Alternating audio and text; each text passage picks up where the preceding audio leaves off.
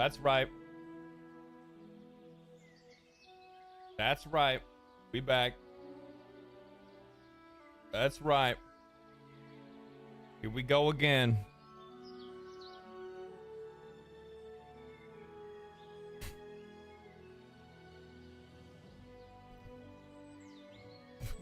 So, okay. All right. Oh man, are we here? We live? Okay, good. You see me? Am I real? Are you real? Are you all just a figment of my imagination?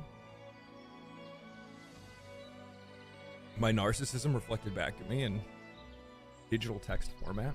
You're all just voices in my head?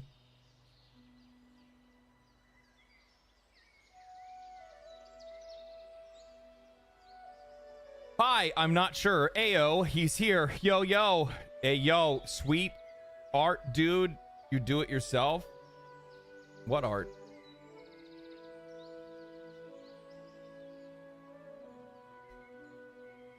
We see and hear you, but we don't know if you're real, though.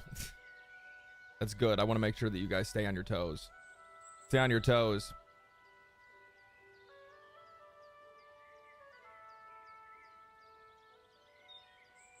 Oh, man. Having a good day? Yes, I am. I'm having a good day. I slept. I was up way too. I've been up way too late. I gotta fix my sleep schedule, guys. It's becoming a real issue, man. It's becoming a real issue. I'm gonna be honest with you, man. It's a problem. 480p on Twitch. I don't understand what's going on with that. I have to. I'll make a note and look into it. I don't understand why Twitch is at 480p. What is YouTube at? YouTube's probably fine. I don't understand what's going on there. For some odd reason, my bitrate on Twitch is like stupid fucking low.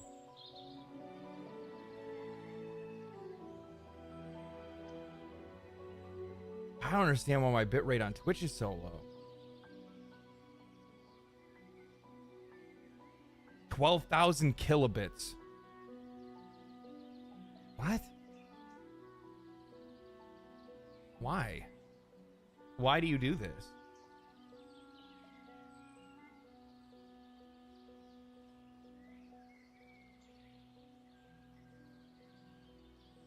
Oh, it shows me 720. It still should be 1080, but I don't understand why it's not doing 1080. Yeah, I don't know, man. I'll have to look into it and find out what's going on. I think that I just used like a generic calculator to figure out what the bitrate I needed to be, or like how much bitrate I needed to push through, and that's probably the reason why. Twitch is sabotaging you. Twitch is the ghetto of the internet. True. True.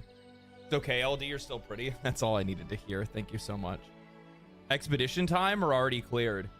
So part of me was actually thinking about playing Expedition 33 today, but if I did, it would be like mega spoiler territory, because it's literally like we'd be going to fight the final boss. That's essentially what it would be. Like, that's where I am in the game right now. I'm literally just like running around doing a bunch of side content, which I realize is going to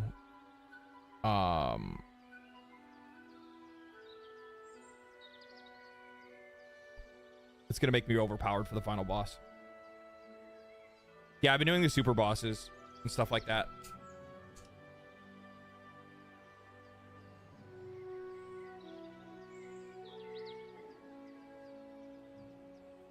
I thought Twitter X was the ghetto of the internet. Yeah. So you're at the monolith? No. I can't even talk about it. If I talk about where I'm going to fight the final boss. Like, that's all I can say. I know the real story of what's going on. The real story. Not the real story, but the real story, right? Oblivion is more entertaining to watch. I don't know. I think I'll probably decide when I get back to it. If I play anything, I was thinking about playing Doom Dark Ages, but I might end up changing my mind. Mostly, like, I want to go back to play Doom Dark Ages to see if I'm just, like, being overly critical with it. But it's just kind of like... It's just okay. It's just the Paintress? No. No. I fought the Paintress.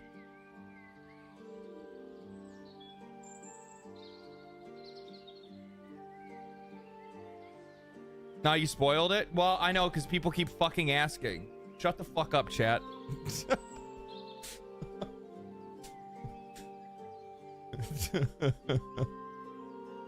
I didn't spoil anything.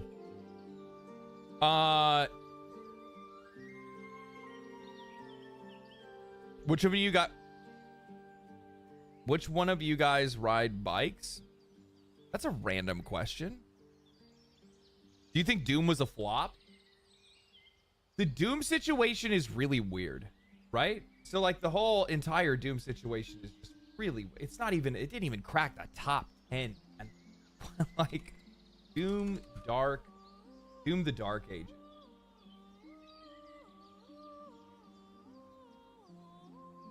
Man, that's rough, dude. I mean, one thing that you can say is that the game has been out since the game hit its peak on the 15th, right? Oh, it's only been out for a day. I was like, it's been holding firm for a few days. I'm like, it's been holding firm for a few days. It hasn't been holding anything, actually. It just came out. My bad. I forgot that I got a preview copy to review it and play it. I'm gonna be honest with you. I think, why is Doom Dark Ages not performing well? I think it's a multi-layered issue. I think that you have a bit of fatigue because, like, Doom 2016 was really fun. I really enjoyed it. Doom Eternal was really cool. I enjoyed that one as well. But that was, these are games that are coming out within, 4-year time spans of one another or less. And it's almost too much content too quickly, and it's too much of the exact same thing. And on top of that, the other problem is as well is there's not a lot of faith in Xbox as a brand. So I think a lot of people are just kind of like waiting for them to ruin something else. But look at the other games that they put out before this. You have Starfield, you have and Avowed. Is that right? I keep seeing people try to say Expedition 33. That is not an Xbox game. For whatever reason, people have latched on to the idea that Xbox somehow owns Expedition 33. No, they purchased marketing rights. That was it. It was literally it. It is not their game. It's not their game. They do not own it. The game was made by Sandfall, and it was produced by Kepler. Kepler Interactive. Or published by Kepler Interactive. Look at the Doom Eternal Steam charts.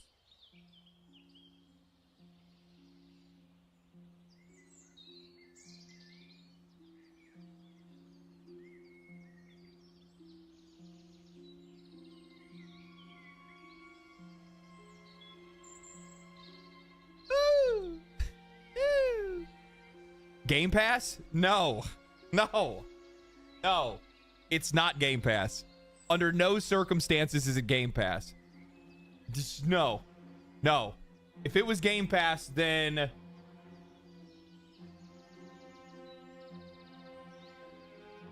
how's creation get? If it was Game Pass, then what happened here?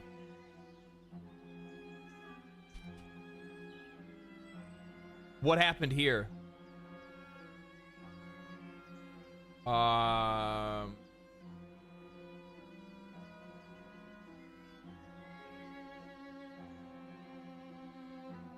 What happened here? Game Pass ends up being it's kind of like it's like the convenient excuse that like people want to like fall back on because they want to pretend like a game is more popular than it actually is. They want to pretend like a game is more successful than actually is. So they fall back on it and say, well, no. And really, to be honest with you, where does that entire narrative come from? It comes from Xbox fans. It comes from like legitimate console warriors that like need every Xbox game to be viewed through rose-tinted glasses. Every single game needs to be a hit. Otherwise, it's an open opportunity for Sony fans to make fun of them. They push that narrative specifically for that purpose. That's it. Oh, it's just because people are playing it on Game Pass. No. Schrodinger's Game Pass. I like that. Yeah. That's essentially really what it is. Because the thing is that like if a game is successful, it is successful everywhere, not just on Game Pass. 2 points. 1, Doom Eternal is on Game Pass. 2, wasn't Eternal $60? What was Eternal's original price?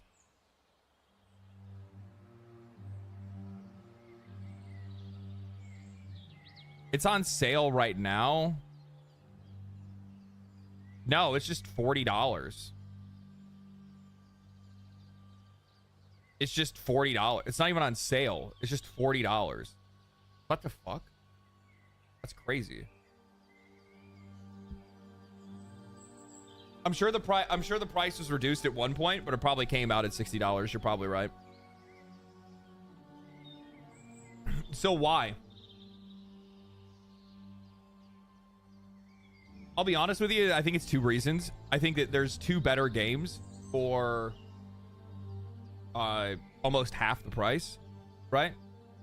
You have Oblivion and you have Expedition 33. Why would I want to spend $70 on Doom the Dark Ages when it's a game that I've essentially already played and it's not really offering that much of anything different? I'm not going to get that much value out of it so far as like replay value and stuff like that. It's kind of one of those games you'll pick up in one shot and then kind of put it down and walk away from it.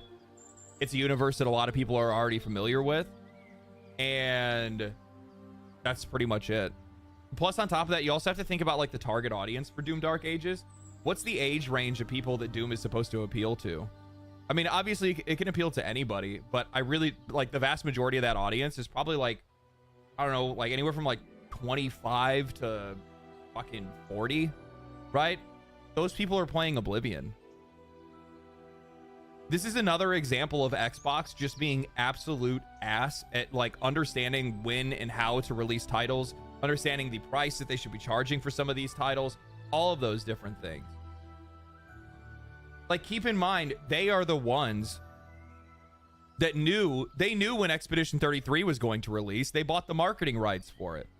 So you knew that Expedition 33 was coming out. You still released and shadow dropped Oblivion anyway, and you did it right next to the release of a AAA game that you invested far more money into than you did with Oblivion.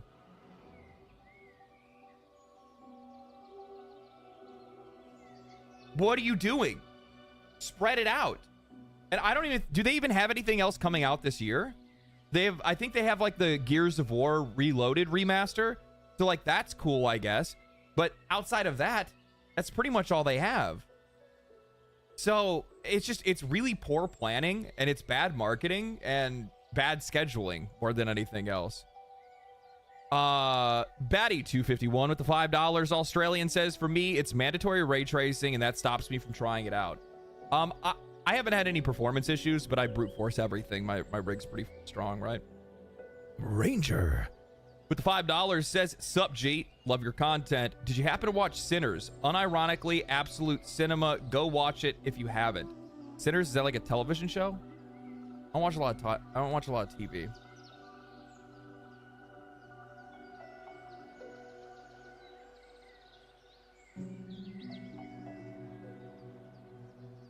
Beat Oblivion 20 years ago. I love playing Oblivion. I'll be honest with you, like once I finish Expedition 33 and I finish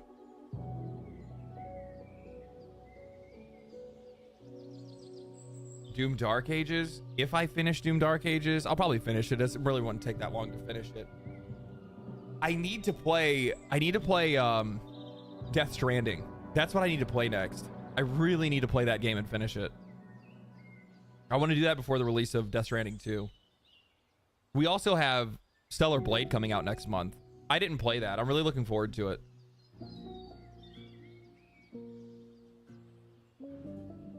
Oblivion or Skyrim, which is your favorite? Oblivion, and it's not even close. I like Skyrim. Skyrim was a good game. I played a lot of it, hundreds of hours into it, but yeah. Is Doom Dark Ages bad though? No, it's not that it's a bad game. It's just not anything special. I'm trying to think of a good analogy for something like this that would like it's like a band that rolls into town that is charging a higher price for their tickets. You've already seen them before. They're good, but they haven't really done anything new. You don't even really like any of their new albums to begin with. So do I really want to go there just to hear a couple of my favorite songs and then a bunch of the, then listen to them play the stuff off of their new album that I don't even like? Or, would I rather just go somewhere else and instead go to some indie underground band that I think is really cool and upcoming or something like that? It's like Bon Jovi. It's like Metallica or Bon Jovi. So Iron Maiden, you're banned.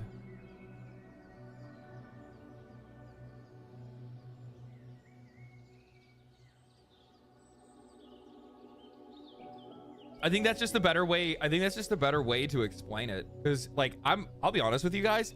I'm shocked by this number. I'm shocked. But that also shows just how powerful of an IP Expedition 33 has been. And it also goes to show how powerful of a release the Oblivion remaster is. And I think that really highlights how people are much more attracted to lower priced games. They much rather buy these $40 and $50 games and sink 100 hours into them than to go spend $70 on a game that they know they can beat in 30 hours. I'm sure Doom the Dark Ages will do good on Game Pass, but that doesn't constitute a number like this. And I also think it's one of those games that'll it'll continue to, people will just buy it. It's one of those games that you can reliably purchase later on down the road and be completely fine with it. You know what I mean? Like, you see it come up on sale or something like that and you're like, yeah, I'll just go ahead and pick this up. I don't really have anything else to play right now. I'll give this a shot and see how it goes. Cloaked Onyx with the $5 says, if we could only see the Game Pass numbers, we would see the truth. Also, Doom Dark Ages does not play well on lower to medium hardware. Yeah, that's rough. That's rough.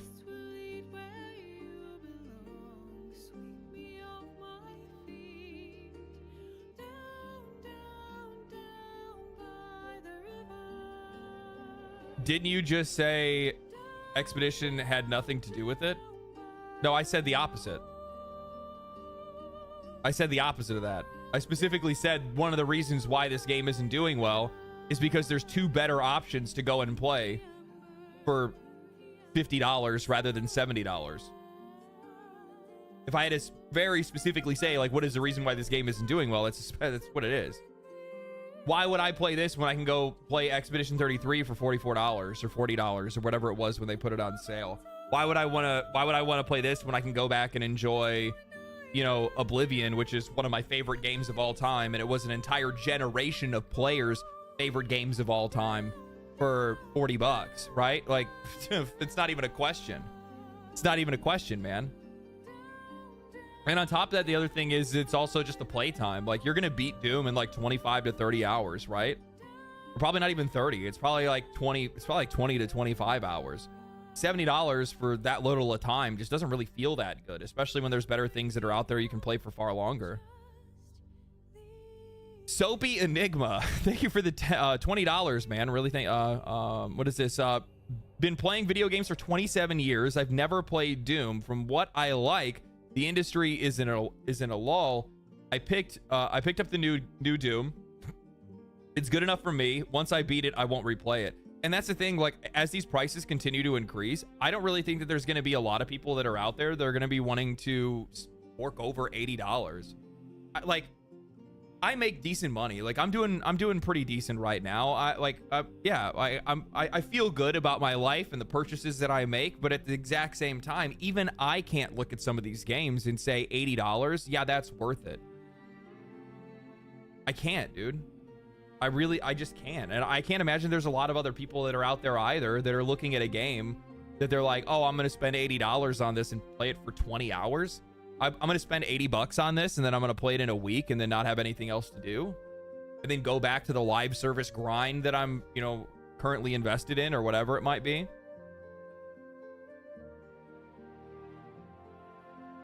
Rambling entertainment with the $2. Fair games to remove the money side. I guess it's fair sense now. Maybe.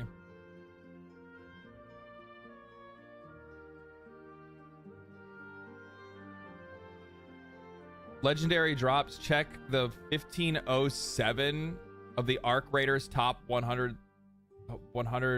WTF moments video. Why?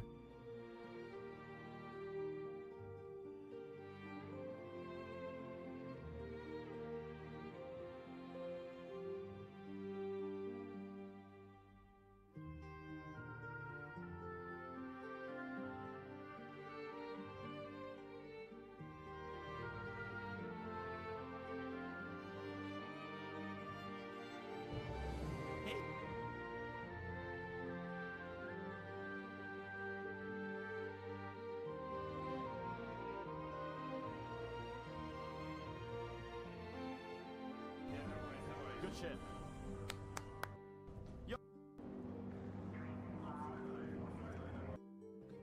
Yeah, I don't know what this is. I'm not. Yeah, I don't know. I don't know what you're trying to send me to. I don't even know why I even looked, to be honest. Expedition 33 doesn't seem like a hit on paper, so I can't blame anyone for misjudging its popularity. It doesn't seem like a hit on paper. Minerva, thank you for the 5. What do you mean? Why does it not seem like a hit on paper? It sold 2 million copies in 2 weeks. It costs like $50 million to make. I think on paper they've already made their money back, especially once you add in how much Xbox paid for the marketing rights. They also paid to have the game on Game Pass, which comes with a down payment. So I would imagine, what is that? Let's see here. 2 million copies in 2 weeks. It's definitely sold over that by now. 2 million copies in 2 weeks. They sold it for we'll just say $45. I mean, they've already almost doubled. They've already almost made their money. No, I would guarantee that with the Xbox money and then with the console money that we haven't seen yet, there's a really good chance that that game has already made its money back twice or maybe even 3 times over by now.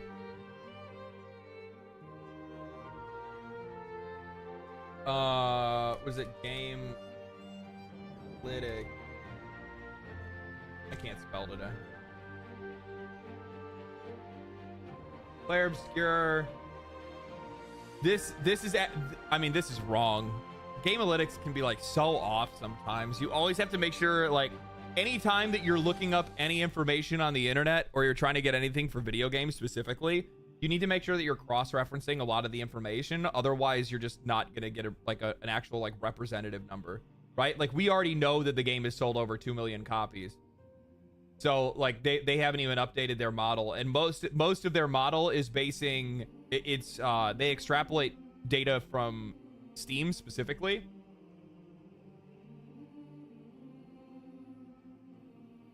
So they average whatever it sold on Steam with everything else.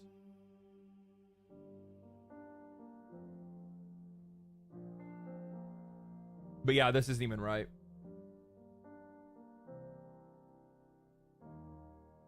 With the price hikes, I think a lot of these AAA studios are cooked. Yeah, I have a really hard time seeing how some of their games are.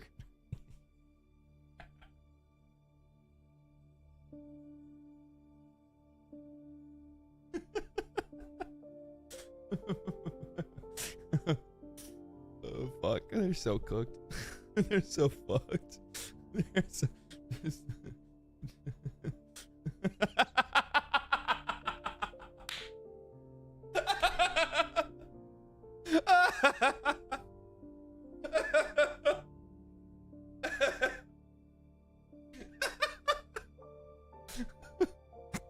Oh god.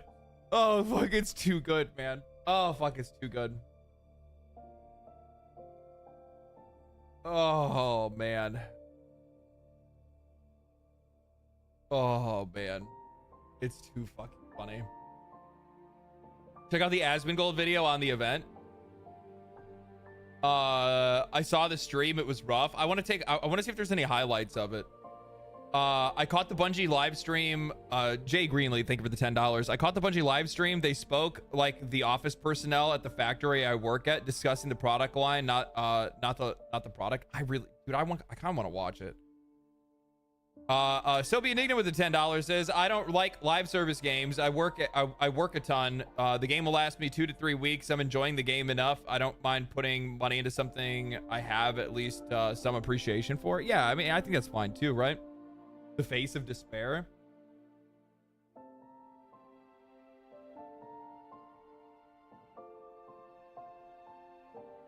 Jesus Christ. Jesus Christ. Oh my God. This is good.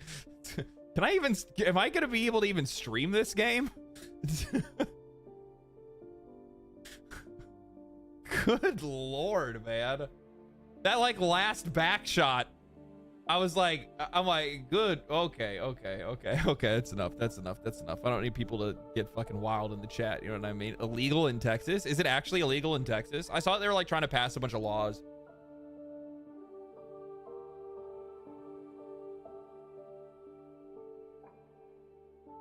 Art Raiders? I know. I've seen that name thrown around. It's so funny. Salmark with the $4.99 says, way too many activists and talentless hacks in AAA studios. We are supposed to feel bad about how they work, and layoffs. Who could care more? Thank you for the $5. Neelan, I'm gonna say that's what your name is. Thank you for the Prime. I appreciate that. I'm gonna tell you guys like this. It's not an issue with activists or whatever working at these studios. I think that needs to be that is a bell that needs to get rang loud and clear. It has nothing to do with the beliefs of the people that are working there. What it really ends up being is that you don't have leadership that's at the top that knows how to rein those people in. That's really all it is. If you don't have somebody that is in a leadership position that knows to tell these people, no, you can't do that. No, you can't say that. This is what we're doing. This is the game that we're trying to make. This is the deadline that you have. And if they can't line up with that, then you have to let them go. But the problem is that like a lot of these office places have been completely run by HR more than anything else. So what ends up happening is that they are so hands off. They are so they're so non-confrontational. They don't want to get into a fight. They don't want to have anything go wrong. They don't want anybody to yell. They don't want anybody to cry. They want to dance around every issue and then hopefully just it will go away. That's what they're looking for. So in a lot of cases I will see, and like believe me, I'm on Twitter, man. I see Grums and I see a bunch of these other people, and it's just like the left. It's the left. It's the liberals. And it's like, bro, we play video games. These people are fucking artists. Do you think that the vast majority of these people are going to be lining up on the right side or, you know, like on politically right, like conservative or something like that? Like a lot of these folks are liberal. No fucking shit, dude. But the problem is, like any other workplace, you have to know how to be able to run your business appropriately. You have to know how to be able to keep your project on track. And you also need to know how to reach the audience that you need to reach. And you also have to know that regardless of whatever your personal beliefs are, when you're selling a commercial product, you can't divide that by political lines. You cannot divide that by ideological lines. That's just not how this works. Because when you do that, you then limit the reach of your game and how much money you can make. No consequences for bad behaviors and the talentless hack part. That's definitely a part of it as well. The talentless issue, that one's actually a little bit more of a that's these companies that aren't holding on to any of their institutional knowledge. So anytime these layoffs come around, anytime these companies are trying to do some form of cost cutting, they force out a lot of the people that they need to be able to make good games. They're people that have been with them for a long time. They don't create an atmosphere or an environment that makes some of their, you know, their best leadership and their best talent want to stay. Instead, they create a hostile environment that makes those people want to leave, which then allows them to hire younger and cheaper and more inexperienced talent more than anything else. And then, you know, another part of this as well, and this is something that, like, I was going to bring up. I was actually talking, I had a bunch of people actually in Discord the other night. We were all in voice chat. And one of the things that I had seen recently, and I think that this is a really good example of this, is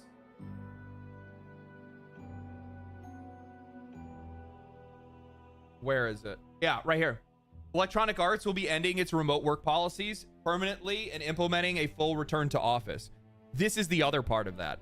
I think that during like COVID lockdowns and things like that, you had a lot of people that started working from home, and that became really popular for quite a lot of companies. I have friends of mine that work remotely. But the problem is what ends up happening is if you do not have strong leadership, in a lot of cases, you're not going to be able to properly train some of the more inexperienced workers that you have. And I get that there's going to be some people that disagree with me on this. Call me old school, call me a fucking boomer. I don't care. I think people need to be in the office to be able to have hands-on experience and experience being around other workers, to have that kind of knowledge and experience transferred from employee to employee. Is it possible to do it out of the office?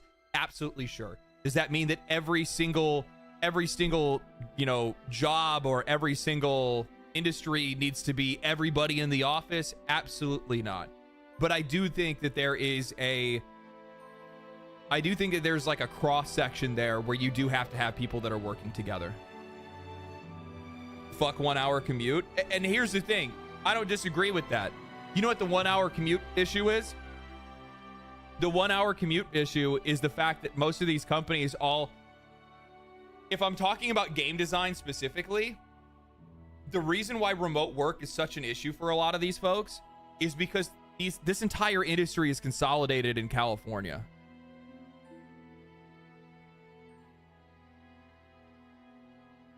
This entire industry is consolidated in California. I think the vast majority of these people probably wouldn't have an issue if they could actually live affordably near work, but they can't in California because most of these studios are in like Los Angeles. They're in like, you know, Silicon Valley. They're in these like incredibly, you know, expensive places to live, right?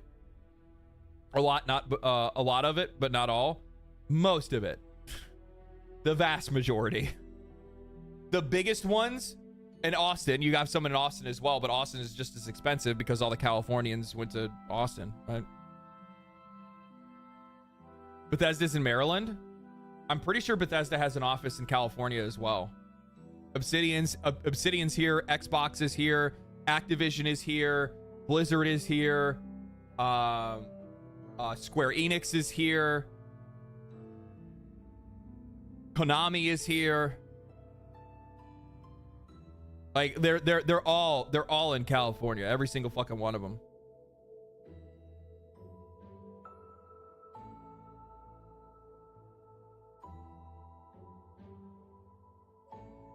I never get why it's dictated to be in California. I think it's just like, this is like the heart of technology, right? That's really all it comes down to. Like a lot of computer science folks came from here. This is where Microsoft is over in what the fuck is it called? Red something? I can't remember what it's called.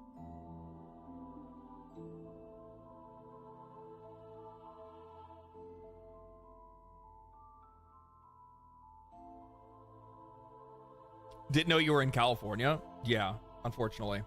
Not for long though. I'm from the Midwest originally. I came out here to work in construction, and then I got stranded here and continued to work for the company that I was working for, and then I got laid off. And when I got laid off, I could have left, but I didn't. I waited because I wanted to see if I could get another job quick enough. I couldn't, and then the YouTube channel took off, and then I have honestly, really, it's just been like just trying to keep up with the YouTube channel that has stopped me from leaving.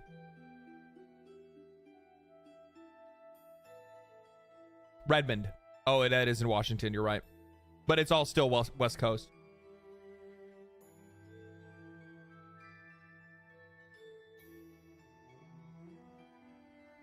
Majority of people cannot be accountable without leadership oversight. I think that's also part of it as well. Like, here's the thing. I'll self-report on this one. In a workplace, it's really weird. I work really well in a leadership role, but I'm not very good about staying true to like the vast majority of my like I get my job done, right? You know, like in construction, I get my fucking job done, but I will fuck off, and I will fuck off a lot. I'm one of those people that like I will not go look for new work to do, right? If I have a job to do, that job will get done. I will get it done as quickly as possible, and then I will fill the rest of my time with whatever I want to do. Unless I'm asked to do something, and then I go and do it, and I get it done immediately.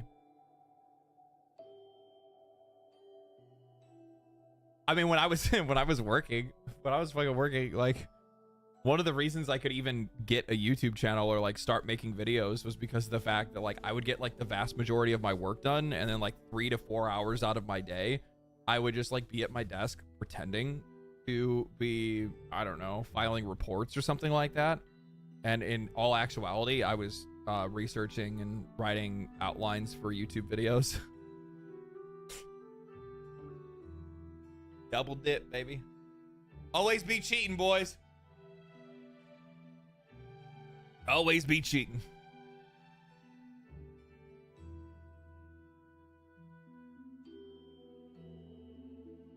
L take? What is the L take? Talking about my own experience. What?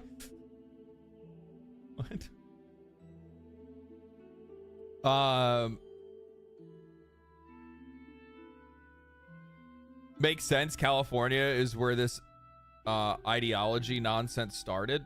Well, I don't think that's true. I don't think that's true at all.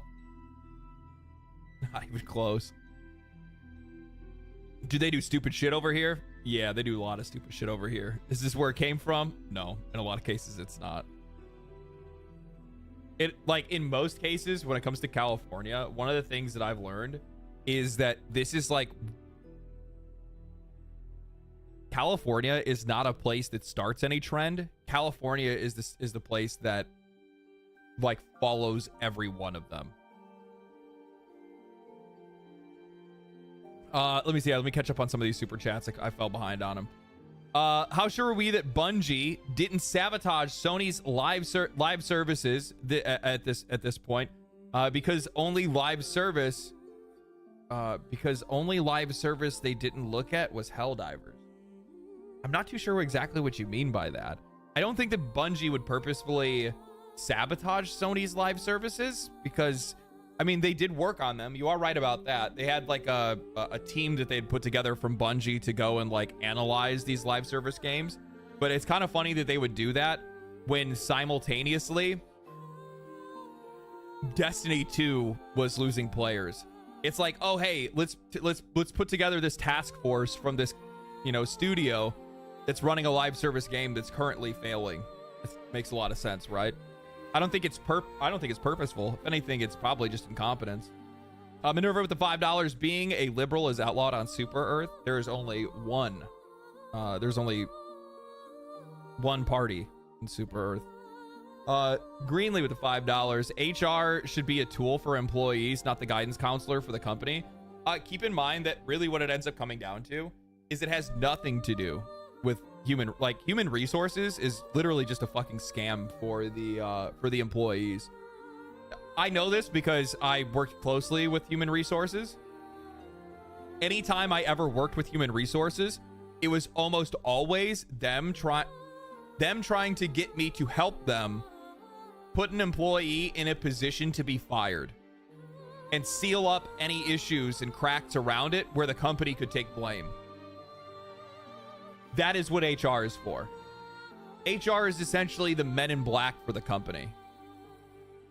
They make everybody forget about shit. They hide shit. They're like, I guess actually they're probably more like the CIA for the company more than anything else. It's probably a better way to say it. They have these fucking, you know, black flag operations that they try to pull off to get rid of certain employees. They'll have you do write-ups, and it's rough, dude. They're not there to. The thing is that like you look at them as somebody that's there to be able to support you, and I learned this lesson the hard way because I had gone to them about an issue that I had with upper management that, like, this is a weird story. Like one of the companies that I had worked for, I don't really know why. Well, I do know why. It's just because like they were trying to shift all of the leadership in the company because there was kind of like a corporate takeover going on where like a sister company of ours started having some of their upper management work in our branch. And there was like two sides of the company, East and West. And the Eastern guys were starting to go and work in the Western studios, and they were trying to take on leadership positions and essentially try to push out all of the Western management, right? And what ended up happening is anybody that they saw that was a part of like the old heads from the Eastern folk or whatever it is, they're like, or Western folk, like they gotta go. And I took a gig to come out here, and when I did, all of the guys that were out here were all actually from the Eastern office, and they all thought that I was a spy from the Western office, and they were all convinced of it. It actually didn't, it took like months for me to be able to convince them that I wasn't. And then the minute that they were convinced that I wasn't was the minute that they were like, we need to get fucking rid of this guy because you're from that office and we don't like you and blah, blah, blah, blah, blah. And they, like, I don't really like using this word, but like I was harassed, like genuinely, like my schedule was fucked with. I was constantly being like my character was being assassinated at every single fucking turn. You know, people that I had never even met before had heard about how terrible of an employee I was, even though I had worked for the company for fucking 6 years and had a pristine record, no issues, no instances or anything like that. Like it was just this weird thing where like all of a sudden, even though I genuinely had not done anything wrong, there was just this weird stigma that I had that I was this terrible employee. So the minute that I did make any mistake, it was then fucking magnified like 30 times because people were already preemptively prepared to not like me. Not to mention, like, you had all these like some of the upper management people, specifically in the highest leadership roles, would like straight up just talk shit to me. And I'm like, bro, I'm being fucking targeted. And I wrote everything out. I accounted for everything. I brought it to HR, and then they used that to be able to, and like the minute that I did that, all of a sudden in the background, they were working on a way to get rid of me. And I found out the reason why they were working to get rid of me. It was because they thought I was going to try to sue them at some point. I never even fucking thought of that. I never even planned on even thinking of anything like that. The only thing that I wanted to do was just feel comfortable at work and not have all these people talking shit and being fucking weird. That's it. I didn't want anything else. They like, these corporations are just so like brainwashed into thinking like everything is going to be a lawsuit, that even a well-intentioned employee that is genuinely getting mistreated, that just wants things to be normal at work, they think that guy's trying to sue or put together a lawsuit or whatever it might be. So they just need to get rid of him as quick as possible. It's so weird, man. It was such a weird situation. But that I learned a lot about HR in that, because the minute that I told them was the minute that they had all put a plan together to try to get rid of me. How do you feel about Arc Raiders might be the equivalent of Fortnite of Tarkov, and do you think niche gameplay expanded more, hopefully not heavily like other BRs came? Anonymous Kellogg, thank you for the 10. I just don't see this genre specifically, like the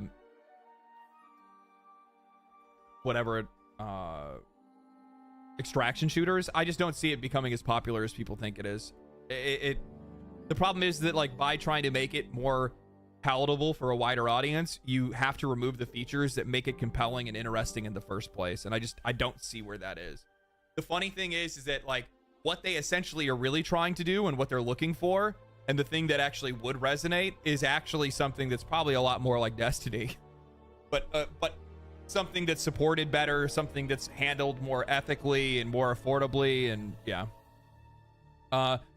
Cuban 922 with the $10. I also think that the workplace conditions / Me Too Gamergate movements helped run out some of the best devs from fear of getting false accusations, like Obsidian. Hard to work while walking on eggshells. Very true. Very, very true. If any of you guys watched my second video on Ubisoft that I made, I think it was called something like I talked to Ubisoft developers, it's worse than you think. That video, when I talked to a couple of their developers, that was the exact feeling that those guys were going for. Like, those dudes just straight up, like, they felt like they couldn't even talk in the office. Everything was, you know, like, you'd get an email asking why you don't use emojis in your emails to other employees and stuff like that. It was so weird. Like, it was just like the new term that I've realized I've been seeing a lot lately is hug box. And that's exactly what Ubisoft was trying to turn into. Hate symbol. That's a interesting name. Thank you for the 25, brother. Appreciate that. Let's see here. This is Bungie's last game if they fail. This is Bungie's last game if they fail. They wouldn't sabotage it if it means their company closes. Thank you for the $5, Batty. So for that one, like, they're not going to purposely try to fail, but I do think that the vast majority of them are. I think the vast majority of these companies, or not vast majority, I think for Bungie specifically, they already made the bag when they sold the company to Sony, and they're just waiting for their moment to jump ship and get out. The homeboy can just go ahead and collect his cars. Fantastic. Thank you for the Prime. Appreciate that.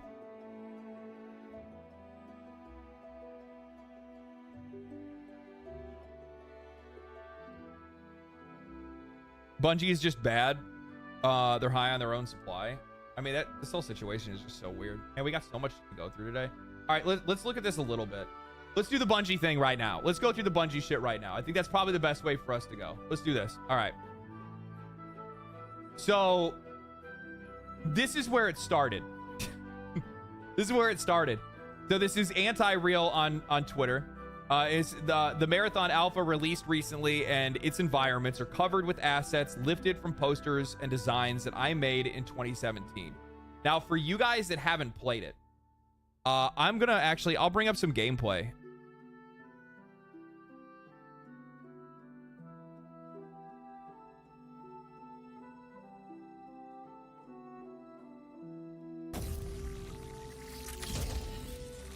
What's crazy is, so I want you guys to look. They also have their own, I think they also make their own music as well.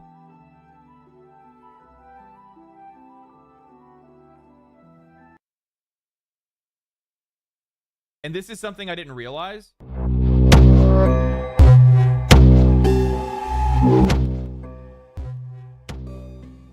Sorry, it was really loud. Even their music is like highly reminiscent. Highly reminiscent.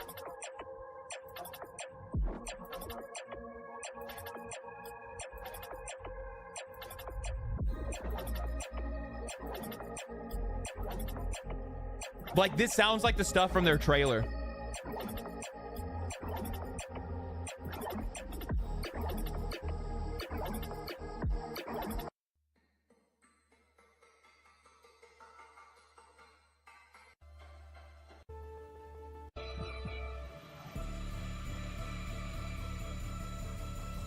So they have that, and then they have their, I think, let's see here. I can't, where's their, here it is. So this is their portfolio of designs. So some of this is, I guess a little bit of this is a little difficult to be able to explain in simple terms. I'll try to do my best on this. This all is Marathon, okay? There's a design language, like a style that is being pulled from here that is across the entire game. And when you go and you actually look at the gameplay, and it's kind of weird how this ends up working, but like even simple things like fonts, right? And this actually isn't their entire portfolio. This is only some of their stuff that they have here. But what ends up happening is that once you start copying a couple images like this, notice how everything starts to mirror it. The fonts, the design language in general all starts to mirror all the exact same stuff. There's probably even a good chance that even some of the weapon designs are even influenced by it in some ways. It makes it really, really difficult for developers to be able to separate. That's the one thing that kind of blows my mind with all of this stuff from them stealing this from this artist, is the fact that there are certain areas of the game that might actually have original art, right? So like, let's say this number 2 right here, right? Maybe this is an original 2 that's made by Bungie. But the problem is that its design is so close to this artist's work that this artist's work, by them using it and them co-opting it, it then influenced the entire design philosophy of Marathon. You guys follow what I'm saying here?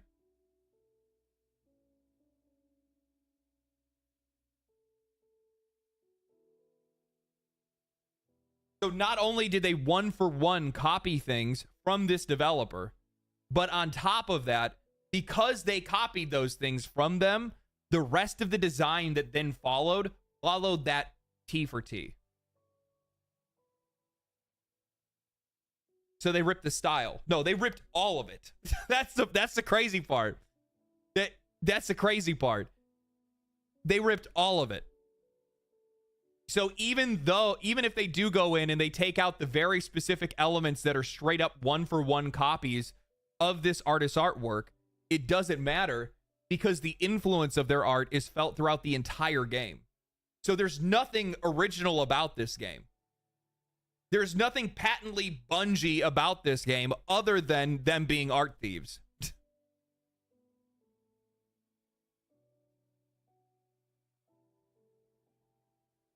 Pathetic? Yes. Yeah, it is. It's genuinely pathetic. It's so sad, dude. It's so sad. And by the way, like, here's the thing. And remember when I said, I'm like, that style spreads across the board, right? So you go and you look at some of the other artwork that they shared. A really good example of this.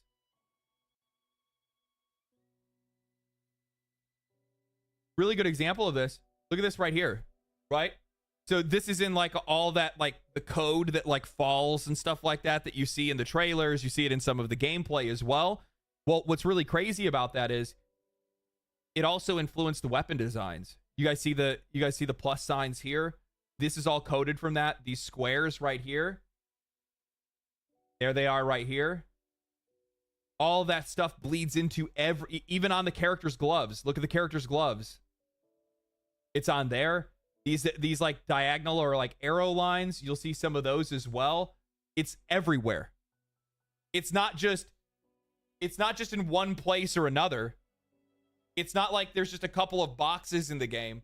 No, by copying that art, it then infected the entire art flow of the entire game. It's everywhere. This is not something that you can just say, oh, we'll just delete your stuff out of the game. It's everywhere. In some cases, their art is the game.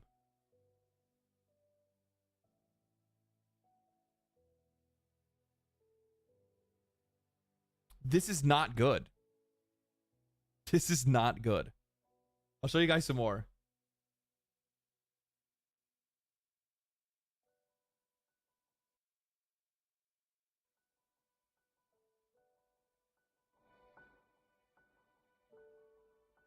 Okay, there we go. So like, look, you're seeing it on these boxes. It's the same kind of font. Those like vertical lines, or the like not vertical lines. These diagonal lines that they have on the boxes. The font right here. Look at this. This right here. This font in the background on this container right here.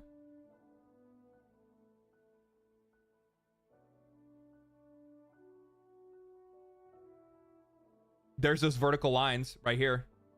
The ones I just, or not, the fucking arrows that I was pointing out. There's those right there. The number fonts. This is direct in-game. That's the crazy part. And some of this stuff, this isn't even the worst. You guys want to see the worst one? You want to see the worst one?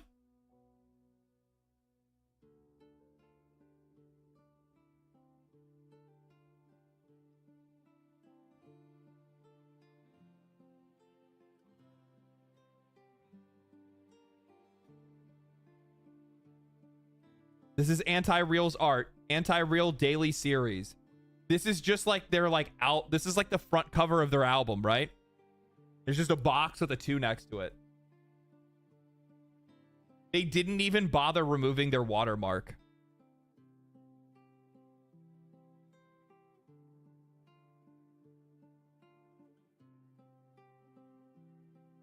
You can still see it in the image.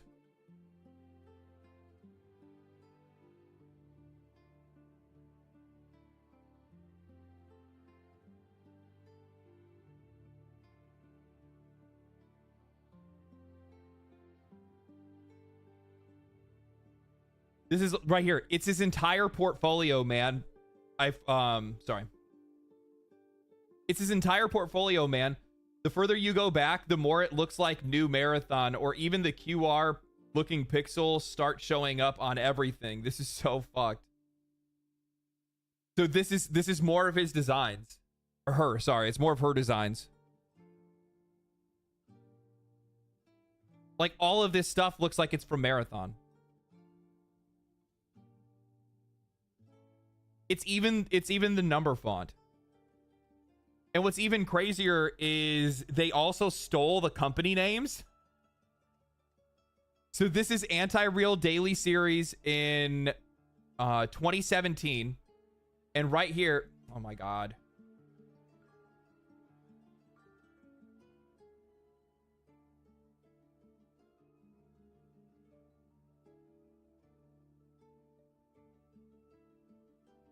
Okay. So you guys can see it right here, right? They wrote Dark Space Haulage Logistics. They wrote this in their own art. They literally copied and pasted it. And then all they did was they removed this bar right here, but then kept this bar down at the bottom. Yeah, it's literally copy paste.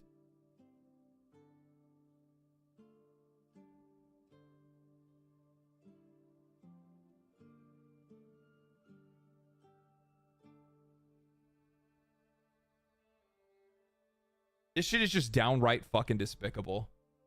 And they're already, I guess from what I heard, people said that they're already trying to blame it on somebody that no longer works for Bungie. That shit's bullshit, dude.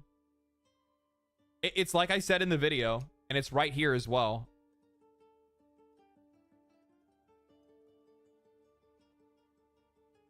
'21 Destiny Witch Queen trailer. Mal E Relay 314 used art of Xivu Arath in trailer without credit. 2023, they did it again in the Destiny 2 cutscene from Julian Falona. Used a near identical fan art in their cutscene. In 2024, they did it again with the Destiny 2 Ace of Spades Nerf gun, and then now 2025, they're doing it again as well. Not to mention, there's also the ongoing court case that they have right now with the Red War and Curse of Osiris. Don't forget the follows. And that's also the big thing too, is that their entire art team followed this creator. So it's not like, yeah, Joseph Cross follows you. It's not a former employee that followed Anti-Real. It is the current employee that followed them. Unless you already made Joseph Cross a former employee, this screenshot came from Fern Anti-Real.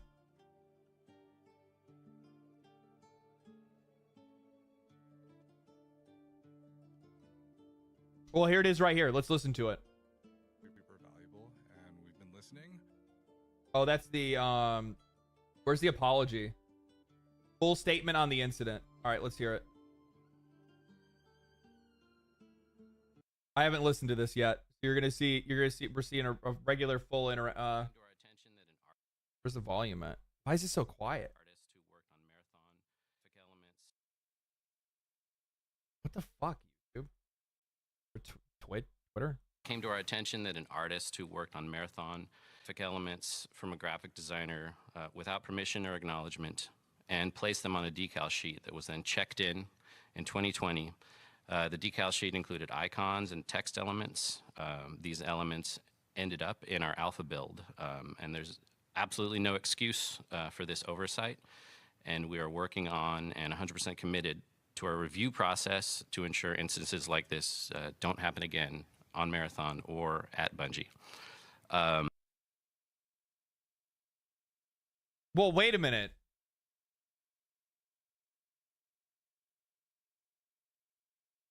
Wait a minute, what? It was on a decal sheet of numbers and symbols. Bro, it's the entire fucking... That's not true. That's not even close to true. It's their entire designs lifted. It's even like it's even just the general theme of their design and how like the art itself is presented. It's the colors, it's everything.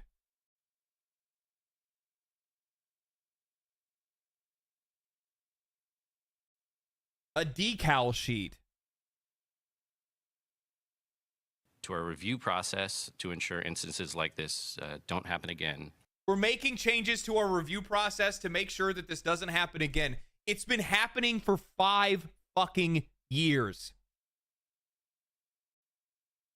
5 years. You said this the first time. You said it the second time. You said it the third time. And you said it the fourth time. And here you are saying it again for the 5th time. And then you guys wonder why your players leave. You wonder why the vast majority of video game players today have absolutely no faith in you. Bungie is one of the very few companies that I will say, while I will take the time to listen to anybody, while I'll take the time to have a conversation, I want you to fail.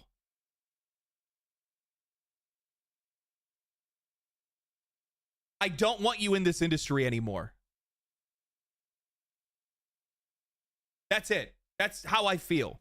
I saw somebody today had commented on my video on Marathon, and they said that they felt like I was being purposefully malicious.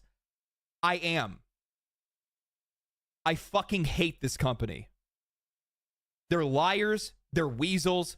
They've ruined their entire reputation. They've killed some of the greatest games that I've loved. They've destroyed the product that Destiny is. They've taken content away from their players without any repercussions. No refunds. Just did it only to prove later that it didn't even matter. You removed the Osiris expansion and you removed all this other content, and then you guys kept expanding later, and you're trying to tell me that those minor expansions that were so many years ago now, it was so necessary just to get rid of those 2 little expansions? When you guys are constantly updating the game?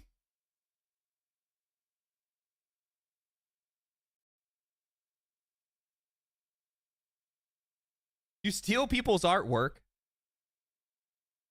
The soul of the game that you guys still have is gone now.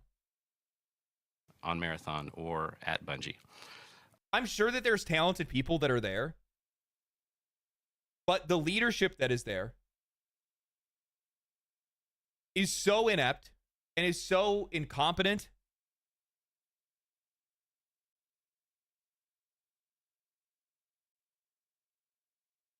They just need to break up. And I hope that this game is the nail in the coffin. I really do. I hope this is the nail in the coffin. I just don't want them around anymore. A few of the things that we've done over the last 24 hours and what we're doing to keep in mind, the vast majority of people that you would actually really like that are at Bungie aren't at Bungie. The people that made Destiny, the vast majority of those people are gone. The people that made Halo, those guys are long gone. There's a couple people that are there. There's a couple recognizable names and recognizable faces, but the vast majority of these folks, no. They're not there. shore up the review process are as follows. We've reached out to Anti-Real, the artist in question, and followed up to ensure that we do right by this artist. We're auditing all of the previous work. You have to audit everything. It's everywhere. I just showed you guys that. It's everywhere. It's on the guns. It's on the containers. It's on the walls. The only place it's not on is the grass. It's everywhere. If I just click, it's everywhere. The only place it's not is your menu, but even still, I would almost get it is in your menus. It is in your menus. It's in the background of the icons. It's also just the random numbers that are over on the side. It's everywhere. It's everywhere. It's everywhere. By the artist, the internal artist, including the environment decals already in the build, which is part of why we're delaying some of the content we're going to show today. You need to delay the entire thing. The only thing that would give me any confidence in Bungie is if they said we have to go back to the drawing board. And I know that Sony's not going to allow that. Sony's going to push these guys to immediately go and just finish the game and get it out this year. And then they're going to sit back and wonder why they just wasted another $400 or $300 million on essentially making another fucking Concord. They're going to do this to themselves. They're going to do it to themselves. It's what I said. It's what I said in my video. The only way forward for these guys, and the only thing that makes sense, is for them to stop what they're doing, go back to the drawing board, and then return to this game as essentially a Destiny 3. Make a PvE game. The extraction shooter genre doesn't even make any sense. You guys stole all of the art. It's very obvious that you guys do not want to make this game. Make something that your team already knows how to make, and make a game that you already have an audience for. That is the only way that you can find success, and by doing that, at least you would get a little bit of respect for giving something back to the audience that has given you the money to do this in the first place. But this whole thing is just a spit in the eye of all of the players that have funded this company. And we're committed to removing anything that is questionably or inappropriately sourced. So your entire game. We're doing a very broad decal audit, and if we locate any other details or elements, we'll make sure that those are eliminated, recreated in-house for sure. Eliminated and recreated. So you mean vertically flipped?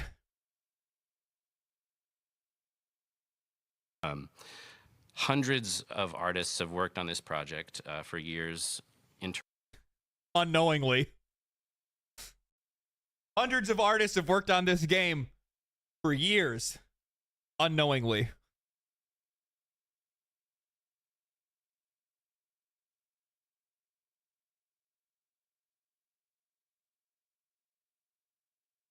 Internally and externally. And since 2017. We share. Yeah, since 2017. We've had hundreds of artists around the world working on this game since 2017. Many influences, including modernism, Swiss typography, 2000s style vector art, cyberpunk, and of course the original Marathon trilogy. Our style is a result of all of those inspirations. And it's also worth noting that none of our external partners who've worked on branding or any part of the visual design of our game were involved with this situation. Oh, you guys don't have a scapegoat this time. That sucks. Damn. Just got to go with the former employee this time, huh? Thank God they always got some former employees to look at. And lastly, Sour. Thank you for the prime. personally, I have a huge amount of respect and admiration for artists working independently and producing, and making a living doing commercial or fine art. Yeah, you enjoy it enough to go and steal it directly from them. Yeah, it makes a lot of sense. And we've worked with many of them. It's one of my favorite parts of the job is to make those connections. It's one of my favorite parts of the job to go follow them on Twitter and then copy paste their art and create content and collaborate. And so to that extent, I want to send my personal apology to Anti-Real, whose work was used in this case. And I know how unfair this feels, and we're doing everything we can to make this right with her.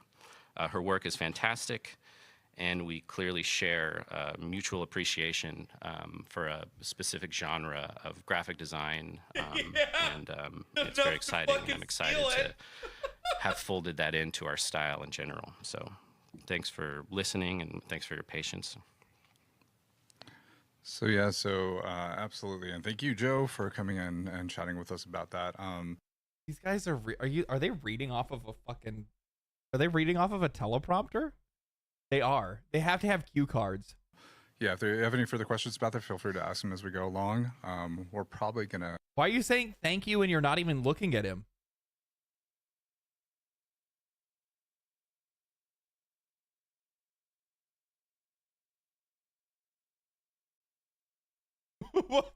This is so disingenuous. I think that's like the worst part. Like, there's nothing sincere about this. I don't think that this industry understands.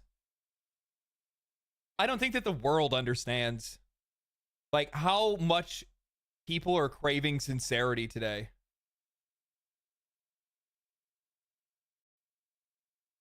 It's all people want. They just want people to be real, to say the things that they actually like. If you did something wrong, to just say that you did something wrong. Don't try to sugarcoat it or anything like that. People just want real people. That's all it is.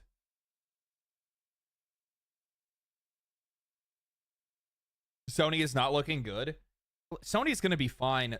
Sony is a fucking. I don't know how much Sony is actually even worth as a company. How much is Sony worth?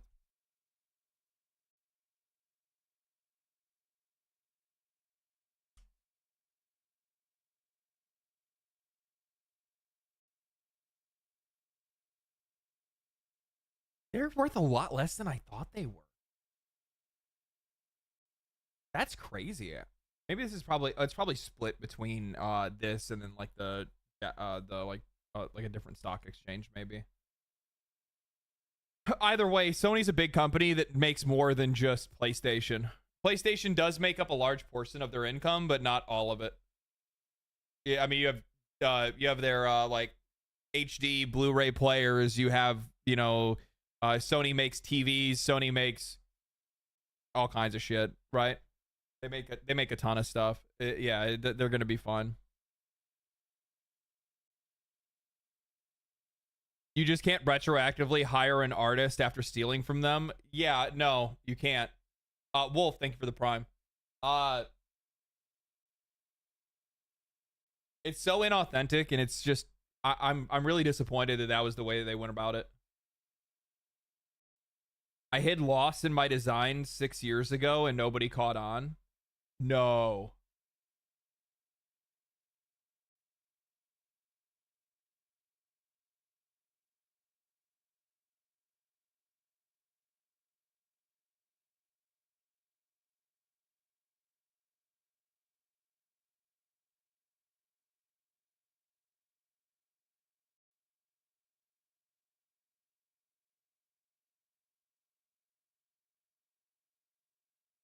Oh God.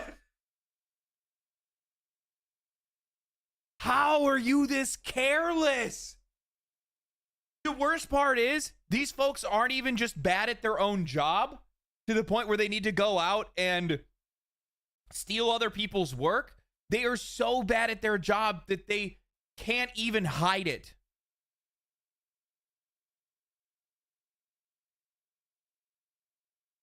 They can't even hide it.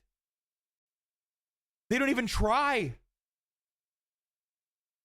You'd think you'd change a couple of things. A little bit here and there, right? You just do a little bit of something.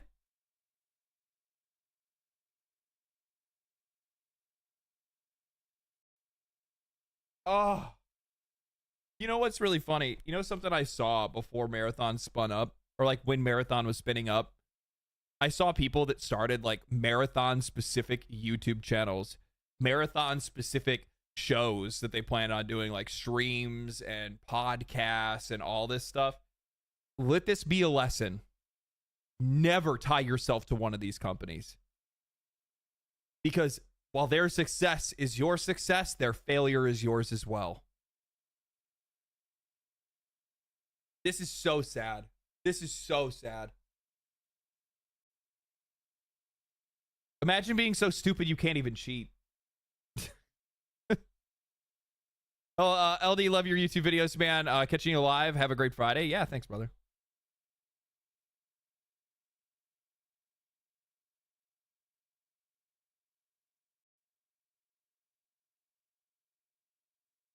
Hey, now let's not get nasty. Professional advice. Semi-professional advice. This is crazy. I can't believe it's like that blatant. I mean, this one is so bad, dude. This one is just so bad.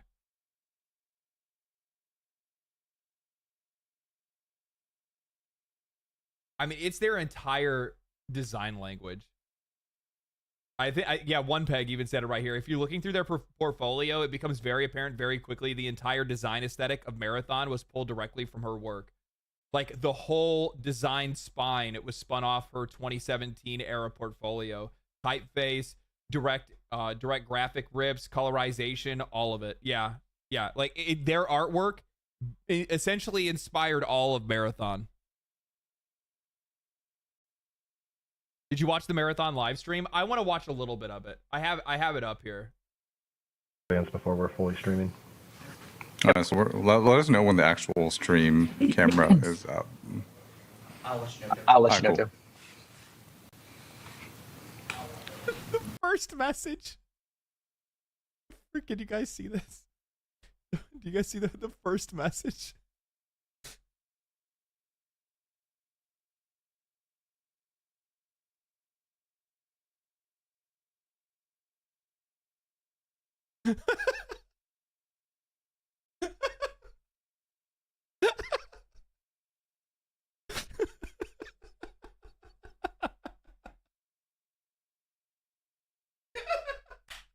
Holy shit, that's so funny. Oh no.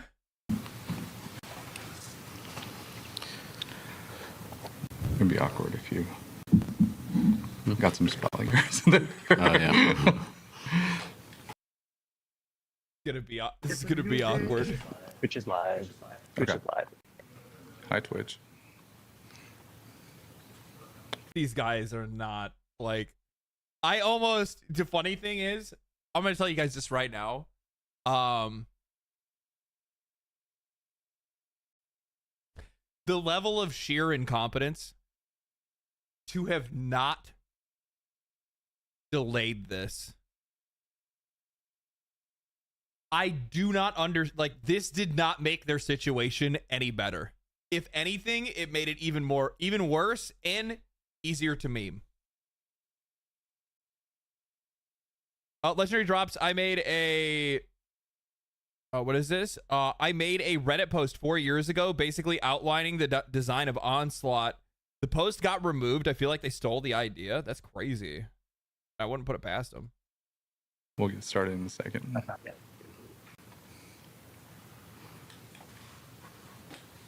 I'm Joe. In case you don't know me, I'm the game director here on Marathon. Skip ahead a to little my bit. left here, or potentially on right on your screen, depending on if it's mirrored, is Joe Cross, everybody's favorite Joe, our director on Marathon, sitting at... What the fuck is this? What is this? Sony bought these guys for $3.7 billion and you guys can't even figure out how to use a microphone?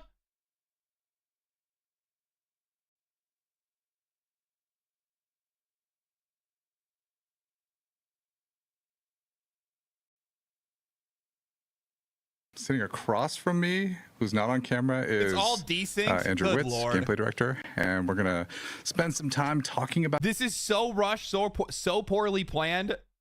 I can't wait to see more. some stuff I can't today. wait Our to see show is a more. little bit Here we go, different baby. today. Let's hear We it. planned actually to show a lot more stuff. I actually want to hear them. I'm gonna take guys. I'm gonna take a wild stab and say,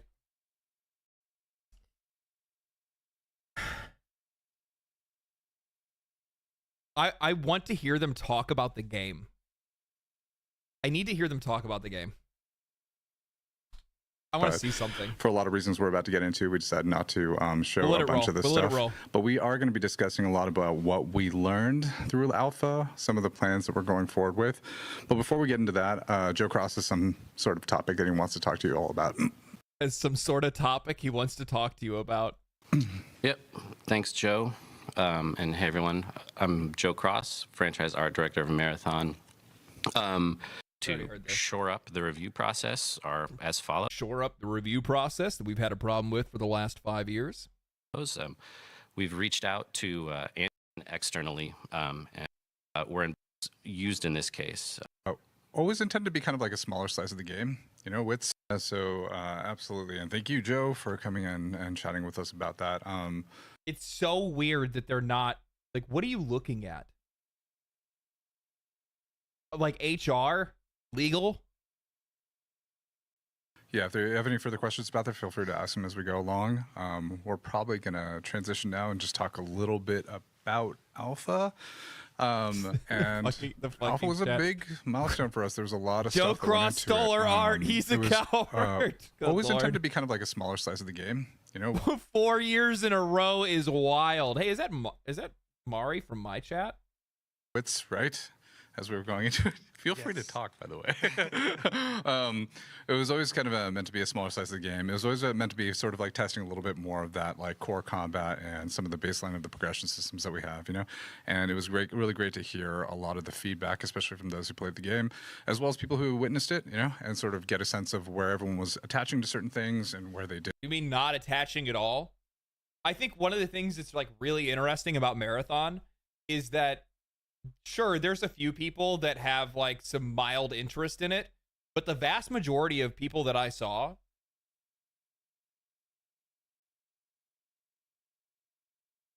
no.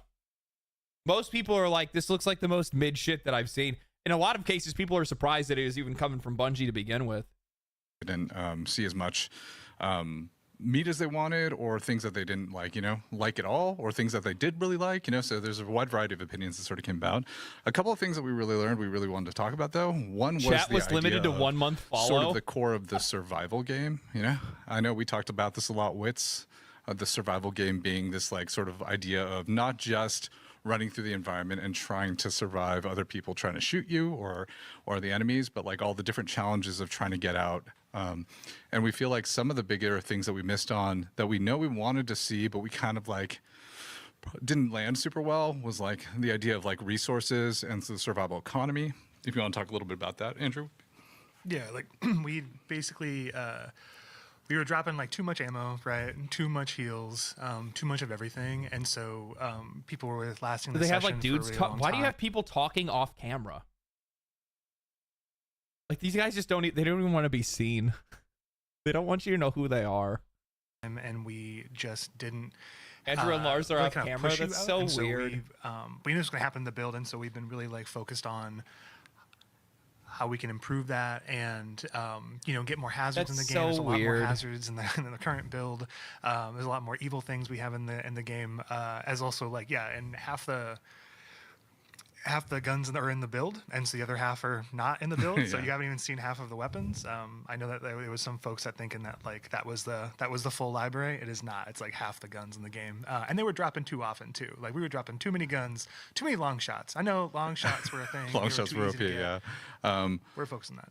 Yeah, there's the core of it is ultimately we wanted more stories where there was about like using your resources wisely, and we didn't feel like we put people, or like we didn't put players in a situation where they needed to use their resources wisely, and as a result there weren't enough stories where it was like It wasn't like, it's not even, dude. No, it's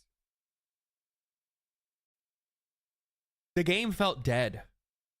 That's it. Like I think that's just the best way to be able to say it is like the game. I ran out of this thing and I had to figure it out. The game just felt dead. The entire time that I played the game, searching around trying to find it. there was nothing going on. There's a couple robots that would drop down. They were very easy to deal with. They were really predictable to be able to fight. On top of that, the other thing is that so that's a big part of the survival economy. You talked a little bit about like survival I saw players challenges, like the once. idea of, I played I think like the environment, three or being a four little bit rounds, more and I saw obvious to you. players once. Oh, is there any stuff you want to share That was there, it. Andrew? Little bits. Yeah, we're working on we're working on a bunch of stuff. Working with Lars's team. Also, Lars is here. Yeah, Lars, if you want to talk about it too, Yeah, feel free so to. Lars, you should talk about all the fun things and all the ways that we're. How are you trying to kill players, Lars? These dudes are fucking going through it. He's just trying to put on a face and get through this. He's over here just like, I'm gonna lose my job. I'm done. We're cooked. This game is cooked. This company is cooked. Everything is cooked. This is it. This is it. He's just reading chat. He's like looking down and reading chat and seeing Skibbity toilet will make me God. Plagiarism will make me God. Plagiarism will make me God.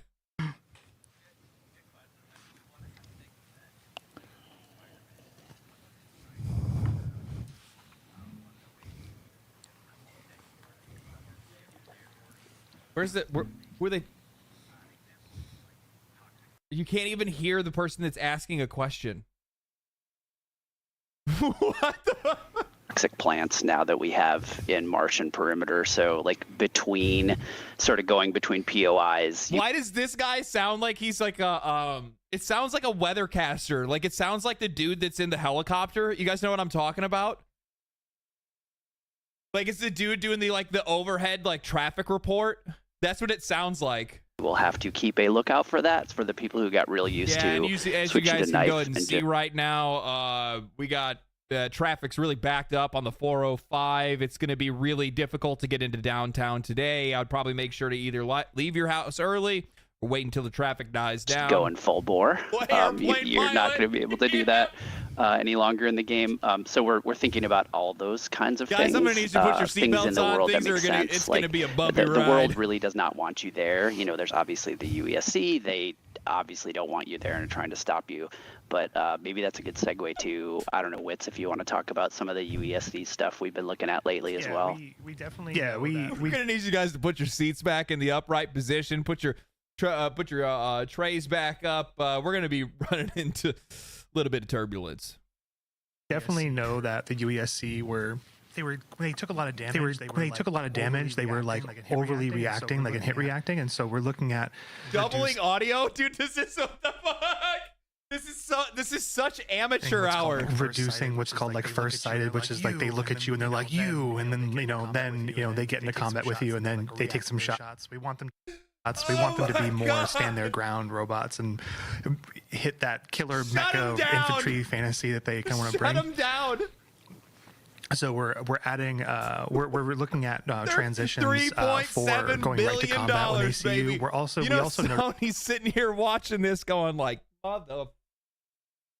that They got when us. players were engaging We in got combat Concorded again. with the AI, they couldn't ever like disengage. They couldn't like kind of be like, okay, like We I'm got fighting. Concorded. How do I break line of sight? It's And like they kind of stealth options didn't work as strongly as you wanted to, right? In that way. Yeah, and so we're looking at that. We're looking at we had there's a few bugs I have to like we had constantly where, mix the audio in the background so it you doesn't like overpower you guys. take out like you have your knife and you take out like a recruit, and then like the entire POI, the entire like point of interest, like knows exactly exactly where you are and they're running towards you. That's a bug we're working through right now with the team. And so the intent is that that makes noise, obviously, and the nearest units like investigate, that area versus the entire hornet's nest comes barreling towards you. So this is actually, I'll tell you guys something. I'll reveal to you guys a secret.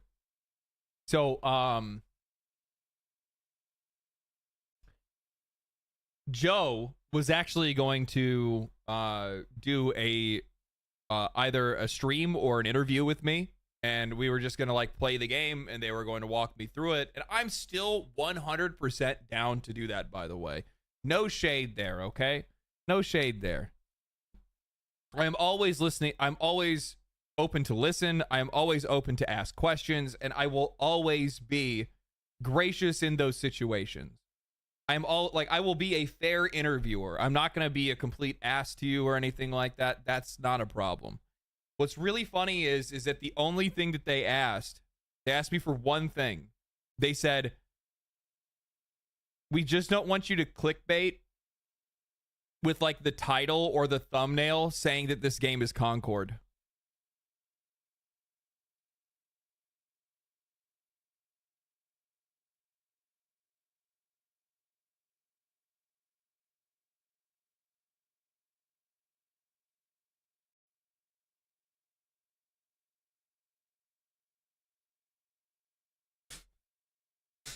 I'll be honest with you. I was actually a bit.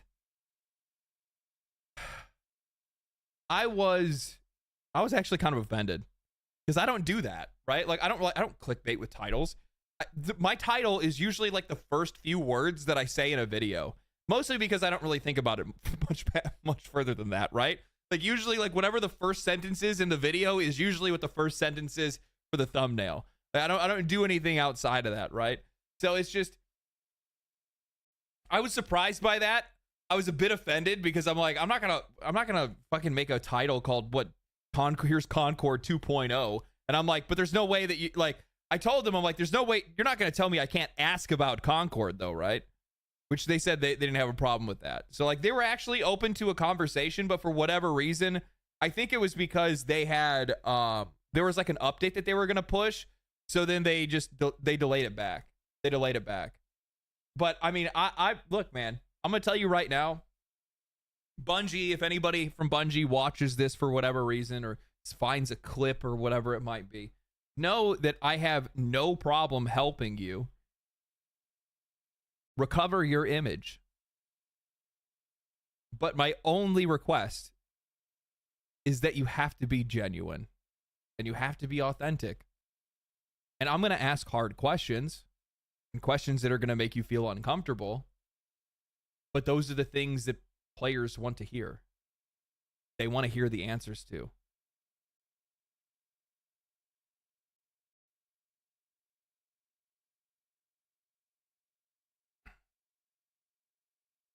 Direction. And so we're looking at both increasing their challenge and making them more satisfying to fight, as well as working on their perception and how they kind of find you, right? We want to kind of have this engage options where you can do some damage maybe, and then like you don't need to finish the fight and stand and fight. Is that you actually might want they see you and there's a moment in time where you can actually like break and kind of get a chance to get away. But we still want them to be threatening versus like authenticity will be the currency of the future. Right? Robert Mayer Burnett. Really push back. The sweet spot you're kind of looking for is ultimately that you have more options for how you like divide and conquer and tackle them depending on how you play. How does this even happen? Who do they have working on the soundboard? But if they do get an advantage on you, each individual unit they were like feels a little bit fine more for like threatening 5 minutes, and then all of a sudden it just went off the rails again. The shield unit, the big shield unit, for example, is if you get first shot advantage on this unit, especially like a precision headshot or something, sometimes they would like hit react and then I won't even play this game if it's free to play. Their abilities they kind of have that actually like charge you and they like kind of tuck behind a shield and you. I think that's probably one of the more. I think that's one of the more like egregious things. Is it's like not like this is.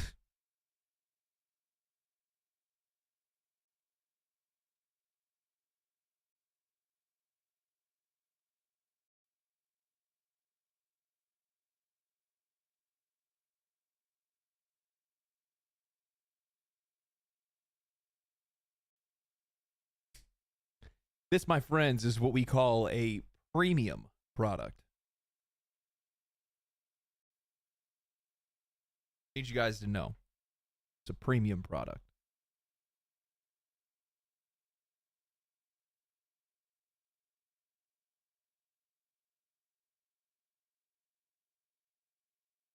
Can't actually shoot them and they're perfectly tucked behind that shield and they push you and they want to like do this melee attack, we were noticing that they were getting taken out before they can kind of do that. And so we're looking at looking at their vitality in ways where they don't feel like they're bullet sponges, but that we really require you to play this like marksman game, but also that they challenge you to kind of have different ways for you to resolve the fight with them.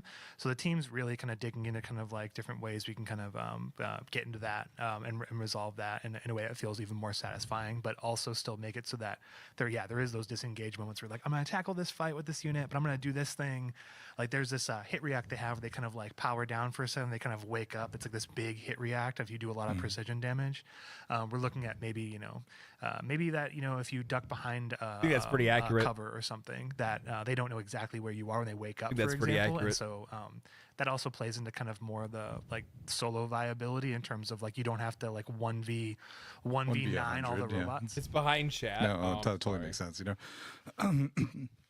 I know another topic that sort of came up when it came to survival game was also the pacing of like sort of every given session, right? Like I know we talked about internally. It's like there tends to be like a front-loaded tension inside of our runs, where a lot of tension happens in the beginning. There's a lot of brawling, and then it sort of like begins to quiet out as you're. Dude, that's not my experience at all. That's like the worst part. Like this is so. I actually have a really hard time believing that this is actually even close to being a genuine conversation, even about the game itself, because that's not my experience with it. Like every match that I got into, it was dead. It was dead the minute that you got there. You drop in, you'd walk, a few meters into some building. You'd start looting that building. There would be no enemies. Then all of a sudden, randomly, there'd be like a little drop ship with some robots that are like super easy to kill. And they all just, they're robots. So they just like move in like one direction for the most part. Right. And they're accurate, but outside of their accuracy, they're, not that difficult to deal with. And then after all of that, there's nothing else that's going on. I played 3 or 4 matches and there was just not a lot happening. You're sort of playing through. Part of that also is just because of the way that the game is designed, because of the fact that the world itself just looks so drained. It just looks drained. It just, the world, I get it, like, kind of when it comes to, thematically, it's a dead world, right? There was a catastrophe of some sort, but the rest of the session, and we wanted to make sure we shake that up a little bit. I know we've talked a little bit about how, and I know it's an alpha, but the funny thing is, and I think it was like Baldur or somebody that I watched that was like talking about it, where it's like, well, players don't understand what the difference is between like an alpha, like this isn't supposed to be playable, or not playable. This isn't supposed to be reflective of the final product. Bullshit. They said that they were releasing this game this summer or this fall. They said it was coming out this year. This is not a proof of concept. This is the concept. Novotic, thank you for the 2,000 bits. Holy shit. One of my biggest pet peeves is Jesus Christ. One of my biggest pet peeves is to sign someone. One of my biggest pet peeves in a sure sign someone is struggling to talk or make a point is when they use a simple word that hurts my soul. Oh, like. Yeah. I use it as well. If you're talking off of the top of your head, usually you're going to fill with things to try to keep the conversation going while you're talking, right? I try to do my best not to use filler words when I can. It's tough. Everybody does it. I have a ton of speech impediments and like reading issues and stuff like that. It takes a lot. I've worked really hard to get better at it. I've taken a lot of like speech classes, a lot of public speaking classes. I've learned to just pause when I can't think of what to say next. I also feel like in a lot of cases, it's actually better for you to pause and just take a minute to think rather than try to string words along to be able to continue talking. I think that it shows that you're at least being thoughtful, right?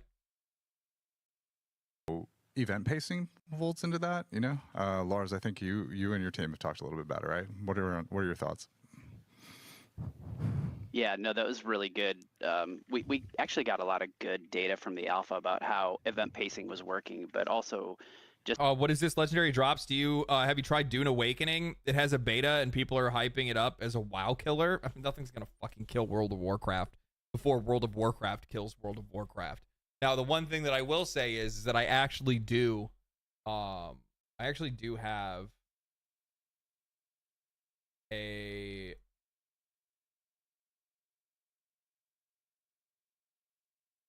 entire interview actually with the guys from Dune that I haven't posted yet. I think I'm going to start a second channel and it's going to be like a clips and interviews channel. So I'll have like longer form clips from this channel or from this, like from the live streams. And then on top of that, it's also going to have like any interviews that I do with developers. Because I don't want to include all of that stuff on the same channel because it kind of pollutes it, right? Like people are here for like the video essays. Like that's what people want, right? So like Asmongold clips, kind of, but it's going to have a little bit more variety. Actually, you know what's probably a better example? It's like, it'll be like Asmongold's main channel. That's the best way to say it.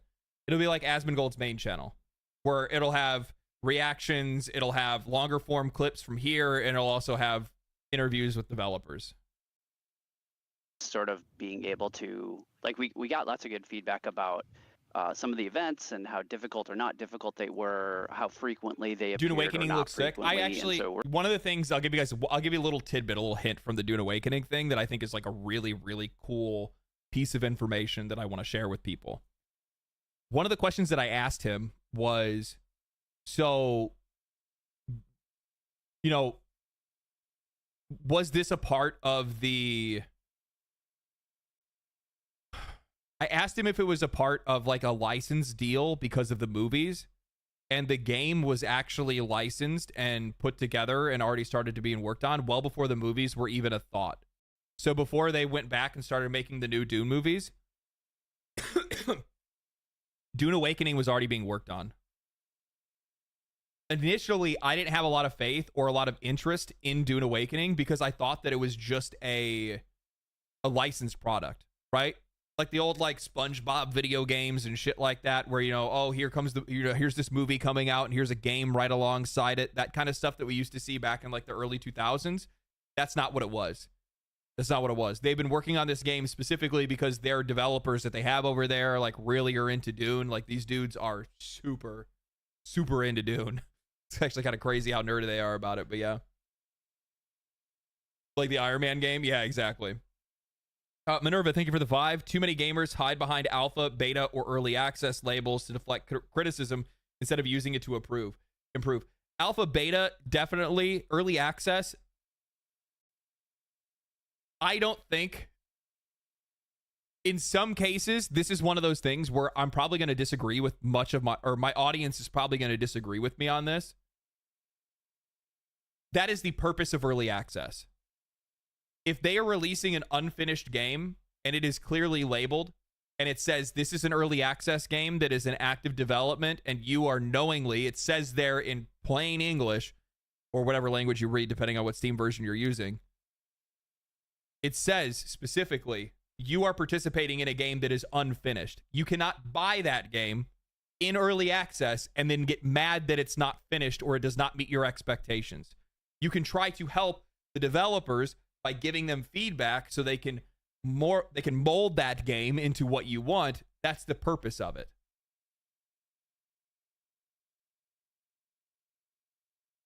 Early access is a beta you're playing for? No. That is way big oversimplification.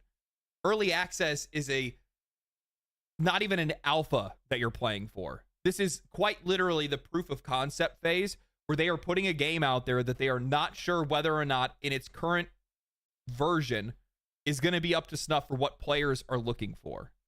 Baldur's Gate 3 is a great example of this. The game that you guys play today of Baldur's Gate 3 looks nothing like what Baldur's Gate 3 was when they first released it into early access.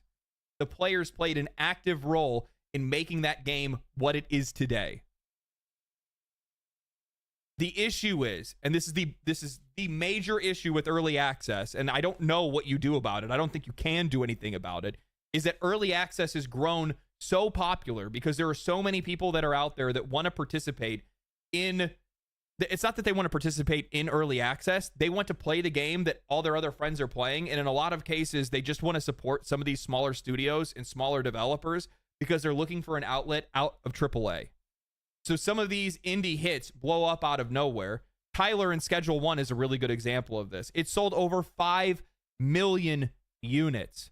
The vast majority of people that jumped into that did not jump in there thinking that they're there to help form this game and help work with Tyler to make the game that they want to play. They were there because their friends were playing it. They were there because it's a funny meme game and they think it'd be funny to play or fun or interesting to play. That's as far as that conversation went. And the amount of people that I saw complaining about how slow he is about putting out content. Where's more content, bro? You're rich now, bro. Where's the content, bro? It's one dude making a video game.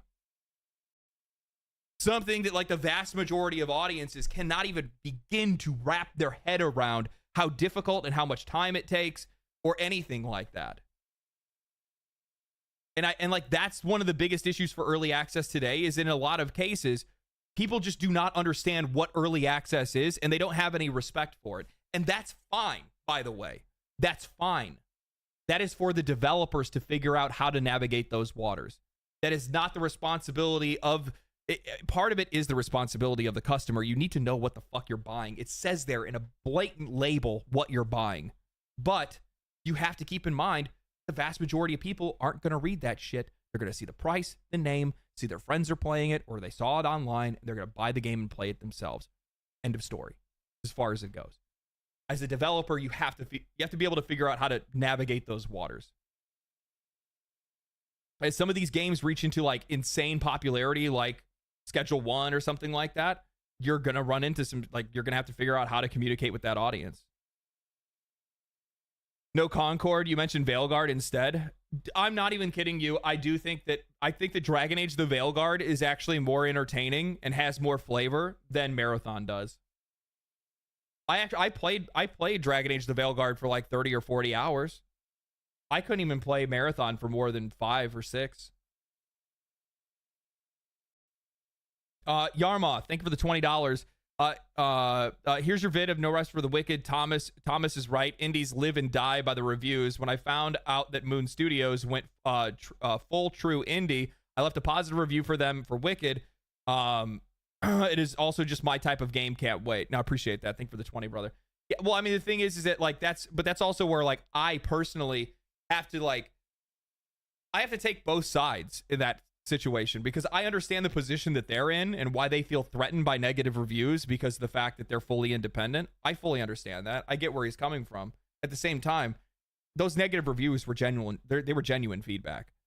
I didn't see any instances of like a coordinated review bombing based on ideology or anything like that. It was all genuine feedback. And if players are leaving negative reviews and they think that's the best way to have their feedback heard, then you have to give them a better avenue to be able to reach you and give feedback.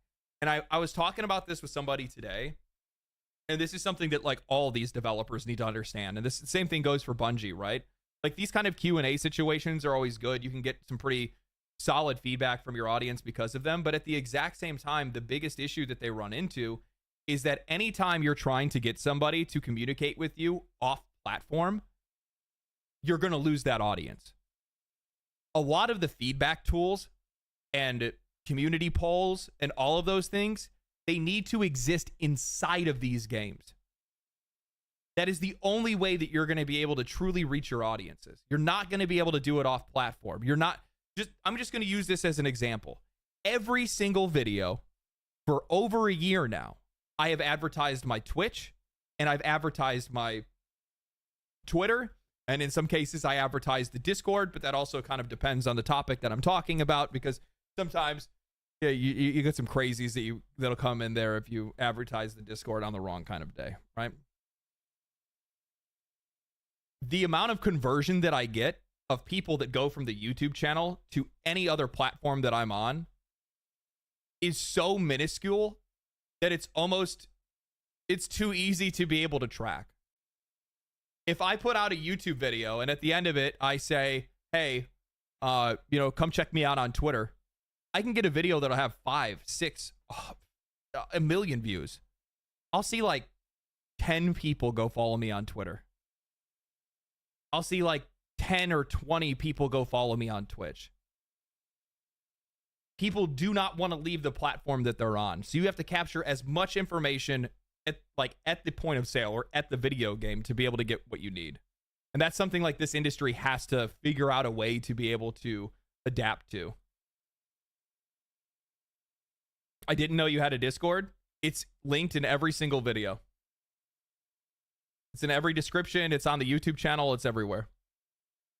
It's on the Twitch channel that you're on right now. If you just scroll. Yeah. We're looking at all that data, and we also understand, I think you said a really important thing, which is we also realize that as wait, you're on the YouTube? session I am went actually. on, I make YouTube videos. You know, the tension started to drop. Like if you were going after and you had run into a bunch of players, after a certain, you never know quite. What is this here? Minerva with the $5. Thank you again. What do you think about studios using pre-launch betas as PR, ignoring feedback until backlash forces them to change? Think D4 bad? You know what the funny thing is? Diablo 4 did have some bad feedback. The problem is with Diablo 4 is they did you pointed out something really, really, really important here. Pre-launch betas for PR. They're just trying to gauge how many people are going to buy the game. They're trying to do what they can to be able to use it as, it's actually not PR. They're using it for marketing. That's what it is. It's marketing. They're trying to market the game before the game's full launch to build extra hype to reach even higher sales, right? That is the worst thing that you possibly can do. And I wish developers would stop doing it. Betas and things like that, those need to be made and put out specifically for you to be able to get valuable enough feedback to markedly change the game. Otherwise, it's a complete waste. It's a complete waste. Exactly how many players are left in the session, but after a certain amount of time, you can guarantee that Last Epoch and PoE all the way. They are the best examples of early access use outside of Baldur's Gate. Well, they're not the best. They're one. There's some really good examples that are out there. Like if I go through like my library, right? Like I mean, I can show you guys right now. Like Abiotic Factor, this game's in early access. These guys have been making like really good strides. Balatro is in early access. This game was shaped by the people that were playing it in early access and gave them feedback. Baldur's Gate 3 is another really good example of that. They put in a lot of work with their community to build this game and make the game that they want to play. I can't remember if Risk of Rain 2 is in early access or not. Schedule 1, Tyler's been making some pretty solid updates right now. He's been doing pretty good. Subnautica was an early access game that did really well. Yeah, I mean, there's a lot of really good examples of early access, and in some case, like Enshrouded.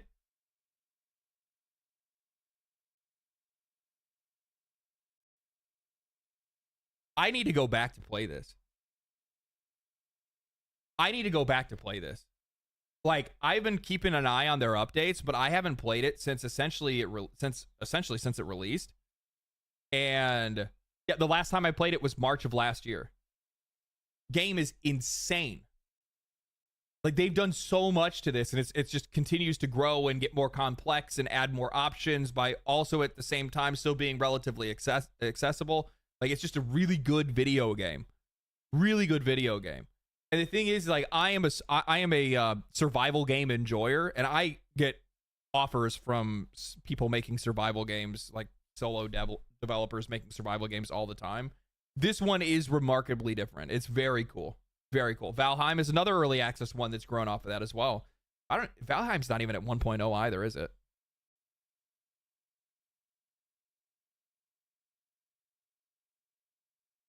Valheim's going from strength to strength. It's actually insane. V Rising's another really good one too. Yeah, V Rising's another really good one. I'm trying to think. Hades. Hades is another incredible example. Isn't Valheim dead? How can it be dead? It's a survival game. It's not a live service game. It doesn't need people playing it all the time.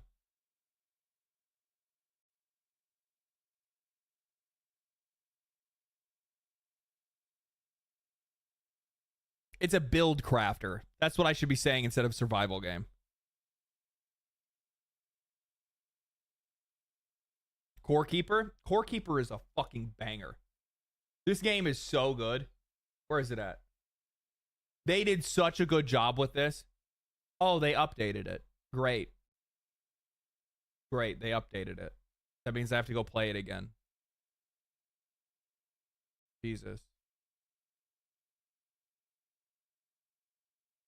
P population at least. Will is this be? dwindling a bit, and so hold on. our challenge. Sorry.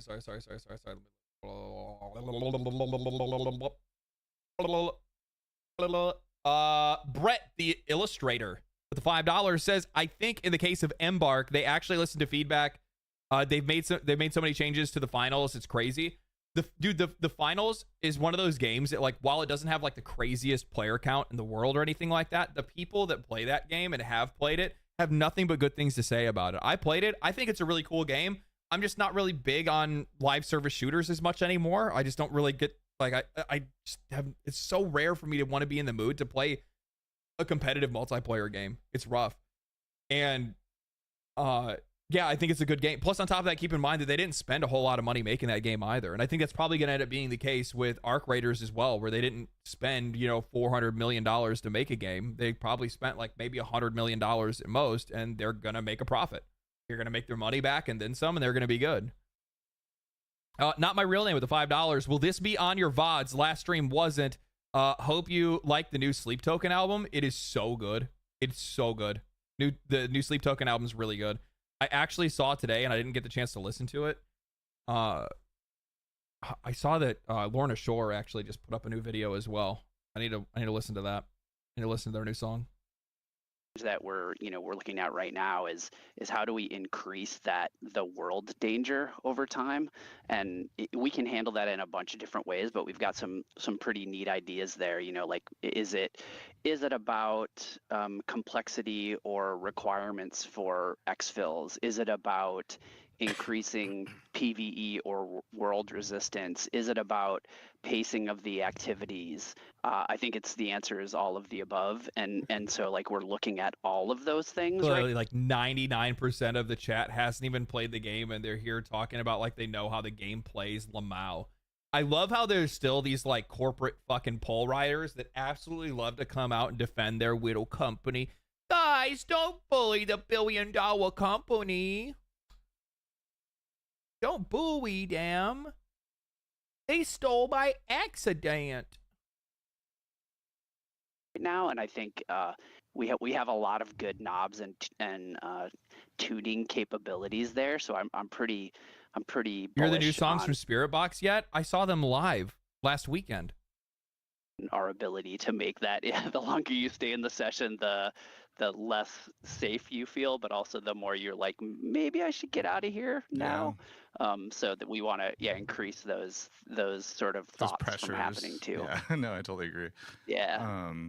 Yeah, no, that totally makes sense. Joe, you mentioned immersion too. Yeah. And that's one of the things that definitely touches art. And bro, I'm one jealous. Of the things we're hoping to show. Okay, last sidetrack. This will be my last sidetrack. Okay.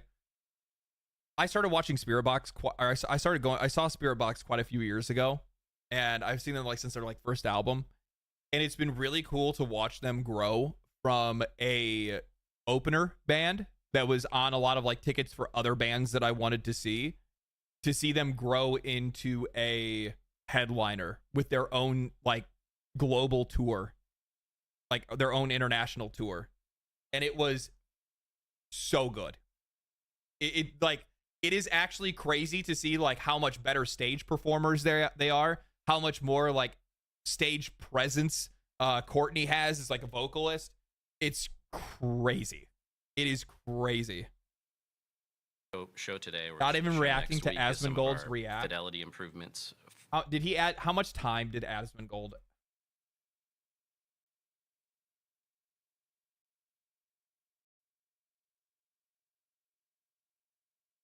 I rarely watch any of his stuff anymore. Don't happen again. It's all politics. Okay, so he's okay, all right. On Marathon or half the guns that are in the build, and looking at their vitality in ways where they don't feel like they're bullet sponges, but that you really require you to play this like marksman game, but also that they challenge you to kind of have different ways to resolve the fight with them. So the team's really kind of digging into kind of like different ways we can kind of get into that and resolve that. Somebody's saying in chat that the sound guy's DEI. Is that true? Yeah, there is those disengage moments. Jesus fucking Christ. It's like every fucking time. It's every time. Hold on. I didn't mean to do that. My bad. I didn't know where we were.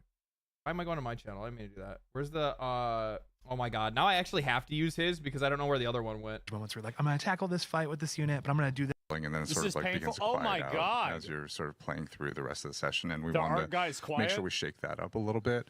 I know we talked a little bit. I don't have the room to do a 3-thing react with 4 different chats on screen. You're not even going to be able to see anything. Marathon.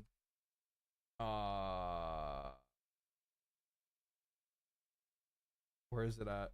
I'll just go to their channel. I'll go back to their channel. I don't know where I was in the interview. I know that there were a few very work in progress areas that got a lot of scrutiny in the alpha build, such as like exterior lighting and a perimeter map. Perimeter map. Okay, let's see if I can find that part of it, and we'll watch a little bit of Asmongold's reaction to it. I'm curious to see what he thought of it. Moments where like, I'm gonna tackle this fight with this unit, but I'm gonna do this thing. Like there's this it's right here. Really dial in some of that fantasy. Yeah, I've seen a lot of the work that you guys are working on, which has been really cool to see. I mean, everything from we had a bunch of stuff we wanted to show today, but by the way, we decided not to show it because we're still scrubbing all of our assets to make sure that we are being respectful of the situation that Joe talked about earlier. But wait, hold on. So we missed something really good here. Improvements, very work in progress too. And that's one of the things that definitely touches art. Our ability to make that the longer you good knobs and tuning capabilities. There's all of the above, and so like we're looking at all of those things right now, and I think we have a lot of good knobs and tuning capabilities there. So I'm pretty bullish on our ability to make that. The longer you stay in the session, the less safe you feel, but also the more you're like, maybe I should get out of here now. So that we want to increase those sort of thoughts from happening. Regarding loot, just like people are writing like entire like books in the chat. No, I totally agree. Yeah. No, that totally makes sense. Joe, you mentioned immersion too. And that's one of the things that definitely touches art and he can't. The thing is that like you have the art guy here, so he has to talk about art. He wants to talk about art, and he's like, "So you're talking about immersion? That has to do with art. Shit, I used the word. How do I approach this?" One of the things we're hoping to show today, or show next week, is some of our fidelity improvements. I know that there were a few very work in progress areas that got a lot of scrutiny in the alpha build, such as like exterior lighting and a perimeter map, and some of our lobby. So art is full steam ahead on a bunch of those improvements. Very excited to show. That's good. And then the other side of immersion is kind of the runner stories that we want to tell. Right. You guys need some other artists. Fictional fantasy, and to that extent, we're working closely with creative direction and the whole team to sort of really dial in some of that fantasy. Yeah, I've seen a lot of the work that you guys are working on, which has been really cool to see. I mean, everything from we had a bunch of stuff we wanted to show today, it's but not by the way, necessarily we their decided work, not right? to show it because we're still scrubbing all of our assets to make sure that we are being respectful of the situation that Right. Joe talked about earlier. But you think it's good? there's a lot of things we're doing to try to increase that immersion. I know we've even added really how's that? We've been looking at the art, and the art's looking really good, actually. We really like the art direction in general. I think it's really immersive. I think it really adds to the overall aesthetic. Yeah. skills that have sort of helped to make it a little bit more immersive, like the blood that runners bleed. Yeah, this stream shouldn't have happened one day after the actual thing. Yeah, well, we're talking about a company that is like we're talking about a company that just ripped assets from some like random Scottish, Irish, or Scottish artist out of nowhere from 17 years ago. Do you guys think that they are professional enough or well prepared enough to say, hey, we should probably delay this discussion? Yeah, we got to scrub everything right now. The other part of it too is they're probably going through to scrub other people's artwork out of the game as well. Keep in mind, I brought this up. This is now 5 years in a row that this has been happening. And these are only the instances that we recognize. How many other instances have gone unnoticed?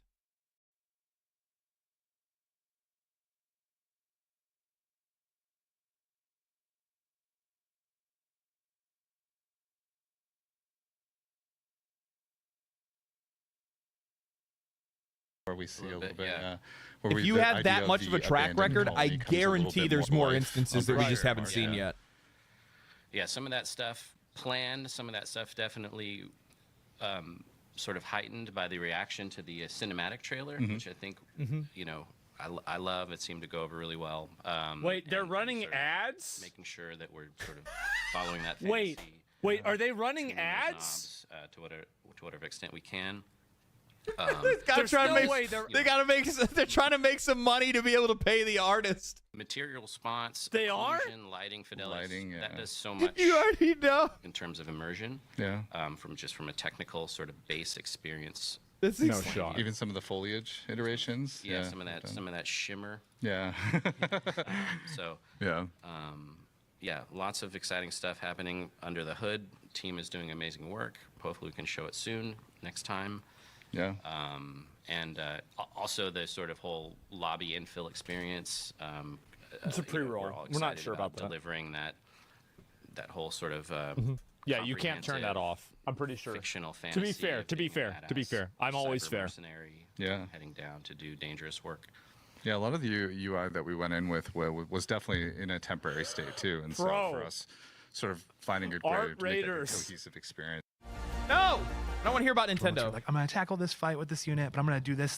It's a pre-roll. We're not nervous about like upping the damage on it because I know folks were like, "This is kind of like not the best gun." It's like, well, it's the starter rifle that requires a bunch of attachments to kind of get to its like big power delta, and so it requires all that investment to kind of get to a good spot. Because his reactions will tell me where the good moments are. So when you're like going up against purple Concord shield, 2 versus Art Raiders. Fuck, he's so stupid. Can win. And there's multiple kills per clip that's possible. Yeah, it's not guaranteed, but there's a way to win there. There's a way to win, and that leads to the skill part. Like, time to kill is always about skill. It's about unbelievable, right? Yeah. And then like it's also about like window of opportunity as well. And it's kind of like Panda. Thank you for the membership. Appreciate that. Recipe. And so we're focusing on skill fidelity. By the way, somebody had asked if this is going to be on the VOD. Yes, this will be on the VOD. What ended up happening last time is I got there was a copyright strike on it. I don't know what it was. It was like some clip that I watched or something like that had some licensed music and it got taken down. So I had to take the VOD down. Sadly enough. Sucks for me and for you because I did it too quickly and forgot that I didn't send it to the clips guy so that he could make clips out of it. But it is what it is. And then Anonymous Kellogg, thank you for the $5. It may not interest you, but have you heard of Icarus? I think of the California Gold Rush, but in space. I don't know. I have to check that out. I haven't heard of that before. Exclusive with the €22. Hey, dude, games showing ratings of games media and metal somehow as a metal somehow they should link your channel with an honest rating and review. More value. Thank you for the vids. Thank you for the dono, man. Appreciate that. on every single aspect of that triangle. makes sense. So yeah, we're Playing Spirit looking Box. at- I don't think I played Spirit Box. we no. have this like how many purple shield kills per clip, which is kind of like a spicy thought. But we're really iterating fast on that on the weapon side. Cool. That totally makes sense. Yeah, I will say this, that like sort of the weapons in the game felt completely fine. All of the weapons that I had used, the sniper rifles, all that stuff, it all felt good. It all felt the way it should. I mean, they quite literally just like copy pasted Destiny 2's combat on top of the game, right? Like which is pretty easy for them. I would imagine it's made in the same engine, right? Communicate with my crew, So they already like, have the framework for weapons and whatnot. With, even voice chat for players inside of the game, and we're definitely looking into that in terms of thinking about how do we make it easier for you to even enable voice chat, or like how do we make that part of your flow so they can do that. I know we've talked a little bit about ping system. You know, how do we add texture to the ping system to make it easier for you to coordinate with your team? Are you gonna make a video on Arc Raiders? I think I'll probably wait until Arc Raiders releases and then like really get into it and then talk about it then. Maybe I'll make a video on it. I don't know. In a very baseline I probably should alpha, make one just I like would say it was specifically very- for Arc Raiders. I think it's a really cool very game. I had a lot of fun MVP playing for it. alpha state. It's actually and one of the just few not- ones that I'll actually say that like recently, if I was gonna play a live service game or if I was gonna play an extraction shooter, it would be that. It's very, very, very good for. I think they've done a really good job of being able to like still have it positioned where they're not like sanding off the edges of it too much, but there's enough things that are there to be able to like make it where you can keep playing the game.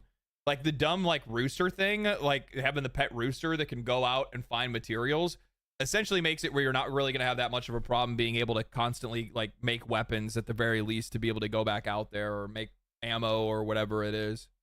Guys, shut we it weren't down. super happy with what kind of where the deficiencies of where it was at. And so what is this? Here's my issue with the majority of scandals at Bungie. Who was in charge of the layoffs? The talent that was let go could have mitigated a fair amount of the issues at hand. Not solved, mind you.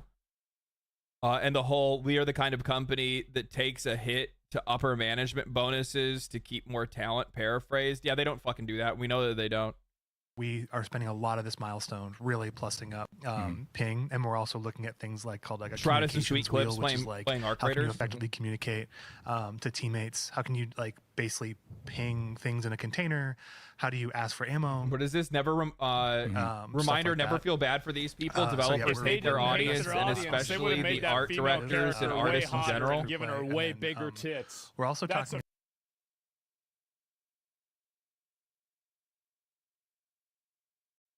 This motherfucker has like one brain cell. About Fact. some Everybody contract stuff knows too, that- Lars, like as well about mean, like the fabric yeah, of contracts yeah. between like multiple players. I don't know if you can talk a bit Yep. about what your team's cooking there.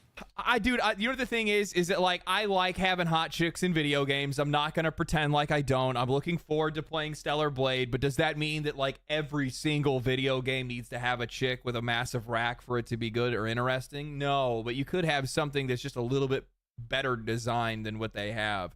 The problem is that in a lot of cases, all the character art that they have for like all the characters in general for Marathon, Lars, tell us about contracts. Yeah. they're just over designed and yeah, boring. yeah, of course. There's a lot And of you know work. what's like fucked up about that? And I didn't even bring this up. You have to sell skins for these characters. So if the characters themselves aren't interesting or hot or cool, how are you going to sell anything? How are you going to sell any skins? Just look at Claire Obscure. Yeah, I think Claire Obscure is a really good example of that.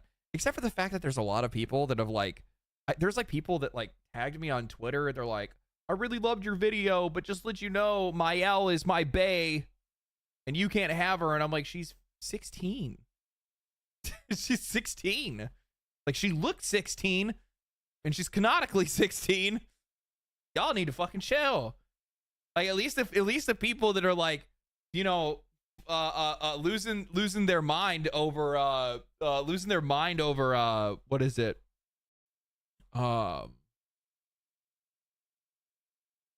Like Luna or whatever. Lune? Was it with her feet? You know what I mean? Unless she's not real. It's the real part isn't even a part of the question here. It's never mind. Like it was great I'm not seeing gonna people's response to, I think, working along The real part of that discussion is somewhat muted by the fact that it's like literally a 16-year-old girl's design, and it's canonically in the game. Is that a weird thing to say? That like, personally, I'm just not into that. Like, I mean, hey man, I guess let your freak flag fly. I don't really give that much of a shit, but like personally, I see that shit and I'm like, that's a 16-year-old girl. Personally, daddy ain't interested. AI, like the sort Sorry. of different factions, and so obviously we feel really happy with at least that first slice that people were seeing in the alpha, and obviously not. That was a very it was a small chunk of the 16 content. is legal in Europe. And then hey man, you're welcome to have it. Sort of You looking can go for forward that. to But when you're talking about crew Don't play, go down like, that how rabbit do hole. we- how do we lean into I'll that? stay How do away we from make it, man. that more understandable? How do we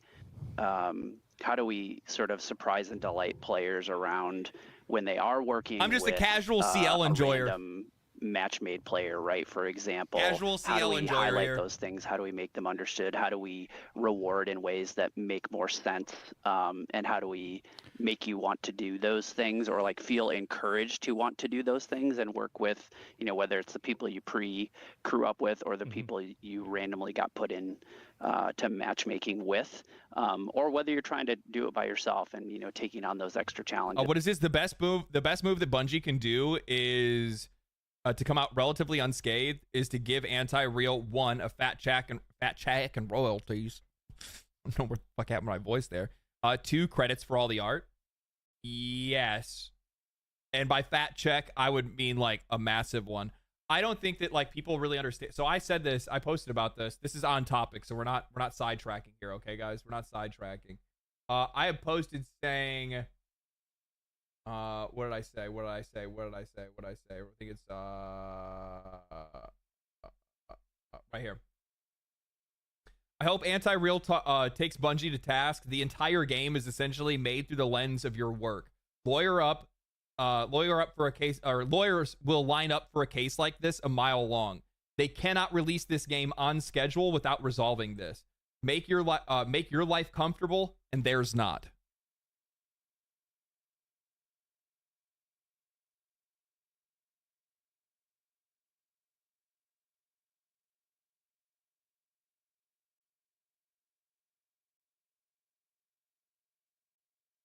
That's what they should do. That's the if I was Anti-Real, if I was in her shoes, I like, the thing is that in a lot of cases, people always say like, oh, just get a lawyer pro bono. 9 times out of 10, that's never going to happen. This is the one time. This is the time where they're like, oh, multi-billion-dollar company that's owned by Sony Interactive. Yeah, and they've already admitted to using your art in their game. Yeah. I would take that case. I would take that pro bono. They've already admitted to it on camera. You already have multiple instances of proof. You also could easily show that the entire design philosophy of your artwork is basically covered the entire game and its entire identity. You're going to make a payday. You're going to make a payday.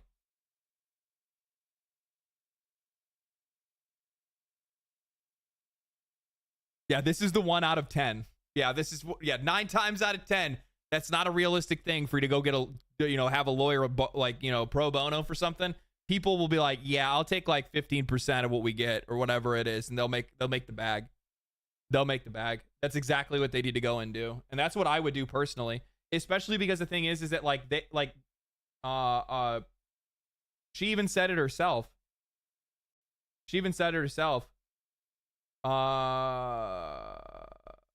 Right here. I don't have the resources nor the energy to spare to pursue to pursue this legally, but I have lost count of the number of times a major company has deemed it easier to pay a designer to imitate or steal my work rather than write me an email. Right there. This is your opportunity to be able to take a stand for other artists that are out there as well and make an example of these video game companies, because I would almost guarantee that this is not the well, we already know this isn't the instance of this isn't the only instance of it. Ubisoft went through the exact same thing. Ubisoft was caught stealing their art multiple times. Whether it was from the flag of a reenactment group, whether it was using real names of buildings and things like that without permission.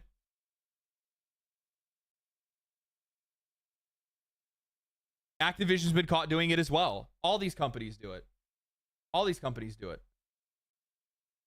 But I think the interesting part is now figuring out what things were working, what weren't. You know, I'll say, like, from my perspective, and this isn't the team's perspective, this is mine. Like, I think some of those things if she doesn't hire the lawyer that as well, there can't be a lawsuit. Looking at contracts as well, I'm going to tell you right now that there's lawyers that have probably already reached out. Do you not think that they're like, this news is like so widespread at this point? You don't think that there's some lawyers that are on Twitter that are like,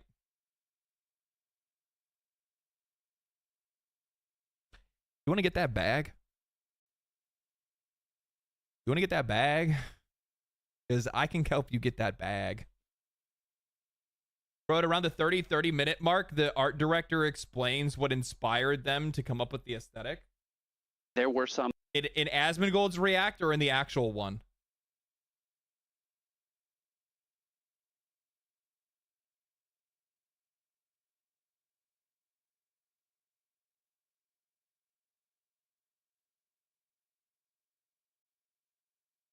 That were great, where you're like, hey, cool, I can go download this audio file and now I can go called Daredevil off a cliff. You know, not a real example, but hey, you know what? Charlie Cox, I mean, he's probably got, I mean, like, he's in the video game industry now, right? So, I mean, there's a really good chance he might want to get involved. You know what I'm saying? Like, just to be able to say, like, I did it. I think we want to take a real look at having a mix of things that are more difficult and challenging to do if we think about priority contracts, and then the other it would be right around the same time. This is basically a one-for-one for how long their stream is. Backgroundy, like, doing things, and so if that makes sense. So we're taking a hard look at all of them, and I think we have some really good plans there. So hey, this is Cosmo. Can y'all hear me okay? Yep. Fucking cross. Yeah, we're getting a lot of questions from chat, so I want to jump in. A lot of art questions. This is the fucking meme. This is gonna be the Destiny meme when they all get laid off. This is gonna be the Bungie meme when they all get laid off. People are just gonna be posting this. Employ the artist who obviously has nailed the aesthetic you're looking for and keep the assets. Yes. Awesome. Yeah, we're getting a lot of questions from chat, so I want to jump in. A lot of art questions. A lot of art questions in chat. WigXU. I have a question, a genuine one. Instead of scrubbing so many assets, would it not make more sense to employ the artist who obviously has nailed the aesthetic you're looking for and keep the assets as they are? This guy's getting fired. Sorry, Joe. And I can jump in with the answer unless you want to take it, Cross. I know Cross is on his phone. He got kicked out of the Discord for some reason. Like, I'm Bro, staring he's at on his his machine, phone. so that we might have a technical. Dude, he got kicked out of the Discord right as they start to ask a question about art, an art question from chat. That is the most blatant shit I've ever seen. Cool issue right now. Do you want to? They're basically asking, wouldn't it be easier just to hire someone to remake the assets? That's not what they. That's not what they Sorry, said. do you want to repeat the question? Apologies. Hire someone to remake the assets? That's how did you mishear that? They very blatantly said, why don't you hire the artist? What is that? Hire someone to recreate everything instead? Yeah, go for it. Can you repeat it? Yeah. Just so I can relay it to Cross, because Cross can't hear you right now. But yeah. Instead of scrubbing so many assets, would it not make more sense to employ the artist who obviously has nailed the aesthetic? True. The question was, instead of scrubbing all the assets, wouldn't it be easier to employ the artist who made all the assets? Yeah, I mean, and for what it's worth, we're confident the majority of the assets in that capacity exclusive. Are, thank you for the 20 gifted. Holy shit, thank you. I appreciate created that. Internally. Chat, make sure you guys thank artists. We would love to work with Anti-Real if that's an opportunity that presents itself. I mean, that's part of what we sort of reached out to. We'd love to work with them. I mean, we already like their stuff to begin with, enough to rip it off from them, throw into the game without asking them anything first.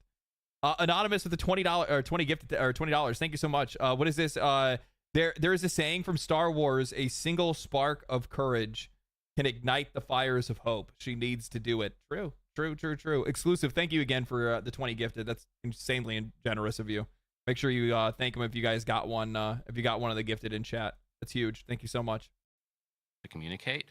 It's a very W's in the chat for it's exclusive. a very small sort of set of assets. The decals themselves are the kind of they're details that are sort of placed on the Hold on, I need to hear this. out to communicate. It's a very at this point it's a very small sort of set of assets. The decals themselves are the kind of they're details.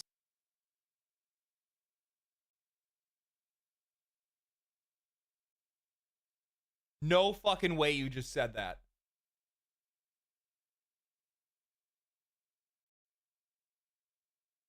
No way you just said that.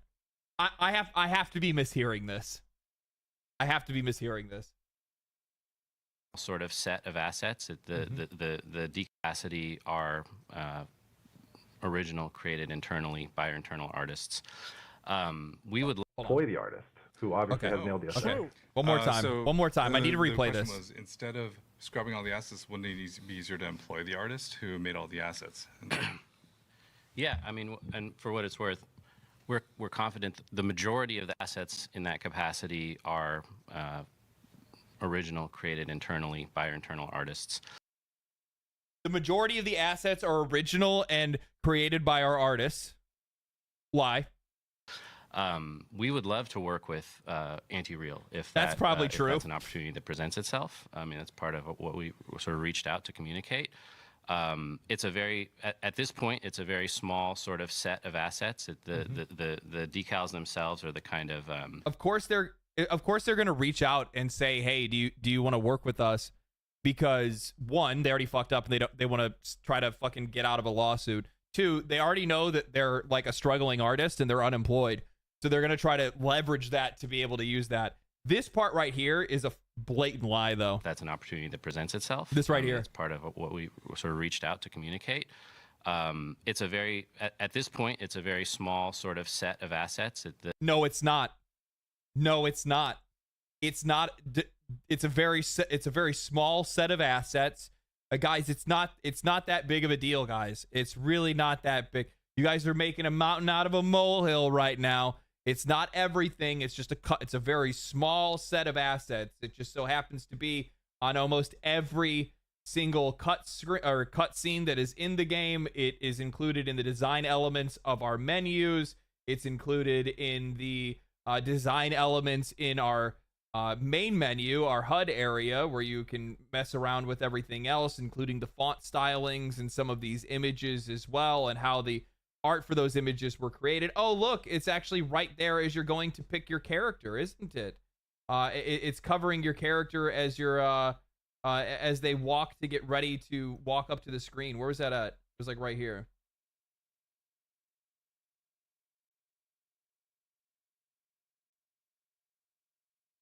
So the minute you go to click another character, it'll bring it up again, right? Yeah, look, it was right there. Fuck, I just got past it. No. It's right there on top. Like, this is the same design language that is from their original art that's on the walk-up of the character on the main menu when you're in character selection. It is on, no, it's not here. You're right. It's not in those assets, but it's on every container. Right here, right here, right. In one screen, I can see it 1, 2, 3, 4, 5 times. 6 times if I'm looking at the weapon. 1, 2, 3, 4, 5, 6, 7, 8, 9. Maybe up here. This might as well. This explosive icon might also be theirs as well. I don't know. 1, 2, probably 3. I would imagine. It's on the weapon, or it's on the healing item. 4, 5.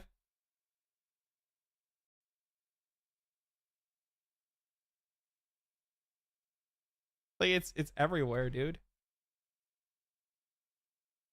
It's everywhere. It's on a small set of assets. It's everywhere. It's like I said before, this is the entire design language for the game. It's on every asset in the game. It's everywhere.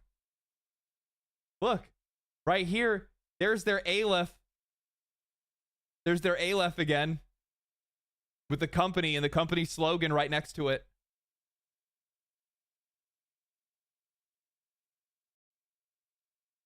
It's on a small set of assets. It's the entire game, dude. The decals themselves are the kind of, they're details that are sort of placed on the sides of buildings or crates or something like that. So we absolutely... On the sides of buildings, on the sides of crates, on the sides of your character, on the sides of your weapons, on the side. It's literally all of that stuff. So they have to remove all of that from the game and redesign it. We do need to replace them, and we would rule in sort of, any sort of way of doing that, including contracting, trying to make my collaborating, camera the size of or working with the artist. So Joseph Cross was following additionally, this I think person. It's a great question. It'd be nice. Just to sort of add on to that. Additionally, when we run into situations like this, we also feel like I wanna something be slipped as through our big, net, and so we big, have to go So he back was and look at following- everything just to make sure that nothing else slipped through our net, if that makes sense, because it caught us by surprise, and we want to just make sure that Why we're don't you doing the say right you diligence fucked to up? ensure it doesn't happen again. So I mean, they did, but like, this is just so bad, dude. either way, we're gonna scrub all the assets just because we want to make sure that we didn't miss something else. Yeah, because I'm sure that you guys did. PR. This is bad PR. Another art question. Let's go. We got another art question. Yeah, but that's a good question. Yeah, we're getting a lot of just like general. We're getting a lot of general questions in the chat, Cross, what? about like the overall aesthetic. Do you want to like speak to that and like Yeah, kind of let's where talk you're about getting that. like the influence? Let's talk about the let's hear about where the you're art. like making the art. All right, you have to relay this question again, Joe. So there's a lot of questions just about where your inspiration for a lot of this art style and sort of like where that comes from. Yeah. And how you think of the art style. How do you get the art style? Yeah, I mean, I know it comes how. from a lot of sources, a lot of genres. I talked about it a little bit online, probably a couple years ago. Graphic design is obviously a massive part of our game, and typography in general. That's one of the things I sort of am the most proud of in a lot of ways, is sort of the idea of elevating typography and graphic design to sort of the forefront in a... They're doing this on purpose. So the kicking him out of the Discord call, the reason why they're doing that is because they're basically what it's allowing them to do is it's allowing them to filter the questions through Joe before it gets to him. So then that way, if they need to change the language a little bit, it gives him a little bit of extra time to think about it and also like code the question in a different way. Sort of in a game or in an industry that typically doesn't, I think is sort of safe to say. So in terms of that, the Replace it with influences Comic range, Sans. from there's even some DNA shared, I think, with Destiny, with sort of Swiss modernism and that whole that whole genre of Really, because the thing is, man, is I'm gonna be real. Like, your entire art style looks like this guy's. It looks, from my perspective, and maybe that's just, it could be bias. Maybe it's just negative bias, right? But personally,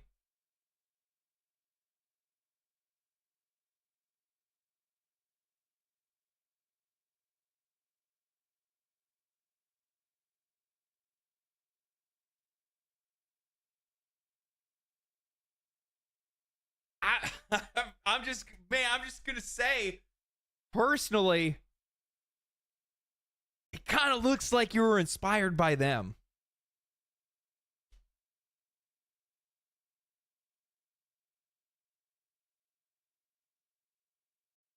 Kind of looks like you were inspired by them. Is it going to be a big sans serif typography, all the way up through 2000s, early 90s, which is where I mentioned before. I think there is a lot of overlap there in terms of It's not my note. inspiration, That's Aspen's notes. with Anti-Real, the Designers Republic, vector art, that kind of thing. Just an example of sort of an exciting part of graphic design history that feels connected to, sort of naturally connected to games. The studio that Art style is not new, nor does it belong to one artist, but this is a copy paste scenario. I didn't say that it belongs to anybody. What I'm saying is that, you know, they're talking about their general design philosophy, and the thing is that when you look at the art style and you look at the different designs that this artist had made, it's obvious there was a lot of inspiration from this across the board in almost everything that the game had made. There is a lot of copy paste stuff, but the problem is that, like, there is an issue in which the copy pasting then goes and it starts to influence the rest of the art in the game as well, right? And you're gonna have a really hard time differentiating that. So when you're talking about, like, where did you get the inspiration? Well, it's pretty obvious where you guys got the inspiration.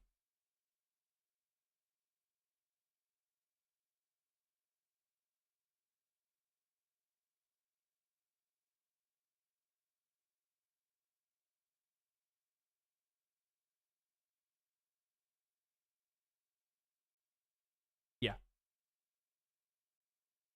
This is crazy, though. This right here is nutty.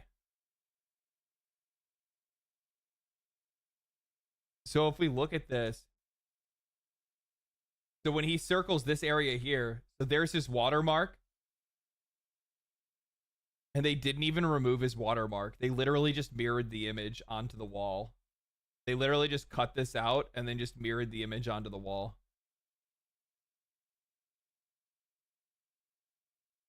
Sort of drove a lot of that, worked very famously on a game called Wipeout, in a very early PlayStation game, which is a big influence for us. Let's just say that the game is a very unique style, and it just so happened that they got caught legit copy pasting the artist. Let's just say that the game already has a very unique art style. Uniquely not theirs. There's sort of a deconstructed kind of minimalism. Anti-design is another genre that I've heard it referred to. So yeah, and this is just, you know, specifically thinking about typography and sort of the sort of oh god, this is good layer of our branding and sort of in-world. So why'd you steal it? World building. There are a whole slew of influences when it comes to architecture. Plagiarism is an easy win in court, yeah. And world building and natural palette. So it's all a big. It's all. So LD, that interview that you had planned with Bungie, can we say it is going to suddenly be unexpectedly canceled by Bungie? It already was. It was canceled like a few weeks ago. They backed out. Okay, they backed out of it because question. they had some other shit that was going on. Yeah. Let's see. Wrapping up the previous subject, which is like sort of on crew play. I know that we've also been exploring internally, doing a lot more tests with mixed crew sizes. What? We're still thinking about how we want to. I'm gonna let it play. Let me feed the cat real quick. Of not just 1vx, but like, are there different crew sizes that we want to support? Like, you know, do we want to do something that's more about solo duo, you know, or things of that sort? We haven't really landed on a discussion point yet. Those are all investigations that we're sort of pursuing. So nothing we can commit to there, but we're definitely looking into stuff like that. We're also looking into ways that, you know, you can communicate in some way with teams that are not your team. You know, we don't know exactly what feature that could be, but we've been talking a lot about that. Yeah, so we're looking into a lot of stuff on that front to sort of improve the overall like sort of social complexity of the game, but also make it better for matchmade crews and also crews of different sizes, whether they be ones, solos, duos, or trios, to find a good experience. So let's see, what is another area that we've been touching on? There's so many things. Oh, progression, yes. Progression rates in the alpha were way too fast. Everybody went really far, you know, in the alpha in a very short period of time. Some of it was a lot of stuff was being gotten out. Some of it was just our tuning on factions was way too fast. Some of it, I will say that, like, that's one part of it that was true. Another part of it that was true was, what's up? Money, credits. Yeah, money, credits. Like, yeah, credits and material economy we're thinking about as well, you know? Like, we want to make sure that credits and materials have really distinct purposes for how you use them, and that you feel the value of using them. Right now, we don't think we landed that super well in the alpha. It was a little bit muddy, and you end up spending a lot less money than you gained. And the credits economy was a little bit more grindy than we intended. And we're also All right, I'm good.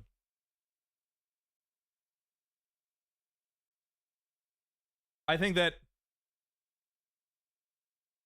Oh, actually, no. I wanted to see there was one more part that I had heard actually, because I caught a little bit of Asmongold's stream at the very end, and I actually do want to see that last part.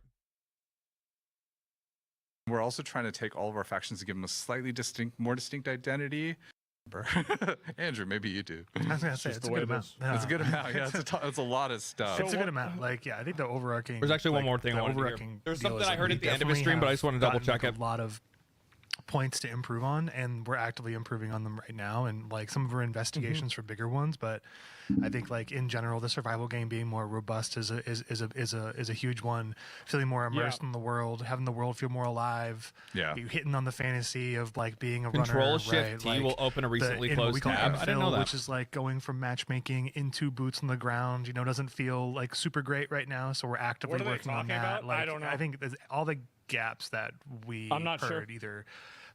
Most of this is probably like made up questions they're using to be able to ignore like what the chat is saying, because in most cases what they want to do is they actually want to, you know, this is a Q&A with the community, so they're trying to like, you know, source questions from the chat. But like a lot of the people here, thoughts on making the game particularly free to play for onboarding, or partially free to play for onboarding. What does that even mean? Partially free to play for onboarding. The harder maps can effectively be a premium pass. What the fuck? What the fuck? Who would say something like this? Imagine being that much of a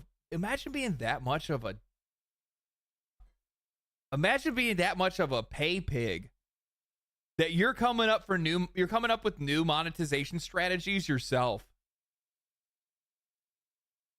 You're a player that is trying to come up with new monetization strategies. That's what this guy says here. He says, thoughts on making the game partially free to play for onboarding. The harder maps will directly be a part of a premium pass.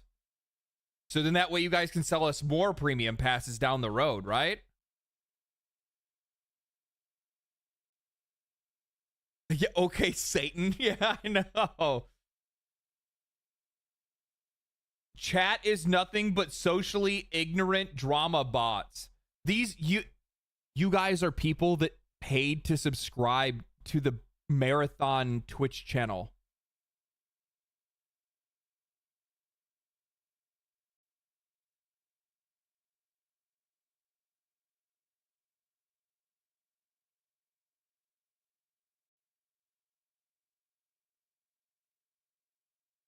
Why can't I just grab the image?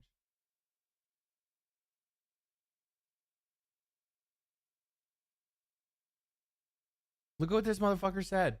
Chat is nothing but socially ignorant drama bots. Says the little piggy that paid money so that they could subscribe to the corporate YouTube or the corporate Twitch channel. What? Professional cheerleaders? That's exactly what they are. Employee or relatives?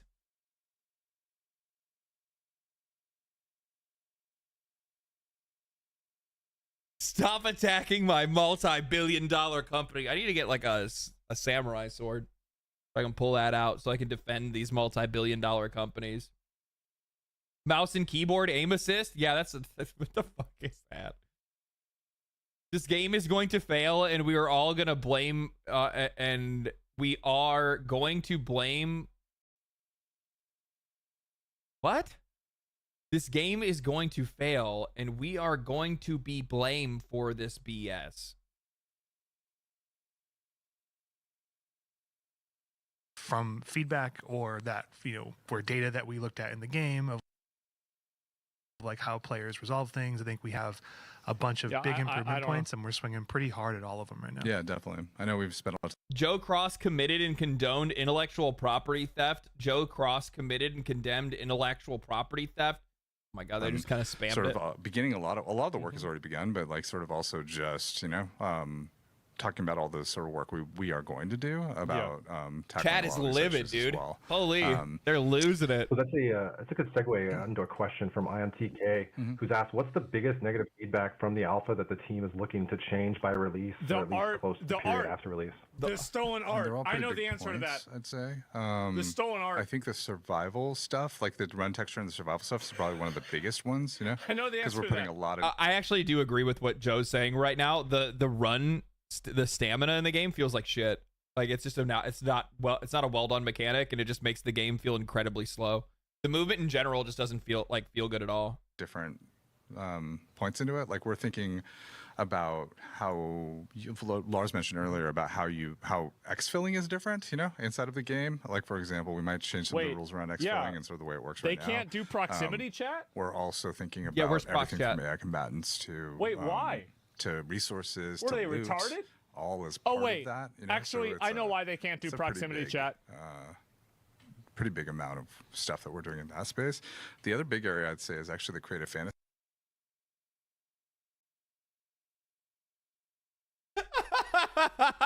That's good. Okay, that's good. I'll give you that. I'll give you that. That's fucking good. That's good. Yeah, all right. Fantasy stuff. True. Wish we could show you some examples. It's and we not toxicity. You know? But there's a lot of work. Don't let them play that off. Make sure that it really feels. Audio isn't their thing. That it mirrors the intensity of like the experience that we intend on the planet. You know, like really, a marathon is supposed to be about surviving Tau Ceti and the marathon, ship, and surviving that situation.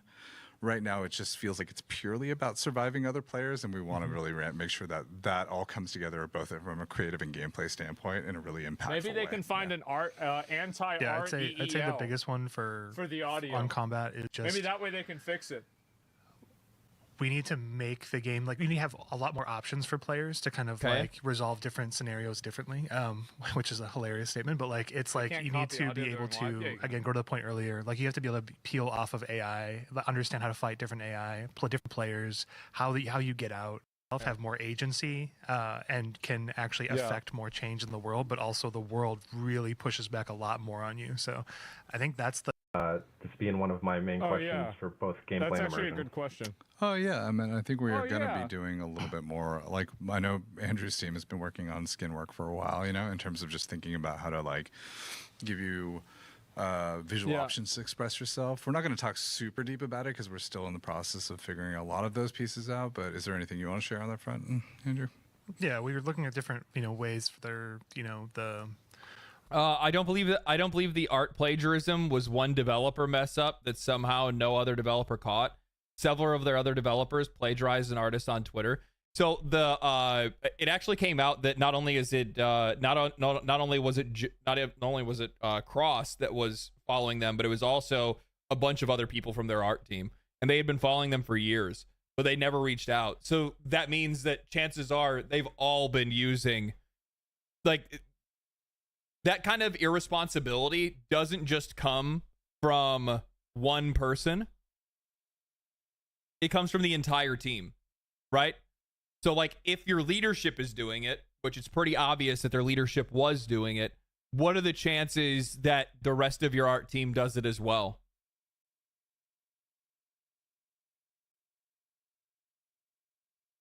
Shit rolls downhill, man. That's how it works.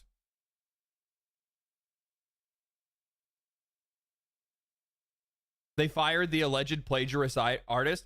They said that they did that already. They said it was somebody else that got caught up in the layoffs previously that no longer works from them. But that's bullshit because what was it?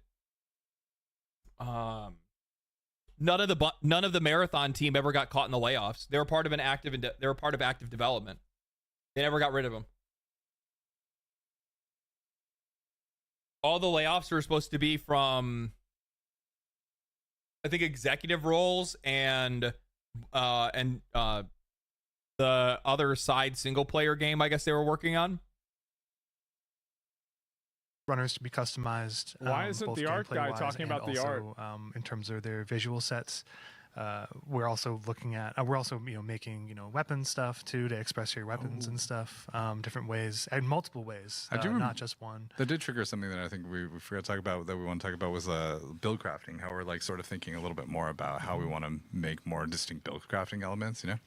We don't want we're tackling build crafting improvements in two vectors. One, this is like straight up fucking like just trying to distract from conversation.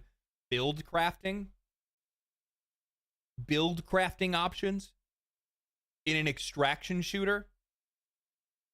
What would build crafting matter in an extraction shooter when all of your shit is going to be lost if you die? You don't want to make build crafting a meaningful part of the game. Otherwise, it completely contradicts with the point of like, build crafting is something for permanent progression. Why would you build towards something that is permanent progression in something that is not permanent? I want to play my own game. That's what I said. These guys have no idea. These guys have no fucking clue what they're doing. Is really figuring that out right now. They have some really good ideas. We're trying to basically learn from what we had in the alpha and then extend it in terms of like implants being a bit more interesting, and kind of cores having a lot of the interest that people were kind of chasing. And so we're or is that supposed to be like some outside mechanic that I don't know of? That's like something that can't be looted. Looking at how we can get plus up implants. The atmosphere is so serious. So something that's like really interesting that Arc Raiders does that I think is really cool is that Arc Raiders has Arc Raiders almost goes into this idea of like rogue-like mechanics where even if you die, you're still building towards a overarching goal where you have a skill tree and you can put points into that skill tree and you have like a overarching character progression on top of your existing character progression in the game, right? So like that stuff is cool because it's like, even if I die, that's fine. Maybe I got a quest done or whatever it is. I still get to turn in that quest. I still get the XP for that. I can build my character towards being super stealthy. I can build my character towards, maybe being a little bit faster or maybe a little bit tankier or whatever it might be. And yeah, that's a genius system. It's really cool. It's actually a really, really smart idea that they have. I think if I'm not mistaken, I can show it to you guys really quick, actually. It is in my Marathon Arc Raiders folder. And if I can find it.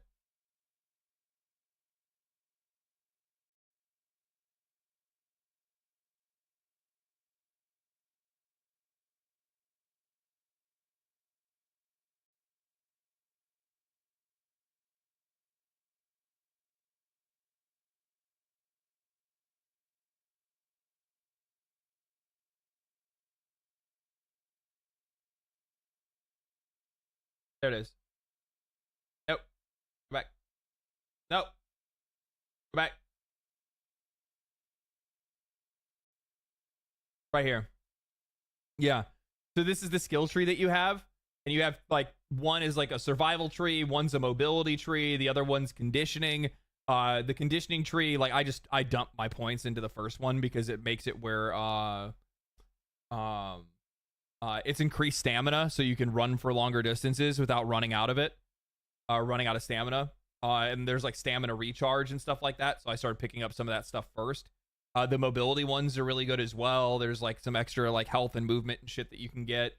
I don't know if there's anything for like faster movement, but it's like acrobatics and whatnot, so you can vault over objects quicker.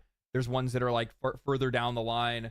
And you're just constantly always have this like permanent progression that you can build for your character, like fail or not, which I think is like really cool, right?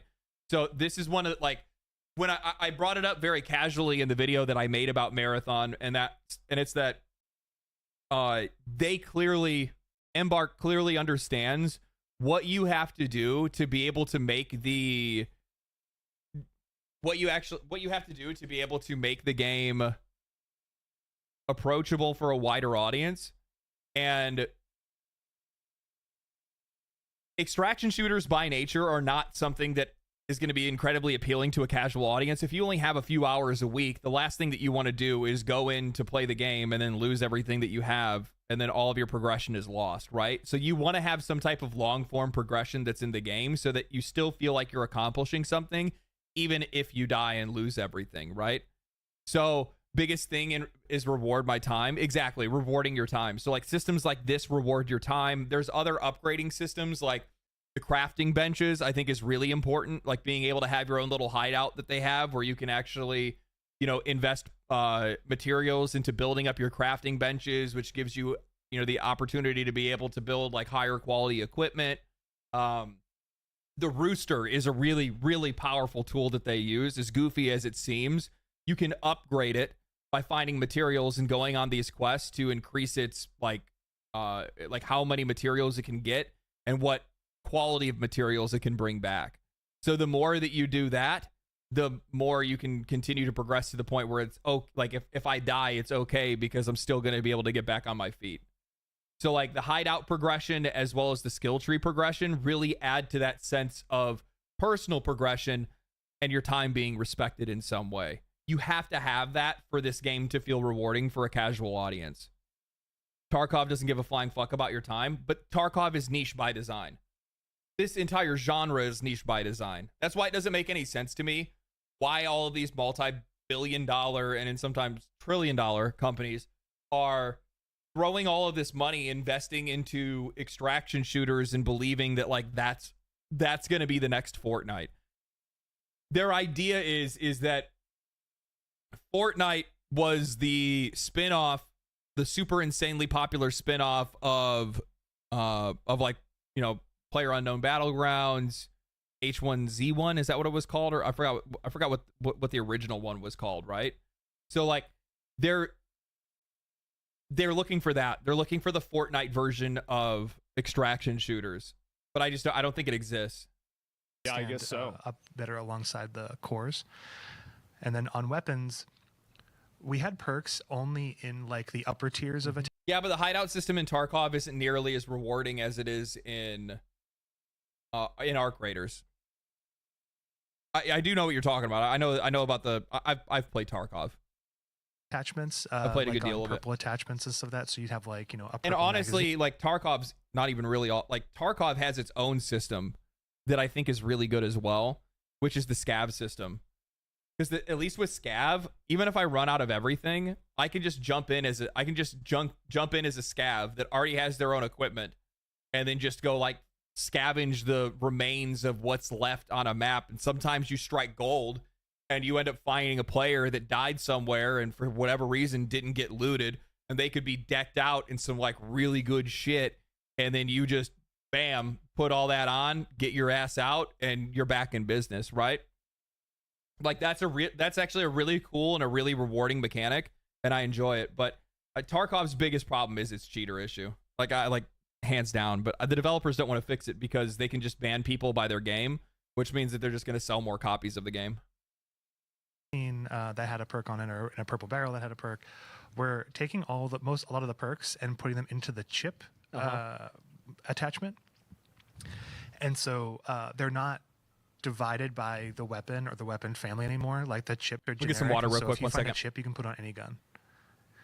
So it gives you more like an anchoring element then, like this like verb that you can throw on a thing, and then and there's more chips at like lower rarities too.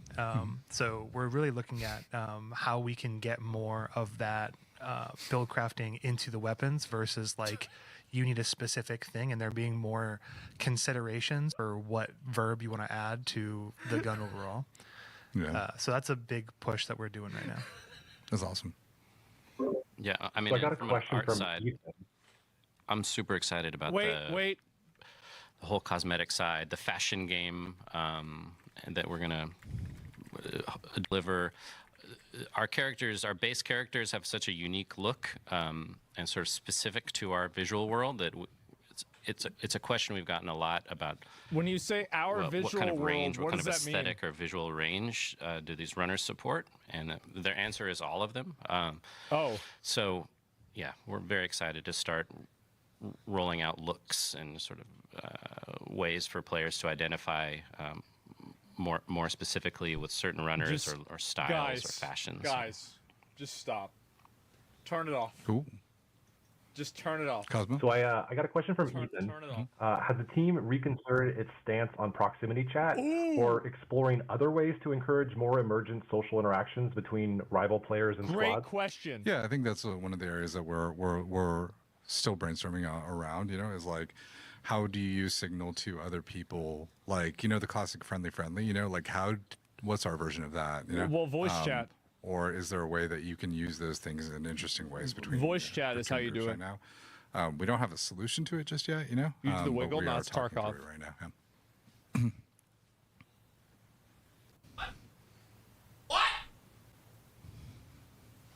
All right, I got a question from Agent. Says, would love to hear about What the did they just materials say? for each faction.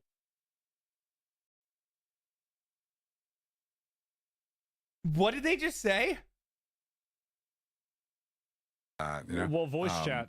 Or is there a way that you can use those things in interesting ways? They are trying to wholeheartedly just entirely avoid the question of voice chat.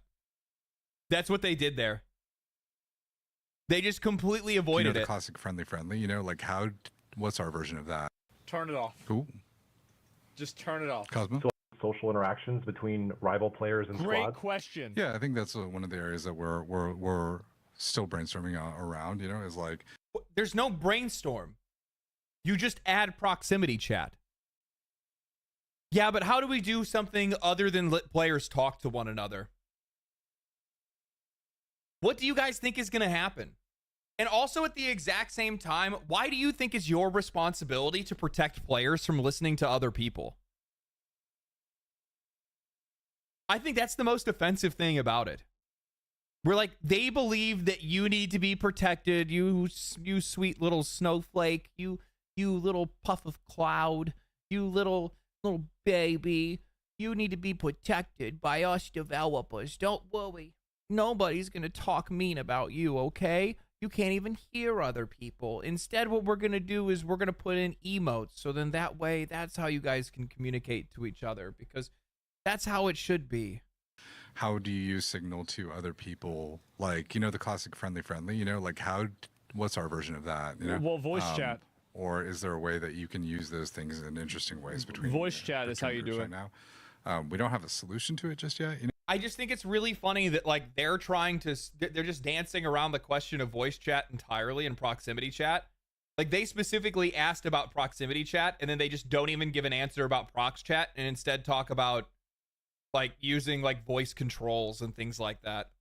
yeah, Use the but wiggle, we not are talking Tarkov. through it right now. Yeah. And they just end the conversation there. Just All right, I awkward silence because they're like, that's it. You're not gonna answer the actual question that was asked.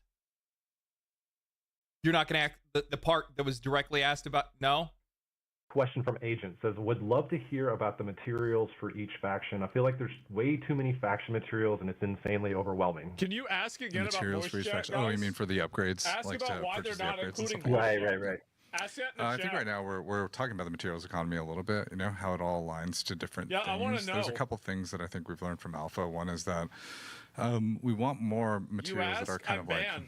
a little bit more memorable and evocative, like we said. You know, we think we like things like you know, tick milk inside of there because it just kind of has this What? like interesting, evocative, like kind of like, but you Dick kind of milk. Did question he what say it's about. dick So milk? the creative theming of some of the materials we're taking a second pass at, but the other part of it is there is a lot of materials and they're all like sort of value graded, like in terms of thinking about Tip you know, milk? like greens. Wait, he's not blues, from and Blizzard, purples is and he? stuff like that. Uh-oh. I try Shut the to fuck make it a little up. bit easier for you to understand the value of a material. is You know, wrong as with it you? sort of is used across different things between like sort of recipes for trading versus Fucking like goblin. upgrades and things of that sort. Somebody watching It's a like a stream? sort of types of things that you want to loot. Where and like what things that would go with weapon upgrades, and you'd Yes. be like, okay, like I kind of understand that bag space and all that. We Why might be not? changing some icon sizes or things like that in the future, you know, or like basically some of the sizing of different types of things inside of your bag just to make. I'm just like looking for other questions that I want to hear. What about So I got a proximity to voice question chat? from Zionless. It says, is there plans to add guaranteed ways to build craft? I heard lots about build crafting, but not being. You know what? You want to know where these questions are coming from? These questions are coming from the Destiny 2 community of PvE players that are interested in build crafting, that are interested in PvE gameplay, that are in that's why they're getting these kind of questions, and that's why they're getting them so frequently. And it's specifically because of the fact that their base audience is the one that is going underserved. That's what's happening right now. Did you go for full circle from Asmongold reacting to your videos to you reacting to his? Yeah, I'll react to Asmongold. I don't give a shit. You kidding me? Sometimes you got to go back and you got to take what's take what's taken from you.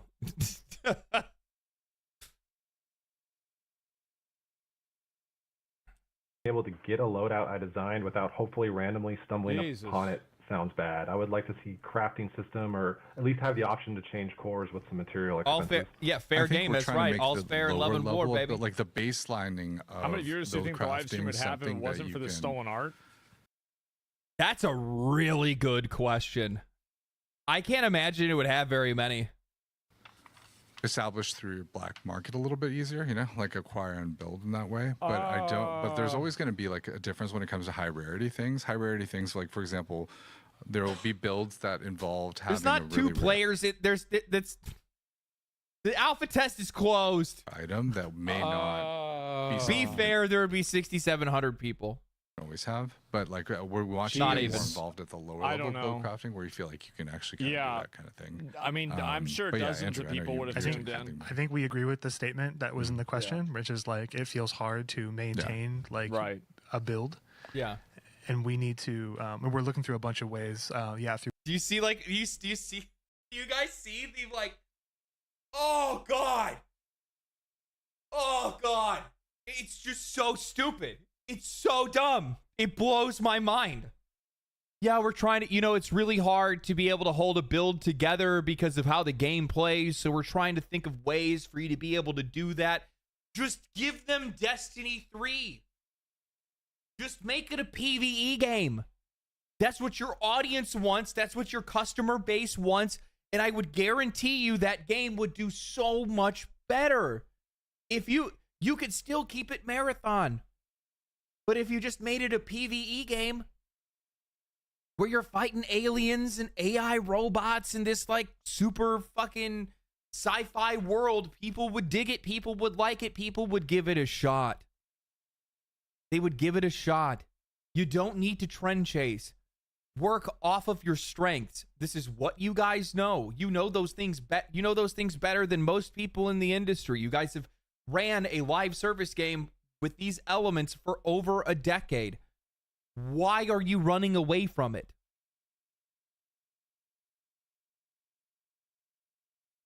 %90 of the questions that are being brought up here are being brought up from the perspective of somebody that is a Destiny enjoyer.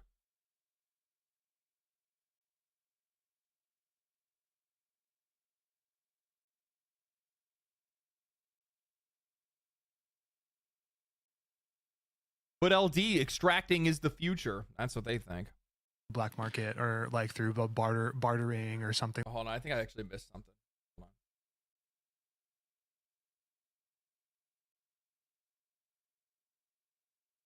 on. I missed a couple super chats. Sorry about that. Anonymous $5 said, I guess invite someone on a ship that's already sinking a mile off. No shit. Yeah, that'd be a smart move, right? That'd be a really smart move. There's a saying. Oh, we already read that one. Chef with the $10 had said, when I start my game studio, the first person I'm hiring is Chris Avalon. I call dibs. Yeah, any person that comes from a mediocre / controversial studio will have a probation period, not messing up business. Yeah, it's what I would do. Are you kidding me? I would just go through their internet history, look at the things that they've talked about, look at the things that they do online and what their opinions are, and see if their head is screwed on right. And if it's not, then you walk away and you look for somebody else. You just look for people that are not involved in a bunch of drama. Mango, like if they're like, oh, you know, here you guys can follow me on Blue Sky. I mean, you already know that they just want to hang out in a fucking echo chamber more times than not. I will say this: I was actually looking at Blue Sky. I think when I first started, like actually making like socials outside of the YouTube channel, and that site actually has a way better use of being able to like curate your timeline so that you see stuff that you want. But the problem is that because you're not algorithmically being fed anything else, it's also a better way for you to create an echo chamber, right? So and then Magos Oblivios with the $5 says they mentioning ways for players to talk to each other. Wasn't that something they said that they wouldn't do? Well, yeah, they're not going to do it. That's why they avoided the question of proximity chat altogether. Like that to kind of like be able to now. We will get if the it right goes verbs. over an Maybe hour. it's not the same I'm thing assuming that it's you going to want, go because for we an still want you hour to and kind it's of about go to and be loop over. things, but we want to have you have verbs that you're like, I like when I'm playing glitch and like this is like the overall verb set I like for the glitch, and you having more opportunity to be able to go back to that well versus like, oh, though my access to the well is purely based off of the randomness of the container. I think that's it. I think it's like if you think of like if the I feel like they just put Joe here to be tortured.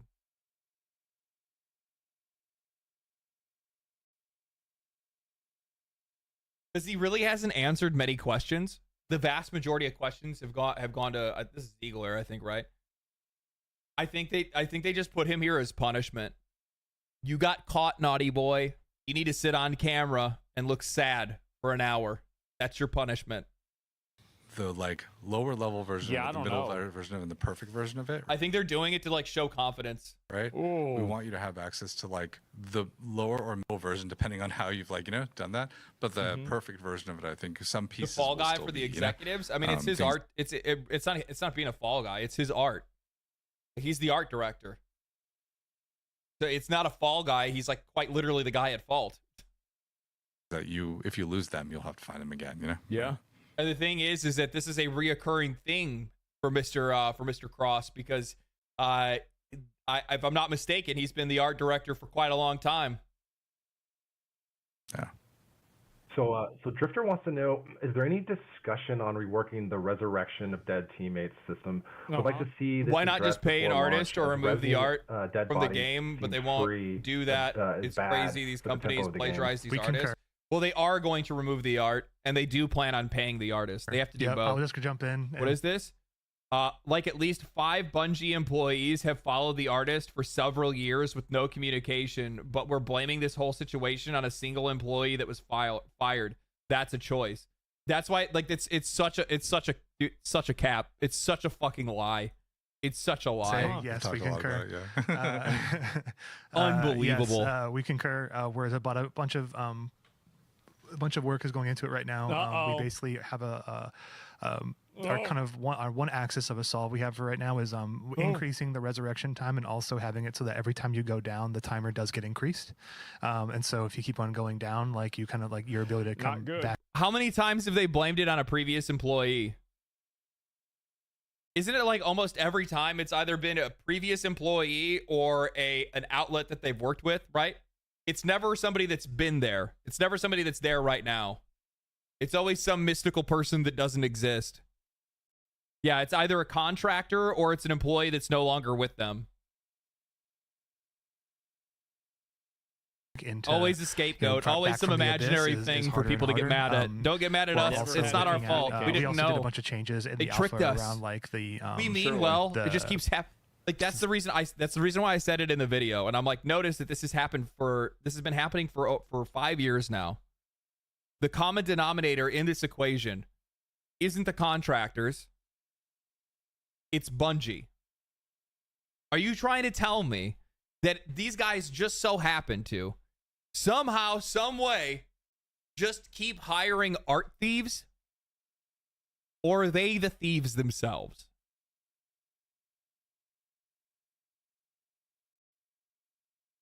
Because that's some crazy luck. 5 years in a row and you don't miss? That's crazy. That is crazy. Y'all need to go to Vegas. the timer, we saved progress timer. So when alpha first came out, it saved your progress the entire. I need a tinfoil hat for that one, sir. How would you need a tinfoil hat? 5 years in a row, the same company has 5 separate cases. Actually, I think it's like 6 separate cases of them plagiarizing somebody else's work. But I'm supposed to believe that just so happens, guys, you don't understand. You know, for some odd reason, we just keep getting so unlucky and we keep hiring these people that keep stealing stuff. I don't Fuck off. Time, and so you could like get to halfway, take a flight, okay, and then go back. What's and that? I'm trying to. It's like, have you guys ever watched? It's like Trailer Park Boys. You remember when they go into this? Like Ricky goes in to rob the liquor store, and they like know who he is because he's robbed the same liquor store like a bunch of different times, and you can also tell that it's Ricky behind the mask. That's essentially what this is. Like, you keep doing it. We know it's you. Just pay for the half of the res timer. We did have a decay, a reaggressive decay on that, so it goes down. And we're looking at other things too. That if that's not enough, we definitely know that. Resing feels a bit too free. We're also taking a look at the messaging. I know that there's the that little the little stick figure above the back. I love the fucking Peepo stairs. Just and stuff that we adorably call the little. Hold on, that's way too funny. Hold on. I need you guys to see how accurate this is. Where is it at? Look at this. We're looking at that actually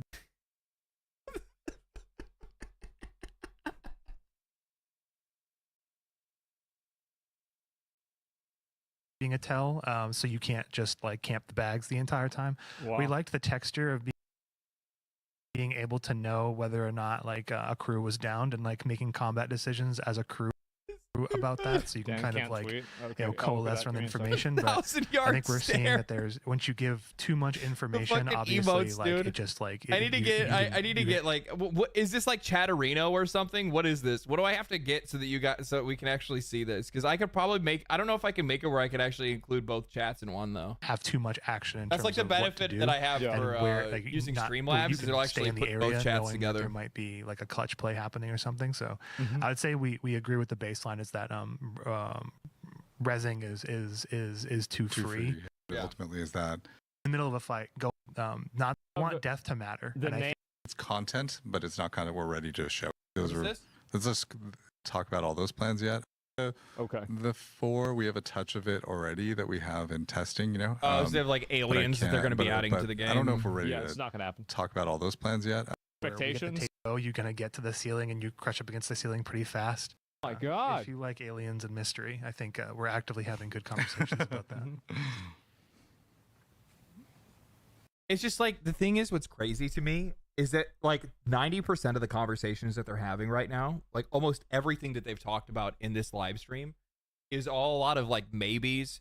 And this is the direction that we're thinking about going in. And oh yeah, there's some active talks about that. Oh, we haven't figured that out yet. We haven't figured this out yet. We don't know exactly. When does Marathon release?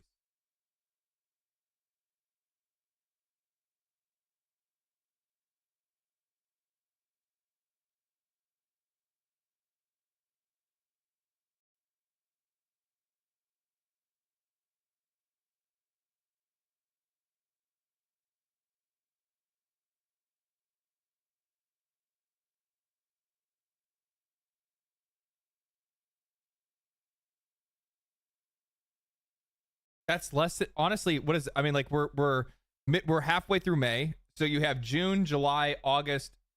You like basically have 4 months, almost 4 months, but not really. And the thing is that like, from my perspective, this game is not only like, let's just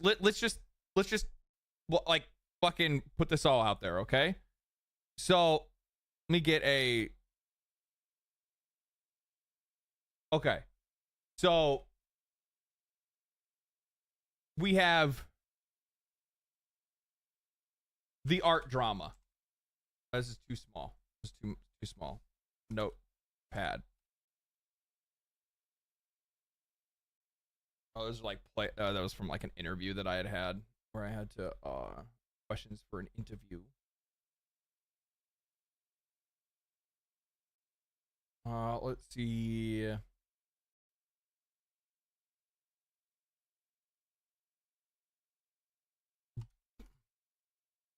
Where is...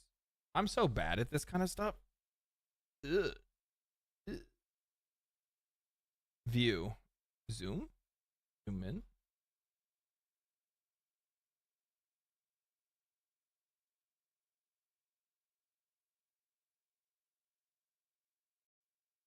Whatever. I'm just going to do it off the top of my head. I can't do notes.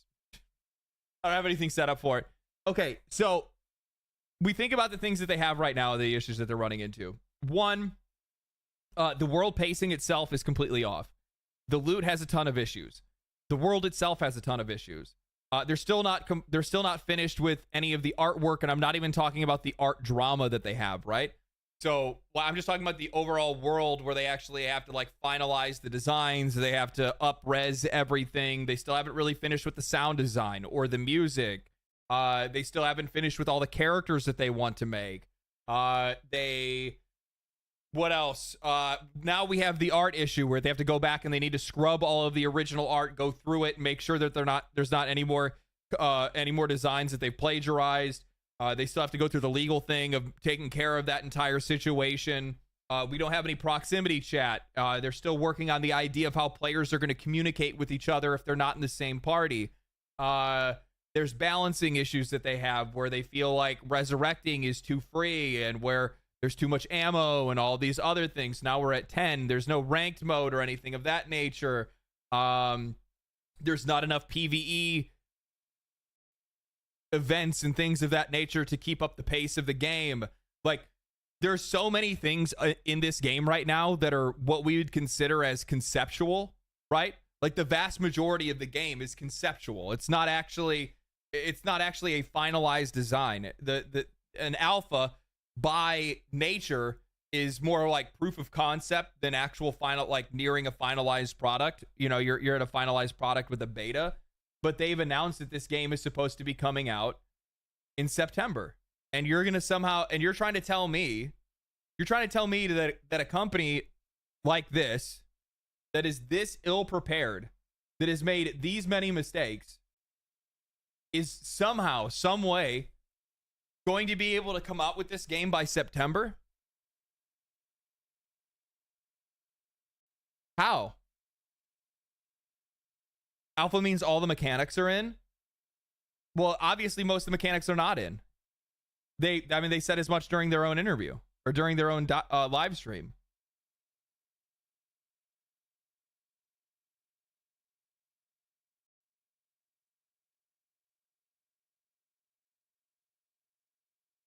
This is minimum viable product? Yeah, of course.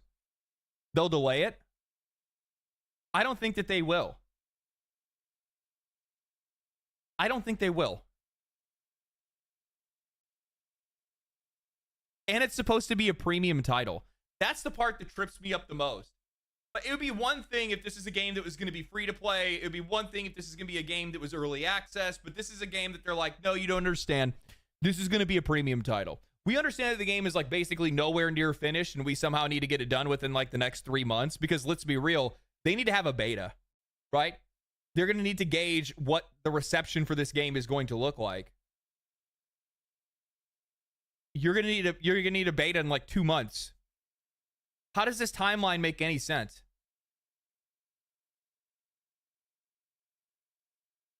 They would have to delay it.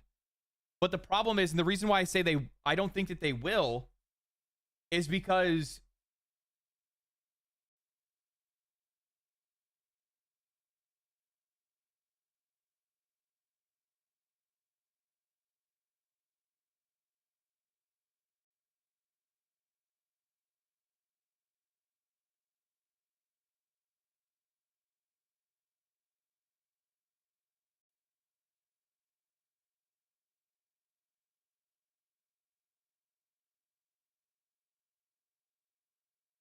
Let's find out.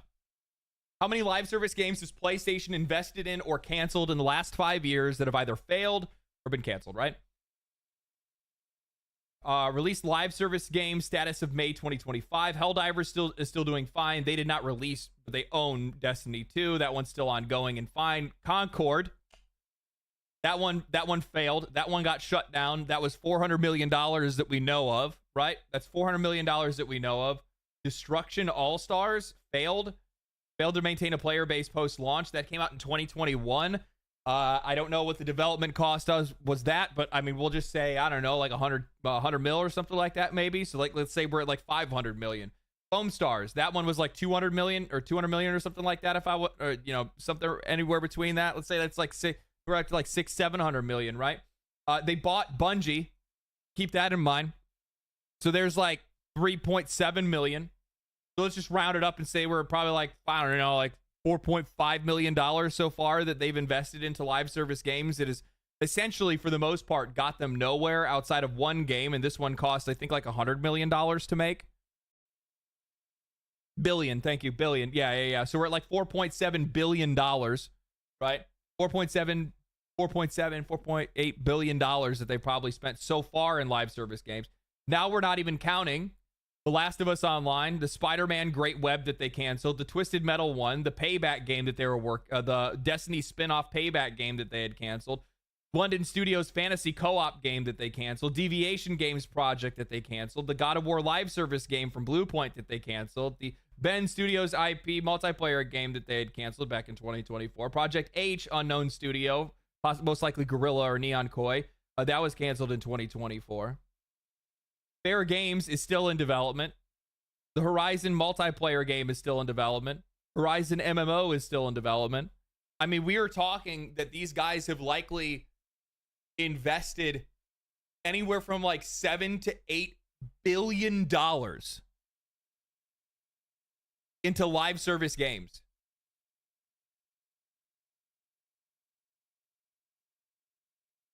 Destin, are you still here? I feel like this is a solid estimation. Anywhere between probably $6 to $7 billion that they have invested into live service games that have basically got them nowhere. Helldivers 2. That's it.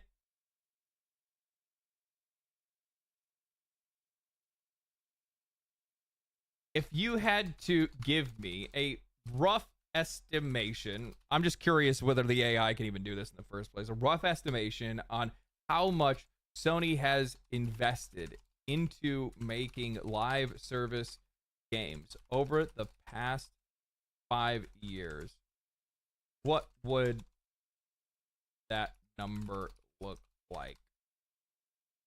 I'll let it deep search. It's going deep. We're going deep. We're gonna go deep right now.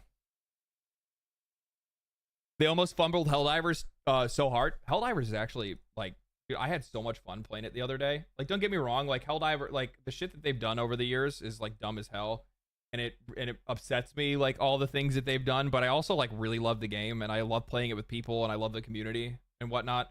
Sony, they're a bunch of idiots and assholes, right? But like, dude, they woke up. They woke the fuck up. I honestly, I kind of want to play it tonight instead of Doom. You guys want to play Helldivers? I'll let you guys add me if you guys want to play. I want to level up weapons and get my ass kicked.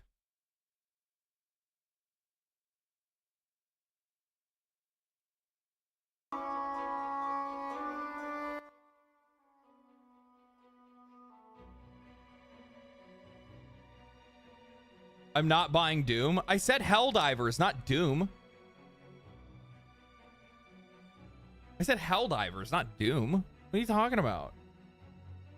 But no, I mean, like, games popping off, dude. I'm hoping it's gonna have a kind of a pretty strong weekend. Maybe we might see like a little bit of a peak up on Sunday. But I mean, fuck. Like, they did a lot, man. They did a lot. Part of me wants to make a video talking about it. I think it's really cool. They've done things that I basically have been asking for since the game came out. So I appreciate them, and I'm gonna pretend like I'm the one that they were listening to. I say Helldivers because I don't want Doom spoilers. Oh.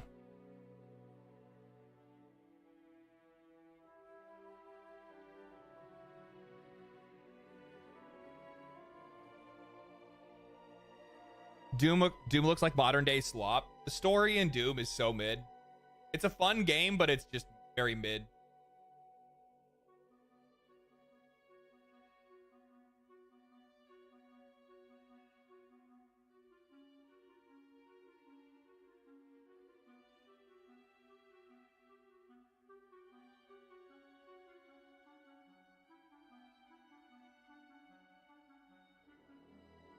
Remake or new game? What do you mean remake or new game?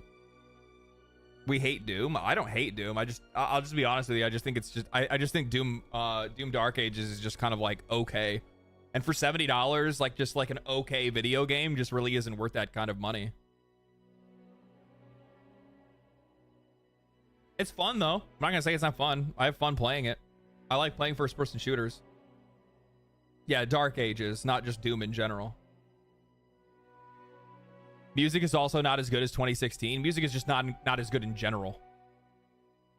That's why one thing that you'll notice when you play Doom Dark Ages is that the music is much more toned down because it's not good enough to stand out.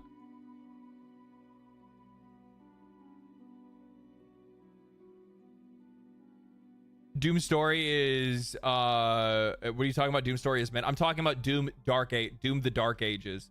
Like in Doom the Dark Ages, they like really leaned into the story and they just didn't do a good job of like presenting the story. Obviously, the overall idea of what Doom is cool as shit. I'm talking about the game Doom the Dark Ages. There's like way more cutscenes and things like that, and it's just not as, I don't know, it's just not as cool. It's not as well presented. They try to like really focus you on the Doom guy, and like part of the cool thing about being the Doom guy is not knowing much about Doom guy. You know what I mean?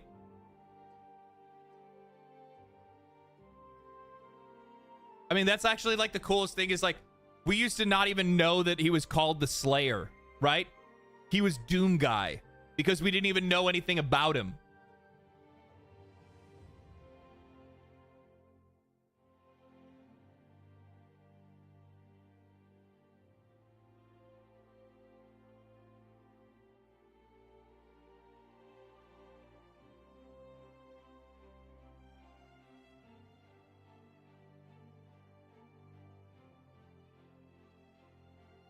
Damn, fucking AI is doing some work. It's calculating the total investment now.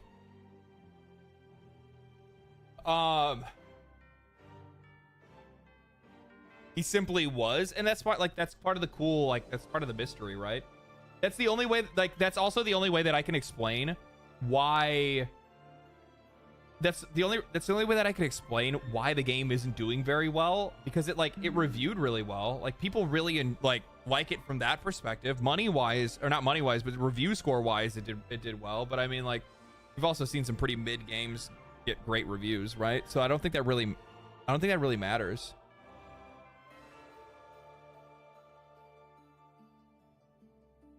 VOD watchers skip ahead 5 hours for the answer, baby. Since when do review scores matter? They always have. Like I hate to say it like this, but the thing is that there is a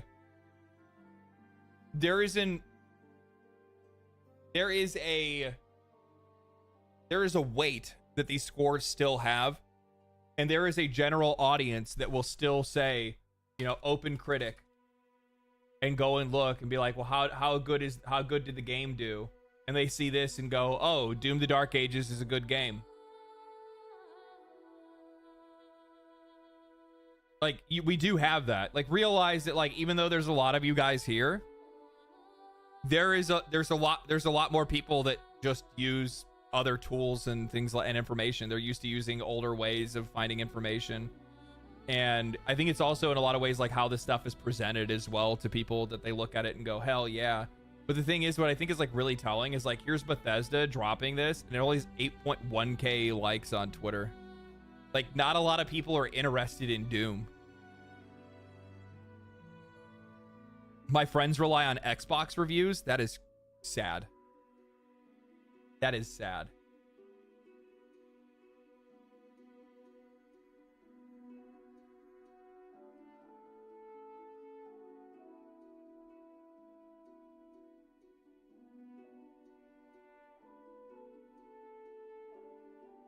So far it hasn't made it like fully, it hasn't fully put it together yet.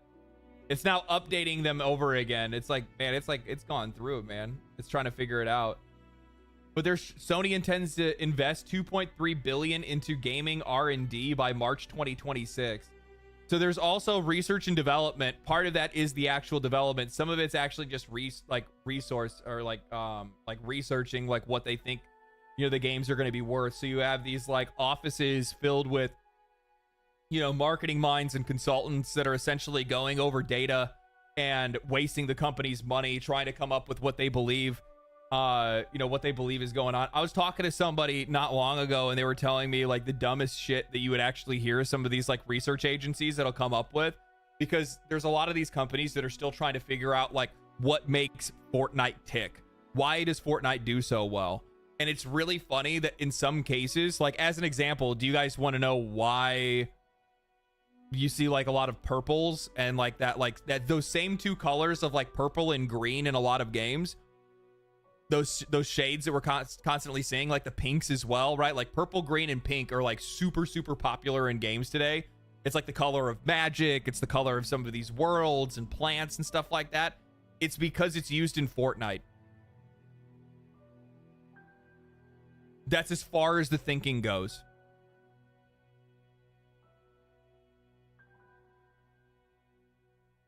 The same thing goes for like that tint of blue that you have in like the pots that you use for like for shields. Same thing. It's like literally the thinking goes that far. It's just like because Fortnite. Fortnite. Completed. My research suggested Sony has invested around $3 to $4 billion in live service games over the past 5 years. The evidence leans towards significant portion of their research and development of their live service titles.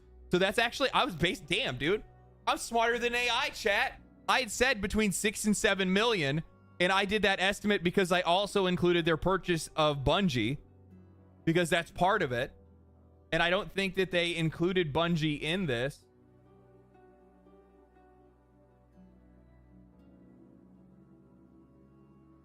No, it didn't include Bungie in the report.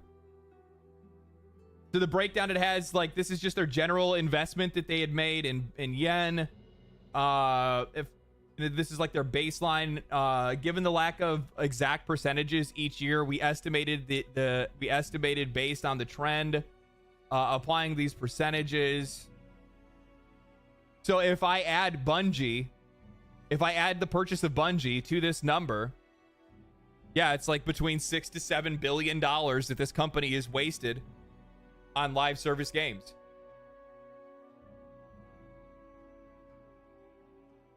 This is why I say I don't see Sony wanting to push this back. They've lost so much money. They've lost so much.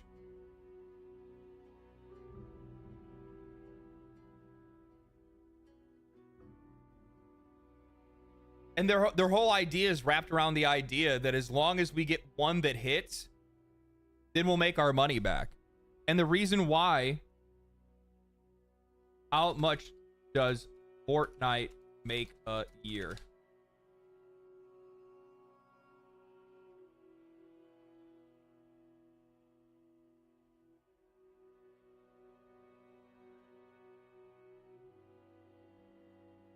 The figure is likely in the range of $3 to $4 billion, reflecting. Oh, wait, hold on. AI is so stupid. I didn't ask you that.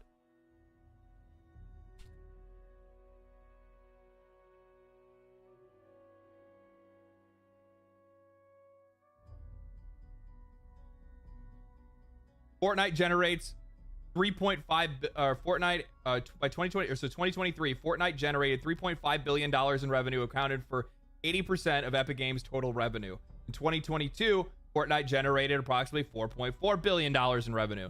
So their idea is, as long as we can get the Fortnite, it makes all the money back.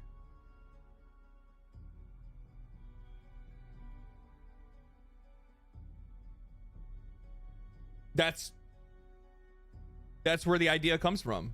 It's okay that we've wasted, $7 billion trying to make a live service game, because all we need is for a good live service game to come out. We'll make all that money back.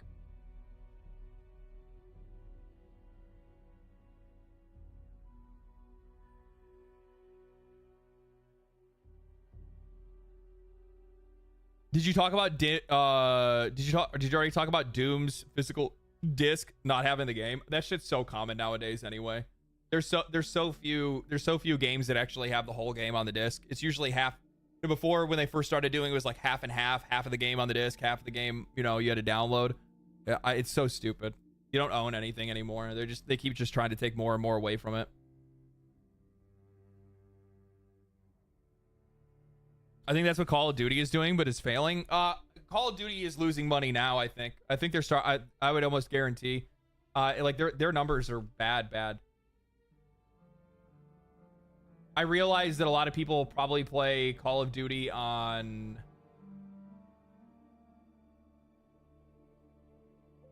Helldivers 2 has more players on Steam than Call of Duty. Baldur's Gate 3 has more players on Steam than Call of Duty.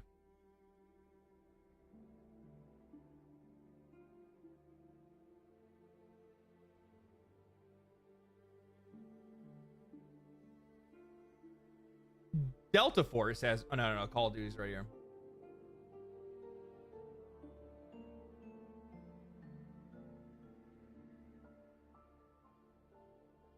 Yeah. And I mean, like, you look at their trend. That ain't a good graph, ladies and gentlemen. Ladies and gentlemen, that's not a good graph. That's not the direction you want to see that go.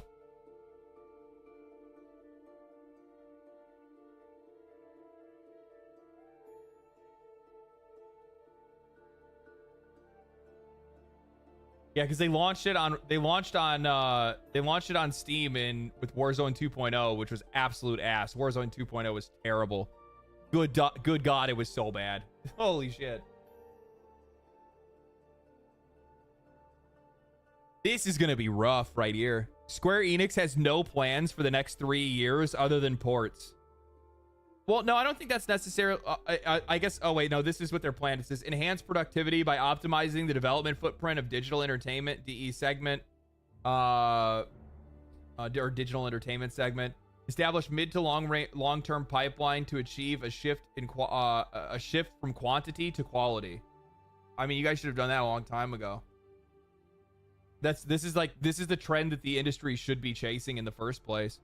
Remember, I brought this up just a few videos ago where I said right now what we're in is we're in an oversupply crisis. There's too many games that are coming out and players don't have enough money to be able to keep up with it. And we're just going to pick and choose what we want. And then maybe we'll buy your games when they're on sale. But chances are we probably won't. We'll forget about it because something else will have already come out by then.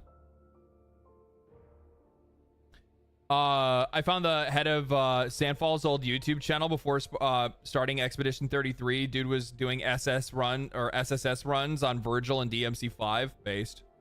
Makes a lot of sense, actually, especially, wanting to be a parry god.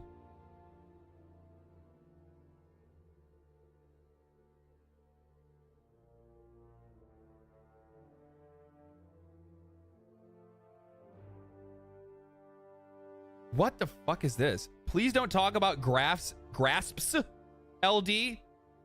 That time you said that Take-Two was a bigger company than Microsoft because of stock price gave me secondhand embarrassment. What the fuck are you talking about? When did I say that? I was talking about how gaming CEOs are making more than people in bigger industries. Why would I ever say that Microsoft's one of the biggest companies in the world?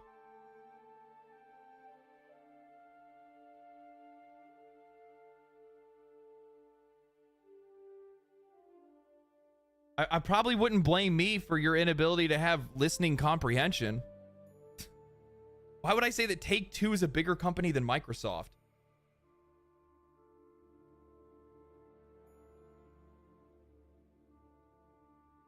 Have you played Vintage Story? I've never heard about that. Rage bait account? Probably, actually. I see something stupid again. I'll probably just ban your ass. I saw you say something dumb earlier.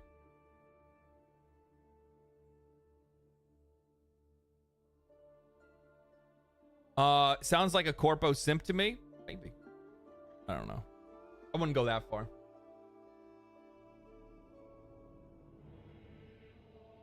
I'm gonna be real. This actually looks cool as shit.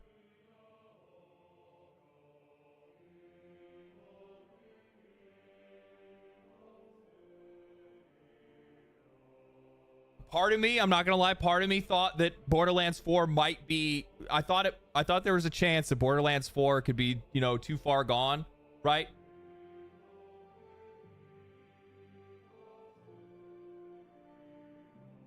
This makes me a little bit more optimistic. Makes me a little bit more optimistic. Looks cool, we'll see. Hey, there's nothing wrong with being skeptical, but there's also nothing wrong with just having a little hope. I hope that it's good.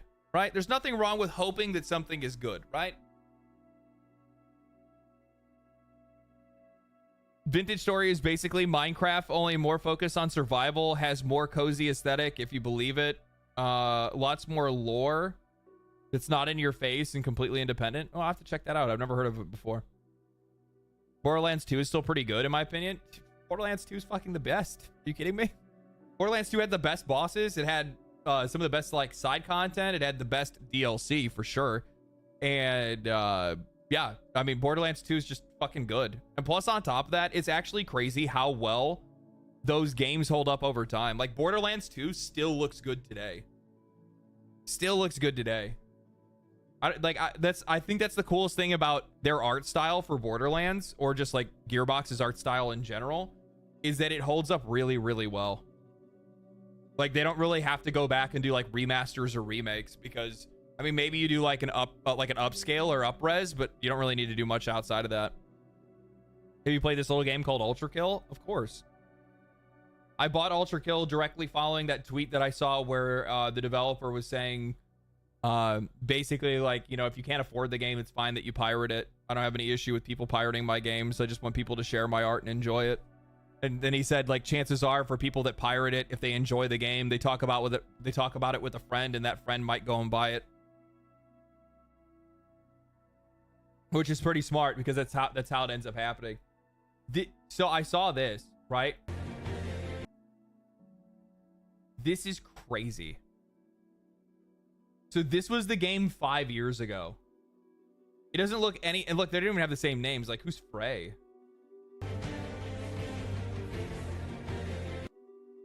I mean, obviously they made some changes here because this is just like a basic UI, right? Or in general, but it's wild to see like how much like even their design direction for the characters changed. This is Expedition 33 5 years ago. Tell me how this all happened. You cannot understand. They even have like AI voices that are like put in the middle of it to like mimic like the characters like having their thing where they Us.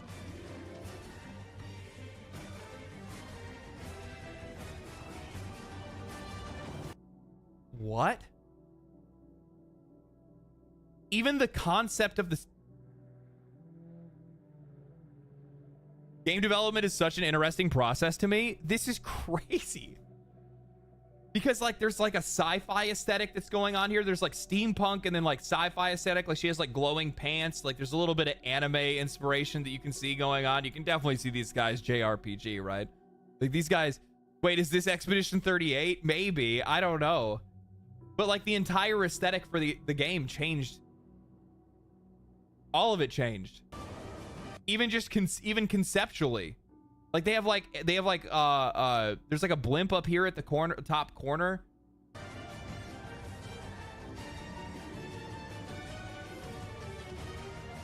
Oh, that did make it into the game. The faces made it into the game.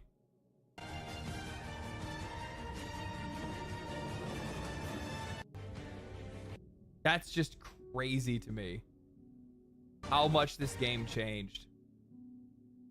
And what's wild is that a lot of this like concept, a lot of this concept stuff that they had 5 years ago or 5 years before the game released, like 90% of this is all gone. So like a lot of this stuff got scrapped. And they still released the game in the state that they did at the quality they did 5 years later. That's something else, man. That is something else. I cannot believe that like every single, like, I keep talking about this, man. Like mainstream media is so hooked on being first, and they need to be, that they don't even check the sources or the validity of any story. Like the fact that like so many outlets had ran and told people go change your password because there's been a Steam leak, only to come to find out that there was in fact no Steam leak and not a single one of them. And I guess they didn't even reach out to Steam or Valve for comment. Rather be first than correct. Yeah. I also think that there might be like a little bit of a desire. No, I don't think there's a little bit. I think that there's a lot. I think there's a lot. I think that the media might have a bit of a bias towards like wanting Steam to look bad.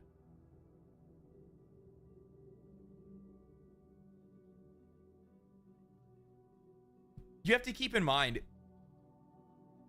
So like obviously there's a counterculture in gaming, right?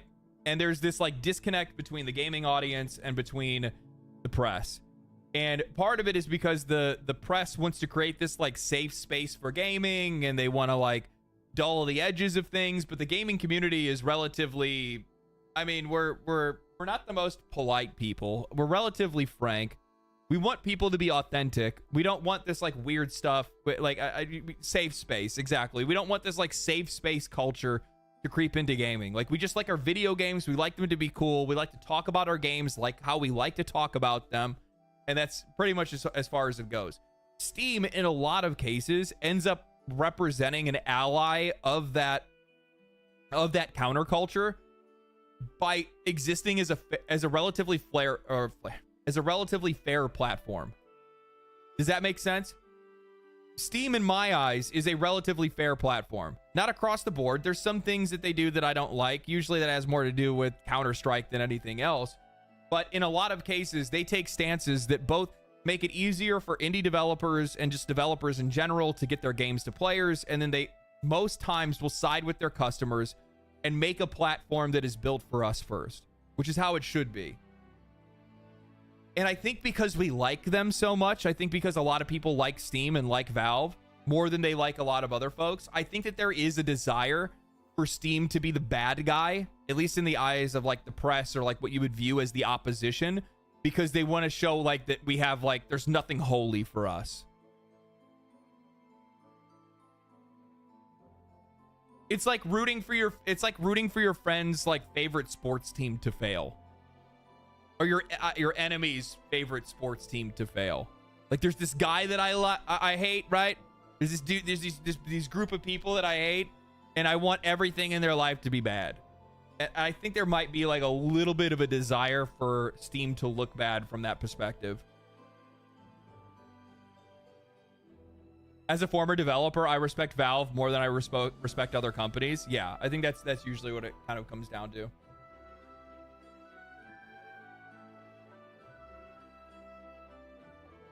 Valve was the first one to introduce loot boxes with CS:GO. Yeah. No, I fully agree. No, you can't defend that shit. Yeah, like I said, Steam's not a perfect company. They've definitely done some things that I don't appreciate.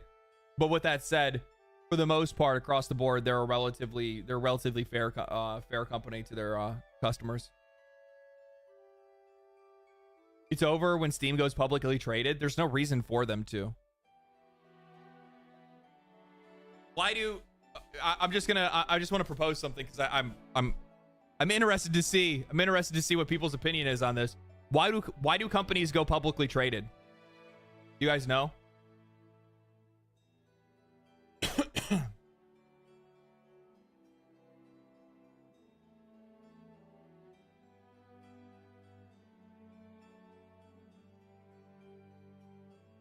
for money, for short-term game, for investors, for short-term capital. Short-term capital is really what it is. It's they're looking for investment because they want to expand and because they want to. That's it. They want to expand. And Valve.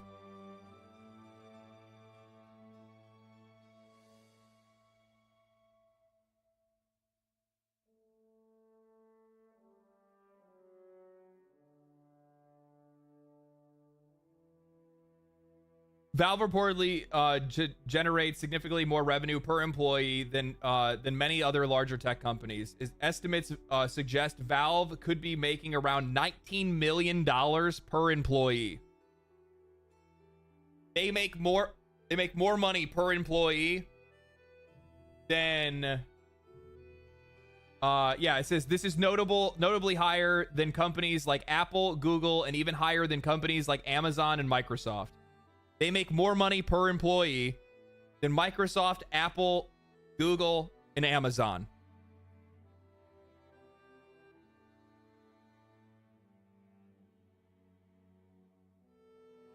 It's completely unnecessary. They don't need to expand. They have all the money in the world to do anything that they want. Efficiency equals winning. Yeah. So in a lot of cases, one of the reasons why companies end up going public is specifically because they are not efficient enough to continue doing what they're doing or to grow properly, and they need outside investment to do so. Don't say it's wrong. It doesn't matter how big they are. It's not big. Size is not it. It's if they want to get bigger. I don't disagree, but Gabe won't be around forever. Gabe doesn't have anything to do with it. Whoever walks in next is also rich. They don't need to change anything. Like, it's something that doesn't need to be fixed. Do I think that there's a possibility that somebody could come in and fuck it up? Absolutely, for sure. Yeah. Nothing good lasts forever. But, like, their business doesn't require them to expand at all. They already have the industry by the short and curlies. You know what I mean? Size does not matter. It's the performance. Exactly.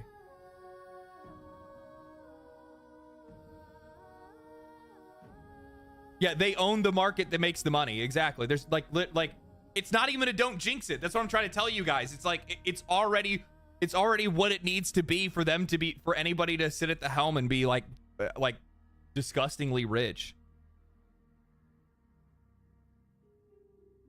Greed can fuck common sense. I'm saying that's the point, though, is that like greed is already the factor of greed's already in there because they already make so much money that it wouldn't even matter. I would actually argue that if Steam did go public, they would lose money instead. If I'm not mistaken, I think that they have profit sharing with their employees. So if they went public, they would make less money. It's not a good. Yeah, like you would lose money by going public if you were them. Like that's how much of a powerful position that company's in right now. That's why they've turned down Microsoft multiple times when Microsoft has tried to buy them. If they wanted to sell out, if that company needed to sell out, they would have done it 5 times over by now. Yeah, I think people make a big stink out of like Gabe ever leaving the company for like no reason. Is Steam the best game selling platform ever? No, I wouldn't necessarily say that. I would probably say that GOG is what I would consider as the best. From like an ethical standard, from a player standard.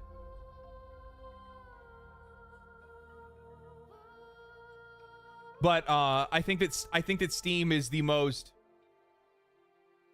It's the most efficient. Yeah, I think Steam is just the most efficient.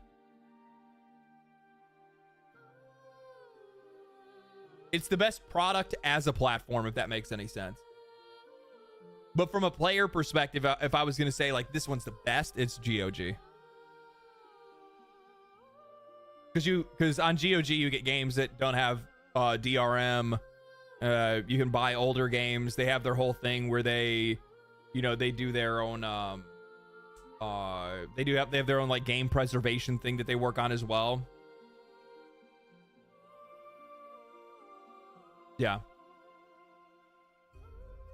Okay, so I'm hoping that I have some like Marvel Rivals experts in the chat. Why do people keep saying that the game is going pay to win? Because I've seen people retweeting this announcement right here, and what they're pointing at is these Chrono Shield cards, but this event that they're showing off isn't a battle pass, it's just an in-game event. Do I think it's cheap and weird that they're selling these, like, that they're, or not selling, but do I think it's cheap and weird that you can earn them as like a part of you can earn these like shield cards for your rank? Yeah, I think it's weird, and I don't think it should be part of in-game events, but this isn't a battle pass. This is just a free event.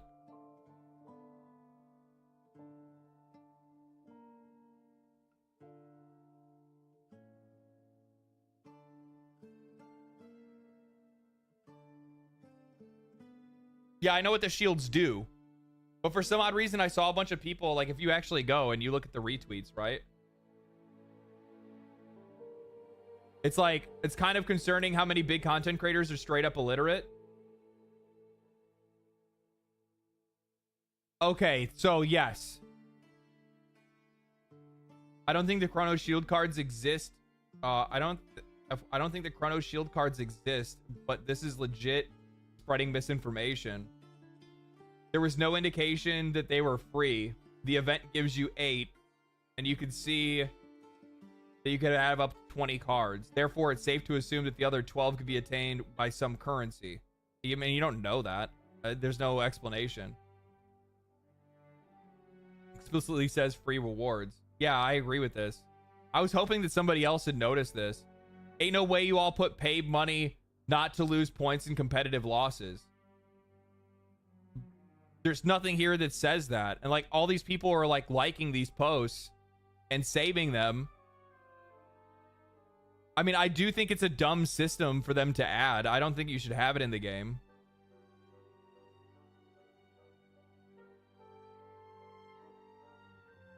Imagine trying your hardest and your teammate says, who gives a fuck, I have 18 Chrono Shields left. Yeah, I think that's kind of stupid. Ranked players cannot fathom having fun. It's insane how big of a loser some of you guys are. I don't know, man. I don't know. I feel like people are overreacting to it. They have a max of 20, so people thought it was a gateway to bring in a microtransaction. I mean, if they were dumb enough to do that, they would sink their game. Like, I don't think they are dumb enough to do that. I mean, look at this. Look at the fucking skins that they added to the game. Did I say that one? I saw the Gala version for Emma Frost.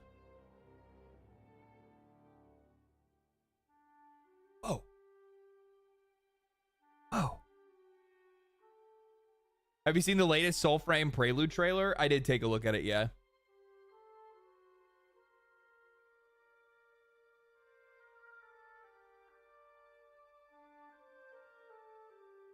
Total overreaction? Yeah, I think it's that's what I'm saying. I think it's a little bit much.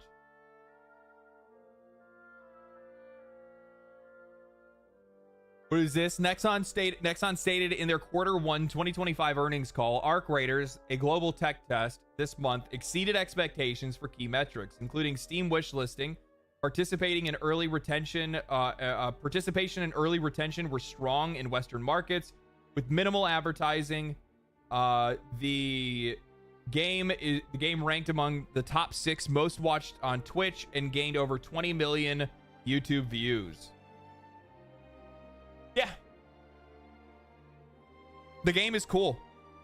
Like overall, Arc Raiders is just cool.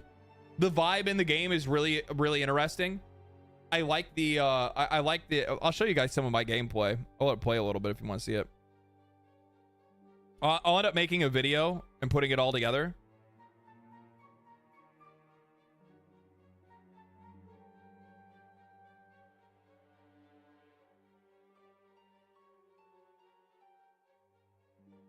Oh no, this is Boo-Boo-thon.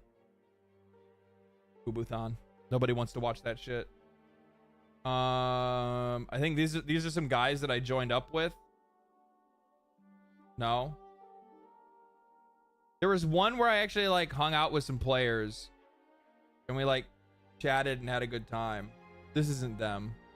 I think it's maybe it's my first video that I have. Oh yeah, it's these two guys. Yeah. I wish I got my alpha code for that too, but sadly that hasn't come yet. I still see these guys peeking us up here. They're right on that ping. I don't think my voice comes through in my gameplay recordings. No, it doesn't. Yeah, my voice won't come through in these because I didn't record my. I need to change that so you can hear my mic. I got rid of it because I was having problems with some of my other recordings. But I think the environments in this game are like really fucking cool. Like these buildings look so good, man. That's a metal detector I just walked through.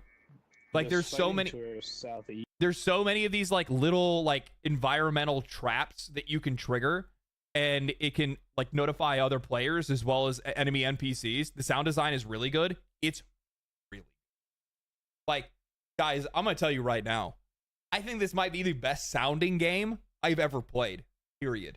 It's not even close. It's not even close. The like when you're walking around,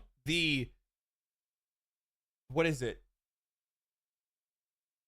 The proximity chat. The proximity chat will actually echo off of like rocks and buildings and things like that.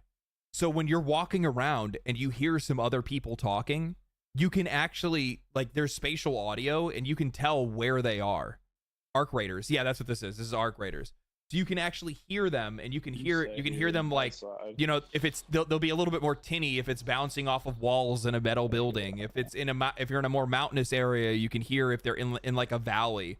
If you if you're out in an open field, you can hear more out there as well. Hell Let Loose better. Is that game even out yet? I don't think people even played it. Am I thinking of a different game? I think that was a turret shooting at me. I'm gonna turn up the audio so you guys can hear this a little bit better. All right, I just got a gold gun parts recipe. I'll take that.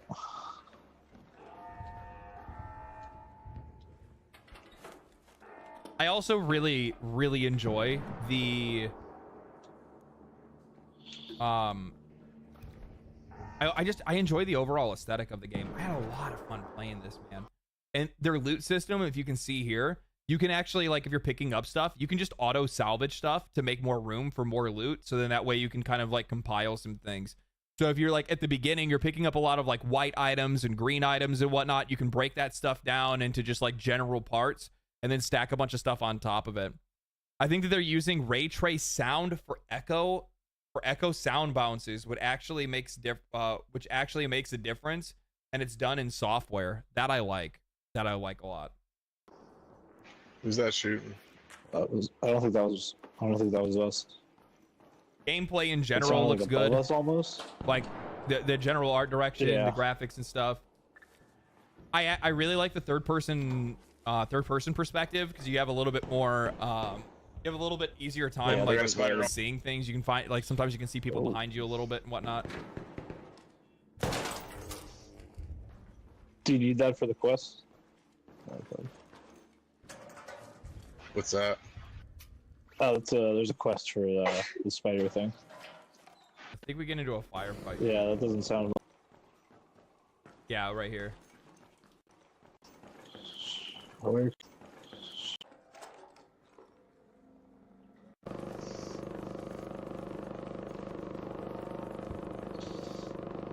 That's on me. Yep. Heads up, over there. Couple headshots right there, baby. That's what I'm talking about. Watch this side. I didn't knock the guy, but it was not too bad. Any concerns? The only concerns that I have for this game is monetization which I don't think is going to be that big of a deal because it sounds like so they're gonna sell this game for $40. So I don't think that I saw that they already had a demo of the battle pass in the game already, right? So I could see that, and I could see what they plan on monetizing. None of it was like in-game resources. None of it was like boosters. All the stuff that was in there was all cosmetic related for the most part. I maybe I should probably take a little time looking at it a little bit longer, but it was all like cosmetic stuff. There's ways for you to be able to earn. It seems like you can earn you can actually earn cosmetic and battle pass currency just by playing the game. Certain quests and stuff like that will just give it to you. So I like that a lot. Monetization is always my first issue. Hackers are going to be my second one because it's a PvP game. I got 2 of them low. And I think that in a lot of cases, when it comes to games like this, you're going to have a lot more people that are going to want to cheat because you're going to have a lot more people that are going to want to cheat specifically because of the fact that they don't want to lose their stuff, right? Down. Yeah, hackers and cheaters are going to be an issue in any of these games, but it depends on what anti-cheat they use and like how hard they keep up and like how well they keep up with it. I'm trying to think, is there anything else? You guys good? Yeah, this guy's dead. Outside of that, it's just the genre. I have this guy dead too. There might be one more. I don't know. Outside of that, it's just the genre. Yeah.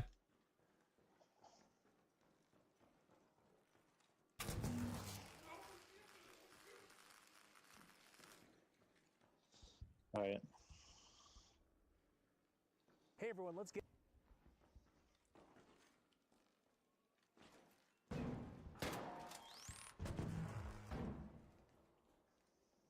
You're a spineless loser if you cheat. I think that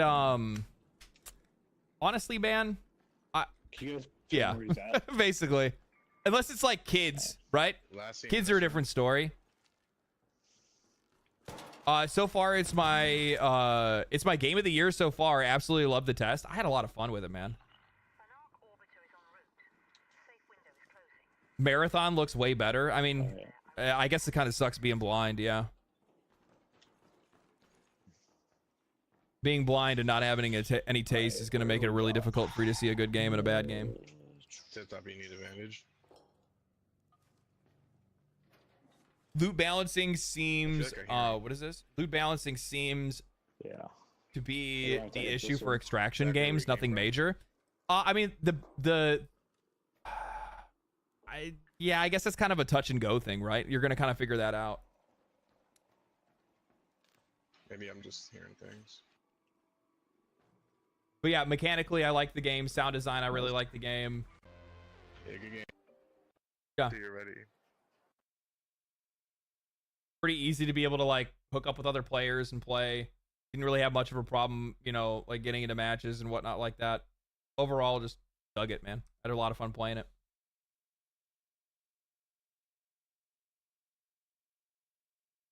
I mean, Marathon does look good because all of its art was stolen. Oh, true. That's actually probably a better way to look at it. I don't think Marathon looks good at all, to be honest with you. I played Marathon for I think like I think I played it for like 4 or 5 hours or something like that. And it's just yeah, I don't know, just painfully mid. Painfully mid.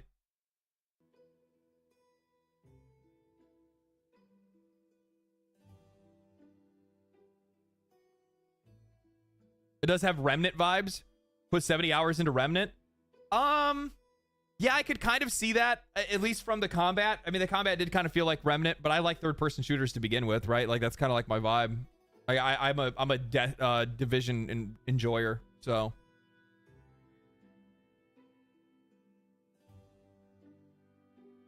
Wasting all that tech for a multiplayer game that'll die in 2 months. I mean, we'll see what it does. There's a lot of positivity around it. There's a lot of people that are excited for it. So, I mean, maybe it goes well. Maybe it doesn't. It's going to be kind of a 50-50. Personally, my opinion is, my biggest worry is just how niche the genre is. Like, extraction shooters have yet to really take off in the mainstream. And I don't think that that is because of the fact that there just hasn't been a good mainstream extraction shooter. I just think that the mainstream isn't interested in it.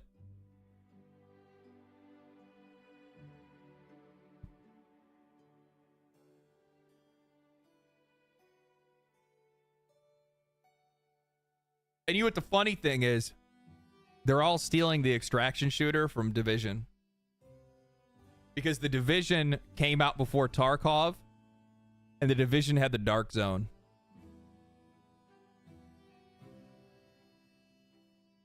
Division 1 had Dark Zone, right? Yeah, it did. And I think that's actually kind of like, it's so crazy to me that like the Division literally has like the blueprint for like the best live service game.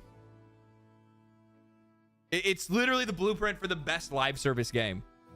Huge open world PvE. You got raids, you got dungeons, you got open world events, you got tons of weapons and loot and legendaries and builds and classes and abilities. And then you can take all that stuff and you can go into a dark zone, which is a PvP zone that has loot extraction and all of that stuff. It was so good.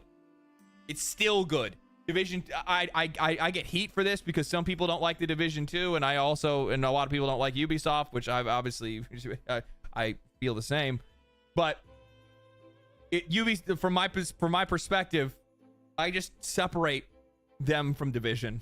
it's just you know, every once in a while you stumble onto something good. Was fun until the cheaters. True. Mark, how you doing, baby boy? How you doing, big dog?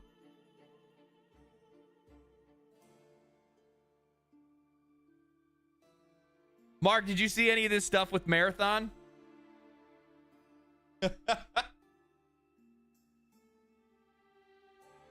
Division 2 is pretty solid at launch, which is rare at the time. Yeah. I think a lot of the updates and stuff they did post launch is really good too. They made it where you can basically like build your own characters and all that stuff.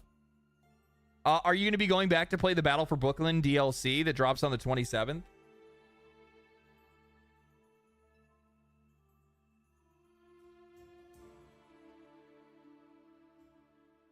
Are you guys telling me I should play the Division? You don't have to tempt me. You don't have to tempt me with a good time. Mark, you heard it from chat. We're gonna start throwing down on the Division. Me and you, starting fresh characters from the start, gearing up and setting out.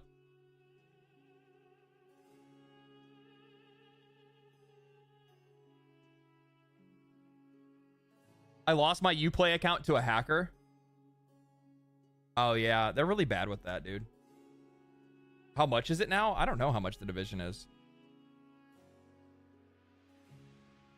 I wish I had it on Steam. I should just buy it on Steam. I'm so sick of downloading Uplay every time I want to play the Division.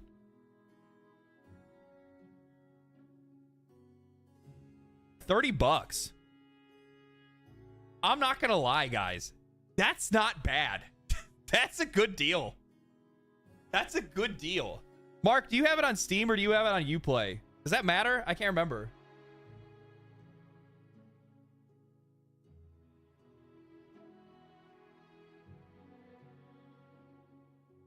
If you want to get it with the expansion, right? Complex is the Division, and this is Division Standard Edition bundle. The Division. I don't know what this is. Oh, is it like buying 2 copies? What's the bundle info? Oh, it's the Division 1 and 2. That's what it is. So you can buy both the Division 1 and 2 for $53. That's actually not a bad deal.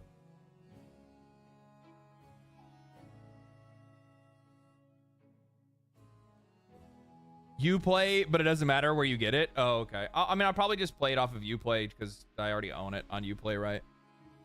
Personally, I like to have my library in one place, and I don't like to have a bunch of different launchers. I think I still have Uplay, don't I? I already have it downloaded, so it's not even a big deal.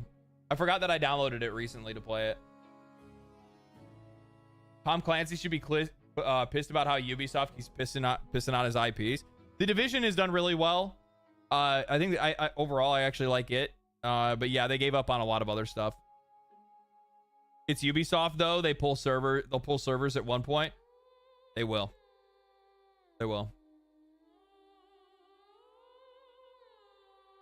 Hell yeah, dude. What if we set up a small tournament, fresh start, 2 weeks, prep, and PvP matches. I mean, you're not gonna. I don't know about that. Like PvP matches, that'd be kind of hard to pull off.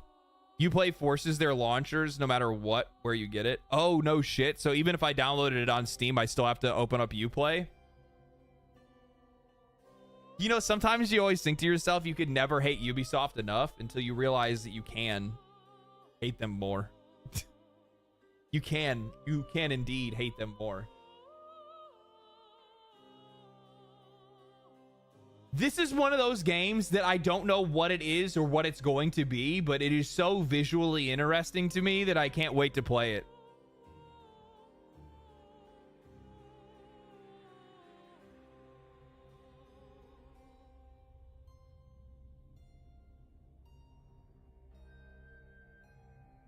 There's always more room for hate. That's true. That's true.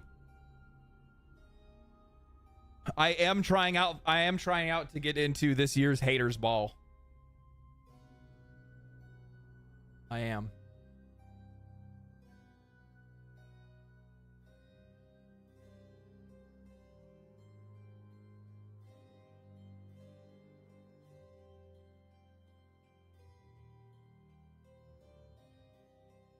I hope you guys know this means layoffs. Like, this means more layoffs. Anytime you see, like, we're going to reduce costs by $110 million.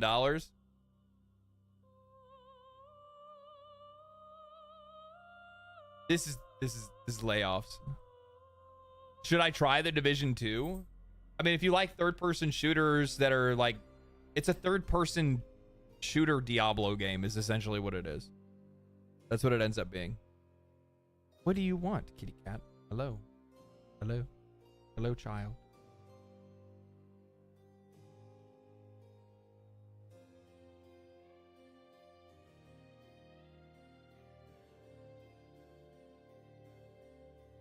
Does this mean we're also gonna get a good AC game again? Maybe. Who knows? But yeah, I wonder how many people they're gonna plan on laying off. I mean, they have to do some serious restructuring. They're still so big. And you know what doesn't make any, like, what really doesn't make any sense about them now is that now that AC, Far Cry, and Rainbow Six have all been shipped off to this new subsidiary, which is going to, like, encompass some of those studios, like, they're gonna have so many, dude, they're gonna have so many people to work on, like, nothing. The Division, maybe this means they're gonna make a Rayman game.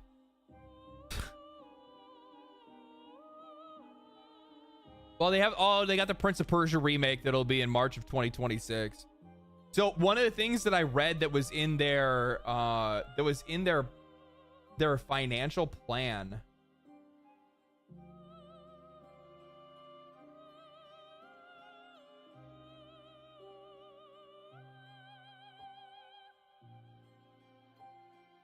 I did not like this. What the fuck?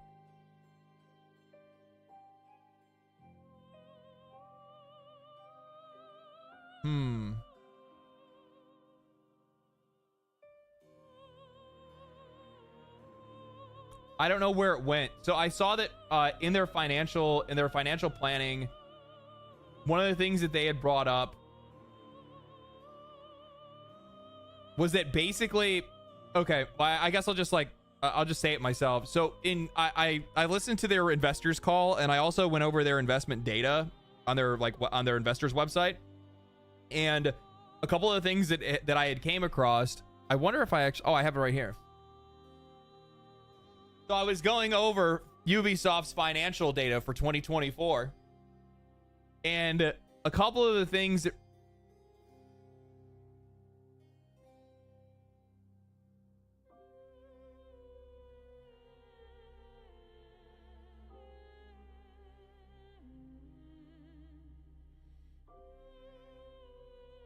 oh boy.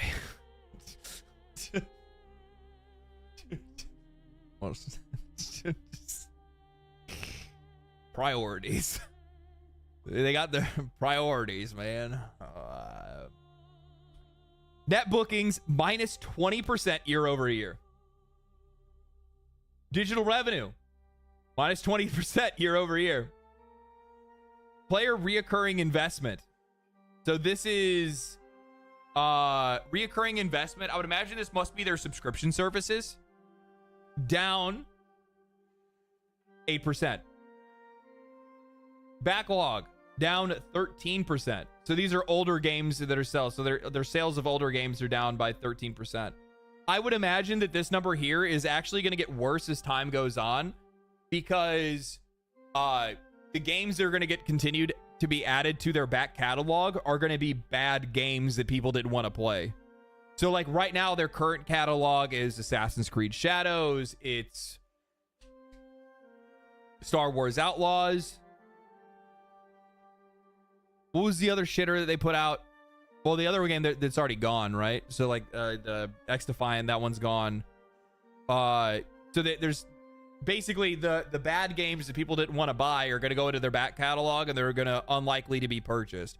The only one that I think that will probably do okay in their back catalog is probably going to be that Prince of Persia Metroidvania game that they made, because that was actually really good. How was it down when AC Shadows launched? When that was like their main pusher. So that's something that's very interesting. That's something that's very interesting. Oh, Avatar, that was the other one. Avatar didn't do well either. Skull and Bones, that's right, that didn't do well either. Wow. Wow. They've had a hard time, haven't they?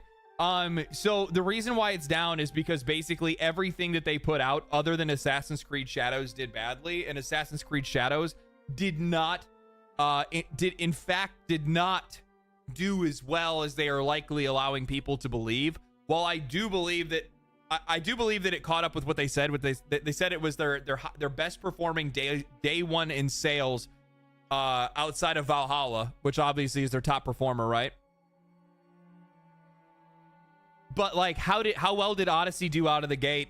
You know what I mean? Like that, and also day one sales is nice, but you need more than day one sales. And the problem is that a really good example of like if your game is good. A really good example of if your game is good is something like the game that their ex-employees made. Right? So what'll happen is that when a game is good, it'll come out and people will really like it. And those people that really like it and the game did pretty well on its first week, they're going to start talking about it. And they're going to start talking about it more. And then you're going to have streamers that are streaming it and people that are making YouTube essays about it. You're going to have more word of mouth carry, and then it continues to do better and better, right? So you'll get a couple of weeks of really strong sales because the game is good. Assassin's Creed Shadows, I'll be honest with you guys, it didn't really do very well in conversation. Like, all of the drama and all the controversy aside, it wasn't a very good video game. So it's not going to continue to push a lot of people to want to go and play it and buy it and talk about it and all that stuff.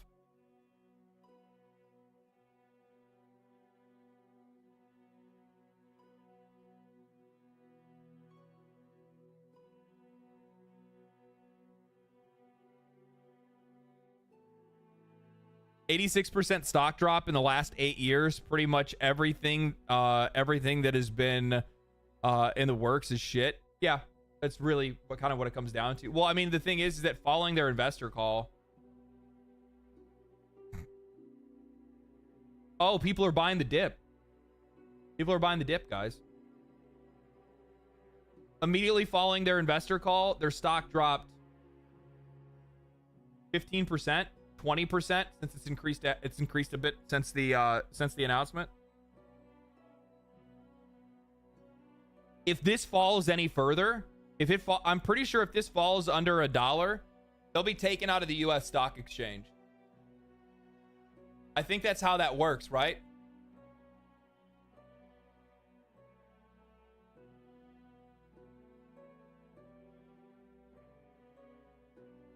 Look at the EU stock.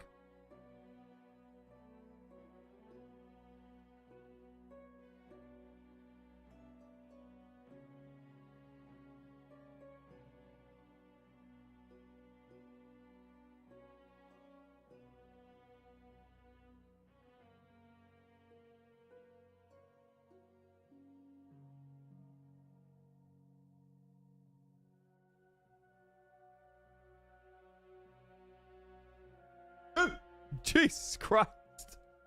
That is a strong decline, my friends. It looks worse on here because it's their total stock price, right? But in the US stock exchange, it dropped by almost 20%. Good Lord, that's a cliff dive? Yeah, basically. Yeah, it looks like there was like an earthquake and like half the graph just fell off.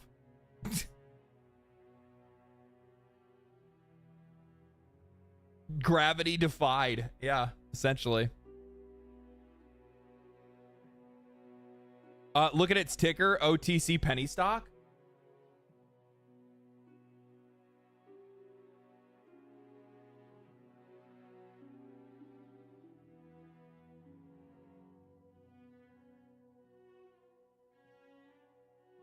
I don't think it's a penny stock yet, right?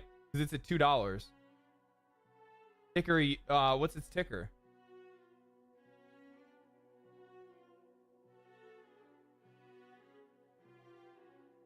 Oh.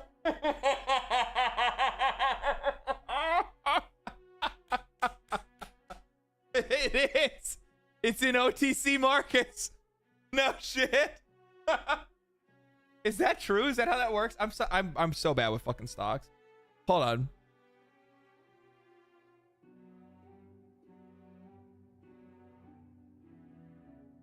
Yes. It is. It is. It's over the top, over the counter. Over the counter. Oh my god. Oh my god.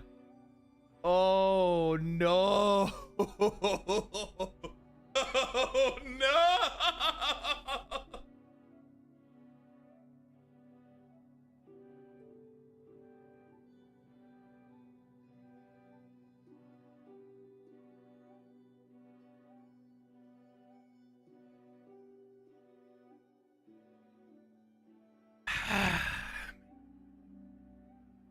Man.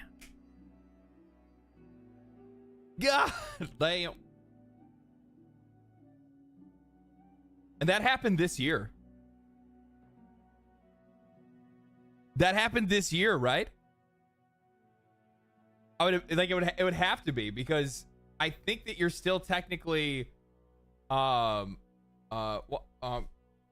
do you, what is the penny stock fresh? Anything less than $5 a share. So they dropped out of $5 a share. They went back into $5 a share last year a little bit. Back in February. But it was November of last year that they started to dive. 2023. January 2024 is when they lost their status as a standard stock and went into penny stock. Man, it's a good deal, baby. That's a good deal, baby. What happened in February? I don't know. It could be like Me Too allegations or something like that. I'd have to go back and look. February of last year. I just don't think they had anything on the market. Valheim has more players than Assassin's Creed Shadows.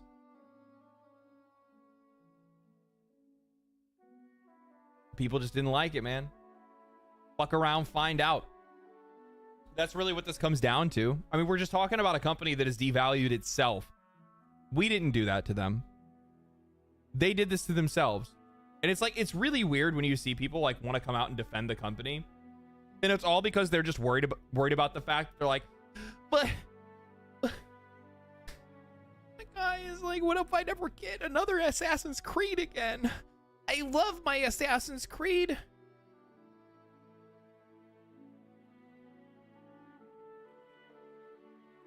They have made the same games over and over and over again. They've continued to devalue those games, water those games down, kill the experience entirely. And the only thing that they've ever iterated on is their monetization and never the gameplay experience itself. That is the only thing that they have ever cared about. It has infected every single game that they have. And they do it without question. Even when they are failing, they still can never figure out why they are failing. Maybe it's because of the fact that you feel like you need to monetize every single player action in the game. Do you think it's really necessary to have a battle pass in a single player RPG? Do you think it's necessary to have a microtransaction shop in your single player games? Do you think it's necessary that you bloat out the experience of said single player games and RPGs specifically for the purpose of keeping the player in longer to up their engagement time and keep them playing in the game, because the longer they're there, then the more likely they are to buy something?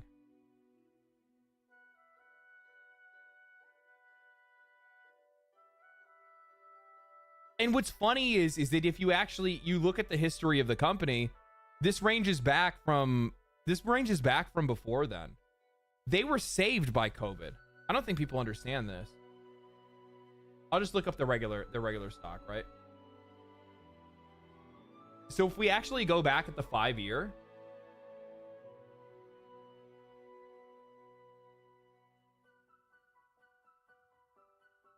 so where is it at? They were already in decline. And then 2020 drugged them out.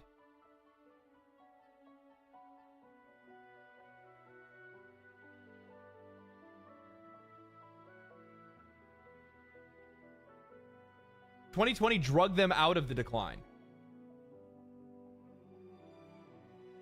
So you can't see the rest of the graph for whatever reason. Go back further. Why is it not letting me see the whole fucking stock chain?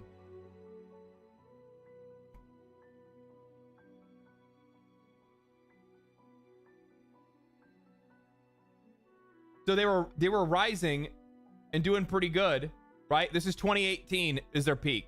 2018 is their peak. They started declining since then. And they were already on this trajectory in 2019.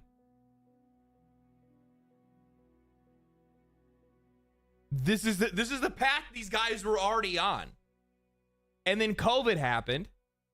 And all of a sudden they had games and people were buying video games. Everybody was buying video games and that helped them out. And Valhalla was a game with a lot of time that you could spend in it, and a lot of people bought it. And then COVID stopped. And the trend they were already on started again.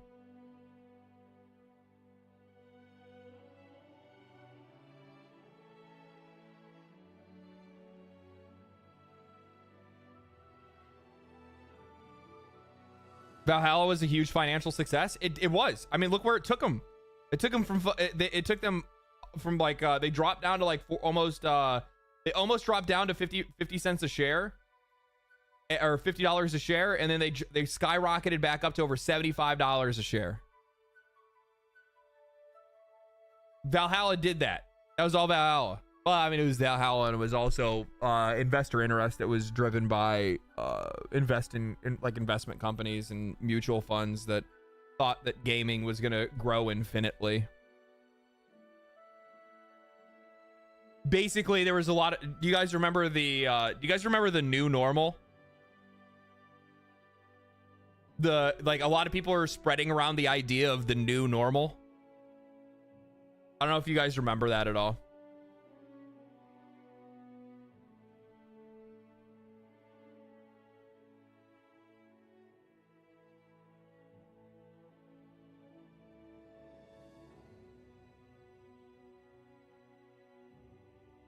No, that's not what I wanted to do. Why is it making it smaller?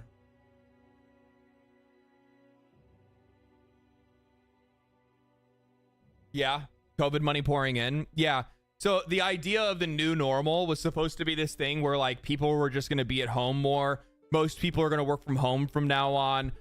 Most kids aren't even going to go to school anymore. Most kids are going to learn online now. Like all of it was basically this like accelerationist belief that like the life that we were living during lockdowns was just going to be like the new life that we all lived, and nobody would ever be around other people anymore. Therefore, video games are going to grow exponentially. Technology is going to become that much more useful because we're going to need it for everything that we do, because we're never going to be outside of our homes. Like, that was the idea of the new normal. It was this idea that like what we were living at that time was just going to be our life from then on after.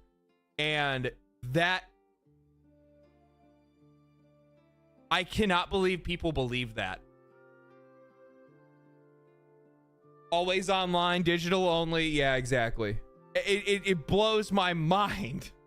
It genuinely blows my mind that people thought like, that's the direction. This is life now, guys. This is what we're doing. Nothing's ever going to change. We're never going to go back to those days of the pesky outdoors. Dark side Phil life, yeah. Wishful thinking on the Corpo's part. It was wishful thinking on the Corpo's part. They saw that as a potential opportunity to basically turn us all into little pay piggies. That was the that was like the your higher end corporatist globalists, whatever you want to fucking call them. Those the people that were like, oh my god, we finally get to put the slaves in their cage.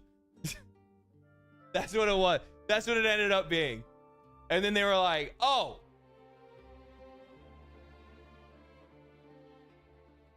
never mind. Not this time. Not this time. Maybe next time. We'll get him with the virus, part 2. Electric Boogaloo. I remember the people that I was working with. Oh my god. Because I was working in California at the time, right? And there were these people that were talking about how, what was it? So like the health and safety departments that I was working with the client that I was working for at the time, the virus, god damn it, fucking internet historian, that video was so good. So I was talking to this guy, and like these guys were like fucking in it, right? I wasn't some conspiracy theorist, okay? I like genuinely I wasn't like, oh my god, this is the government's trying to put the microplastics in the nanobots into me to make me a Megatron. It wasn't that. No, I was just like, this shit's gonna pass and everything's gonna be fine. That was my whole thing. I was like, yeah, I'm like all things, this shall pass. This will pass. I'm like, people are freaking out. They're acting like this is gonna be it. And there's people that I worked with that were like, oh no, this is it. This is how it's gonna be. And these are people that are like far more experienced, far older than I am, in like positions of power, that were talking about how like, like basically everything was done, right? Like everything was good. We were open back up. Life was going back to normal. And then there was like a new strain that came around, right? And these motherfuckers are like, all right, we got to prepare. We need to shut down. We need to get everybody needs to line up. We're getting out the thermometers. Billy, pull your pants down. I'm going to put the thermometer in your butt. Put your mask on. Everybody go home. And then I just came to realize that really what it ended up being was they're old. They were just old. They were just old and thought that like, this is my chance to live forever. And I just need to get all these people away from me. And that was it. That was it. That was the whole thing. And I'm like sitting there and I'm like, that's the reason why these guys are freaking out so bad. Me, I'm like walking around. I didn't get sick till I got the shot. I was so mad. I got so sick. Oh my God. Oh my God. That was rough. Holy shit. I was so dehydrated for like a week. But I drank so much water, but I had a constant migraine because I couldn't keep water in me. Oh God, dude, it was rough. You're killing grandma. I know, that was the thing, right?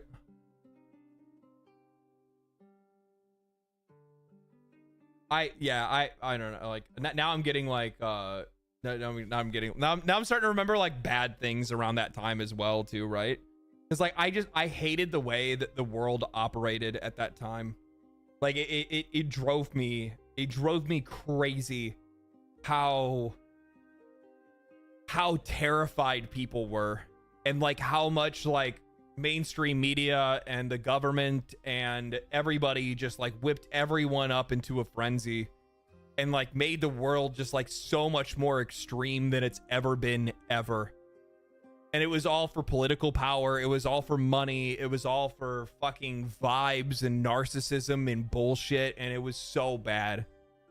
And like the worst part for me was like my grandfather passed away during COVID, not from it, from just like it was a like cancer, heart related thing. And they wouldn't let my grandmother in to see him before he passed.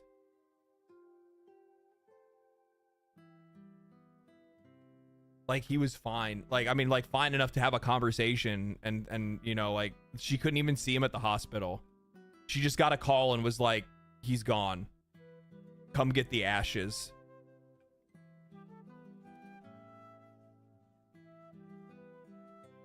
It was so fucked, dude. It was so fucked. Man, dude. God rest his soul and hers as well now too, but it was just so sad, man. Like it was like those are weird fucking times, but I mean like it goes to show like people can like part of it's like the cabin fever of being like disconnected from other people. And I also like understand like the stress from like hospitals and nurses and stuff like that, because like they're the ones that are like on the front lines that have to deal with something that like nobody really truly understands, right? And they don't even understand like what's going on, and it was spreading so fast and all that shit, right? Like I get it from that perspective, but like it just kind of goes to show like how weak of a society we can be with just like a little bit of nudging. And it's just like it sucks because like I think like in a lot of cases, you know, I try to do my best with my videos that like while I am giving you guys my opinions on stuff, I try to at least make it a conversation so that you can try to come to like your own opinions on things. I don't ever want it to feel like I'm trying to tell people what to believe and what not to believe. I think it's good if you disagree with me. But like during that period, it just really goes to show like how easily led people are. And like, because everybody was just looking for somebody to tell them the answers. It was so weird, man. It was so weird. Such a weird time. I was so disappointed in the human race. I was so disappointed in the human race. I was like, man, we are fucked up. This isn't good. This is not good.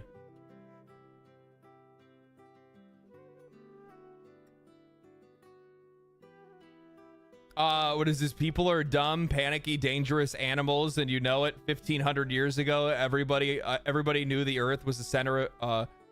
Everybody knew that the Earth was the center of the universe. 500 years ago, everybody knew that the Earth was flat. And 15 minutes ago, you knew that humans were alone on this planet. Men in Black. Yeah, true. Men in Black. Damn. Such a good movie. I don't really remember Men in Black 3. I think I might have only watched 1. No, I did watch 3. 1 and 2 were better though.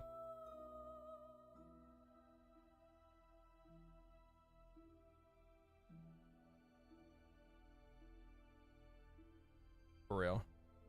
I think it's crazy. It is crazy to me. Like,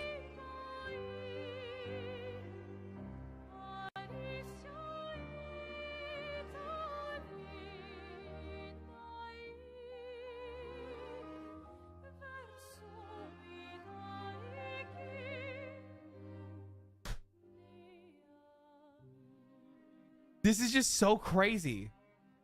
It's so like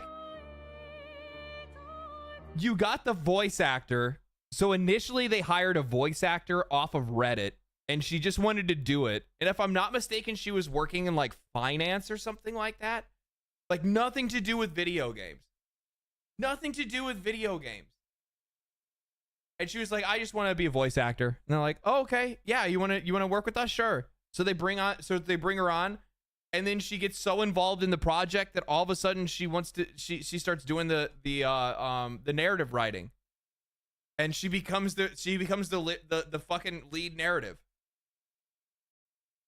Like goes from like I think if I'm not mistaken, I think she said that she was working in finance, and then you go from finance to being the lead writer of Expedition 33.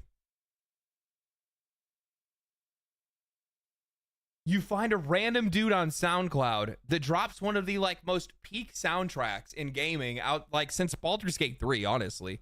I mean, like Baldur's Gate 3 soundtrack was insane, right? Like Borislav, I think that's his name is. Really, really good. Jennifer English? No. Expedition 33 lead writer. All right, reboot. We're starting from scratch. Claire Obscure Expedition 33 narrative lead talks about restarting development, DLC, and Act 1 and that Act 1 moment. I don't really want to know that, but basically, so this girl here, they hired her off of Reddit to be a voice actor in the original version of the game that we had seen from 5 years ago. And they basically scrapped everything and started over the game when she ended up like becoming more involved in the project and she wanted to write the story. It's fucking wild. But like it goes to show that it has nothing to do with like your hiring practices. It's just like find people that are passionate about what they do. And if you guys can get along and you guys can work together, then you're probably going to make something great. You know, there was I watched Destin Ligiri and his interview with Ben Bungie is Ben times there can be and they really wanted us to take what the team in France had done and make it our own. And so we were given a lot of leeway within that, but always, you know, it's process.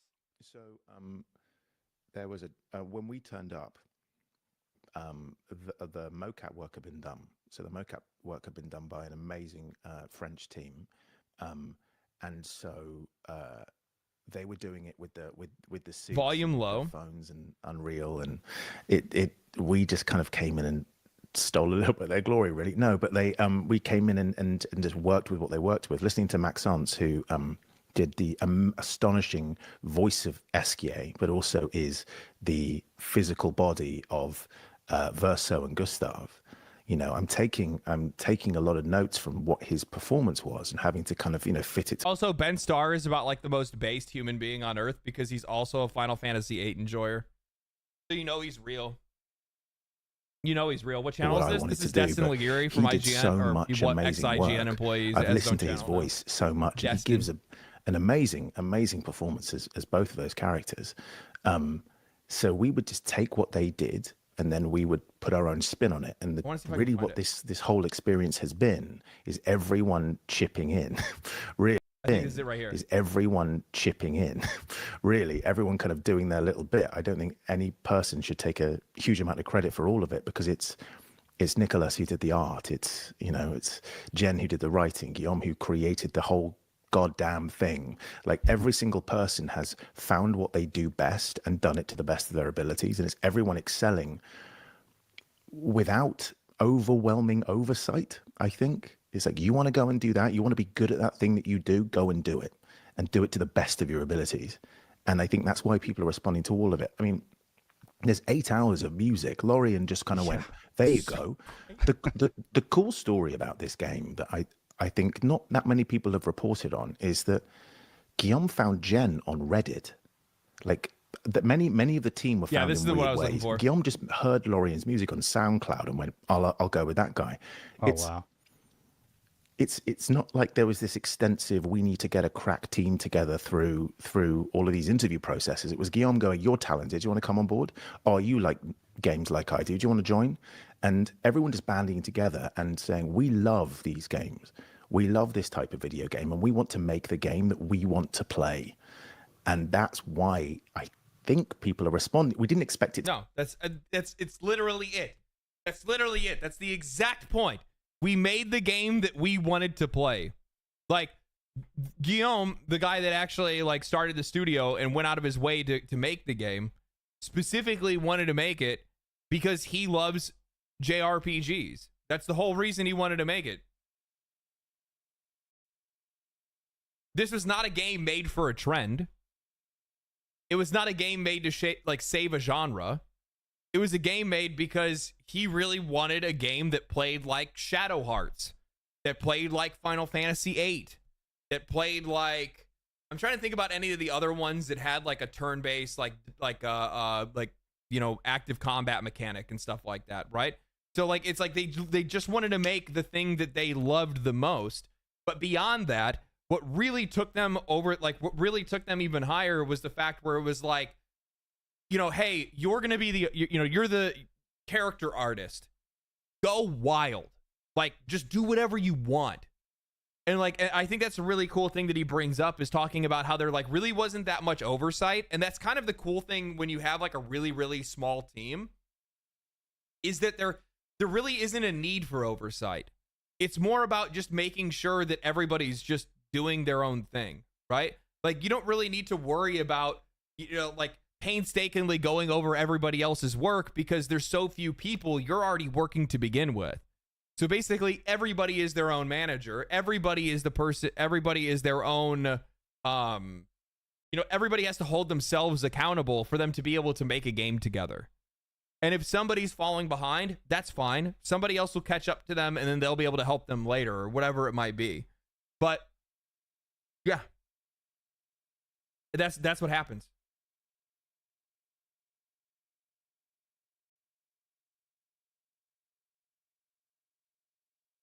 He literally became the change that he wanted to see, and in doing so, potentially changed the entire industry. I mean, in some way, shape, or form. I think anytime you see stories like this, you're going to see people that are going to be inspired by it, and then they're going to go and do the exact same.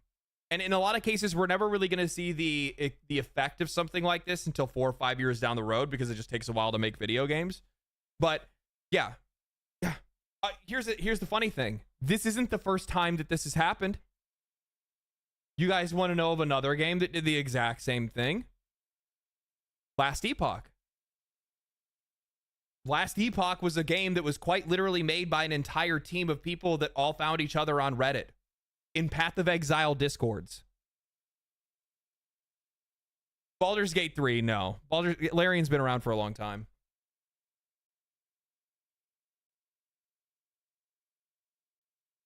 Larian's been around for a long time. No. Last Epoch, like their entire studio is made up of people that live all around the world. If I'm not mistaken, Epoch developer.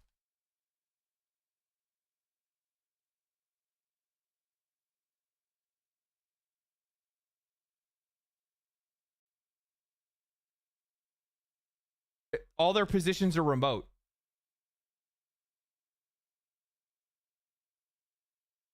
Because they all met online.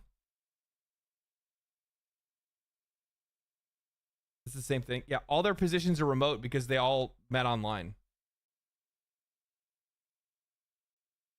This is where they're all from.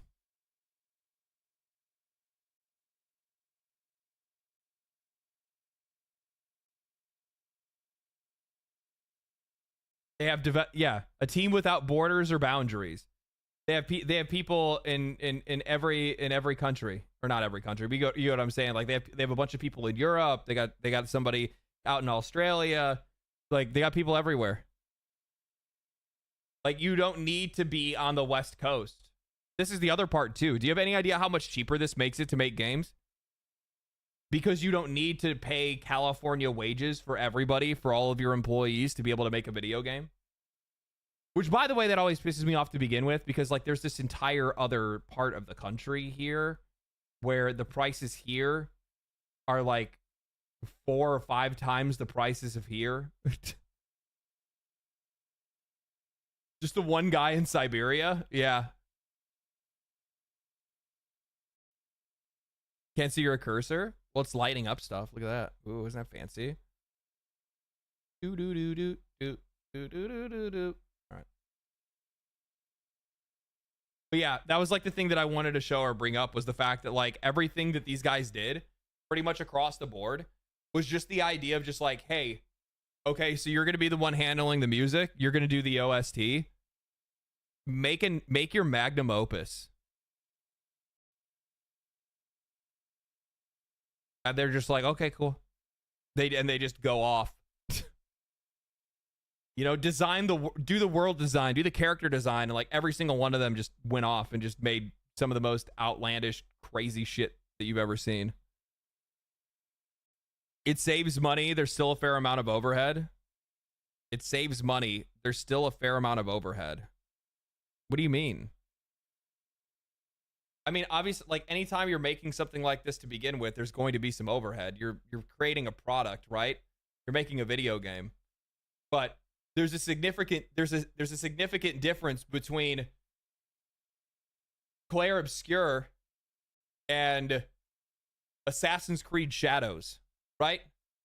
You have a game that was essentially made for $400 million, involving 1,000 employees or more, versus a game that was made for like $50 million that was made by 30 people. Not only does that show how ineffective it is to have a large team to begin with of 1,000+ developers, it also goes to show just how much is wasted on that budget of $400 million. Yeah, it's not an army of 6-figure middle-income managers. That's also true. Game developers make a lot of money, man. Like the ones that work for these companies, they get paid a lot. Their wages are really high.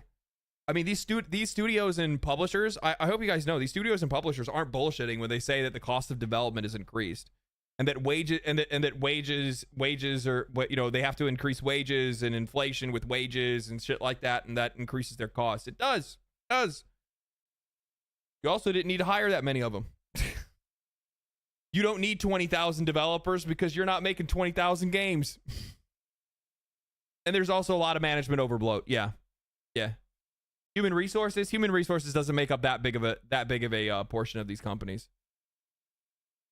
But you know, like when I did the interview with the folks that were over at Ubisoft, you know, one of the things that they brought up that they really, really didn't like was the fact that they had managers who had managers who had managers. So like every time, and actually Diablo 4 went through the exact same thing. I talked to some developers from Diablo 4 from Blizzard at one point, and they were talking about how, you know, when there was things that they wanted to change with the game before the game released, and there were some things that like they wanted to include that were from like Path of Exile, or like things that like players genuinely want out of Diablo that they weren't getting out of it and still aren't getting out of it in a lot of cases. And what ended up happening is that they would propose a fix, and then that would have to go through the person above them, and then that guy would you know, make an adjustment and then pass it to the next person for it to be approved, and then they would pass it to somebody for it to be approved. It was a game of telephone. So what would end up happening is it would be like, hey, I had this idea for, you know, I don't know, for like build crafting or whatever it might be. I can't really think of anything off the top of my head where it's like, whatever it might be, right? And by the time it gets all the way to the end, all of a sudden now it's about the battle pass. We're like, initially it started as something about a gameplay feature, then all of a sudden it turned into something that was monetized. MacGuffin crafting. Essentially, yeah, that's what it ends up being. If Ubisoft stopped being scared and release a new Rayman game, customers would chomp at the bit. I don't know. You'd have to budget it properly and also not set your like what do we think a Rayman game would sell? I think a Rayman game would do between like maybe 3 million, like probably like 3 million copies, 4 million maybe.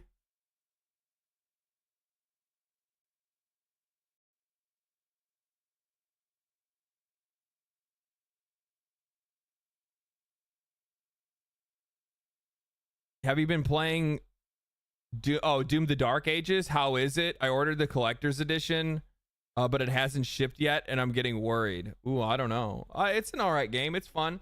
I mean, I'm not gonna tell you it's like a knock out of the park. I'm not gonna say it's the best game that I've ever played. If you're like a massive Doom fan and you really like playing Doom games, I think that you're gonna like it regardless.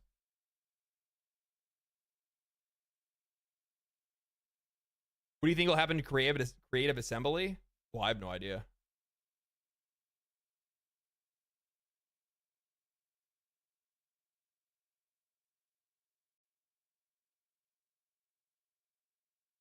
Well, there's something else that I saw earlier in the week, and I never got the chance to talk about it. What was it? This is the shit that blows my mind. So, like, obviously Sony's forecasting a drop in sales for next year, but Sony, Capcom, all of these companies, other than Ubisoft, essentially. And I think like EA is forecasting lower profits next year, but I think they still broke record profits this year, if I'm not mistaken. Or no, maybe I think it might have been a loss of like 1%, right? It was like a loss of like 1% in revenue. And all these companies are like, we need to increase the prices. But I think actually EA is the only one that said that they don't have any plans to increase their prices, which is actually funny that that happened. Oh, this is stupid as shit.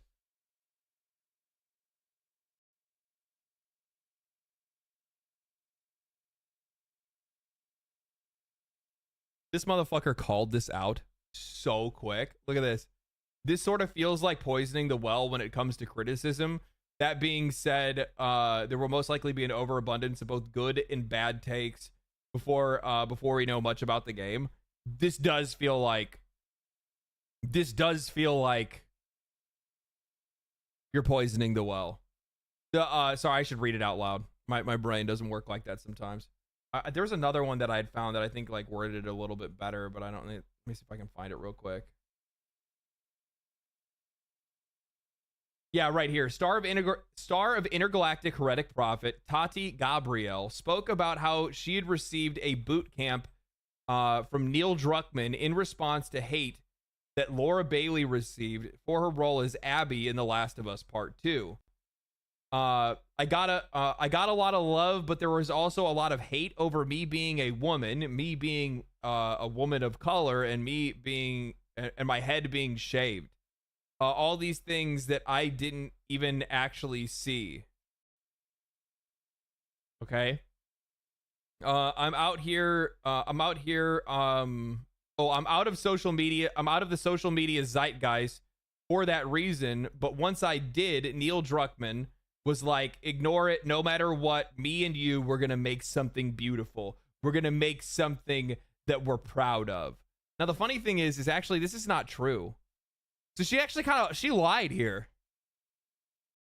She lied here. She was one of the original people that retweeted that, like, what was it? Like, Chud Tears or whatever it was, where it was like the image that somebody drew of like her character and Siri that were like drinking tears or whatever. She retweeted that. She put that out on her like Instagram and shit. I'm out of the social media zeitgeist, but I'm getting all this hate for some odd reason. Like, bitch, you're fucking lying. What are you talking about? Like, what's the point of that? When I see shit like this, the thing is that like if you have some type of like boot camp or whatever, if you guys are doing some type of shit in the background to like prepare yourself for potential backlash or for harassment or whatever, that's cool. Oh, masculinity, that's what it was. Masculinity, that's what it was. They were drinking masculinity. Yeah. Right. Anyway, the point that I was going to say is that like if you're doing those things behind the scenes and preparing yourself for backlash, that's fine. That's fine. Making it public that you are doing it is begging for more of it. You're quite literally feeding the trolls that you say that exist. And I'm sure they do exist. I'm not going to pretend like they don't. But you're going to create more of them.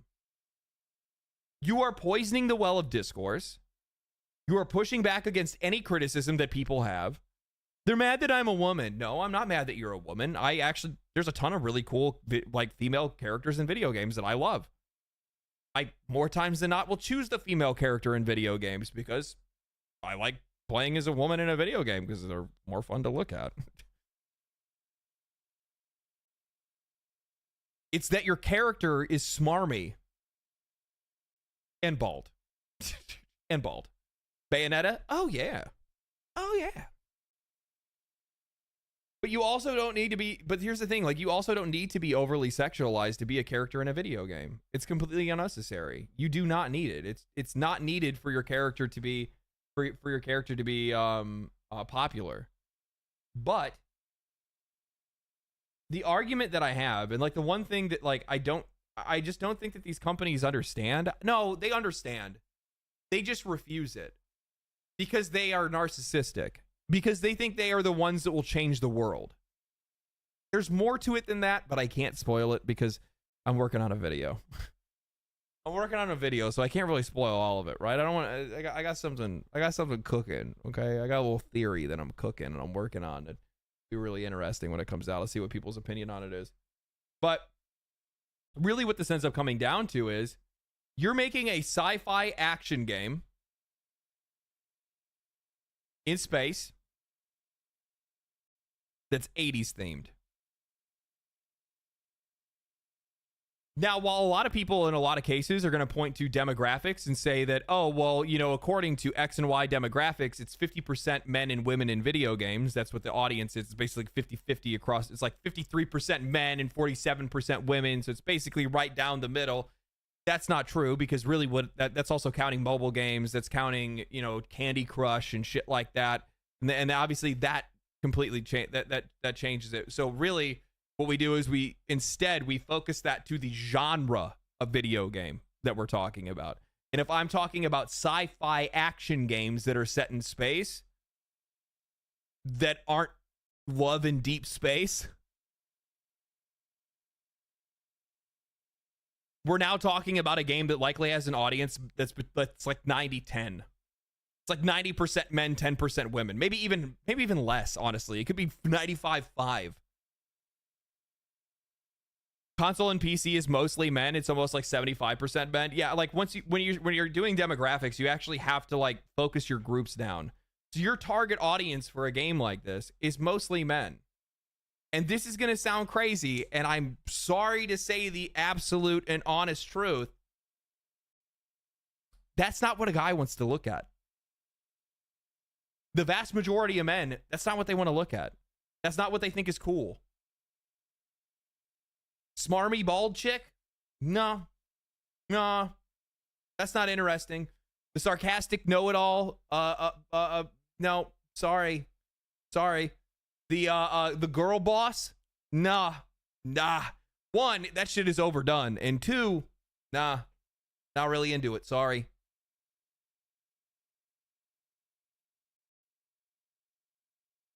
What's with the 80s thing? Lightfall did the exact same nonsense.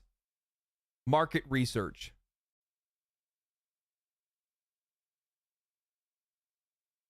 Women either low-key? No. Tell that to women. Oh, yeah. People don't. Yeah. How many copies? How many copies of Stellar Blade sold? The Stellar Blade is sold 1 million copies as a PlayStation exclusive. I think that was like within they sold more than that by now though. Right? When is this from? A year ago. I know they sold more than that. They showed their numbers. I think they ended up selling like 2 million copies or something like that. They rewarded all of their like employees with PlayStations and bonuses and whatnot like that. And right now, as we speak,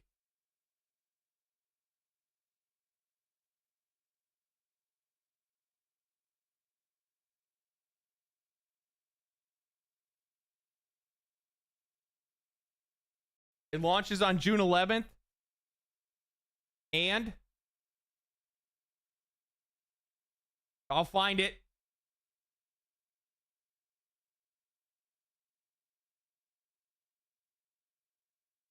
Maybe. I lost it. It's the most wishlisted game on Steam right now. I think it's the most wishlisted game on Steam according to this month or something like that. I think it was their own page that shared the image of it. I lost it though. It was down here. We looked at it earlier, but now it's gone. You passed it? Did I?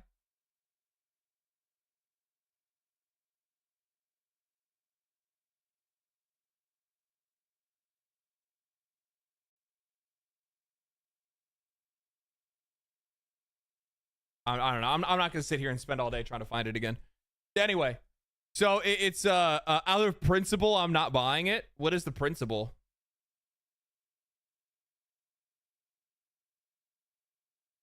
What principle do you have? Stellar Blade is not a good game in my opinion.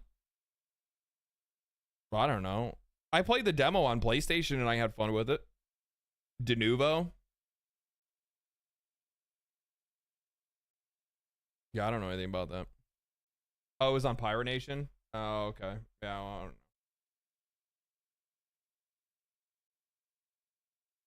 Oh, right, it is. There it is. Yeah, you're right.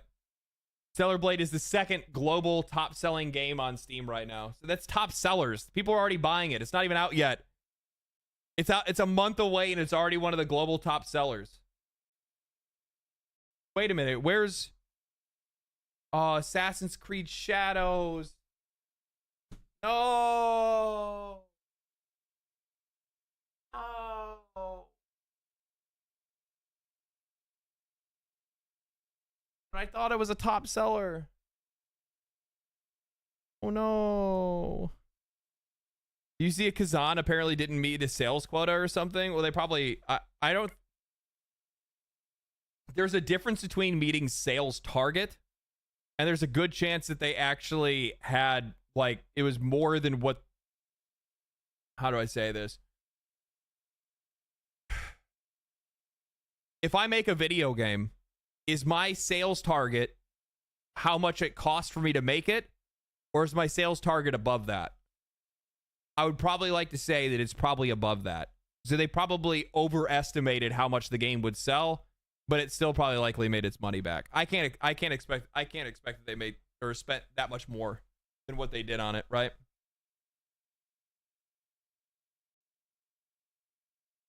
That Kazan was too expensive and Nexon. Yeah, I don't really know about that. I'd have to look into it. I thought the game was all right. It's just hard. It's like unnecessarily hard without very little forgiveness. And it's not even like a skill hard.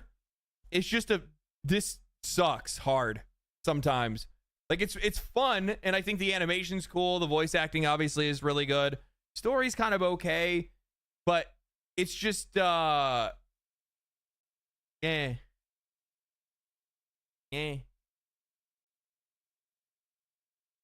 I'm not buying the game. I'm not buying Stellar Blade because of Sony. Maybe that's what I mean. Maybe that's what they mean. Oh, I have no idea.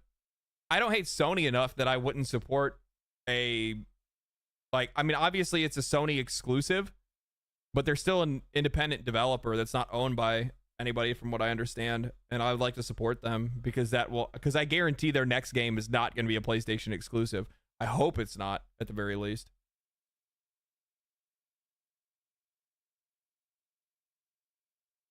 I watched Asmongold getting Goomba stomped by the first boss in the demo for like an hour. That's funny.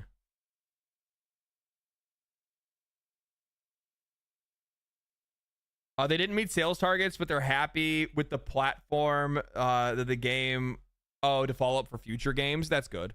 In some cases, that's what you have to do. You got to get one out there to be able to get a ripping, you know what I mean? Holy shit.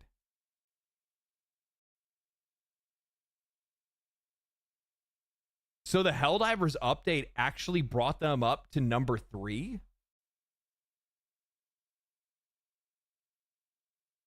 That's crazy. I didn't even realize that. So I guess the Helldivers update was that good.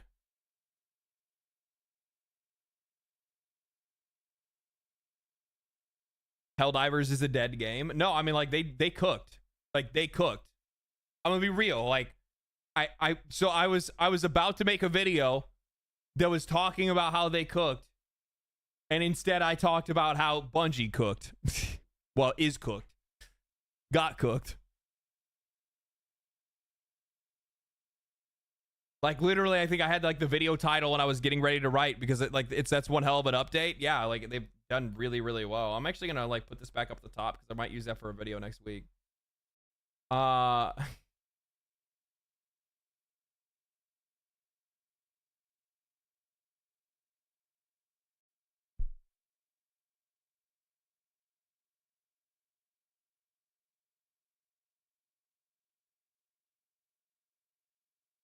Plagiarism will make me hog.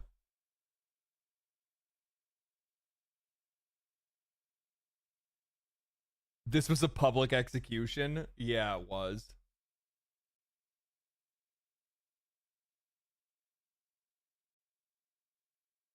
I'm confused. Where was this energy for Pal World?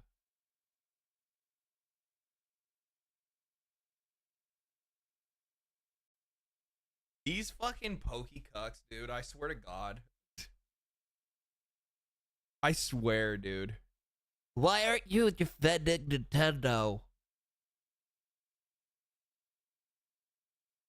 Why aren't you defending Nintendo?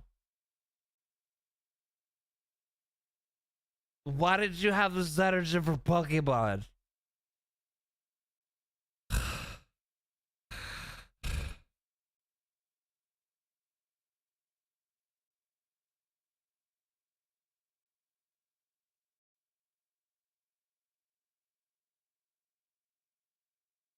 They literally stole Lucario. They stole him. He's my favorite. I really like Mega Lucario. It's so fucking goofy, dude. Like it's just so stupid. It's so dumb.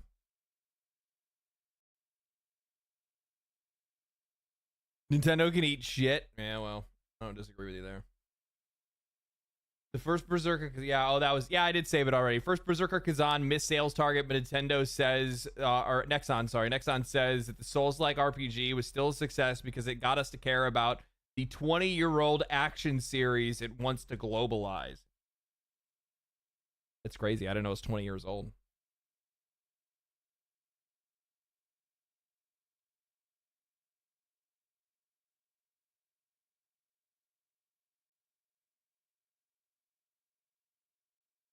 All right, let's see here. What else did I have that I wanted to poke at? Is there anything else? PlayStation 5 fans are mad about Doom. Yeah, we saw that. We talked about that already. It looks like we're gonna get a Half-Life 3 before GTA 6 and Elder Scrolls 6. You guys fucking wish. DRM, we already know about that. Warhammer 40k Space Marine 2 developers give modders the game's internal editor to create anything they can dream of, including custom campaigns. Oh my God.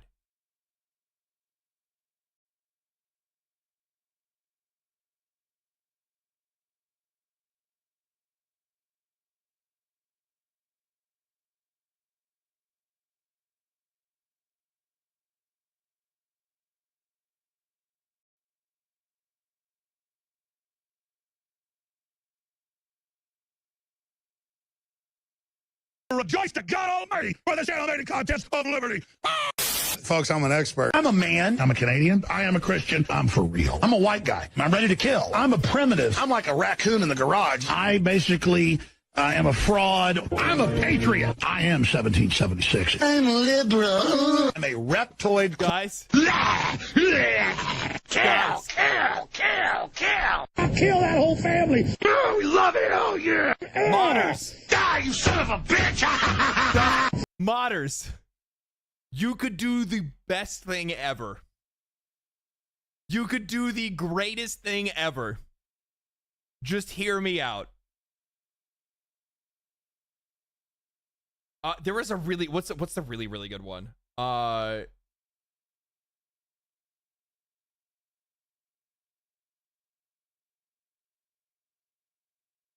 do you think the contact with the aliens came from? When did that start? You know, I'm not going to get into it. I need to hear about aliens. I know you already know all this, Joe. Hold on a second. It's always. But I want to ask you this because I don't know. Oh yeah, right. We're in contact with aliens. Like what kind of shit? Here's what's happening, because it's not just one group of aliens. What's the different groups? The big five. Okay, tell me what's going on. Let me begin. This is really. I'm telling you, Joe. This is a real deal. We're listening.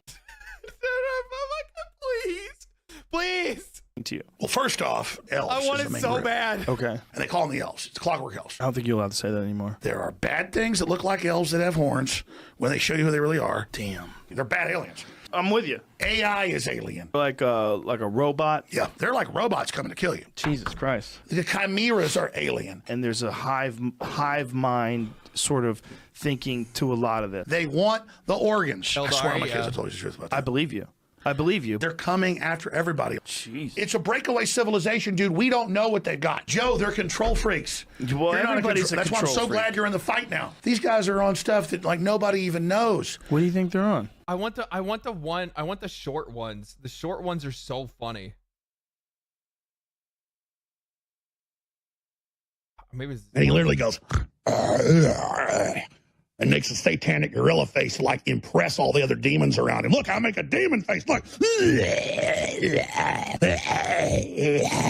It's so impressive. I'm so scared of you. And you want to know who they are? They love pedophilia. God, oh no! Demonetized. God damn.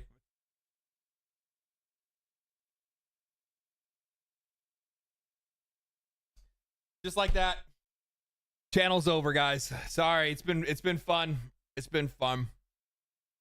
We're screwed. That's how it happens. That's how it goes.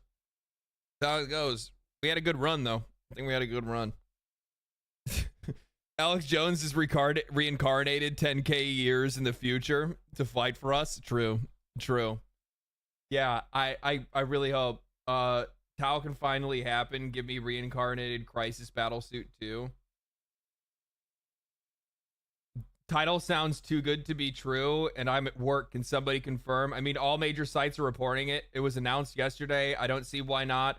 Look at how Bethesda is done. It didn't used to be that crazy of an idea. I hope they do this World War Z. Can you make, is there a chance Angry Marines? Somebody did a highlight of it. Marines versus ponies for the Emperor. Shrek in Marine space. There's not a single person. I am seriously disappointed that not a single person has suggested an Alex Jones mod and campaign.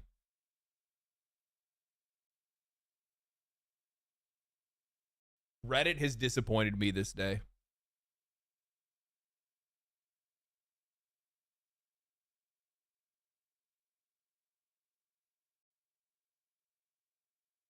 I can't wait to see Thomas the Tank Engine flaming Tyranids. That actually would be pretty good if it was like Tom. The what was it? The oh, what was it? Was it let me see if I can find it real quick.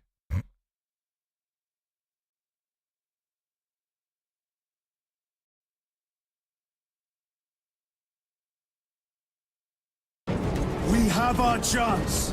Go!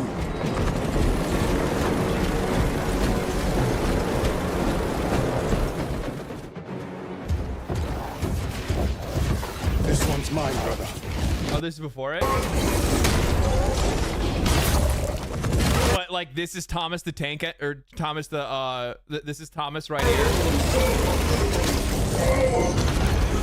Where are the traitors? Where are the traitors? Everywhere. Honored brother. Everywhere. Join us, and you may sate your rage and aid our cause. God damn it, this game was so good. Lead me to the slaughter. Onward. This game was so good.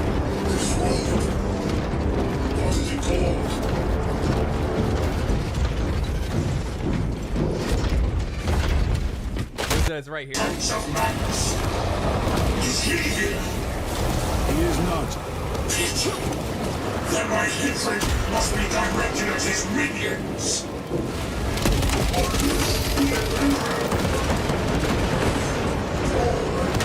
That's right here.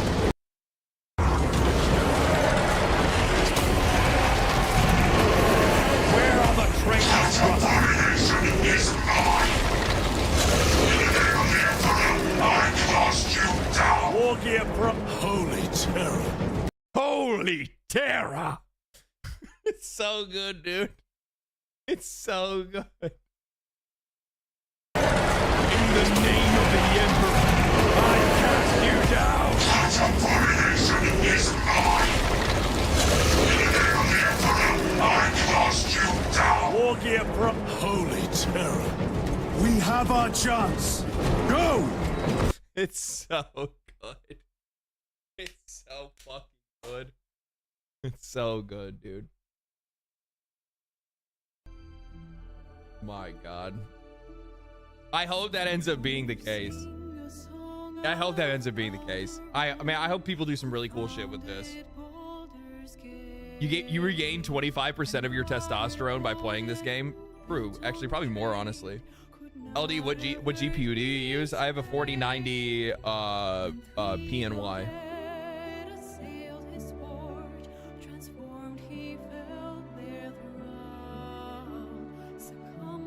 Yeah, I hope that ends up being a thing, man. I think that'd be really cool.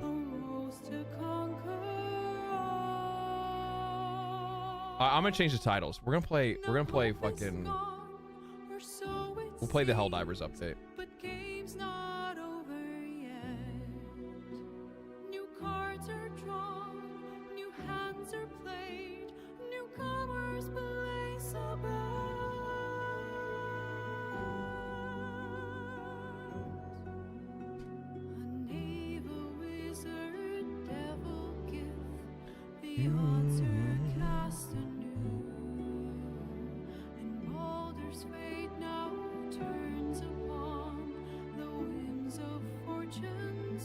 PNY, is that the waifu one? No, it's like the industrial one.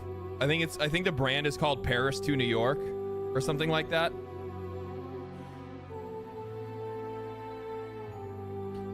Play Obscure soundtrack next stream. Yeah, I think I could probably try it. Their soundtrack is like all over the place and has a lot of like vocal heavy stuff, and that kind of sucks when you're trying to stream.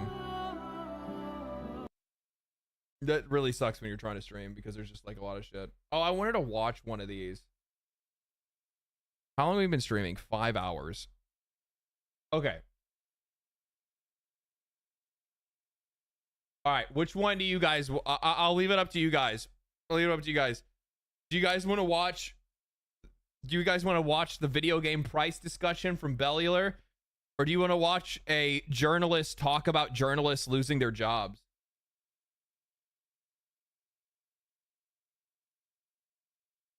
One for prices, two for journalists. Poll? I could poll. Yeah, I could poll. Sure. Why not? Where's it at? Highlights. Engage with your audience. Start a poll. Prices. Journos. Polls up on YouTube.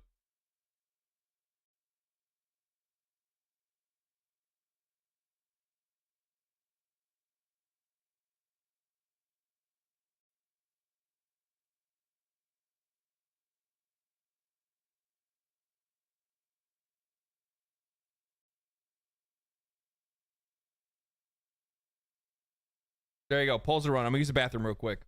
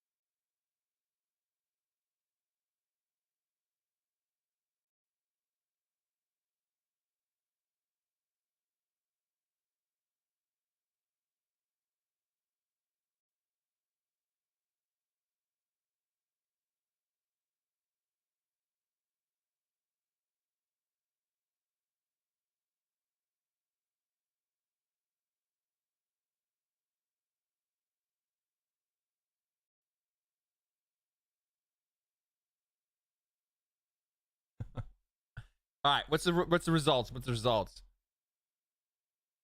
View results. Damn, you guys really want to hear? Hey, you guys are. You know what it is? You guys are just mean. That's all it is. You guys are just mean. You guys just want to hear journos fucking. You guys want to. You guys are just like reveling in like the glory. You guys are just a bunch of mean-spirited little assholes. That's what it is. All right, we'll watch the journalist one. A bunch of little mean-spirited little assholes. Acquisition and asset. All right, this is from Devin Laguirre. Devin. Oh my God, Destin.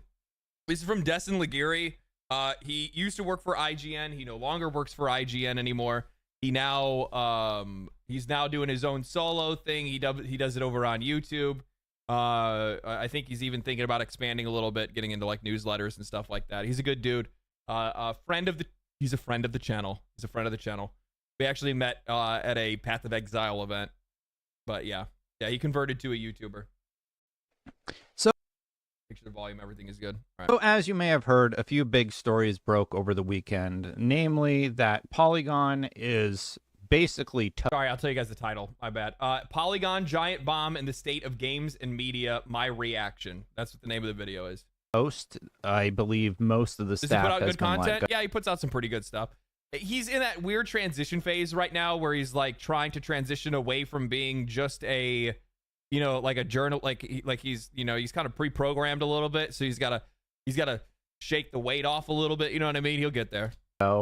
And that Giant Bomb was also sort of exploded, leaving Jeff Grubb and some other industry veterans out of work currently.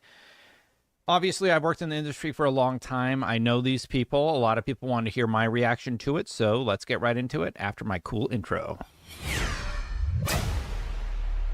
I'm gonna I'll make I'm just gonna tell him. I need to tell him to get rid of this.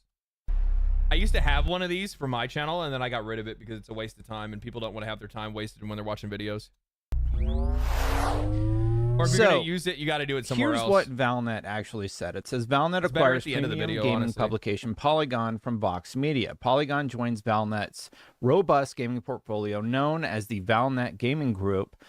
Valnet, a leading global digital publishing and media investment company, announced today that it has acquired the premium gaming publication Polygon from Vox Media, the modern media company.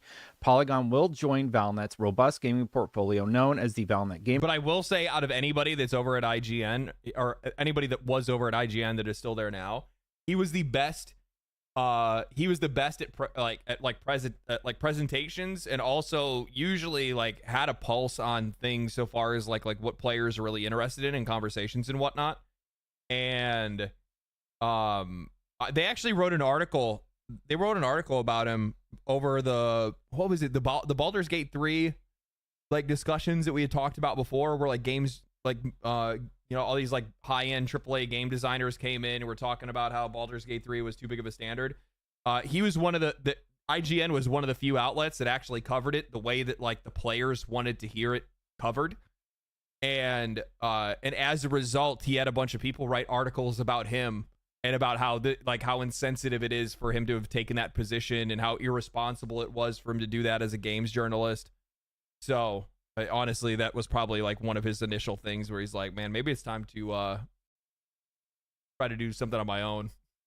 Group, which collectively reaches over 1.2 billion users annually. The acquisition and assets deal closed today. So the result of this is that Polygon is going to be folded into Game Rant, The Gamer, FFXIV, OpenCritic, DualShockers. I didn't realize that FFXIV was actually owned by another company, or FFXIV, I think is what it's actually called, FFXIV. I didn't realize that they were owned by a conglomerate. I thought that they were just like a group of like streamers / YouTubers that also had like a wiki, but I guess that's not the case. I don't know when they actually were corporatized.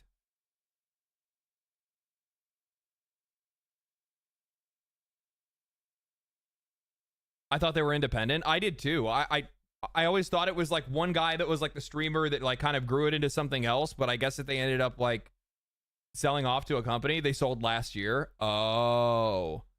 So they did it at... Is that true?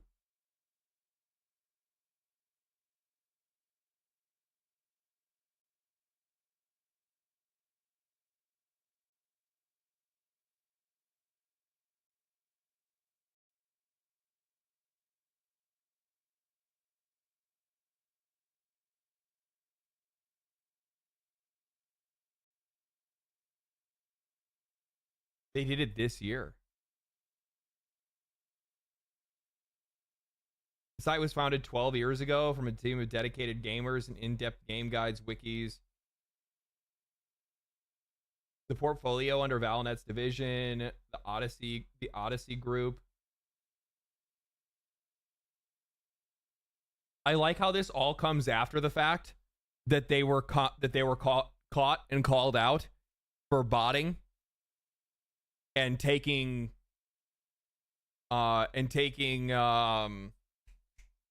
sponsor money while actually while having streams that were basically being streamed to nobody.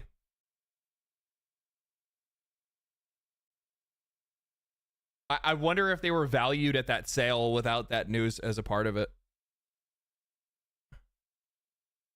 After Twitch disabled view embedding, they sold out. Yeah, I'm sure they did, because it was essentially the peak of their value, and they wouldn't be able to get by with it, right?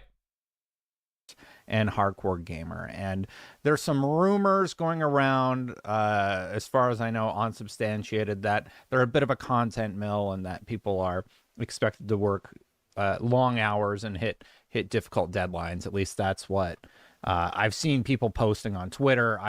I had a couple of journalists reach out after I made my video on Polygon, and they had reached out to tell me that after this sale, one of the things that ended up happening is that like a lot of people ended up having to like basically re-sign their, like, so I don't know if you guys deal with this before, but you have like an employee handbook, and essentially what the employee handbook was is it was a it has like a bunch of like rights that you have to sign away to the company to tell them that you're not gonna like hand out any of their information or talk about any of their their business practices or anything like that.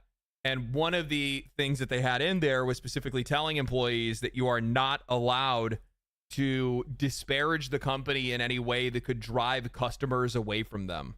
So it's not even an NDA. It goes beyond. It's an NDA. That's essentially what it is. But it's also it goes beyond that. Yeah, non-disparaging closure is, yeah. So the whole thing is that like they can't push any customers away. So you're not allowed to talk about like all these like dirty, nasty practices that these companies are doing in the background. And like one of the things that they were talking about was they're like, if you're wondering why, you know, a lot of articles sound the same or why they talk about the exact same things, one of the reasons why is because, one, they changed the way that they want the articles put out. Writers are no longer allowed to talk about any game that they want to. They can only talk about the biggest AAA releases and the highest blockbuster games. They're not allowed to talk about anything else. Beyond that, you also have to put out 50 articles a week. That includes guides, articles, and industry news, whatever it might be, but 50 a week is your minimum. And they get paid anywhere from like $15 to $20 an article. So not only are they getting paid peanuts, they also have insane deadlines, and they have to keep talking about the exact same things. So freebasing ChatGPT, which is funny because the thing is that Ziff Davis is suing OpenAI for content theft, when the funny thing is that the reason why ChatGPT has all of your information and all the information on your articles is because your writers are using ChatGPT to be able to hit their deadlines and be able to get out 50 articles a week. 50 a week? That's insane. Yeah, it is. I mean, for me to make one of my essays, my essays tend to be anywhere between 3,000 to 5,000 words.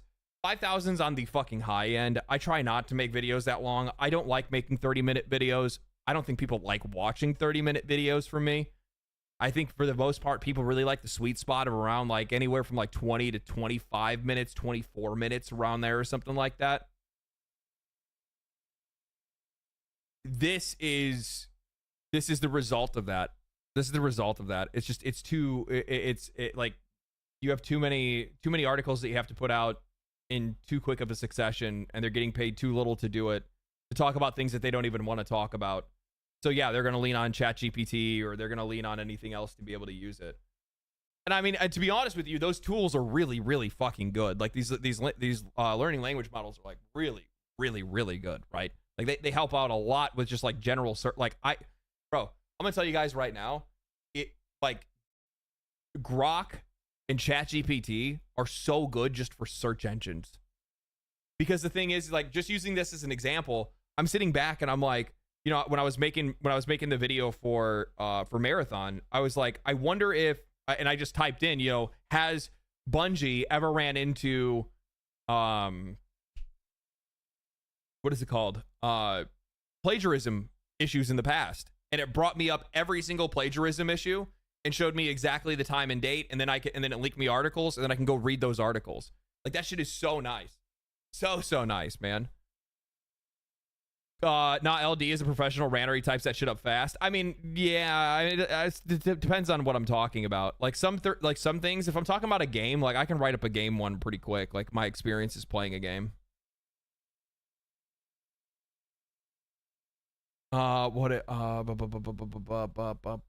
Been using deep search recently. I use it for like more math related things than I do like actual like deep stuff. But yeah.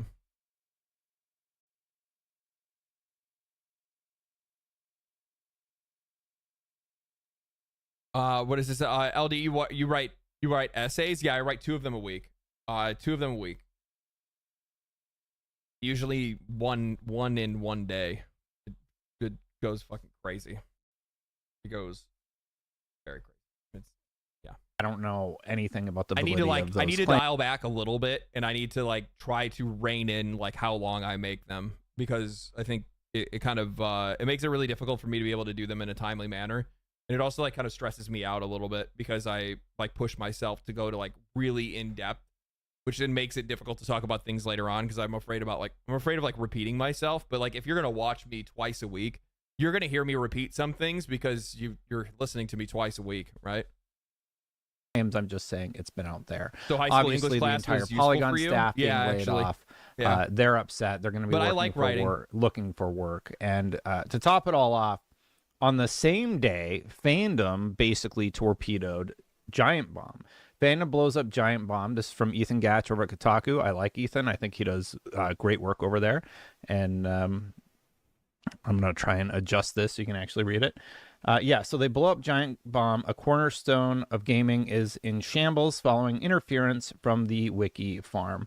Giant Bomb's future is uncertain following a showdown with parent company Fandom, which also owns GameSpot, over editorial interference. Creative director Dan Reichert announced on a recent live stream that he would no longer be appearing on the Giant Bomb cast. I didn't realize that both I had saw the articles about Giant Bomb specifically, but I didn't realize that they also went out too. And co-host Jeff Grubb confirmed on social media on Thursday that he's no longer with the company. Giant Bomb content is currently on hold while Fandom engages in a strategic reset and realignment of our media brands. Jeff Grubb tweeted, I saw this. Well, that was a dream come true. Knew it wouldn't last, though. Out of a job at the moment, but I'll always be doing. The news follows an ominous pause on Giant Bomb streams at the end of April and the takedown of an episode of the Giant Bombcast from YouTube this week after the host mocked apparent brand safety concerns recently foisted upon them by management at Fandom. I didn't realize all this happened. Wait, what? I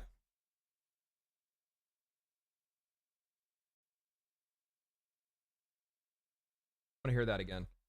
And the takedown of an episode of the Giant Bombcast from YouTube this week after the host mocked apparent brand safety concerns recently foisted upon them by management at Fandom. I didn't realize all this happened. This is interesting. Then, in a live stream on April 30th, Reichert, a member of Giant Bomb between 2014 and 2020, who returned in 2022, announced he would no longer be appearing on the show and had no interest in fandom's vision for Giant Bomb's future.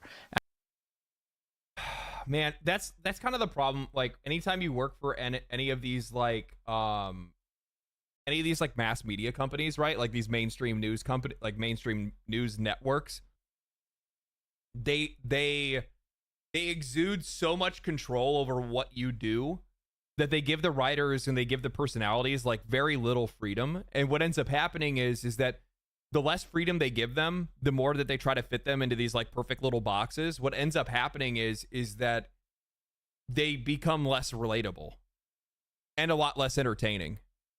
So when you're not entertaining and you're not relatable and you're just informative,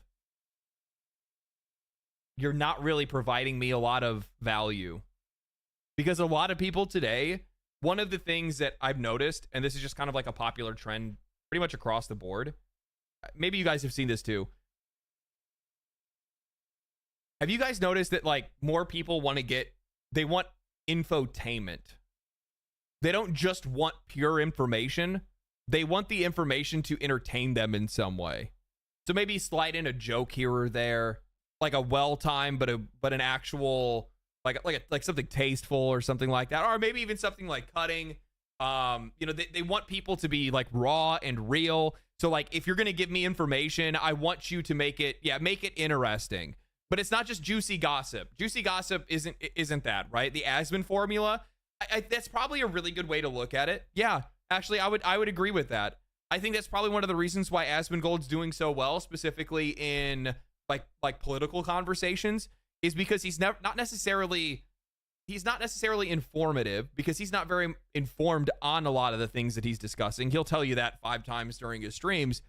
But he's just giving the like honest man's impression or reaction to the things that he sees, right? And in a lot of cases that ends up being a shared perspective with a lot of people, or maybe they just find it entertaining to see somebody like dunk on like some of these like mainstream media news people and whatnot like that, or some of the things that are going on. Or in a lot of cases, most people, the funny thing is that with a lot of the stuff that Asmongold talks about, especially in like the political sphere, what the funny thing is, I don't think the vast majority of people that are watching are interested in the topics. They actually they passively want to hear the information so that they are like up to date socially. But I think really what it comes down to is they just like watching somebody troll on top of the news, right? Like they hear about some foreign conflict that they do not give a shit about. And then they hear a dude talking about how he doesn't give a shit about it. And they're like, true, real. That's what people enjoy, that kind of stuff. So they're like passively intaking information so that they're culturally and socially up to date. But at the same time, the person that they're watching that is relaying that information is like doesn't take that information seriously, right? So like you're still getting informed, but you're being entertained while you're doing it. And I think that people really enjoy that, right? Yeah, I watch Asmongold every day, and I don't really care about the political stuff. I'm gonna be real with you guys. I am so like, I love watching Asmongold. I've watched him forever. He's one of the reasons why I made a YouTube channel, mostly because like I thought that I could do better than other people that did like news on YouTube and stuff like that. And there's like one time on a stream where he had brought it up and he said, if you think you can do better than other people, then turn on the camera and start making videos. Like, because that's what he said that he did. And I was like, you know what? All right, motherfucker, I'll do that. So then I started making videos, and that's how I got into doing this in the first place. So like, I am like, it makes a lot of sense as to why a lot of people would gravitate towards me, because I am an Asmon viewer, like through and through. I am. But like the political content stuff, I have almost stopped watching him entirely. It's just because I personally am not interested. It has nothing to do with him. It's just that like I could give a fuck less. I really couldn't care. It's just as simple as that. Like it's the dude's hilarious. I like watching him. I don't necessarily take him seriously on a lot of stuff, but yeah. Asmon is father confirmed. I think I'm older than Asmongold probably. Aren't you affiliated with Asmon's network? It's not a network. It's the like talent agency that he had formed through OTK at one point in time.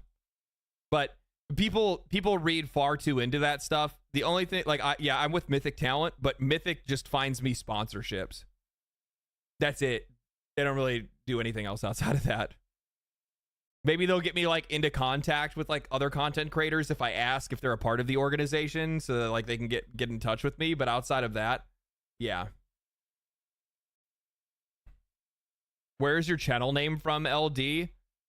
It's missing from my lore section. Your lore section? Is there a lore section about me? I didn't even know that. You want to know what? Do you guys know why my name? Do you guys know why the channel name is Legendary Drops? You guys really don't know?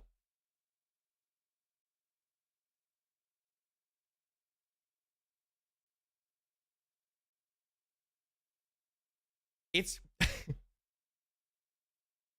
it's because I wanted to make an RPG channel.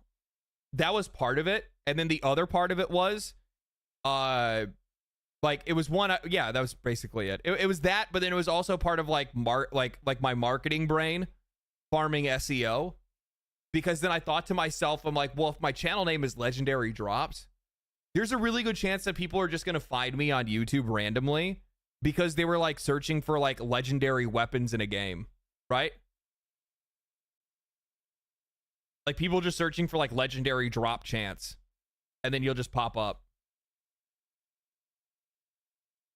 That was it. Was like me. I wanted to make an RPG channel, and then I was like, you know what? And then from a marketing perspective, that would sound good too. I think the channel used to have a different name, and I don't even remember what it was. I don't even remember what it was. Be honest with you.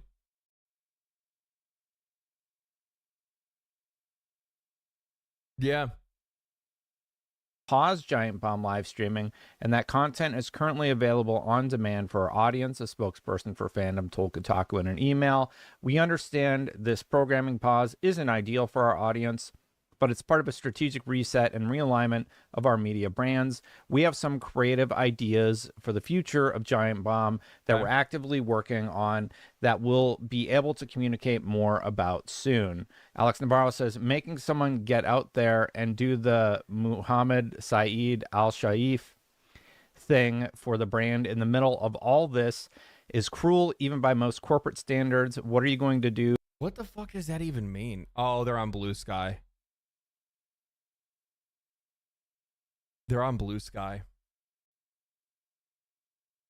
I didn't realize that. I was like, what the fuck does that even mean? Muhammad Saeed Al-Shaif thing in front of the brand. What does that even mean?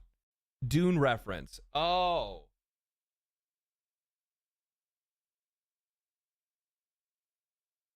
Why don't I remember that? All I can think, like the only thing I remember from Dune is just like, Lisa Nagaib. That's the only thing I remember. Like that fucking dude was so good, man. Posting what are from you the exploring? asylum. Yeah. What do you think it is you own, and what do you believe is left of it? I mean, long story short, it sounds like they want to make money on the Giant Bombcast, and it's not making money, which is why they would bring up brand safety concerns, and they're probably going to make it a little bit more brand safe so that sponsors can target it. I rarely get sponsors. I've been fortunate enough to get sponsors like Flexi Spot. I think Mecha Break sponsored me since I went independent. And that money right now is scarce. It used to be flowing a lot more, and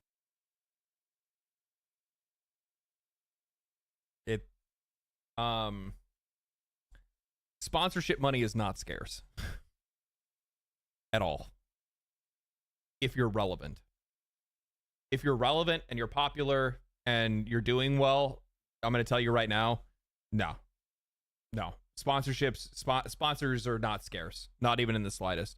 It all depends. I'm just being straight up honest. It just depends on viewership. Like the thing is that like, and this isn't like, by the way, I'm not taking a shot against Destin. I think that like he does really good work. I like Destin. I like his channel. I watch his videos from time to time. But the thing is that like, I mean, right now, big dog, like we're talking about 43K, 3K, 7K, 29K, 40, like there's not enough consistency or enough high enough viewership for a sponsor to want to approach you on this channel. That's really all this comes down to. I mean, your most popular videos are from years ago, right? Like 5-6 years ago. And like you've had some good ones, like this was really good, right? Black Myth Wukong should be a warning. Yeah, Black Myth Wukong could change the industry. Excellent, right? But and there's like this one's from like 2 years ago. Like you have some good ideas in here, but you need to like go through these kind of things and talk about this stuff to be able to, you know, reach audiences the way that you want to. And you have to kind of keep that in mind. So that it doesn't have anything to do with sponsorships drying up. It just really what it comes down to is that like you have to make like content that's interesting enough to like want to bring people in to drive viewership for the channel. I mean, like, yeah, this isn't like a flex or anything like that, but like sometimes I have to beat I don't want to say it like that. Never mind. I have to push sponsorships away sometimes because I'll get a lot of guys that'll like they'll want to be on like every single video in a month, and I'm just like, I don't like I could farm, of course, right? But like I think about it from a viewer perspective, and I just don't want to put like I know that you guys really don't give a shit about the sponsorships. You know what I mean? People are just like they'll either skip past it or it's something that's really cool, and they're like, well, wait a minute, I actually kind of want to hear about this. Maybe this is something that I want. And then they'll want to support it or they'll want to buy it or whatever it is. But, yeah, or people have like sponsor block or whatever it is. Hey, do you know what the thing is? Displate recently became like a partner of the channel. Like we've done really good with those guys. And like, that's the thing I want that, right? I want more of that. I want more like good shit that people like that they actually want to buy. Or interested in stuff that I like I've used Display for years. I love their shit. I'm a fucking nerd. I like putting their shit up on my walls, right? Like I like that stuff. Those Raycons that I got, I use those at the gym every single day. Those things are fire, dude. I love my Raycons. I do. The Apple ones that I have always fall out and they don't stay charged long enough. They're a piece of shit. Like they're not bad, but yeah. Stuck mine to a refrigerator door. Sick. Yeah. I think a lot of these companies, like Polygon, for example, who is basically gone, they'll come back in some form, are feeling that squeeze. It's probably why GameStop sold Game Informer back to the original creators, and they were able to get that off the ground.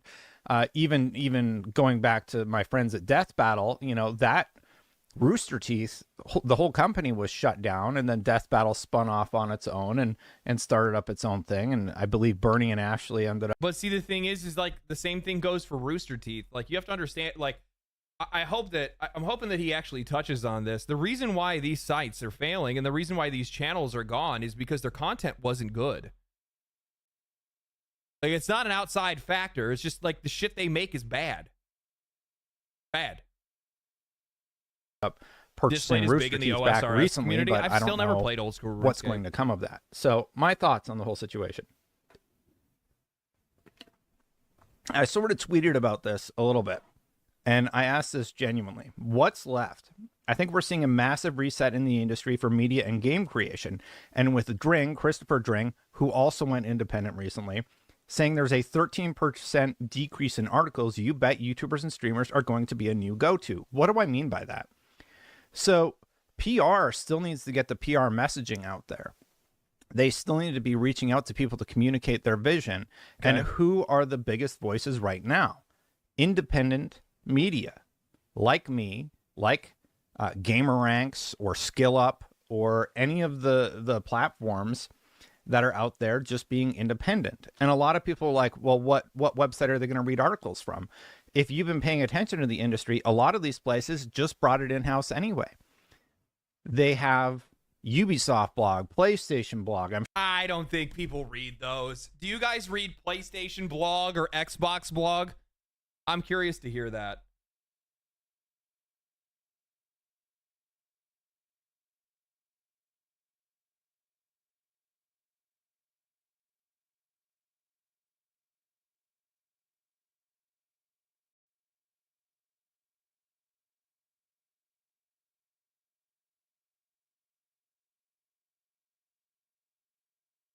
No, I don't read anything. I can't read. Oh, that's sad.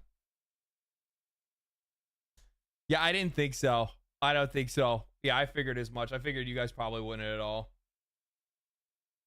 Yeah, so for like the articles and stuff like that, I do read Gamer Ranks. Gamer Ranks does a good job. Gamer Ranks is really smart. They take stories and things like that they'll talk about on their channel, and then they'll write full-on articles about it. Or what they'll do is they'll use the articles to inform the channel, if that makes any sense. So like Gamer Ranks, you'll hear topics that they talk about in their articles reflected in their videos, basically, which is really smart. You get to double dip. Like, you're gonna get ad revenue from people that are looking at your website, or you're going to have people that are watching your videos regardless. In a lot of cases, they'll link the videos to the article, so if people want to get more information, they can always go about it that way, which is really smart as well. Skill Up is really smart with what they do. You know, he does this weekly news roundup where he talks about damn near everything that went on in the industry. Then they have their reviews. Then they have their podcast. They have their podcast every week on Sunday, I think is what it is. And then they have a newsletter on Patreon, where they have extra content that they put on there as well. So like they hit all of the bases, and people run around with all that stuff. Angry Joe, I think Angry Joe is just a YouTube channel, and they just YouTube and stream, basically. They don't really do anything outside of that. Yeah. Legendary Drops tell Display to think of manufacturing in Brazil too expensive right now. 50 US is 300 plus. Damn, that sucks. That's expensive. I'll talk to them and see what they're doing with that. I don't trust these companies to report their shit honestly. Yeah. Or who do research for me. I defer to people who do research for me and speak honestly on it, i.e. you, Legacy Killer HD. Yeah. Do you think someone like Asmongold has more influence over sales than game review sites? I actually think that, yeah, probably Asmongold has a little bit more reach than a lot of these gaming news sites do right now. But the gaming news sites have so much more insider access and information that they actually have more influence on games themselves. As weird as that sounds. I really like Skill Up. I do too. He's one of my favorites. Always has been.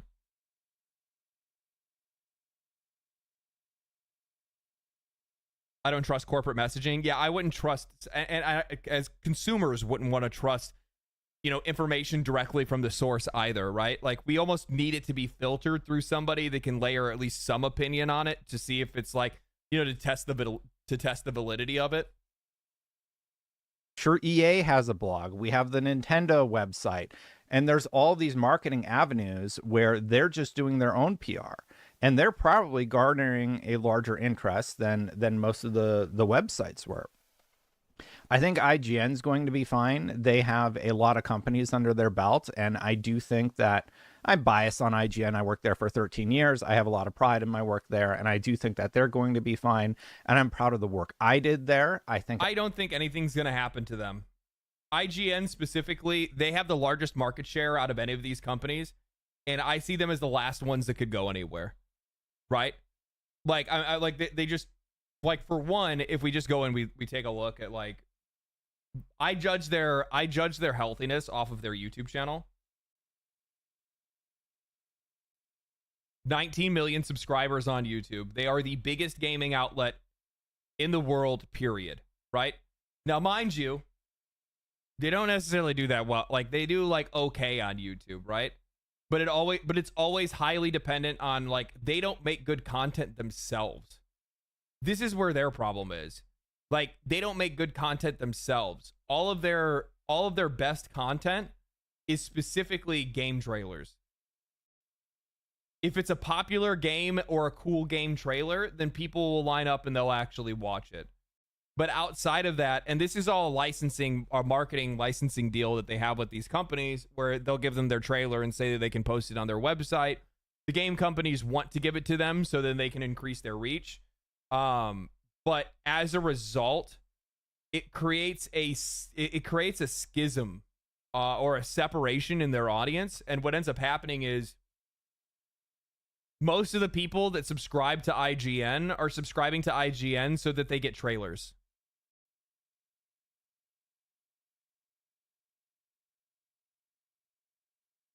That's what they're here for. They're here for trailers. And then you're also going to have a subsection of that group that's here for reviews. And then you'll have a smaller subsection that's here for like actual like guide content, and an even smaller subsection that's here for like their news. So essentially you have like 4 separate things that are happening on this one YouTube channel, and their subscriber base is spread out so much that a lot of their content just gets ignored. 19 million and how many views? Yeah, so people don't really. This is kind of. I'll give you guys a really good example. Okay, my channel does relatively well, right? I think I average like 200,000 views right now or something like that per video. If I dropped I already know. I already have proof. I already have proof of this. What am I doing? I'm right here, right? So like my channel does like relatively well, right? I'm doing okay. But the thing is that so like my videos do my videos do pretty solid, right? Videos do pretty good. Live content. 23K, 20K, 16K, 19K, 15K. These are all like super low views on the VODs, right? In a lot of cases, the people that are here for my YouTube channel are not here to watch live VODs and don't go back to watch VODs, right? So it would actually almost be better for the YouTube channel for me to take the VODs off of the channel and put them onto a different channel, specifically for people that are subscribed to watch VODs, because that's what they want. And that's why they're subscribed to that channel, because they want to watch stream VODs. The issue is that when you put too many different content types in one place, you might still be able to grow in subscribers, but you're never going to be able to concentrate that viewership on anything. So for IGN, their biggest issue with YouTube and why they don't make a lot of revenue, they do actually make solid revenue out of it. I wonder what the show's on Social Blade.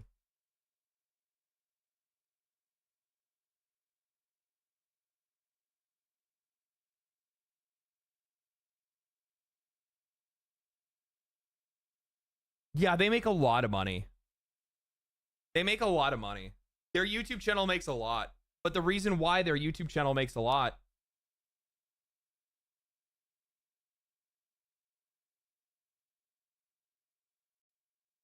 is because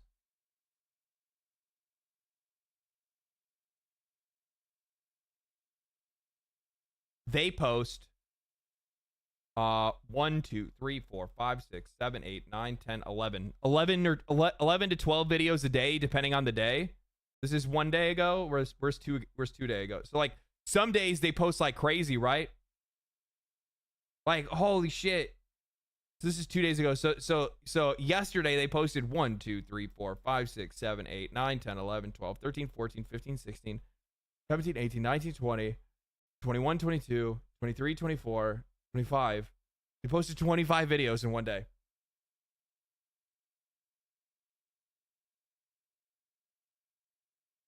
So they are quantity over quality, right? And they rake in money because of it. They still make a ton of money. I mean, they're making like $50,000-$60,000 a month. This shit's crazy. Fuck, man. I wish I could do that.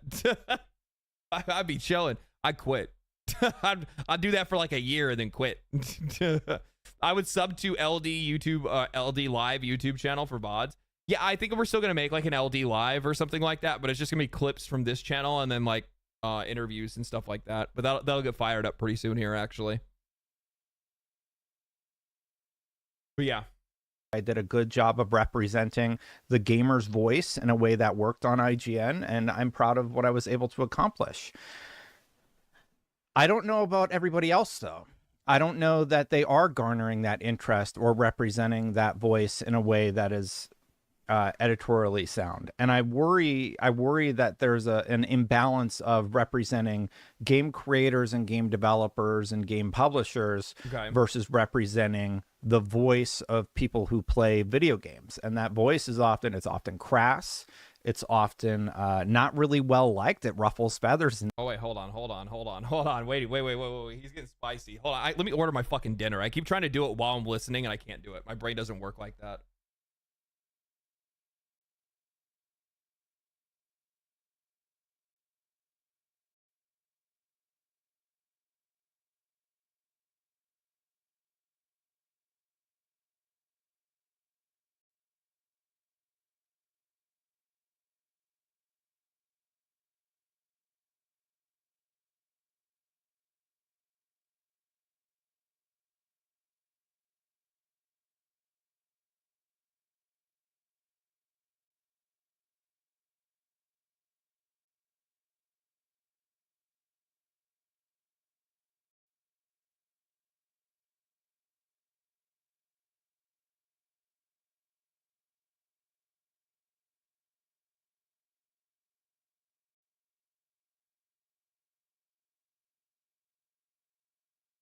Okay.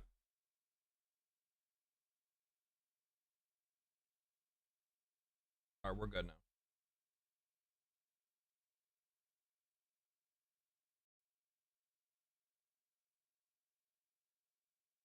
I'm just ordering some game Taco creators Bell. and game Fuck it. developers and game publishers versus. Okay, I want to hear this now. I have a lot of pride in my work there, and I do think that they're going to be fine. Would you and order I'm proud of the work I did.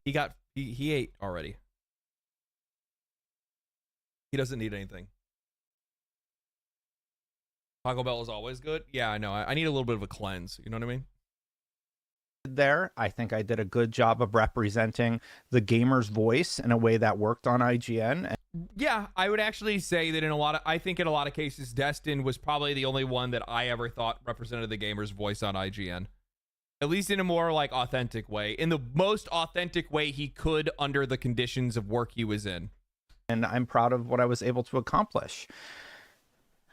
I don't know about everybody else, though. I don't know that they are garnering that interest or represent. I don't think that they are at all. I think that pretty much across the board, the other companies, because he said he had a tweet that he posted, right? It was right here. IGN, GameSpot, Verge, Kotaku, The Gamer, Insider Gaming, Xbox Wire, and Windows Central. Nope. I mean, and he's not even talking about DualShockers, right? Because DualShockers would be like the Xbox Wire equivalent. Insider Gaming, yes. I like Insider Gaming. I like Tom. I think they do a pretty fucking solid job over there, pretty much across the board. In a lot of cases, most of their articles are just kind of like straight shooters. It's just like, hey, you know, this is this like insider industry rumor that we heard, you know, we are like, hey, we had somebody from X company reach out that like talked to us about this thing. You know, hey, this is something else that could be coming out or whatever it is. Like they usually stick straight to the facts or the discussion that they're trying to have. But they don't really try to do too much outside of that. PC Gamer, no. PC Gamer is essentially Kotaku nowadays. The Gamer, also essentially Kotaku nowadays. Kotaku, also essentially Kotaku nowadays. Crazy enough. Yeah, they act a lot like Kotaku. The Verge, no. Verge is the exact same way. Verge also is very much like Kotaku. GameSpot, hit or miss. GameSpot on YouTube is really good sometimes. They have some solid folks over at GameSpot, at least on their social media, at least on their YouTube side.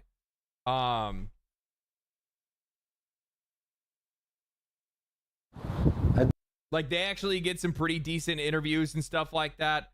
I like this guy. He's actually not too bad. Some of his interviews and stuff are actually really interesting. This dude is great. Tamor Hussein. This dude is really good. He gets really good interviews. He asks really like solid questions. I enjoy his interviews. Timur and Lucy are good. Lucy's also really good. Yeah, on their social media side, I think Timur and Lucy are like solid. Like, don't stay beautiful, baby. Stay beautiful. Keep doing your thing. I had some people that are pissed off that I said that I like GameSpot. It's hit or miss with a lot of these folks. Games Radar Plus also can be hit or miss, but they can be relatively solid here or there, right? But yeah. Yeah, where's this at now? I don't know about everybody else though. I don't think that they have the voice of the players. I don't think that the players identify with them. I think that 9 times out of 10 they're always talking about things. Bang, thank you for the prime, appreciate that. Oftentimes I don't think that they're talking about things that people are interested, whether it's in articles or whether it's in videos.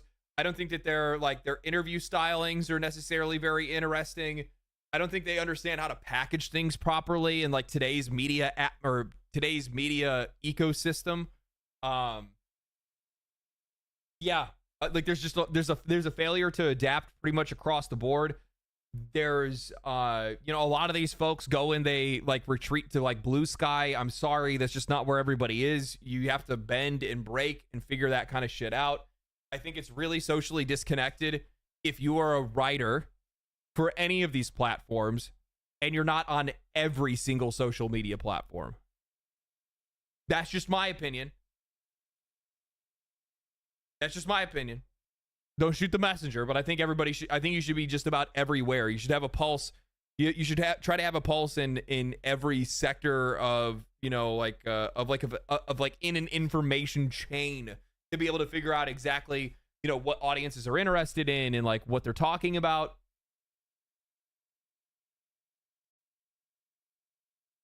That's what you have to do.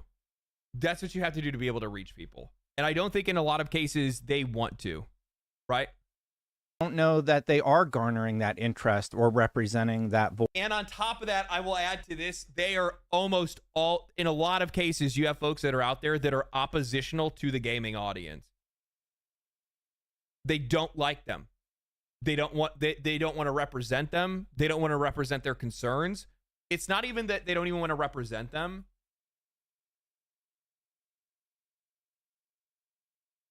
They don't even want to bring light to it because they are so ideologically opposed to whatever those things are that they don't even want to talk about it. That's really what it comes down to. Like, they just do not like whatever whoever this person is, whatever they're saying. Like, I mean, I hate to say it like this, right? Because like, there's a lot of people on social media that I don't necessarily like. I don't share views with Grums. Okay, I don't. In a lot of cases, I just do not share the same opinions as him or believe the same things that he does. However, there are certain times where he will point out something that is legitimate and it is a concern. And I'm sorry if it hurts your feelings, but it's true. And if players are out there and they're like, I don't like Tosh, I don't like these designs. If you are making games for that subsection of the market, that's your fault. And if you're the media and you refuse to report that without being bad faith, you're not doing your job. And you can't expect people to stick around. Do you guys have any idea how much and how often I see people talking about how every chicks in video games, Asmon is terrible with this. Oh, he's so bad with this. Every single time it comes to the conversation about like women in video games, big tits, big ass, hot chicks only. And it's just like, that's not the fucking case. Does it help in some occasions? Yes, but it depends on the game. It depends on the game. It depends on the genre. It depends on the audience. It depends on all that kind of stuff, right? I'm not saying I'm against it. I like it myself. I genuinely am interested in playing Stellar Blade. Do you want to know what my first motivation to play Stellar Blade is? Because Eve is hot. She's super hot. And you put her in very risky costumes. And it's an action game. and I like Souls likes and all that stuff. So like for me, like there's like the sex appeal, there's all these different things, and I want all of it. I want it all. But that doesn't need to be every single game, right? Like I don't need that to be Skyrim or Oblivion. I don't need that to be in Expedition 33. I don't need it to be in Helldivers. I don't need it to be everywhere. It just depends on the game, and it depends on the genre and a whole lot of other factors. And that's as simple as that. That's why, like, how many times have I lost my shit on stream because of seeing some people posting about, is this what gamers want? And then they show the First Descendant.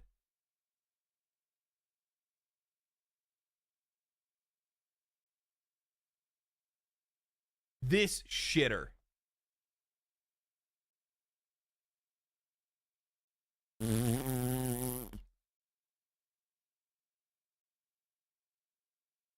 I gotta show you this. I'll show you guys this.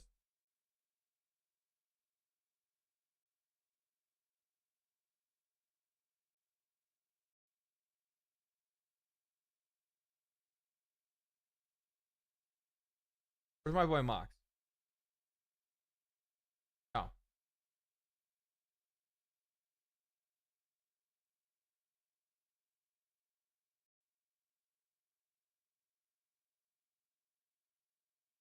All these so that all these such characters can also adjust to the meta and perform well as well. What is happening on his shirt? So on Luna's recent swimsuit skin, her fingernails are painted black, but her toenails are not painted black. Please fix. Sorry about that. Could you repeat that? Dude. You want to hear that again, chat? So this is their Q&A live stream. And one of the questions that's asked is meta and perform well as well. What is happening on his shirt? So on Luna's recent swimsuit skin, her fingernails are painted black, but her toenails are not painted black. So on Luna's new swimsuit skin, I noticed that her fingernails are painted black, but her toenails are not painted black. Can you answer that question?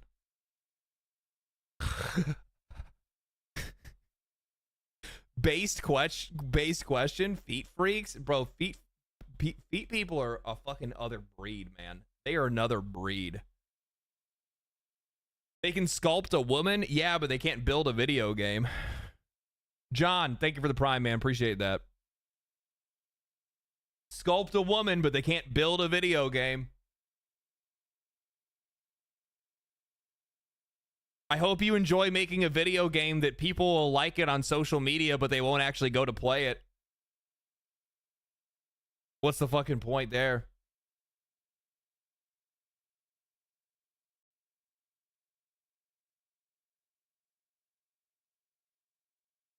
Voice in a way that is editorially sound, and I worry that there's an imbalance of representation. Oh, what I was gonna, sorry, I got sidetracked. No, what I was gonna try to say was specifically when I'm talking about, like, you know, looking at these other games, you know, games journalists won't approach the topic of, like, they're not gonna approach the topic of, like, female sexuality in video games and, like, how they're portrayed.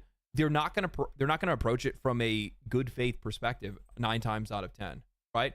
They won't say, like, yeah, it's quite literally, you know, male human nature to like hot chicks in video games. Instead, it has to be something that has to be coded through toxicity and all these other different things. It's just not necessary. And sometimes it's okay to say, we are attracted to things that are aesthetically pleasing. And you don't necessarily, and then you could give examples and show, hey, by the way, not all chicks have to be like, you know, goon material for people to enjoy the game or for people to like the character. There is tasteful designs that you can use that people can still enjoy. I think that Expedition 33 is a great example of this. People love Luna. People love CL. People like Mael. But they're just, it's attractive character designs. They're just they're well made, but it's also incredibly fucking tasteful. Incredibly tasteful, right? Like their designs are not like crazily like, oh, here she is like running around in her underwear and stuff, right? Like, it's not necessary for you to be able to have those things in every single game. And like, that's the kind of conversation that you can have, and you can show how there's a difference between those things. But the problem is that there is such an overreaction and such a knee-jerk reaction to a lot of these things that for whatever reason, we can't even talk about how there has been that reaction in game design, where we have gone from like, instead of just making like tastefully designed female characters in games, they just went past that entirely and said, you can't even tell if this is like, you can't even tell what this is.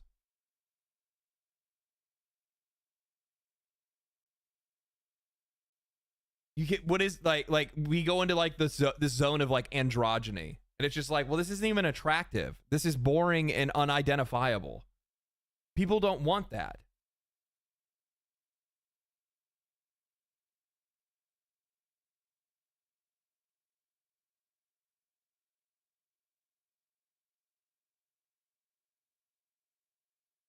Hate is a strong word. I'm a strong person.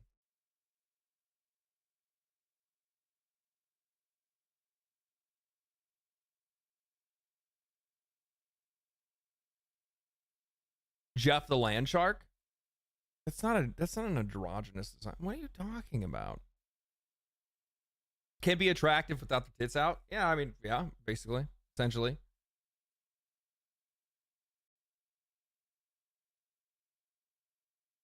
Hate and Expedition 33 in the same phrase makes very little sense. What are we talking about? What?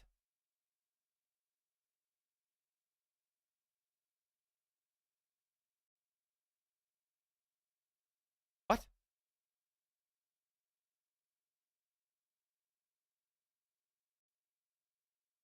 Oh, you were talking to a commenter. I was like, what?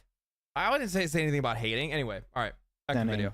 Game creators and game developers and game publishers versus representing the voice of people who play video games. And that voice is often crass.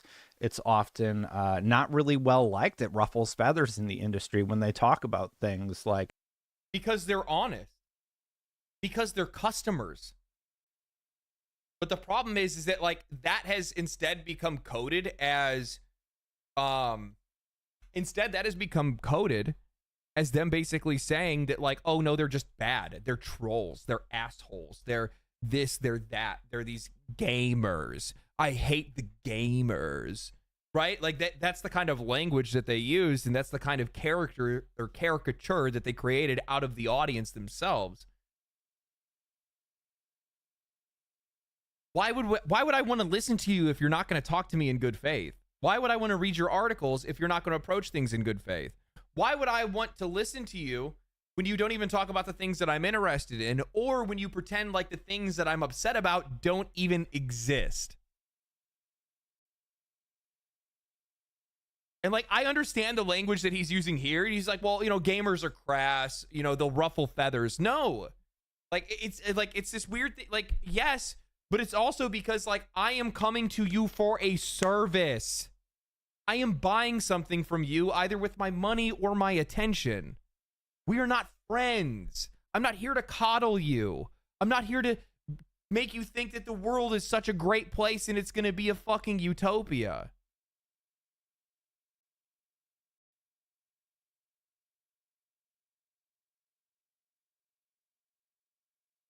You guys get where I'm coming from right now? Like, that's what this is. Like, the thing is that like they view it as it's like an attitude. Like, oh, gamers have an attitude. No, it's not an attitude. It's that you're not giving the service that I'm asking for. I don't have to be nice to you. You work for me, motherfucker. Like the controversial topics that people bring up all the time that you see trending on Twitter, and people seem taken a little bit aback about that. Do you think I would be like, what if I started posting videos about like I'm showing off how I varnish a table? I post a video next week and it's me varnishing a table. And then there's people going like, bro, this isn't a video about gaming. And then me being like, Why are you being so crass? Would watch? Would watch.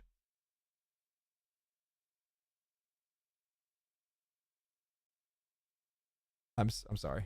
But you know who's able to have those direct conversations? Basically every Twitch streamer. Everybody can sort of freely talk about that, and they don't get in as much trouble. And I think... Okay, hold on. Move, cat. Trying to keep an eye. Trying to make sure when my food's going to get here. All right, we're good. Topics that people bring up all the time that you see trending on Twitter, and developers and game publishers versus representing the voice of people who play video games. And that voice is often crass. It's often not really well liked. It ruffles feathers in the industry when they talk about things like the controversial topics that people bring up all the time that you. But that's what people are interested in, and that's what represents their concerns. See trending on Twitter, and people seem taken a little bit aback about that. But you know who's able to have those direct conversations? Basically every Twitch streamer. Everybody can sort of freely talk about that, and they don't get in as much trouble. And I think PR... As much? We don't get in any. I like, as a YouTuber or as a streamer, I can talk about whatever the fuck I want. Who am I? Like, the only people that I am beholden to is my audience. The only disagreement that we're going to have is maybe on a matter of opinion, but outside of that, that's really about it, right?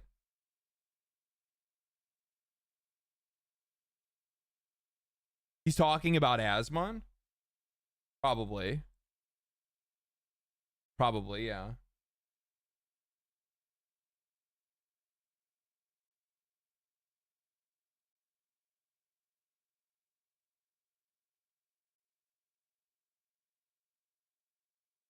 LD's building a new desk hand from scratch. I'm not building shit. I mean, I will have to like rebuild my desks eventually because I want to like expand them when I get to a bigger place. But that'll be after I move. But yeah, I think he's probably talking about Asmon. Because Asmon can talk about whatever he wants. Because who is he beholden to?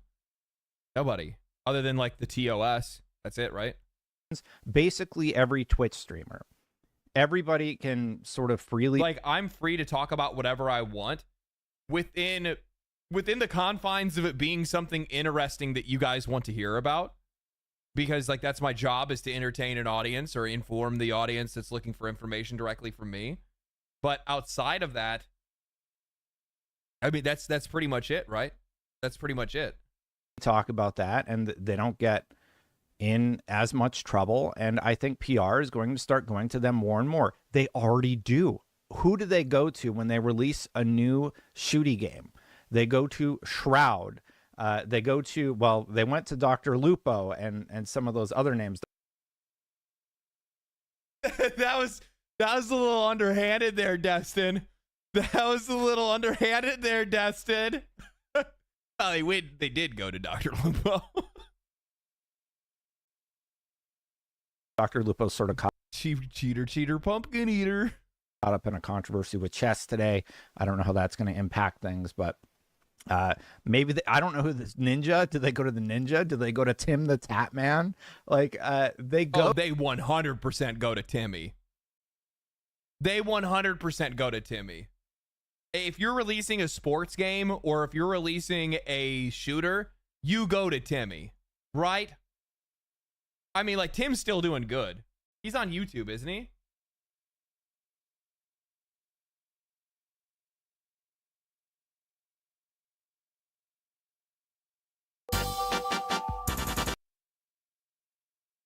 Yeah, he's chilling. Yeah, Tim's chilling. He's doing just fine. He's doing just fine. I like Tim the Tap Man. Timmy Tenders, I like Timmy. I do. He's got energy, dude. And I like energy. Go to these big name streamers who are going to garner a massive audience, and those are sort of their go-to. They'll still go to IGN, but are they going to go to Polygon? No. Well, they don't really have a Polygon to go to now. And it's not just Polygon being impacted. But the problem is that, like, here's the thing, is that I think in a lot of cases, these companies will try to, like, they subsection them off into these they subsection themselves off into these like ideological spheres. You know, I watched somebody that made a video that was like critical of me, and they were like talking about how I was like misrepresenting information. I'm an alt-right pipeline. I guess. Whatever, man. Like, it's so funny that every time I see somebody that is like, that is ideologically captured, they have to create a facsimile of you and attribute your beliefs and the way that you talk about things to you having some like nefarious plans. Like, I've seen people talk about how like I'm paid or something like it's weird, dude. Like, there's a bunch of weird shit that I see and I'm like, okay, this doesn't really make any like it's just weird. I don't know. I really want to get into it. But anyway, the point that I'm trying to make is that they subsection themselves off into these audiences that like there just isn't. There's just not enough people there. There's just not enough people there. And you know what the funny thing is that like I get made fun of in these like liberal and left-leaning social circles online because of like the centrist position. I get, like whatever they want to call it. You're a fence sitter and the centrist is really, you know, you're really alt-right or whatever it is. And I'm just like, it's so funny that if you guys would just like try to see the other side's opinion on things or try to look at everybody's opinion all at once and do so in good faith and with an open mind, you're going to be able to reach a lot more people, because the vast majority of people that are out there actually aren't ideologically captured. Most people are in the middle. That's where most people are. And it's one of those things that is just so fucking weird to me, because like that area in the middle is called compromise, which is what humans have to do to survive. Life is nothing but compromises. Sometimes you do make them, sometimes you don't make them, and there's hard lines and there's soft ones, right? But when you make a site like Polygon and you draw a hard line in the sand and say, this is where I am, this is where my beliefs are, when you're writing articles talking about how you want players to go play games to kill fascists,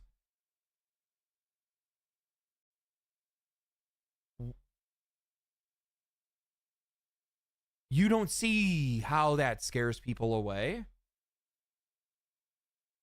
Other than the like people that are in just like in this like tiny little fucking hole of mental disorders that would actually read something like that and be like, yeah, this is compelling. This right here is compelling. This is what I want to read. This is useful for me. We need to get more of this. I'm sharing this article.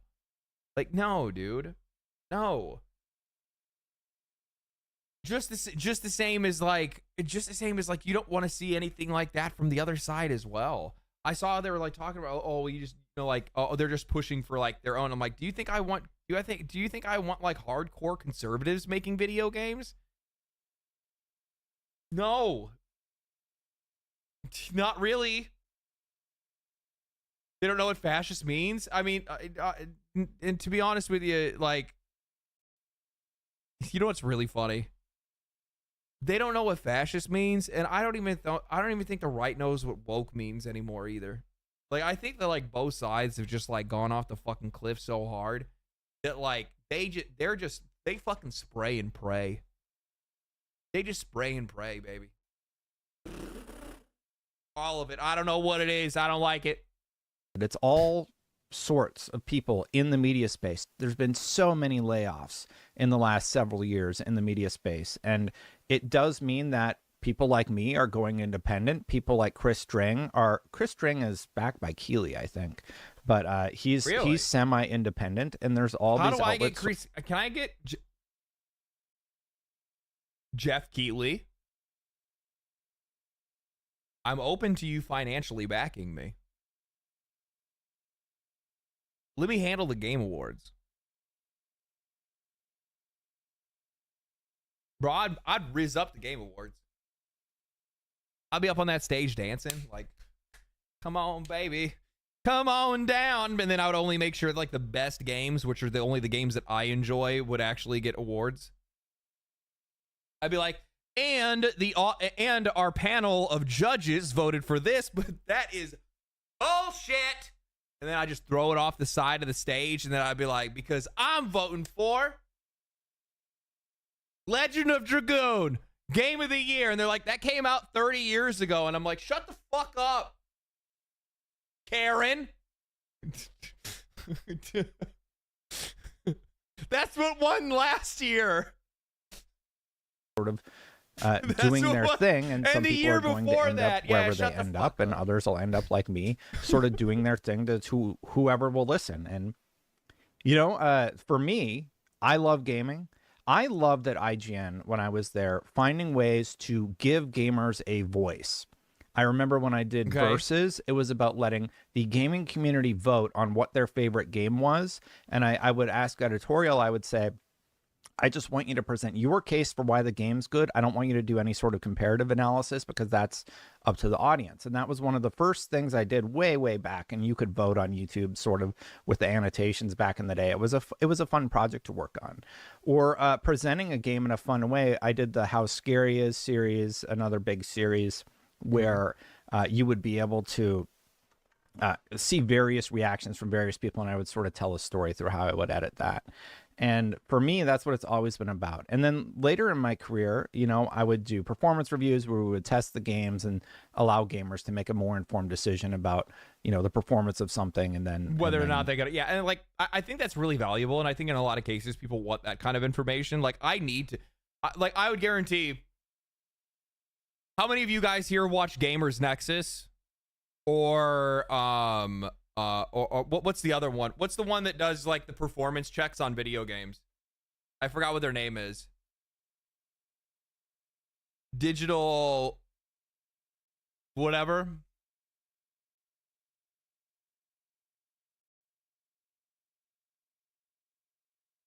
Digital Foundry, thank you. Digital Foundry. How many of you guys watch any of that stuff? Like Digital Foundry, things like that, because you just want to make sure that the game is actually going to play well on the hardware that you use?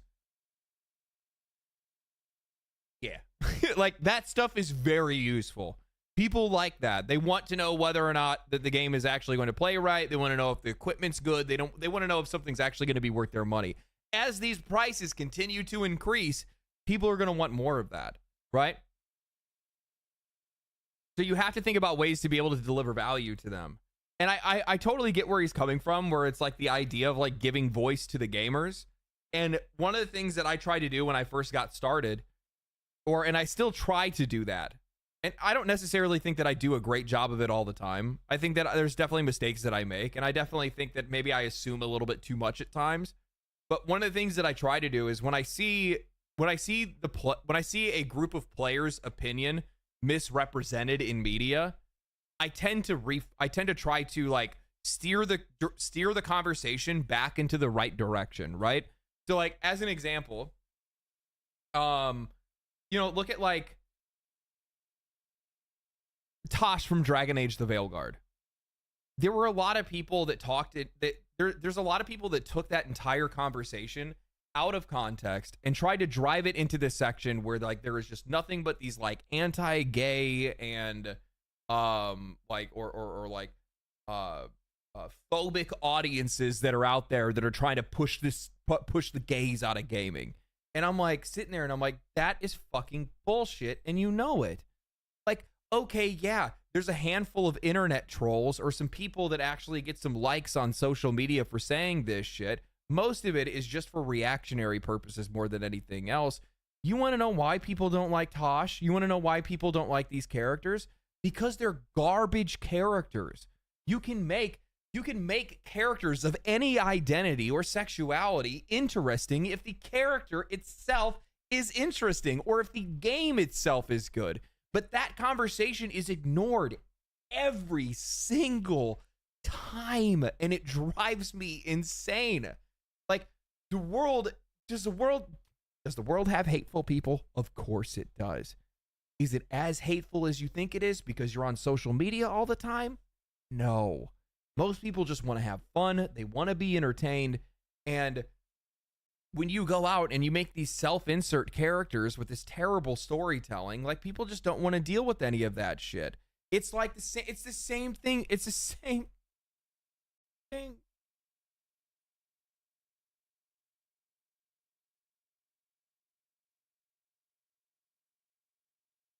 Where is it? Where is it? Where is it? Where is it? Where is it? Show it to me. Show it to me. Show it to me. Show it to me. It's the same thing with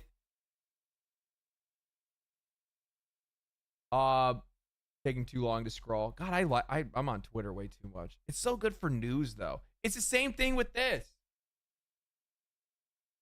It's the same thing with this. With these posts, with these discussions, what you are trying to do is paint a picture in which the world is sexist and racist. And the reason why people don't like this character is because she's black and a woman. And it has nothing to do with that. It has everything to do with the minute that you introduced this character, it looked boring. It looked played out. It's basically the equivalent of She-Hulk from Netflix.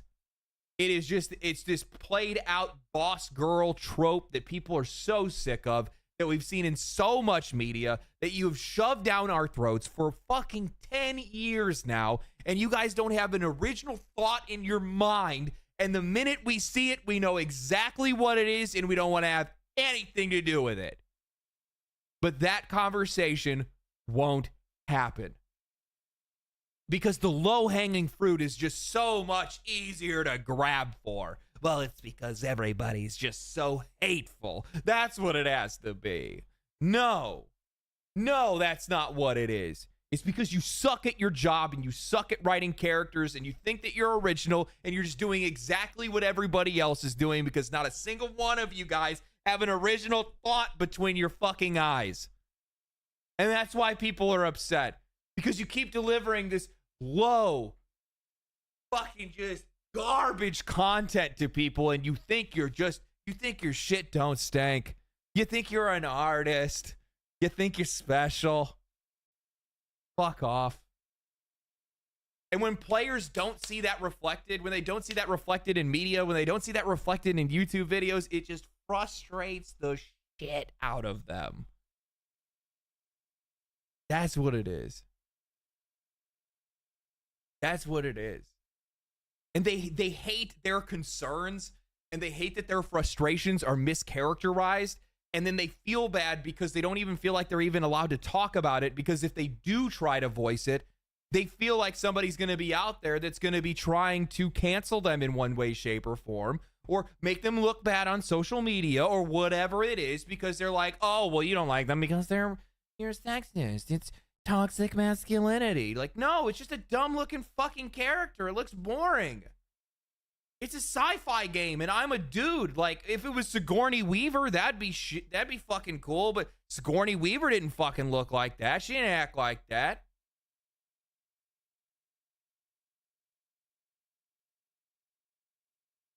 I'll give credit where credit is due.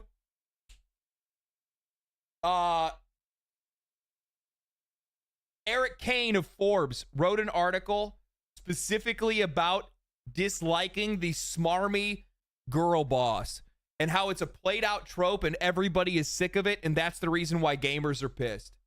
And he pointed it out in a article that he had written for Forbes, and it was about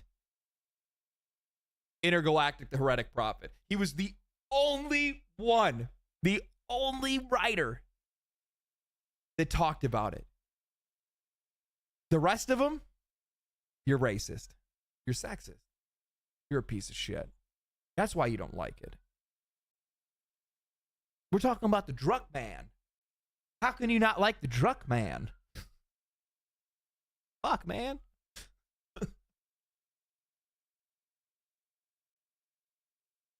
Video? I did a video on this topic already. I had my first reaction to the Heretic Prophet back during the Game Awards. I made another video specifically just me talking shit because I don't like Druckmann. I saw him on a podcast, and it was like him and some other dude from Hollywood, and they were talking about how like the hate that the game got, And he's like, oh yeah, people didn't really like what I did with Last of Us Part 2. And then the other dude chimed in. He's like, man, fuck him. And he's like, yeah, that's right. Fuck him. Or like, who gives a shit or something like that. And I'm like, well, those are the people that buy your games. Why would you say who gives a shit to the people that write your paychecks? You fucking idiot. You narcissistic idiot.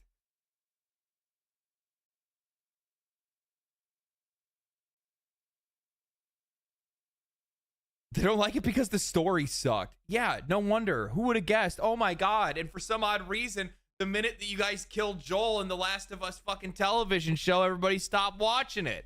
I wonder why. Oh, I couldn't guess. Maybe because it was a terrible idea. Like my version of Digital Foundry, I gave them many shout outs in those pieces of content. And then, you know, IGN is sort of a, I don't know if they own Digital Foundry or how that all works, but they're definitely partnered these days. I'm getting off on a tangent here, but I also did the same another thing, Destin. It's okay. This. I did YouTube content. I would talk about things, and I would get roasted by veterans in the industry if I would slip up a little bit in my talking, or I would on Twitter, people would clip me and they would make fun of me. They got real mad about the Baldur's Gate 3 thing. But you know what the Baldur's Gate 3 thing was about? It was about how the industry is building up an iceberg that they are going to crash into. Their budgets are out.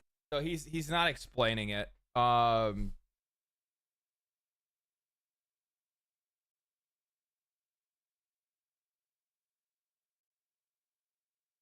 So following, so my pop-off point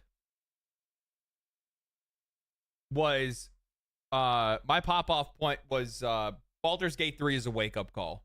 I think that's when people like on more like slightly on a more of a mainstream level started to like hear me or notice me or find my videos and stuff like that. And it kind of started a fucking wave where all of a sudden, like, I made 2 videos back to back talking about this like Baldur's Gate drama and all these developers, and then all of a sudden, like, articles started hitting the fucking ground, videos started hitting the ground. Asmongold reacts to, I think, both of the videos, if I'm not mistaken, and it was like, I mean, between all of it, it was like, bro, we're talking like fucking millions of fucking views on this shit, and it was like the first time that like I broke a story, like I was one of the first one to the door, and I was like, man, this is crazy. This is really cool. Like I didn't break this. I broke the story on YouTube, not on anything else. And it was actually really funny because I remember when it happened, because I think I was actually watching Asmongold's stream at the time, and somebody chimed in and was like,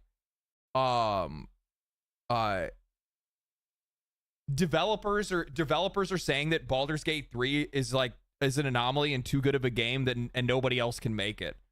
And Asmon's like, what? No, they're not. Where'd you see that? And then somebody in chat says legendary drops, and then he brings up the video, and then it popped off or whatever. But anyway, afterwards, IGN then made a video, and this is the one that got a lot of attention. His video, like the IGN one, got a lot of attention because it was like a journalism outlet that covered this story, and they were upset that somebody did. And when he made the video for IGN, well, game developers were very mad, and so was games media. So they wrote an article titled "Yelling is Not Journalism" by Brendan Sheffield, and there was an opportunity to give players context for why games release the way that they do. I'm going to read this to you guys, okay? There was an opportunity to give players context for why games release the way that they do, but instead, it was designed to incite anger directed at a few devs. So we had the opportunity to tell people and educate them on why games release in a broken state, but instead we just use this as an opportunity for players to get mad at the developers. Why light mode though? Because that's how these fools roll. Because their whole fucking life is light mode.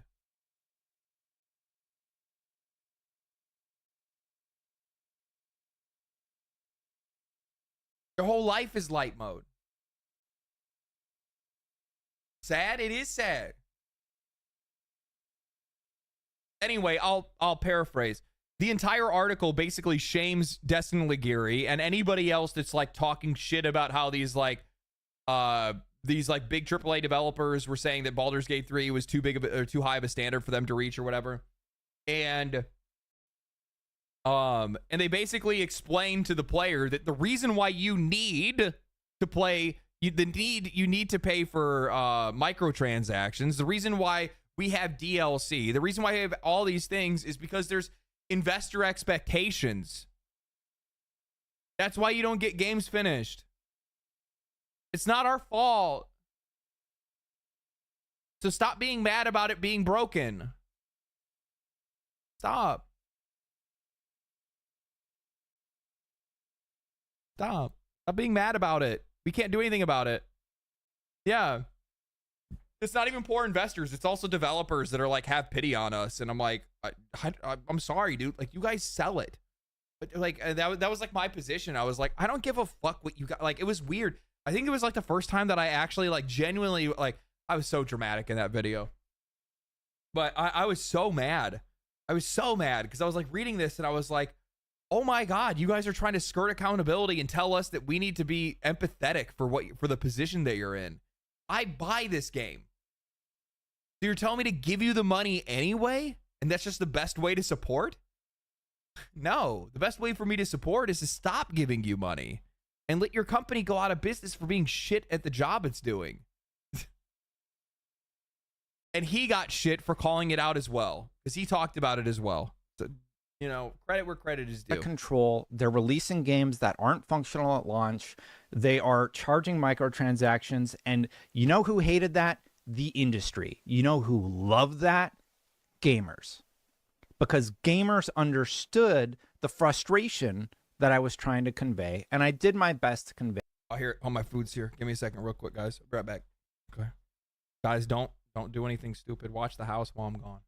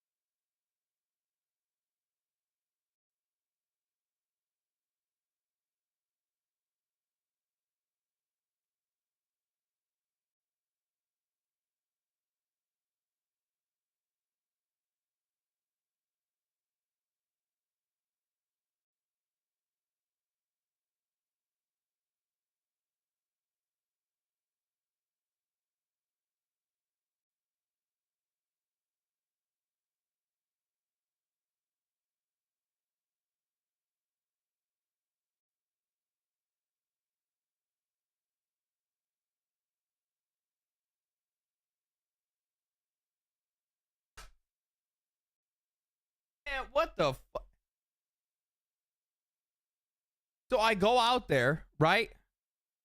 I go out there, and this dude is sitting on his phone in his car, just popping off on the phone.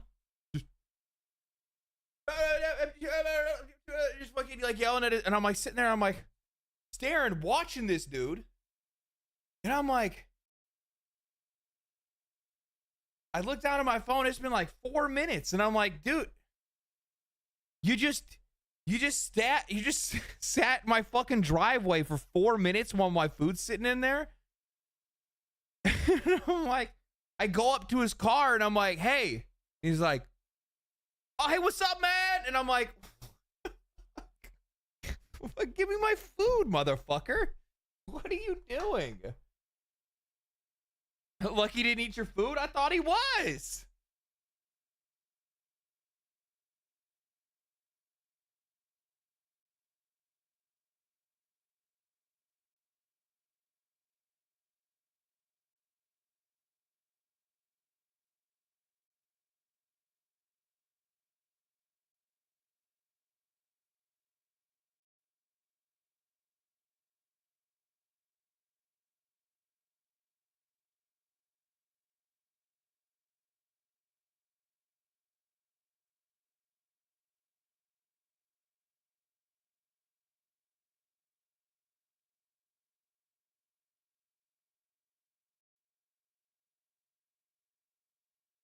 Unbelievable. All right, let's finish this video.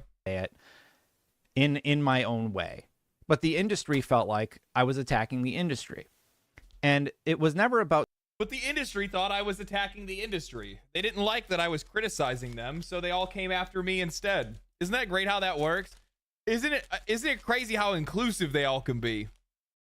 That the minute that you say anything that goes against their own, that like anything that goes against them is like the minute that they need to turn their fangs to you. They are real quick to eat their own. Developers. It was about the practices that are setting them up to... I actually missed some super chats earlier, and I feel really bad about that now that I realize it.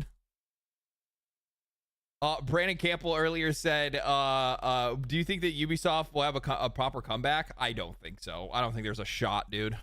I don't think there's a shot. No, I don't know. I guess it kind of all depends, but the thing is they're like positioning all their products and games for... They're going to probably just position most of their stuff for China, which could help them out a lot, but I guess it just kind of depends. Justin with the $5. Ubisoft is so rich, so enriched by their hopes and righteousness that they don't need the S&P. Seriously. Yeah, dude, they're not doing very well. And then Boss Squeeze with the $2 said, keep doing your thing, big dog. Thank you, big dog. Thank you, big dog. Appreciate that, big dog. Supposedly, middle managers in charge of the new entity at Ubisoft. Oh yeah, I forgot. They made the great choice to hire the guy that's going to be taking over the new subsidiary for Ubisoft is fucking Yves Guillemot's fucking brother, or no, his son. You know, a little bit of nepotism. That'll work out. To fail. Developers out there, if any developer watches this, do you really want to be making microtransactions for your game? And if you do, why do you want to do that? Because you have to, so that your studio can survive? Like, are you just... Like, I don't think that... I find it hard to believe that developers just care about money. I think there's plenty of developers out there who really care about perfecting their craft and making... I think game developers...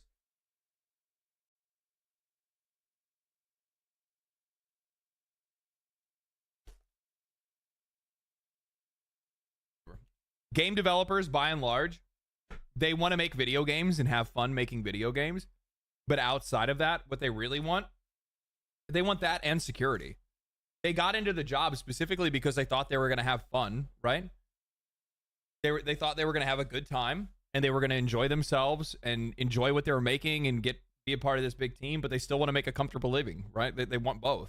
They want their cake to eat and eat it too. That's why they get into this industry.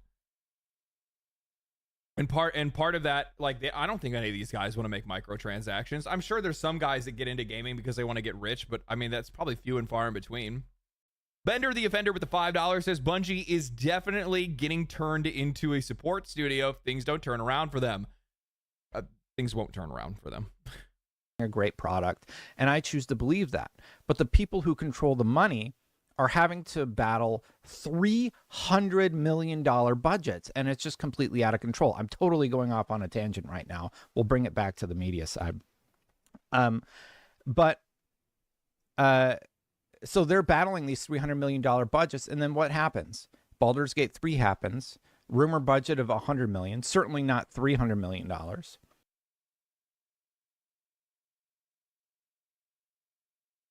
Unreal.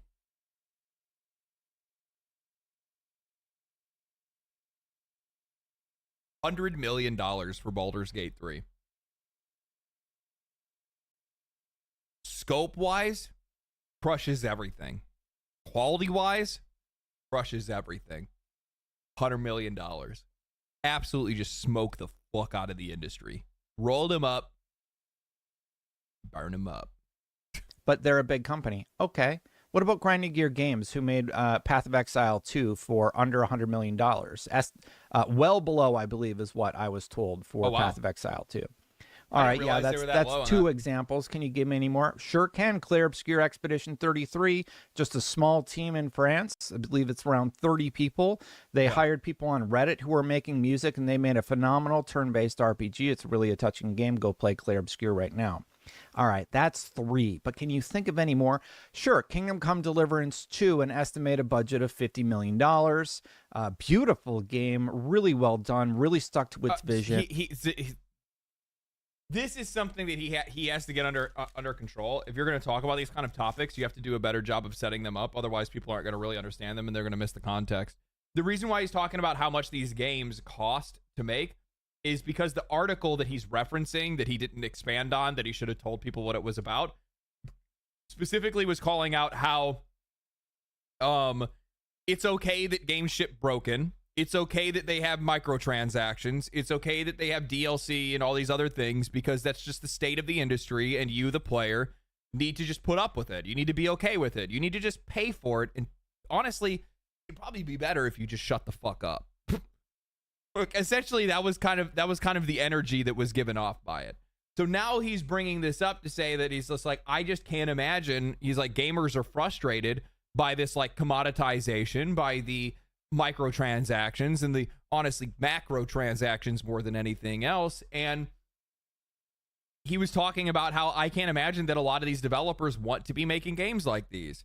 Most developers want to be making games because they enjoy them, because they want to make fun games and things of that nature. And that's why he's pointing out like look, it's not necessary to have these games that have to have these huge price tags on them, because it's just not. And it did something really look at all these games you can make for far cheaper. You don't need to spend $400 million to make a video game. It's so unnecessary. But at the end of the day, we're still the ones that are paying for it. Game prices will be $80. I pay for it anyway because I make reviews and shit, right? But I don't think a lot of people are going to pay for that. I think they're going to buy other things. They're going to buy whoever's going to be undercutting them and probably delivering better quality and cost with its property.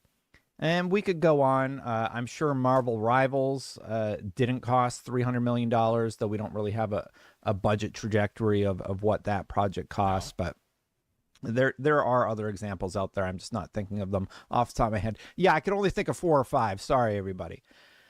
So something is out of whack. Something is out of whack in terms of what is being published. You don't even need to worry about AAA games. That's the thing. Like, what the fuck are we talking about?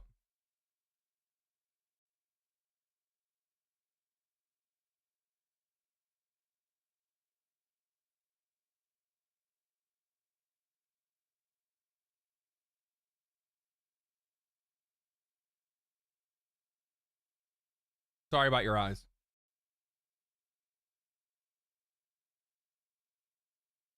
Schedule 1, 5.5 million copies sold. Gross revenue, $98 million estimated. 5.5 million copies made a like goofy, fun drug simulator game by one guy who then contracted a few other people to help. You don't even need to worry about making a AAA game.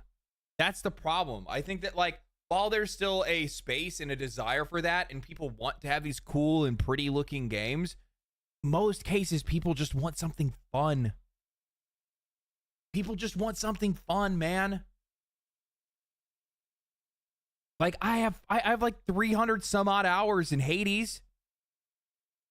It's a pretty game, but it's not a AAA pretty game. It's just a cool, it's just a artistic game, but it's really fun to play. Gameplay over visuals. It's been that way forever. And they've just like, I think honestly, a lot of it just comes down to the fact that like the industry just chases Hollywood. They want the games to look like movies because they want to be recognized by Hollywood. They want people to think that they're Hollywood. They want a Hollywood treatment. They want to be treated like celebrities. They want to hang out with celebrities. And I think that that's pretty, I think that's pretty easy to see. I think that's relatively transparent because you see how often these guys will reach out to like, you know, what traditional celebrities to be in video games and things of that nature.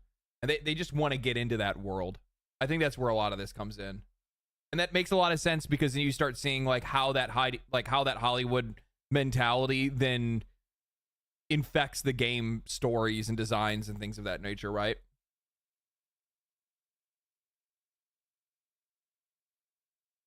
I don't think there's a lot of innovation happening in a lot of the media space, and I would like to see more of that personally. It's something that I would like to see people push the envelope, try new things, because I really feel like we've been doing a lot of the same things that we have done since GameFAQs. You know, and honestly, game guides are the one thing that have stood the test of time, but in terms of coverage, it hasn't really changed much. I didn't realize like game guides still do really fucking well. And what's funny is just because of like search terms and like how like and like making videos and video guides and whatnot, like very specific questions are hard to be answered by a video alone. Like people aren't going to make a video for every small little dumb thing that you're like, where is this thing? How do I do this thing? Like gamers are very needy when it comes to like wanting a solution to something. And I think that in a lot of, and the funny thing is that like written guide content is just, I think it's king. I don't think it's going anywhere. And the thing is that like people are like, oh, AI doesn't matter. AI has to get that experience from somewhere, unless we're going to start having the AI play the video games themselves. I mean, I guess maybe, I don't know. For one way, videos like this one where I just talk, this isn't scripted, I'm just having a direct conversation with you and sharing my thoughts about my concerns about the industry. I don't know if any of that is going to make sense to you. It has certainly been a difficult day to a lot of people who I know, to be frank, and I do hope that they find work somewhere sooner rather than later. I know how... McDonald's. Starbucks, probably. Yeah. DoorDash.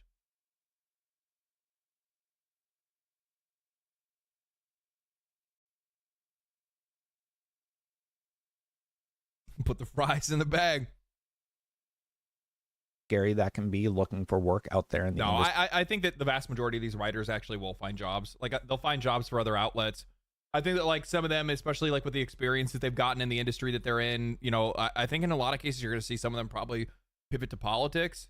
But I think that like there's going to be some people, like I'll be honest with you guys. You know what the funny thing is? Like I guarantee the ex-Polygon writers will find jobs, but you know who won't? Folks like Alyssa Mercante.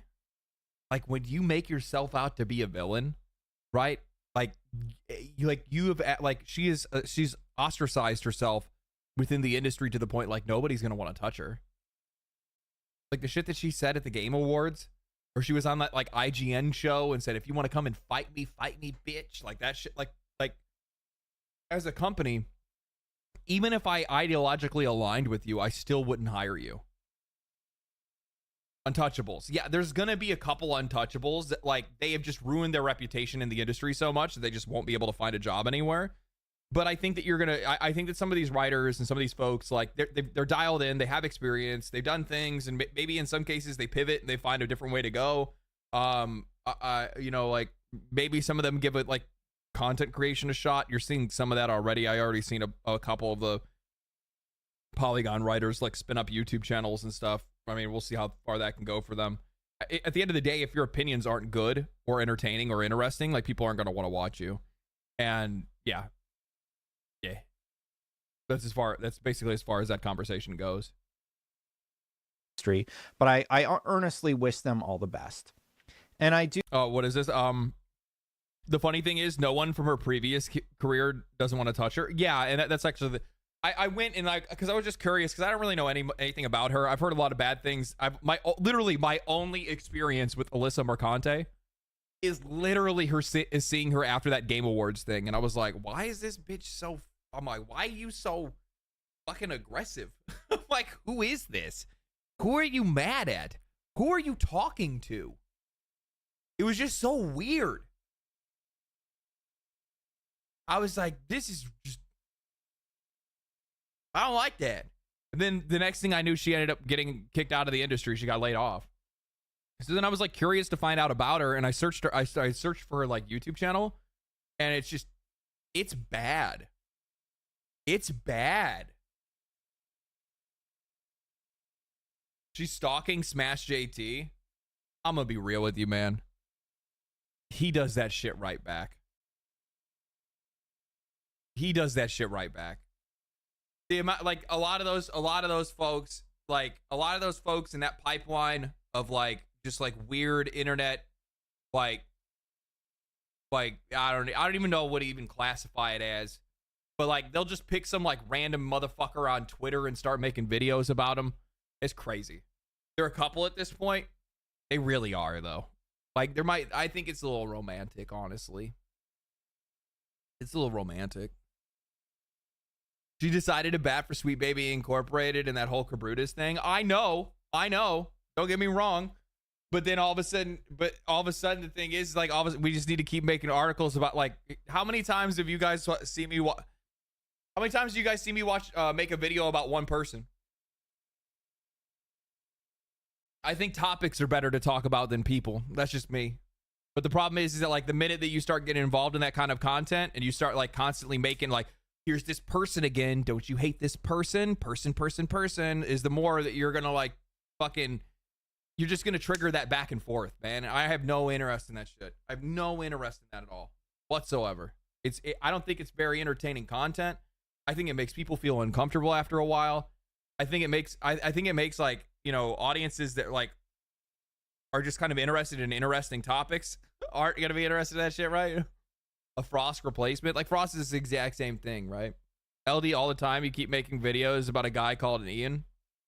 Fuck that guy. Fuck him, man.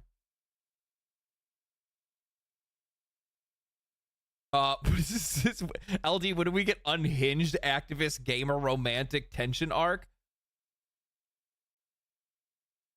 I don't know. Probably never. Hopefully, I guess. I don't know. I do think that we are seeing a reset point, though. I think if you want to take a crack at new media, get a YouTube camera, get a YouTube channel, and start making YouTube videos. Because it's either sink or swim for a lot of people out there right now. It is. And it took me years to figure out something that worked on this channel, or even find a voice on this channel that worked. Like, Yeah. I only have 100,000 subscribers or whatever. Like I'm no Skill Up. LD but Skill Up Media figured it out. Incorporated, baby. Skill Up started making division damn, that content sounds and good, Destiny right? content when he started out. LD He was Media making guide Incorporated. videos, and now he does news. Yeah, like Dring's article really was eye-opening for me. A 13% decrease in articles. There is a big place right now for people that want to talk about news, report on news, and it seems like the competition metric is getting lower and lower instead of higher and higher. I see new YouTubers making videos like mine pop up every day. I've been doing it a little bit longer, so maybe I get a few more views than some of the guys just starting out, but I could see a day where they easily trounce my viewership. And then if we want to talk about he who shall not be named, Asmongold. Oh, Asmongold. Man, it's never me. Why doesn't anybody talk about me?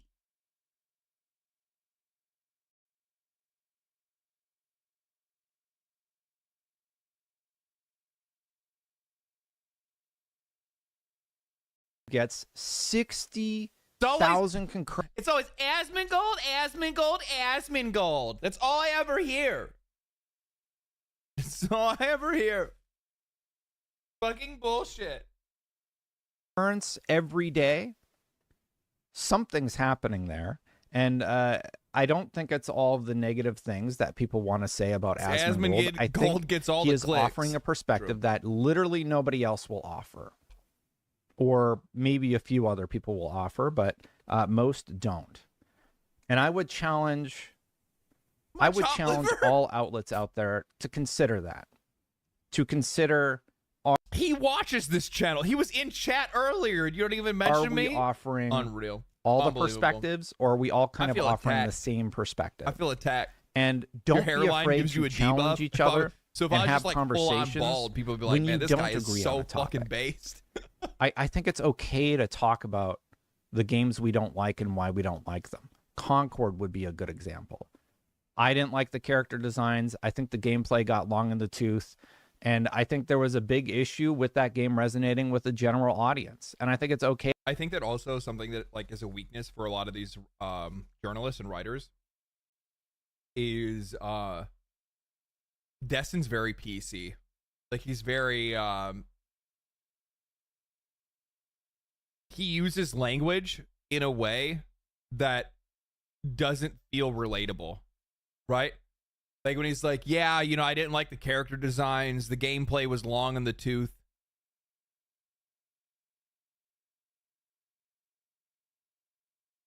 Like, people don't want that. People don't want that. You know what people want? Yeah, we could talk about Marathon. The characters were fucking hideous. The gameplay looked boring as shit. And then people are like, true. True. I mean, you can say it with a little bit more tact or taste than that, right? But it's just one of those things. To have those conversations. I don't know why we wouldn't. Is Destin still I selling want cookies? video game creators to succeed. Wasn't he selling? He was selling cookies at one point in time, wasn't he? I don't know if he is or not. And you know how you help them succeed? You help them succeed by telling the truth and being honest about how you feel about things. And most gamers... Is Destin still shilling for Microsoft? I don't think he shills for Microsoft, to be clear.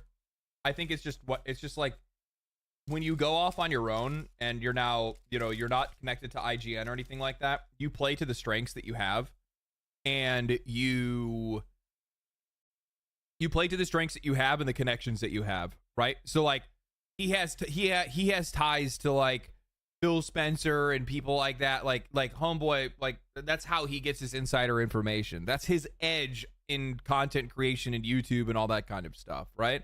So I'm not going to hate the player. I hate the game more than anything else. Big Dyer, thank you for the Prime. I actually missed another Prime too on top of that one. Quiet Gone Jin. Like that. Thank you for the Prime. Love your content, sir. Love you, man. I love you. And my Taco Bell. He's got what, 20 years of media training. He'll get some dust on him eventually. Yeah. I think that like once he kind of like loosens up on YouTube a little bit, like I need you guys to keep in mind 2 years ago or like a year and a half ago when I first uploaded my first video, my videos were like, hi, my name is Legendary Drops. I like to make videos about RPGs and games that I like.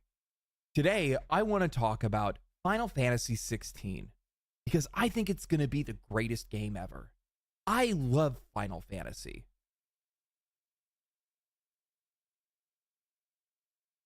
Dead ass.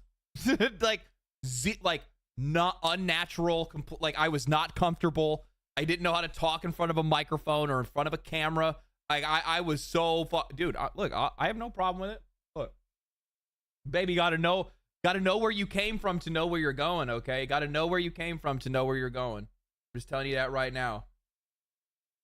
Of news and details surrounding Final Fantasy 16, the team that's working on it, and why I believe that Final Fantasy 16 is going to be the best Final Fantasy.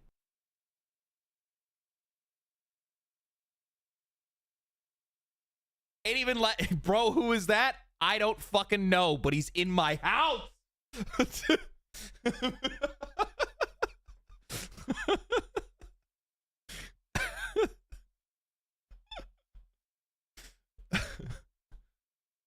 I had to do a double take. It's the same house, same guitars, baby. I'm gonna tell you right now, I know that guy. Yeah. This was 2 years ago. It was 2 years ago when I uploaded my first YouTube video.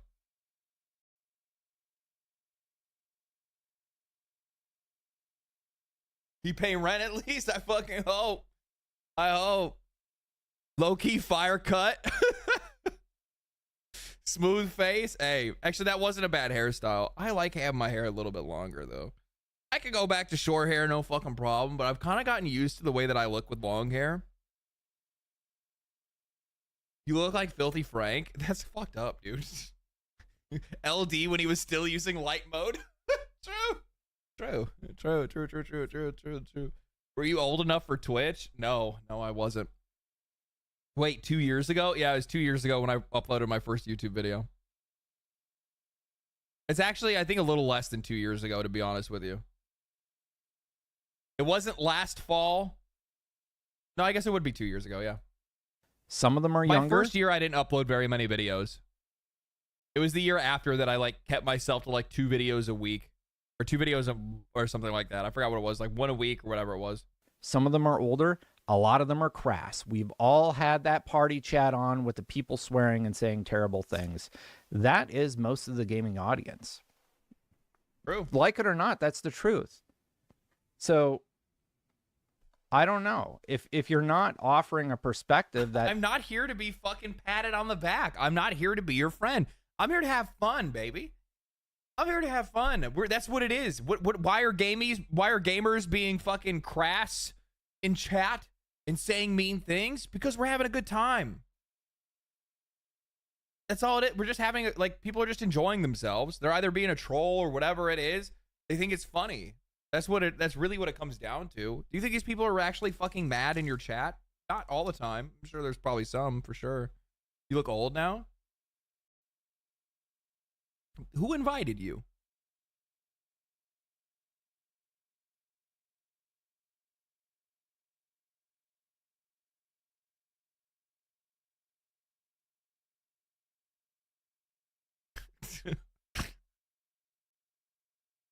Get the fuck out of here.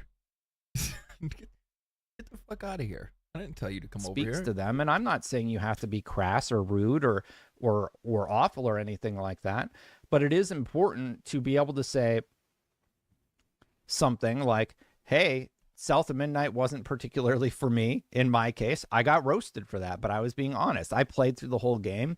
I had my issues with it. I don't think it's the worst game in the world. I just think it's going to have a difficult time finding its niche, so to speak.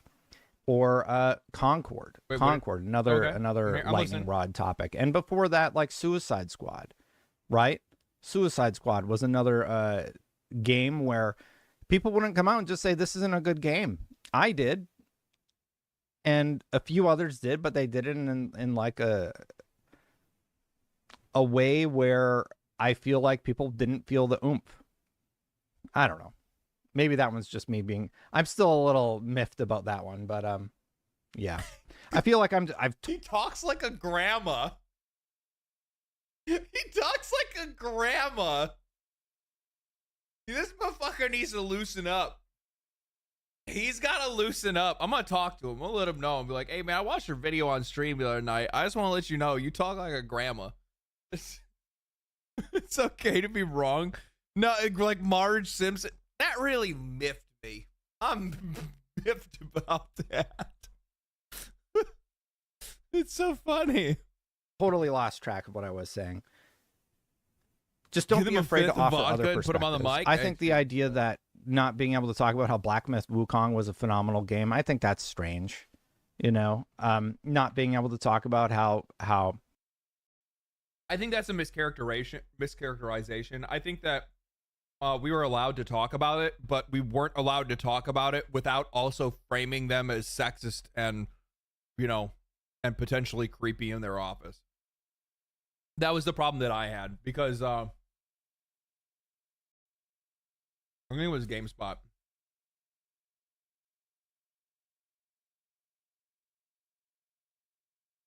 Black Myth Wukong surprised me. Going in, I knew not to expect a Souls-like, despite it seemingly sharing many of the genre's hallmarks.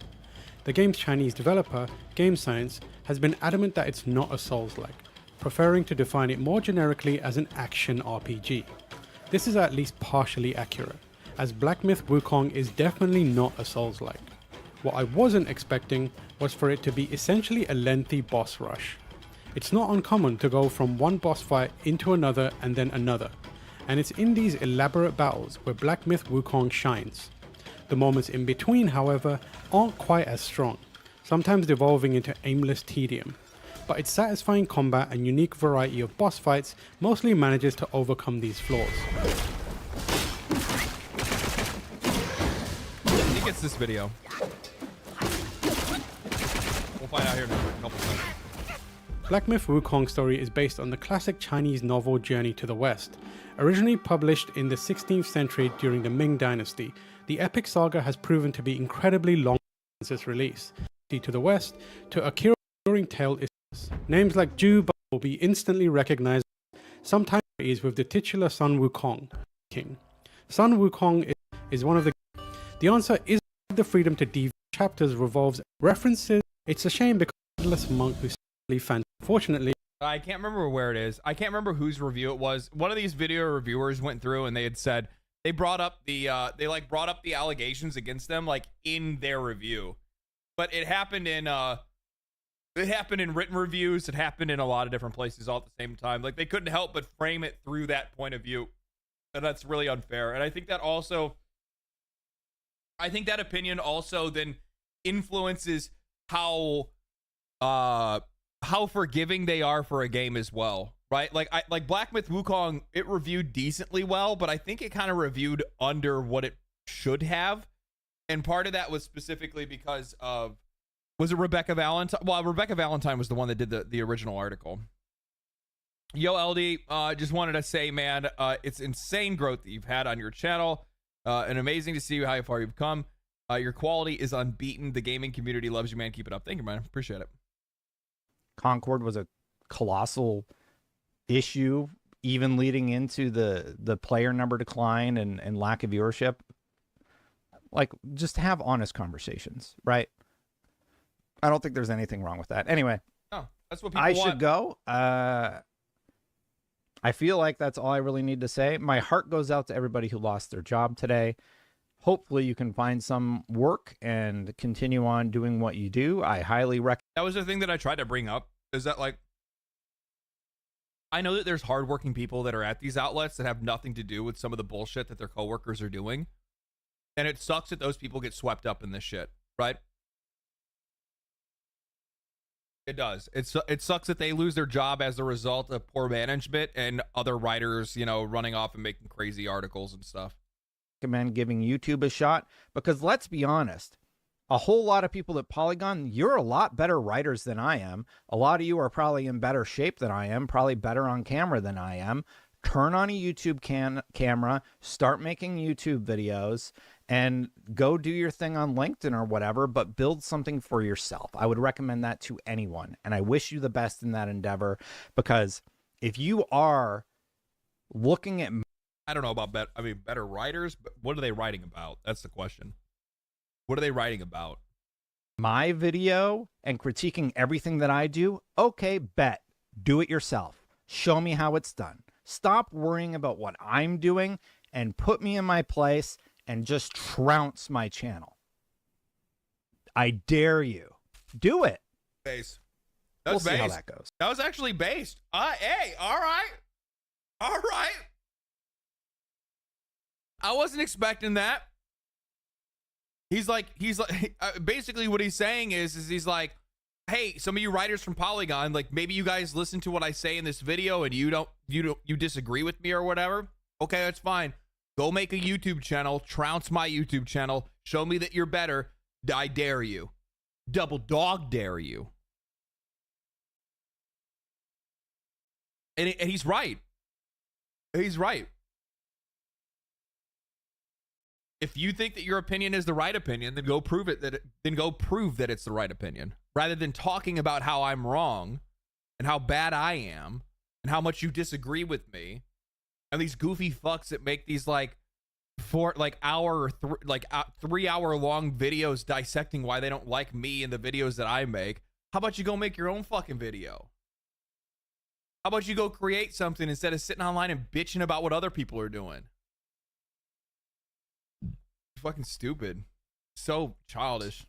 Thanks for watching, everybody. Hit that subscribe button, hit that bell to know when my content goes live. I do greatly appreciate you. And actually, I say that in earnest. And if you want help knowing how to do the basics, I'm happy to, you can feel free to reach out. I will literally show you how to do it. And then you can take a crack at it for yourself, because I want more voices out there, not fewer.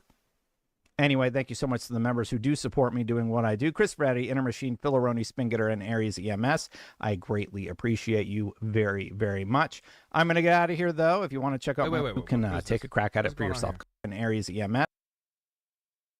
What is this going on? What you got going on here? Oh, that must be like... Oh, okay. It's like subscriber tiers, or like members tiers or whatever, or Patreon supporters. That's cool, man. And Aries EMS. I greatly appreciate you very, Nobody gives very me any much. money on Patreon. I'm going to get out of here, though. If you want to check out my last ask video, for it, I though. don't remember what I talked about. I'm playing Arc Raiders. I'm playing Marathon. And I'll see you for the next one. Bye for now, everybody.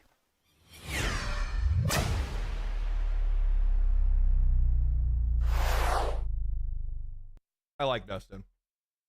I think he's a good dude. I think he has anytime you switch, anytime you take like a career switch like he has, there's gonna be some growing pains, but he's a good guy. I like him. We had a lot of fun like hanging out and playing Path of Exile together and bullshitting and having dinner and whatnot. He's a good guy. It was a good video. Yeah, I think he did a good job. I think he just needs to loosen up a little bit with his I think he's just loosen up in general with like topics and things like that he discusses, you know, loosen up his language a little bit. And also remember that you're not talking to the same people every time you upload a video. Like even though there's like a ton of people that I recognize, right?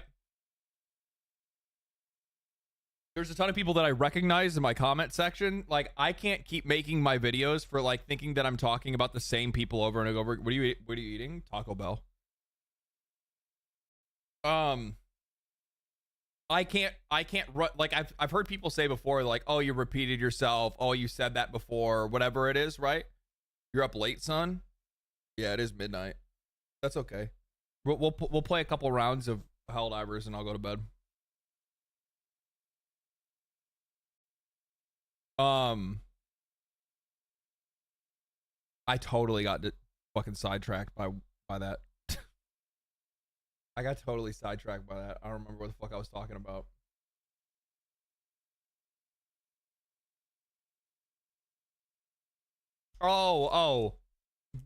Because I recognize that like every time I upload a video, not everybody's gonna watch it. Not everybody has watched me before. Sometimes that's just the way you gotta go. So like what I was trying to say is like for him, there was like 2 different times that he referenced something, assuming that the audience knew what he was talking about. You can't do that. You can't reference something and assume people know what you're saying. I've learned that way too many times. That is something that you have to like stay the fuck away from, because what'll end up happening is people will misunderstand you, and people will oftentimes misunderstand you. Frequently misunderstand you. What time is it now? It's midnight. It's 10 a.m. Where the fuck are you at? Are you guys my like EU viewers? EU? Is that what you are? You my EU? Finland? Okay. Why does it do this? Do you guys have any idea like what causes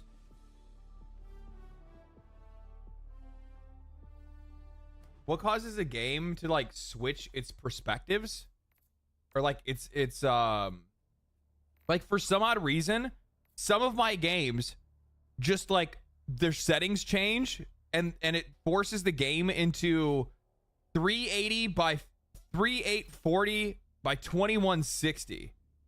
But I have 2K screens. It forces them into 4K, which is like my screens can't handle.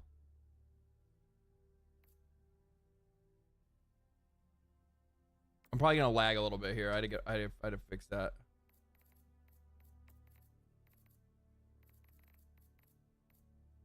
Oh my god. Buy a new screen, NVIDIA control panel. GeForce Experience bullshit, maybe? Maybe. Hold on. I'm going to get a little laggy here for a second because I got to fix this. Display. Play mode, full screen, borderless, windowed. Apply. Jesus Christ. That was a pain in my ass. Who's it? There's like somebody already on my ship. I'm like, I turn around and like I just see like Beaky like fucking like trying to give me a fucking little hug from behind, you know what I mean? Literally just trying to hug me from behind.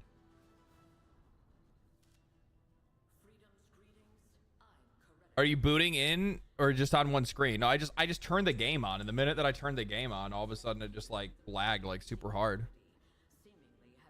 Okay. Turn this up.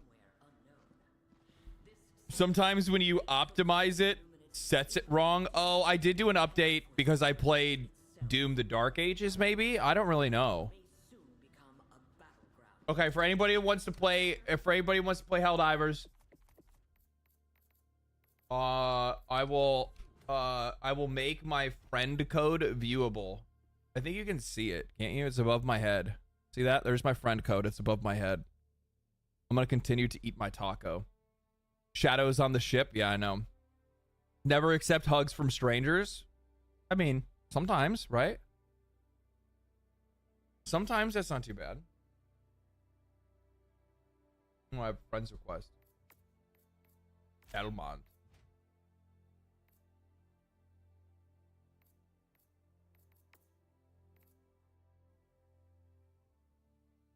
Just not strangers offering candy, but what kind of candy is it? Is it sour candy? Is it Reese's peanut butter cups?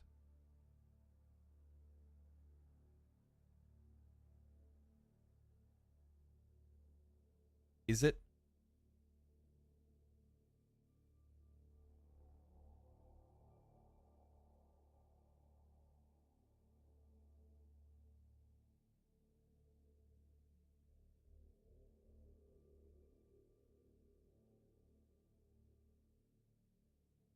LD, how do you typically capture your B-roll? You're fucking watching it. What are you talking about? Wait, are you talking...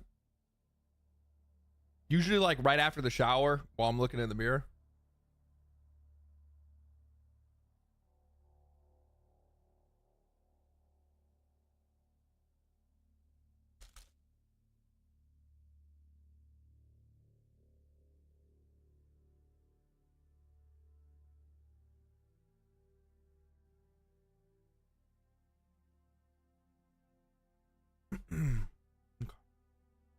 There's them friends requests. Accepted, accepted, accepted, accepted. All right, first come, first serve, baby. Get on this ship.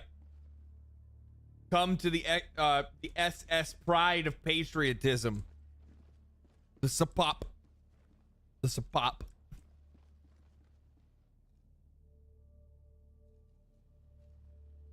It's the hardest process I'm finding. What is the hardest process that you're finding? B-roll? How is B-roll what? What? You just record yourself playing video games. I mean, I guess I'm more worried about making sure that whatever I'm talking about is more interesting than the gameplay on the screen. That's a little bit more difficult to do though, right? Allied destroyer has left squadron. Somebody left. What the fuck? Allied destroyer has joined squadron.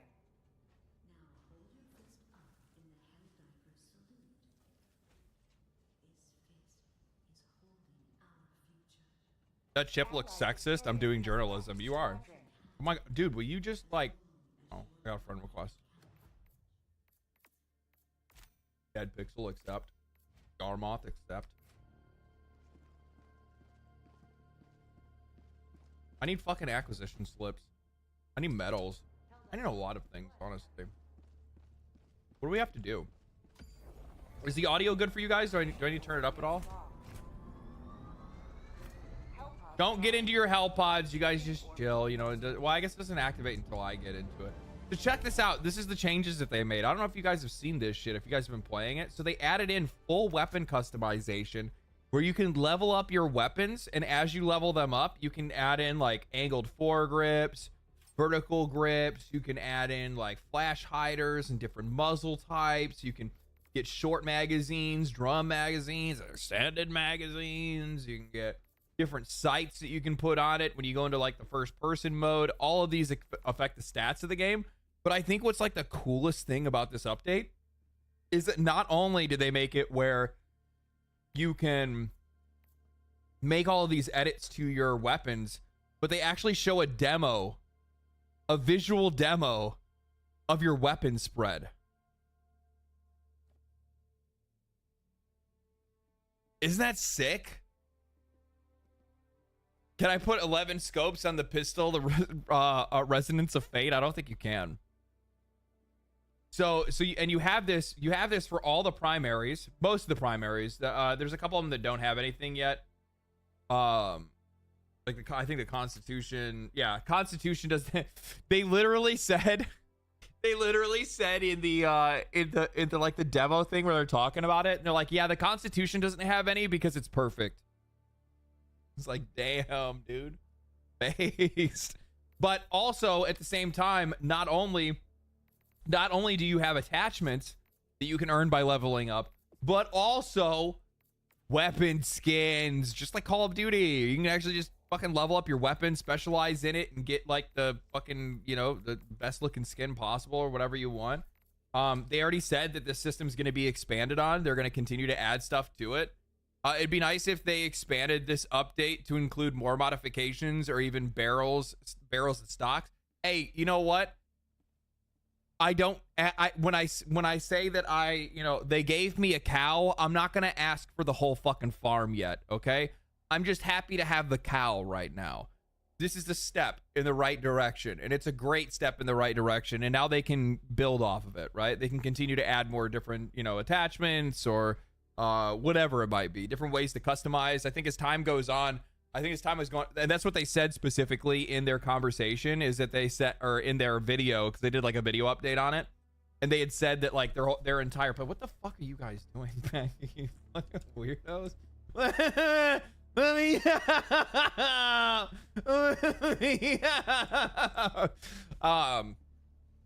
yeah, I would want, this is fucking making me uncomfortable now. Fucking weirdos.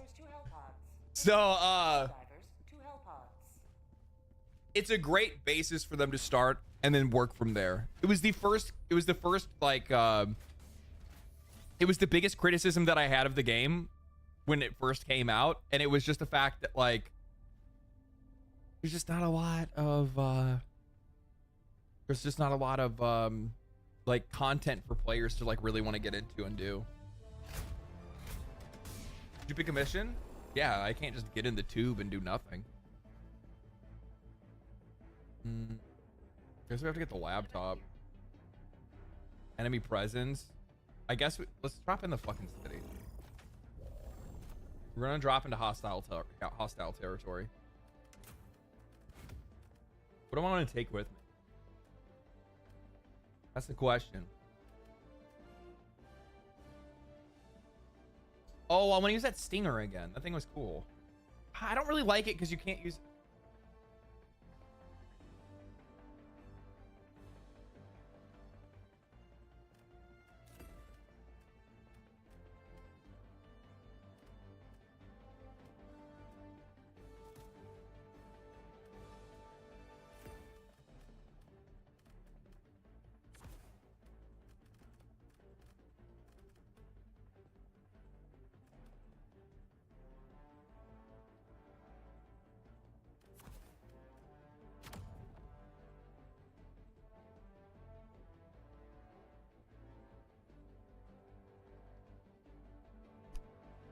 What the fuck is that? Is that the sword? Is the sword a stratagem? Telepod launch initiated.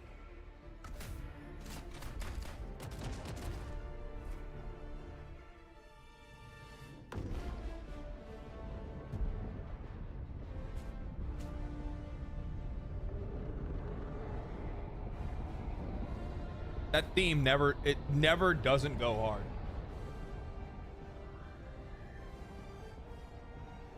Like whoever wrote this fucking theme song like sat down and was like, I'm about to write the hardest shit in the world. Watch out for Flesh Bob. Yeah, I know, he's a motherfucker. Holy shit, what a name. Right next to it. Good deal.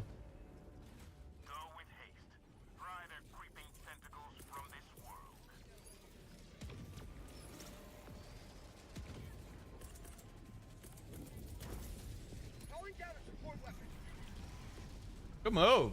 God damn, you guys took care of that shit quick.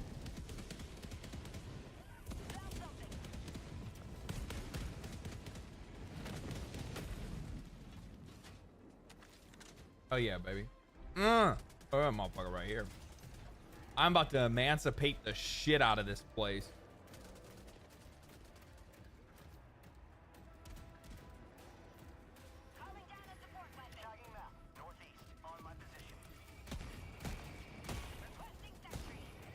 Get the fuck out of my way. Yeah. I like how like people were immediately begging for like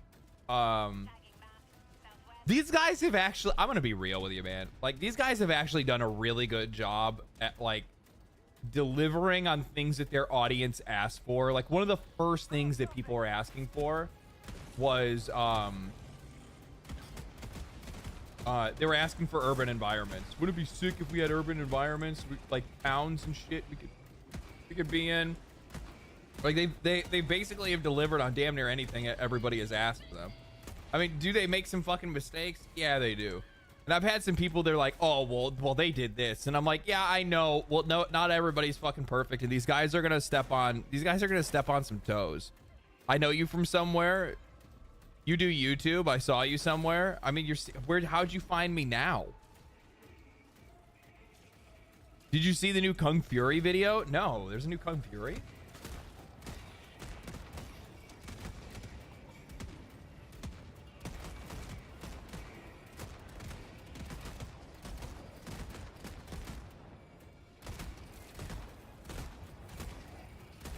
Okay, I gotta get in the door, don't I? Hold on, I got this.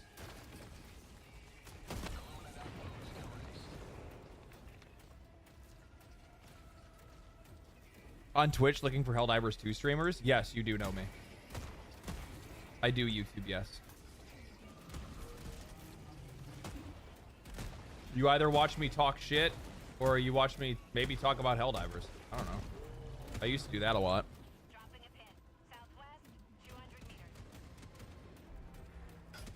Actually, now that I think about it, I was kind of like, for a little bit there, you know, I'm gonna toot my own horn a little bit. I was kind of like the Helldivers guy for a little bit. That was kind of fun.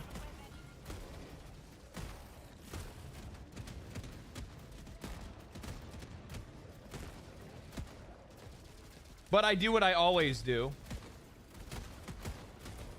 which I come in and I like drag my balls across the floor, and then I run off to the next place to go mark my territory.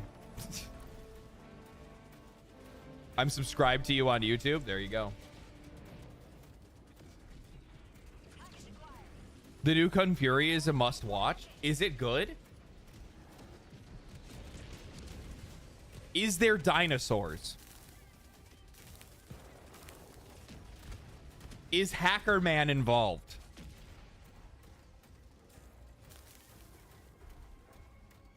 If there's not half naked chicks riding dinosaurs, I'm not gonna be happy. I'm just gonna tell you right now. I'm not gonna feel good about it, or myself, honestly.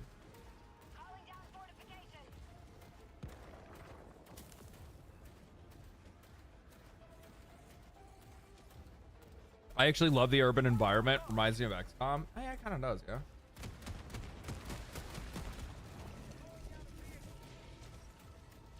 It's so strange to see the same person on a different platform. Do I look different?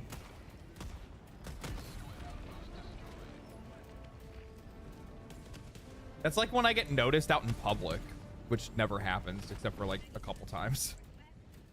And every time it does happen, I'm like, ah, like somebody asked me and I like instinctively, do you guys ever do that thing where like you heard what somebody said, but you act like you didn't? And you don't know why you act like you didn't. Like, you know you heard it, and you kind of feel like an idiot for being like, what? And you're like, I heard what this guy said, but I need to commit to this. And like sometimes I'll even like, I'll act like I'm hard of hearing. I don't know, like as a defense mechanism, where I'm like, I heard this guy, but I really need them to know that I didn't hear them. I do that shit. I'll be like, huh? Huh? Put my hand up to my ear, and they're like, I'm like, oh, YouTube. And then I sit there and I question it, and I'm like, does this person hate me? I'm like, do they not like one of my videos or something? Like, what direction? This could go in a lot of different directions. I'm gonna have to figure this one out.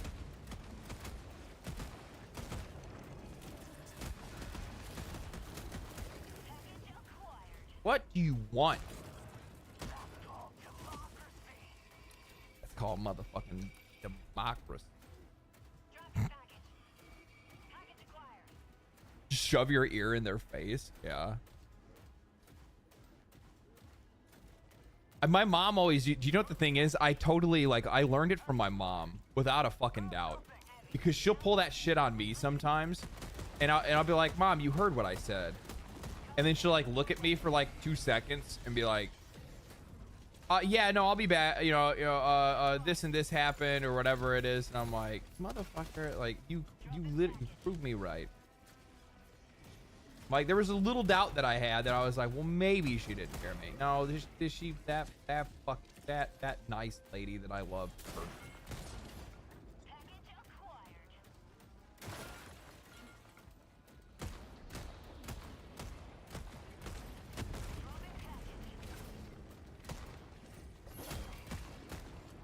Uh-oh. You guys have any bullets? You guys have any bullets? You want to? All right, here, you can have it.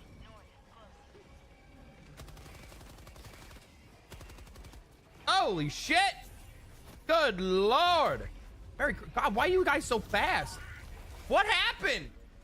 Why were they so fast? I thought I could run away.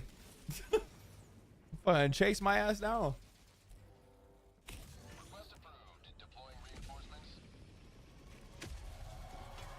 You can stop on the vote list. I fucking love their name. Oh, that's the vote list. They can't vote anymore.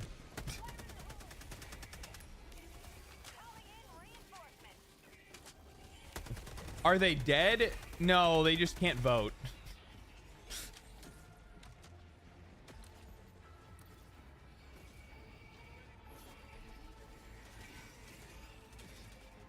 Yeah, technically we could actually just give these guys a shower and they would be fine, but yeah.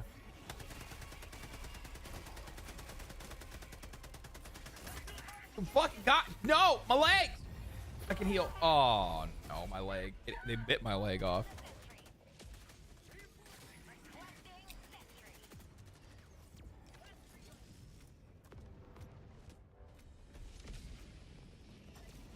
Is the flag just like, does the flag take your heavy spot or something?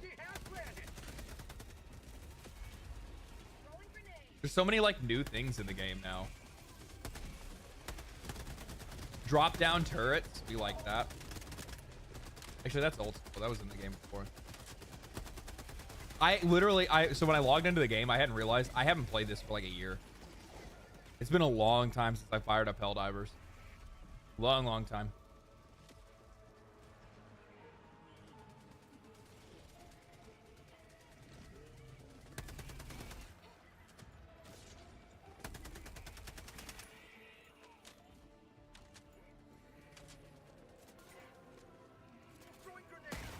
Shit. Yeah, I forgot I gotta take the shield down. Thank you.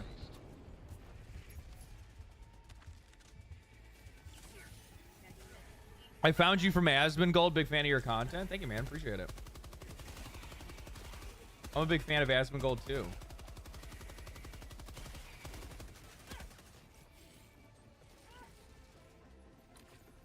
Where am I going? I'm going north.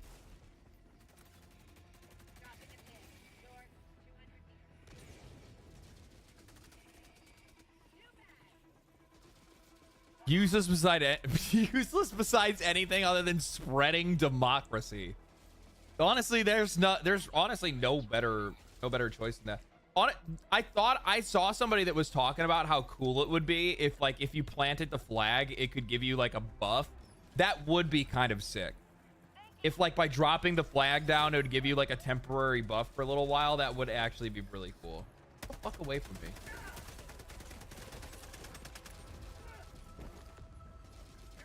Oh shit, I'm in trouble.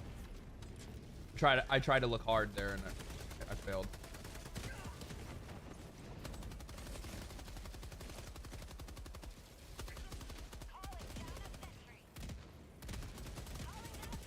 These guys are so fucking annoying. Reloading.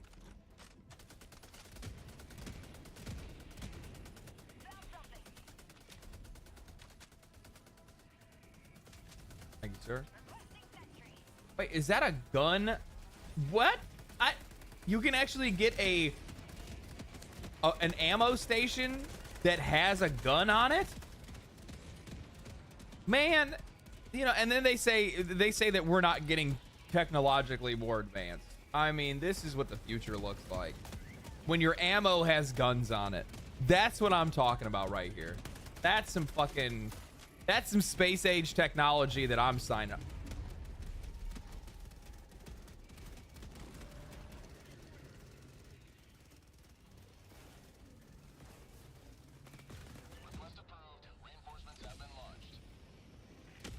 The fuck? Where's my shit? Game looks so different now. They've done a lot to it, man.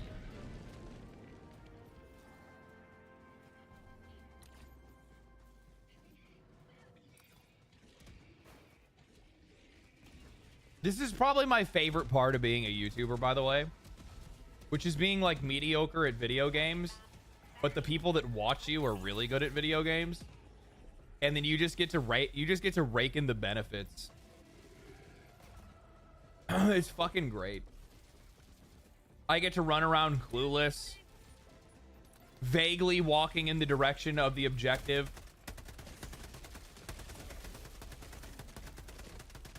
God damn it. Fuck off with these grenades. You guys suck.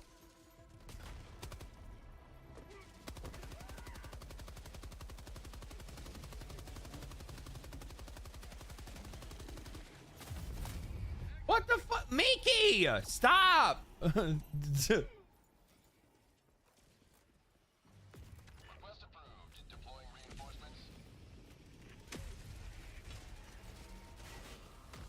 Check out the PC Gamer on Warhammer 40k. It's so bad. What PC Gamer article? Explain yourself. What is it about? Is it something I can talk shit about?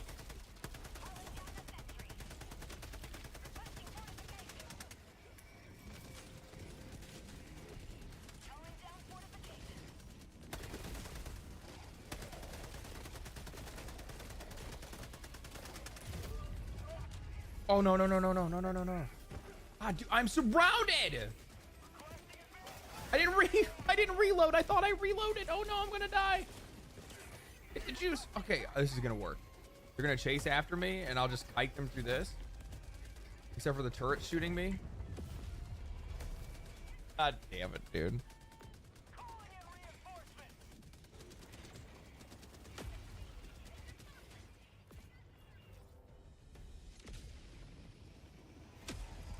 Typical fanboy discussion.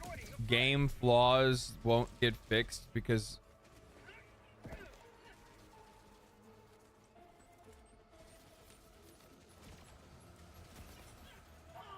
what are you fucking getting mad about?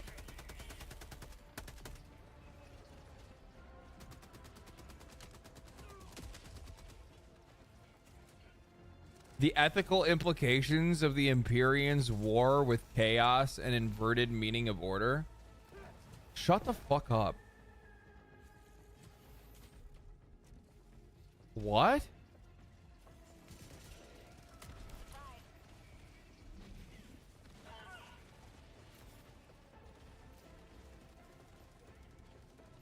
Are you talking about Doom or Warhammer 40K?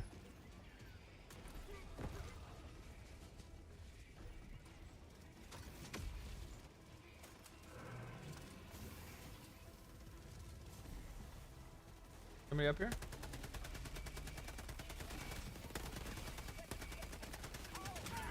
Jesus Christ. I hate those little rocket fuckers.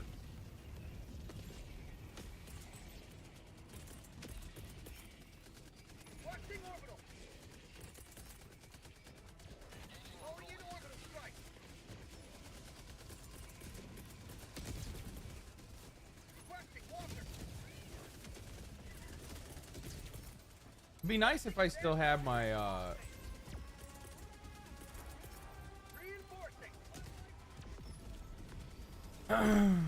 I was gonna hit it. I was summoning a bunch of shit. God damn, that flag looks fucking good. One true flag.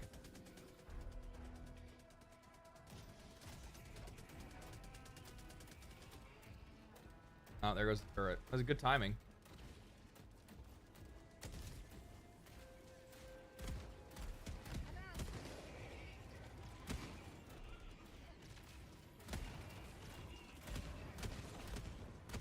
Fuck out of here. Now you're dead. Now you're dead. So are you. What's the melee button? Is it E? No, E is to interact. Is it F? F. I got stomp on shit. Like, wow. Yes, use the flag. The flag buffs their movement speed. I swear to God it works. Sounds like heresy to me. True. Hopes this works. PC Gamer article. Yeah, I don't think you get. If you're in the Discord, post it in the Discord, and I'll read it later. Not tonight, but I'll read it another day. How'd that miss? There you go. There you go. Fuck out of here.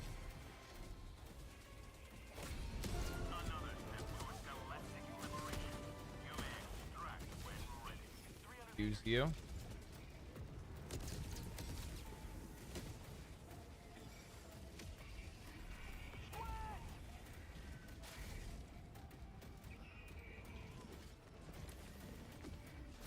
What? Hey!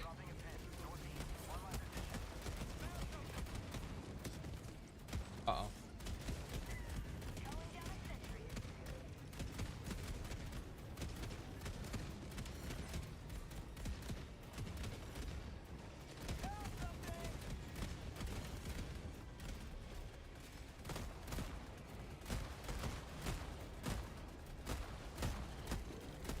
Trying to handle business out here, boys. I got you. Taking out the big boys right now.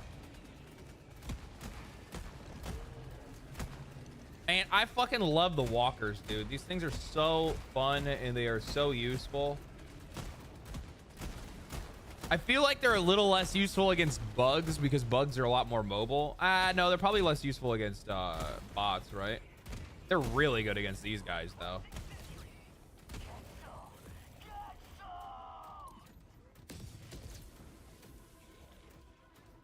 I think we're chilling. I mean, we can grab some samples and probably head back, I guess.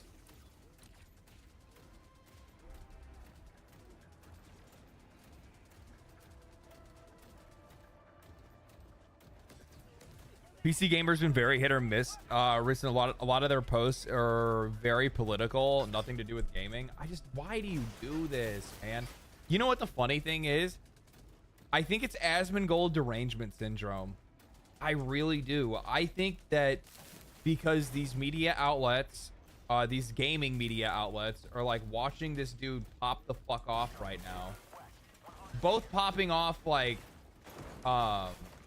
both like popping off at the mouth, but also like popping off in like viewership and just like general interest and like, yeah, I think that's probably a better way to say it. Like, just, you know, his channel's doing really well. Their stuff, their articles aren't doing very well. You know, they're not in the like, they're not in the zeitgeist, the internet zeitgeist. They don't understand what direction to go in. They're upset and they're mad that like these like alternative media sources are like getting viewership and shit like that. And I think as a result, what essentially is happening is that like in response to him entering into like political discussions, like they are ramping up their rhetoric in response to it. And like they just can't fucking help themselves. Like they literally just cannot help themselves. I think that's really what this comes down to. And yeah, because like the crazy thing is like these folks, dude, I'm telling you guys right now, like these people are insanely obsessed with like viewership and like clout and things of that nature. Like yeah, that's my take on the whole situation. I think that, and like, I actually think that like some of these articles and stuff, like these people do pay attention to him. They hear him, they listen to him, they see his videos, they hate the fact that he's getting viewed. A lot of people are getting viewed, to be honest. I have a relatively good relationship with folks in the media, as well as folks in game design. For the most part, people will reach out and people will want to talk to me. Not always, obviously. There's some of those relationships that have soured because I keep it real. Really what it is, right? Because I keep it real. That shit's kind of to be expected, though. Like, I'm just giving my honest opinion. I really don't sugarcoat it. I mean, I straight up told the people with Bungie when they had reached out to me, and I'm like, are you sure you want to talk to me? And they're like, yeah, we want to talk to you. And I'm like, did you actually watch my video? Like, you know I don't like you, right? Like, I mean, I'll be gracious. I'll be a good host. Like, I'm not going to be an asshole to you. I'm not going to, like, bring you on my YouTube channel for an interview and be like, fuck you, Bungie. You suck, Bungie. Like, I'm not going to do that, right? I'm going to have a genuine conversation. I'm going to want to listen to, like, what your perspective is and what you guys are trying to do. And then I'm going to tell you why I think it's misguided. And I'm going to ask questions and say, hey, you know, it'd be kind of nice if you guys did this instead. Or, you know, have you guys thought about this or that or whatever it might be, right? Like, I'm going to say something. But, yeah, it was just... So I still get some of that stuff. So people will still be willing to talk to me at the very least, which I think is really important.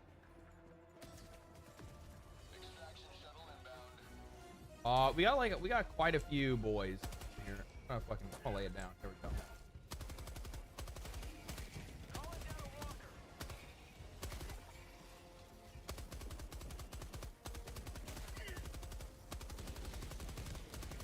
Hey! Get the fuck away from me.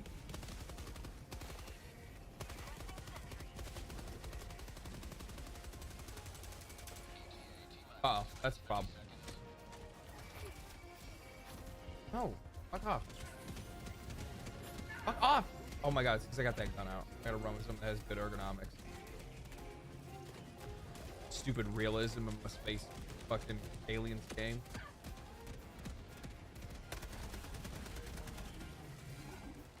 Uh-oh. Fucked up. No, that was actually planned. That was a super jump. That was a grenade jump that I just did. Ow. I just broke both of my legs and one of my arms. How did that thing like just touch me and then it did that much damage? I think that's kind of bullshit, to be honest with you. Throw that over there. We'll throw that over there. I already have ammo. I should reload.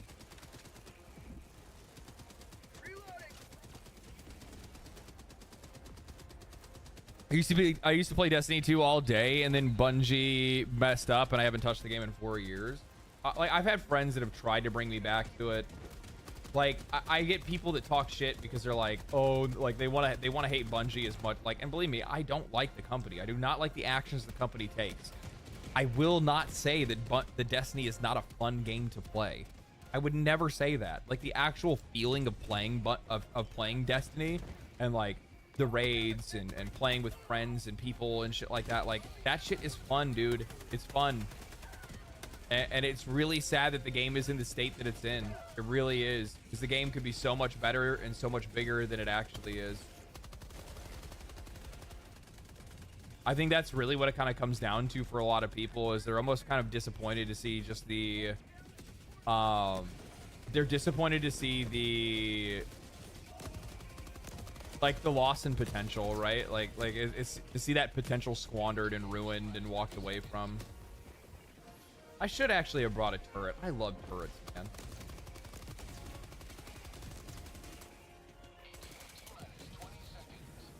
I especially like the shock turret, the one that like throws down the fucking shots that like make them all stop and look stupid while I shoot them. I like that one.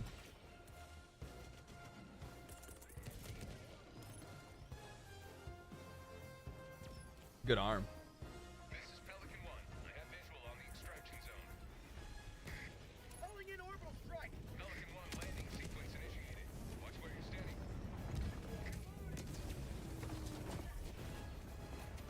All right, everybody on board. Flag first. Flag first. No! God damn it. Thank you. God. Oh, thank you.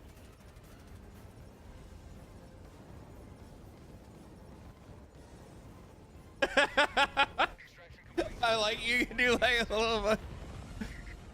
If only this game has a first person mode. It does. You can go first person on your gun.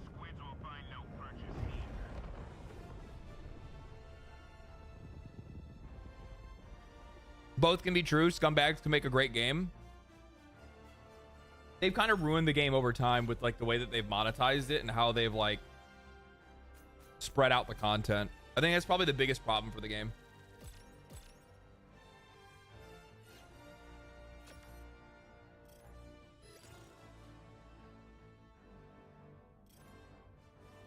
They went back on their word and took everything that people had earned in Destiny 1 was the first sign.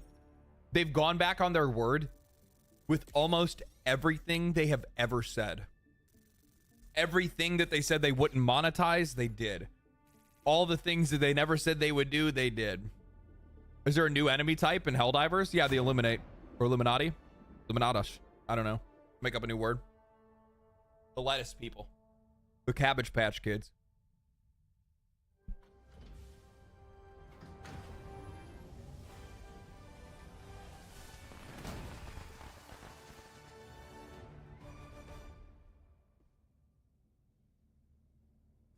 Fleshy squids, yeah. God damn it. So fucking. Oh my god. We are covered in red and blue. The autocratic intentions of the Illuminate have at last been revealed. The autocratic intentions of the Illuminate have at last been revealed. Is there a better weapon for me to use than the Liberator Penetrator? I feel like this thing's pretty good, man. I haven't really had too many problems with it. I don't know what I don't know what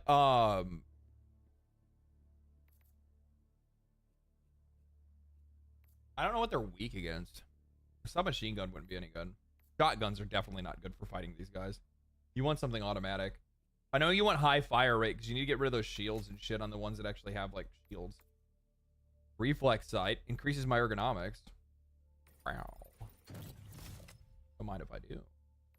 Vertical grip decreases my vertical recoil.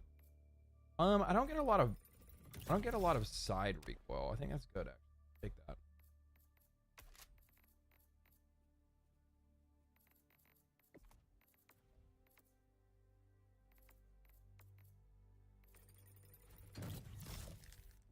Do you know what's really funny? They give you one of the best skins right out of the gate. Like the fucking all white is clean. The all white is clean, baby. The Agitator is much better now with attachments, is it?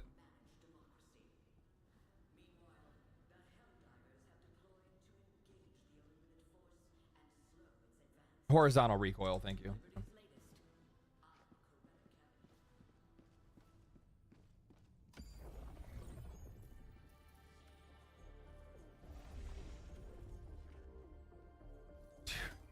That shit is so crazy.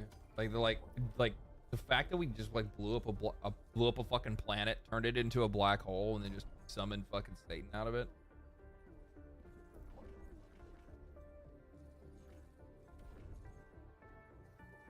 I also really like the Democracy Space Station is currently unavailable. Where is it?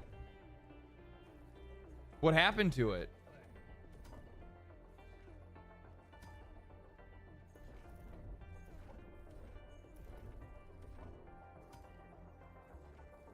Is it on? Oh, it's on Widow's Harbor.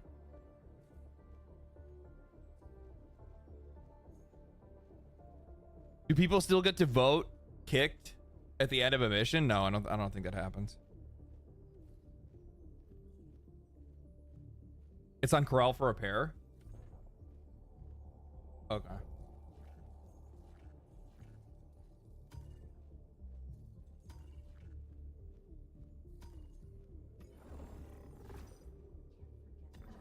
I was gonna show it off because I think it's really cool, but they have they have a like a whole system where you can like throw in your like your materials and shit like that, like your extra stuff, and like vote on like placement and stuff. It's pretty cool, man. Initiating FTL jump to the Pelon system. Pelon.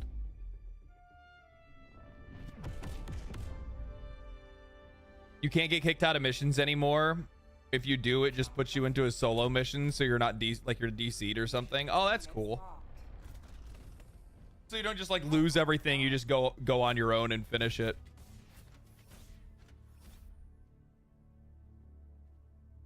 Yeah, that's a smart way to be able to undo that. I mean, people online are going to be fucking trolls. They're going to do stupid shit that people aren't going to like.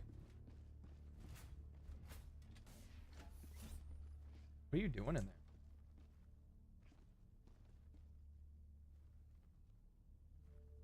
Fucking jorking it in there? Yeah. They're jorking it too. Man, you guys are too excited to get on the surface. What is your player level in this game? I'm only like level 55, man. I played the shit out of it, and then I dumped the fuck out of it after the PlayStation thing. Because I wasn't really happy that like there really wasn't enough content. Where should we go? We'll drop here. We'll go across town.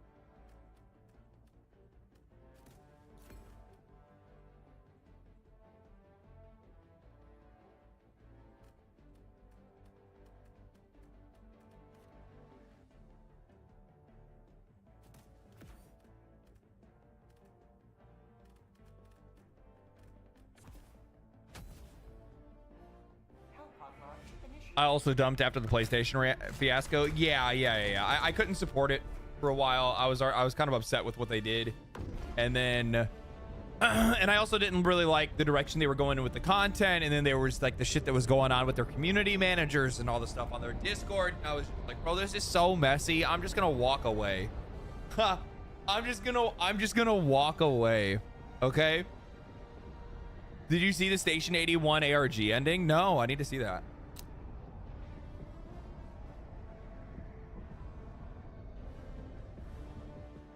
And like some of that stuff had to do with Arrowhead themselves. Some of that stuff didn't have shit to do with them at all. It was just all so fucking messy. But then they made changes to their like community managers, and like they haven't had any problem with community managers since then, have they? I think their CM team's been pretty solid since, if I'm not mistaken.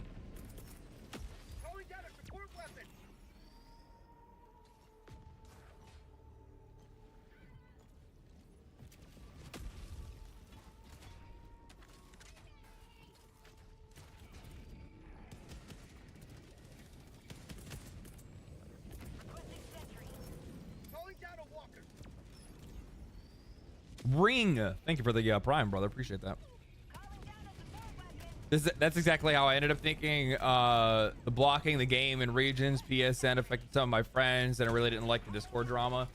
Yeah, I just stayed away from it, and I'm like, let's see if these guys can figure their shit out, fucking fix this shit and whatnot. What brought you back to HD2? Cool update, big change, like meaningful changes that I like. What brought you back to HD2LD? I like how the fucking TTS just starts working out of nowhere again.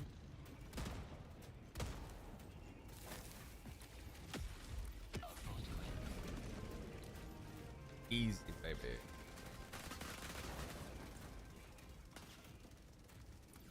Fuck, I just got shot the fuck up by something. I think I stepped in front of that turret. Exhausting like a motherfucker right now.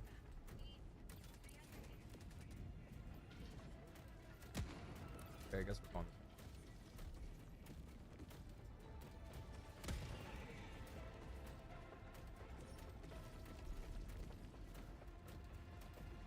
She needs a name. What is her name? Her name is, we're gonna call her Mai. I guess that's fine. I couldn't really think anything past that. Players, you're still rocking the fucking, I'm not fucking kidding you guys when I said that I tried to fix it, but for whatever reason it wouldn't change.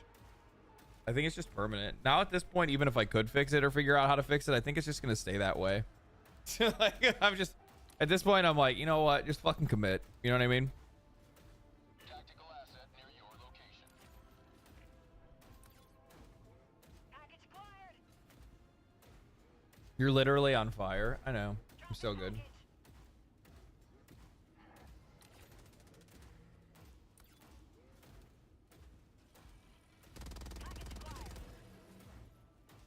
Dropping package.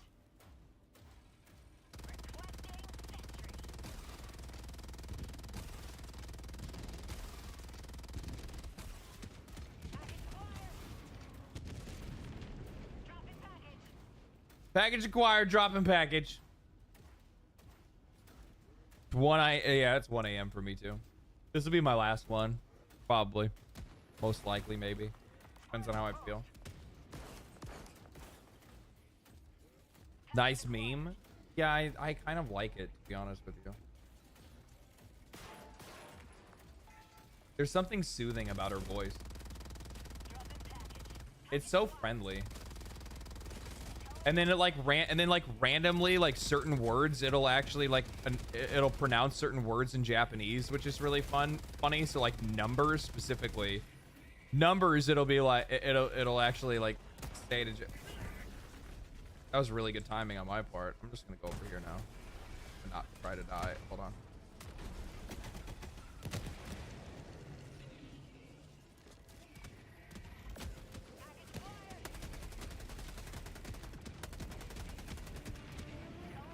Fuck off.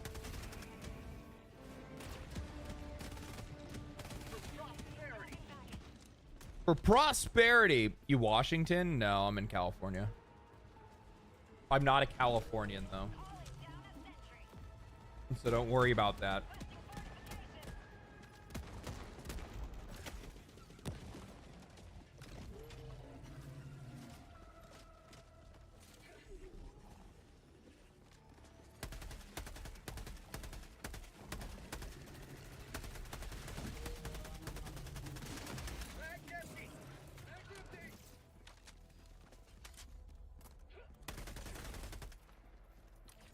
All right, what we got going on here? Looking for a little bit of treasure, maybe? Looking for a little bit of treasure. The Wasp is so good. Dude, I know the Wasp is so good for here. Oh my god, oh my god, oh my god, oh my god. Did you guys see that dodge? That was planned, by the way. I hope you know that. Fuck off. You're such a bitch.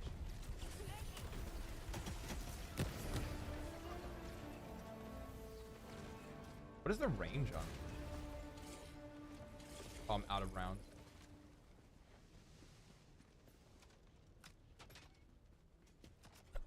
Big rip living in California. Oregon is so much better. I'm gonna eventually I'll get away from this place. It's just takes a little bit of time, man. Part of it is stubbornness. It's hard to want to leave the weather. You know what I mean?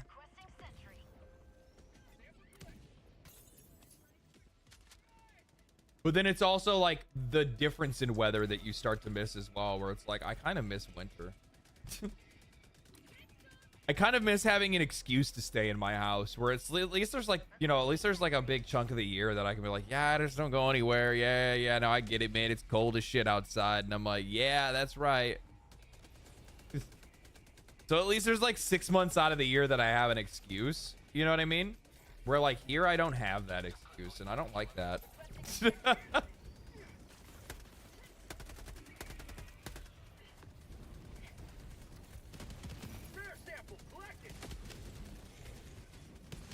Oregon has you covered. I don't know anybody there. Like, I'm kind of like, I've lived in a lot of places over my life. I lived in a lot of places, and I'm gonna tell you guys right now, it can be fun living in places where you don't know anybody. It can also be incredibly lonely.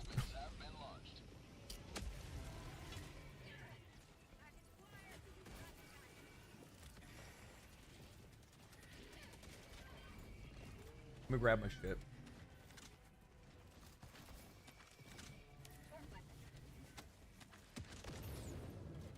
You seem very Midwestern from the perspective of somebody on the other side of the world.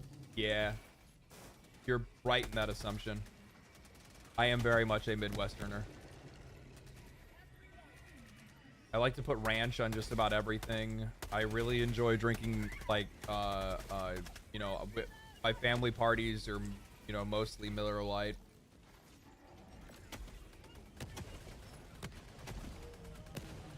Everybody looks forward to, you know, Daytona and all that stuff, and like car races and shit.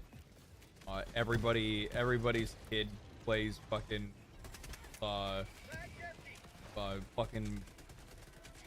football. Soda or pop, it just depends.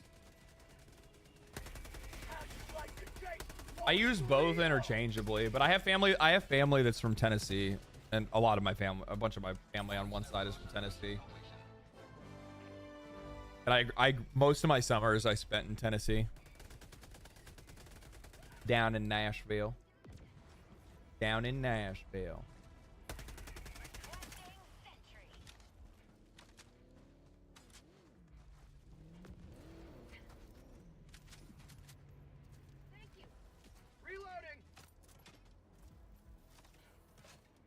Didn't know the GOAT streamed. Hello. Thoughts on Deadlock? Would releasing the game have saved it? Such a cool and unique premise. Leaving it invite only made the player base and hype kind of die out. Did they cancel it? I don't think they canceled it, did they? Oh, there's a... Hold on, let me get on the gun. I didn't even see there's a gun up top. My bad. Hell yeah, baby. Woo! Yeah.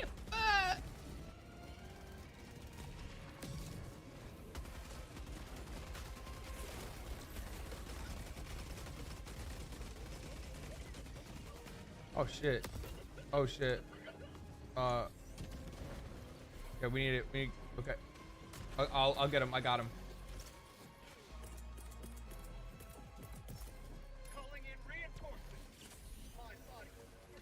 All right, everybody. Regroup. Lay it down. Not canceled, but still the same invite access since September. Dude, you gotta understand. Valve games, like what they're doing to, you know what they're doing to Deadlock? They're making Deadlock this like, they're making Deadlock essentially like a fucking exclusive club, and I think it'll work for it. Fuck, ran on ammo. Get.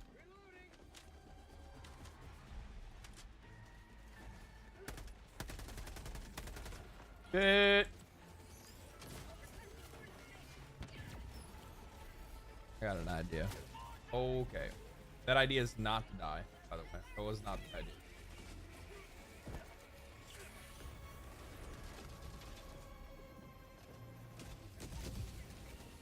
I think they're like little exclusivity thing that they're kind of doing. It's not necessarily a bad thing. I guess it depends on like whether or not like when the game is like finished, if it's good or not. Like that's what's going to decide whether or not the game does well or not. Oh my lord. What we need? Something I don't have. Ah!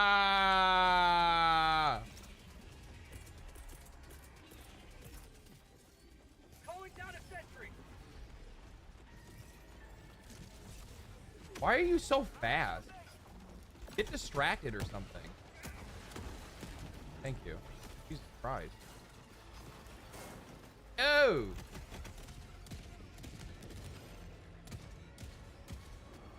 I got you. Coming.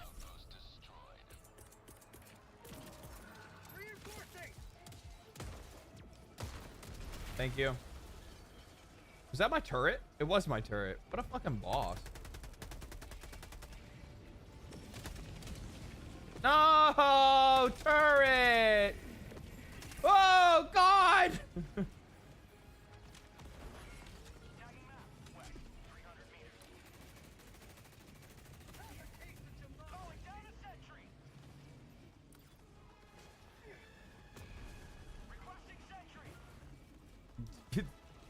They really made, like, this game is a survival horror game. Fuck off. I had nothing to do with you. I didn't even shoot you, and you're just running after me like I did something to you. Like I even know your name. I don't know who you are.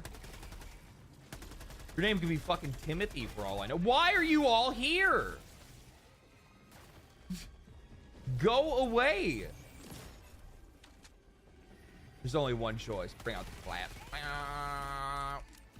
Oh my god. Why do they like me so much? Why is there so many of them? It's probably that you're doing. You're snitching. What? Where's my gun in? Wait, why are there so many? Squid snowball sometimes? You think so? Freedom never sleeps! Arrest. You just run towards the mech, everybody. There we go. He'll give me some room so that I can do it. Fucking.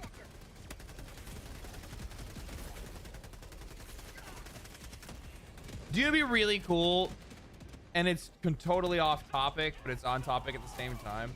I think it would be really, really nice if we had like a... What if we had like a democracy Megazord? Am I the only one that's kind of disappointed that like war isn't fought in mechs by now? Like the fact that we don't have Gundams is just... Honestly, I'm kind of disappointed in world government. We don't have Metal Gear. We don't have Gundams.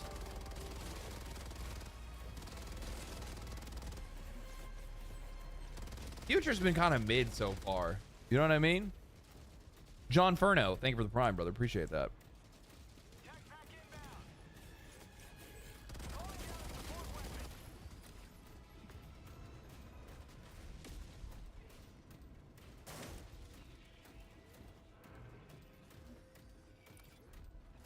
It's all Shinji's fault? It is Shinji. Everything is.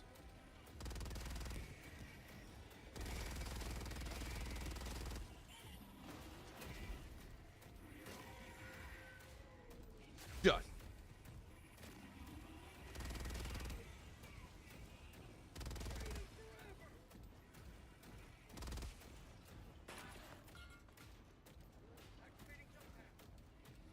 Okay, I think we're clear. I need to just go over here and we start doing these fucking civilians. Get these civvies out of here. Gotta support Starship. Gundanium isn't found on Earth.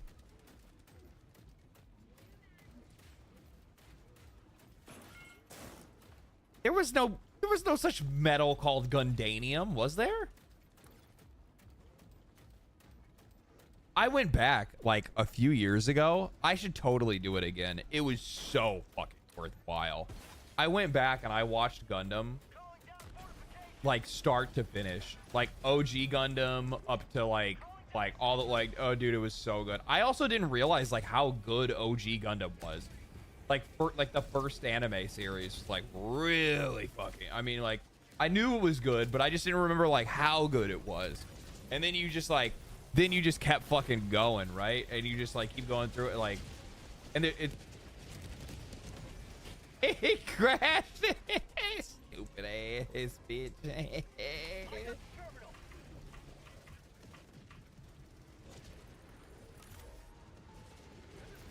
OG Gundam is amazing, especially for its time. Well, I mean, like, no, it's just good in general.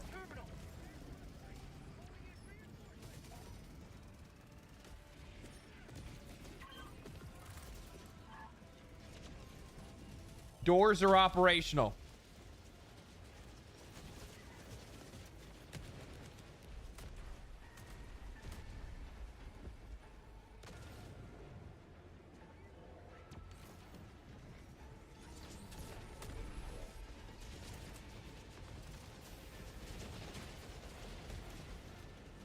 I need to go get my Mac and bring it down here.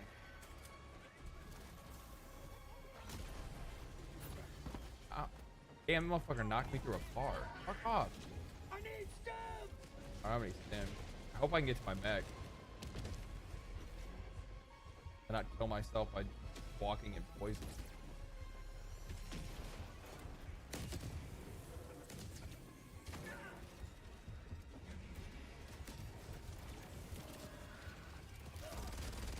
Got your back, bud.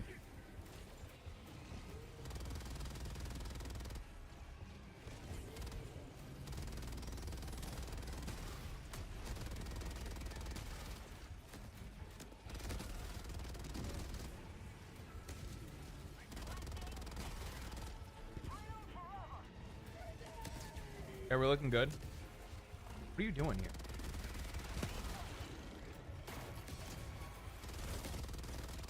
You see this motherfucker trying to sneak up?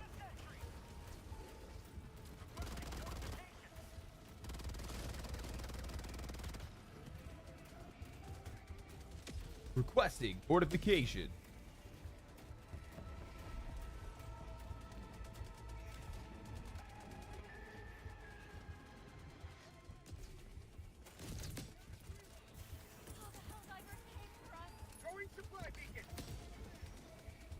Hopefully that doesn't hit one of them.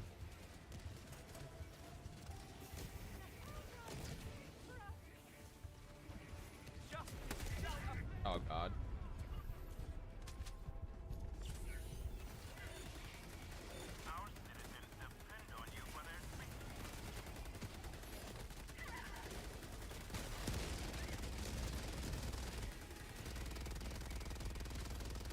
Well, I also wasn't expecting to be fucking jumped by out of nowhere.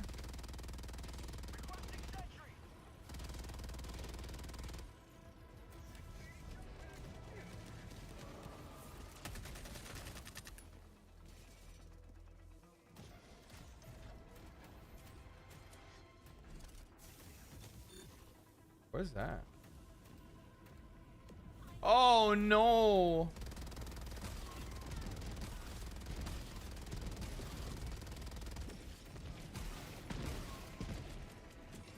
On ammo. We tried our best. We tried our best. Gundam U. I like, what are my favorite Gundam? Gundam's Gundam Wing. Gundam Seed. G Gundam.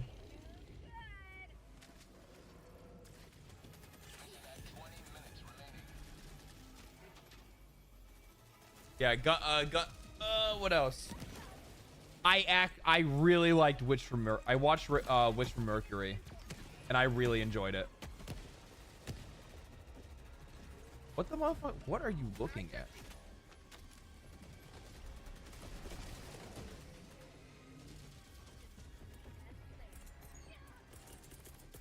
Calling in reinforcements.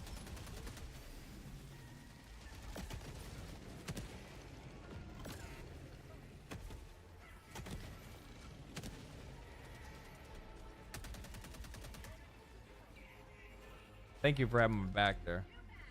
I saw that.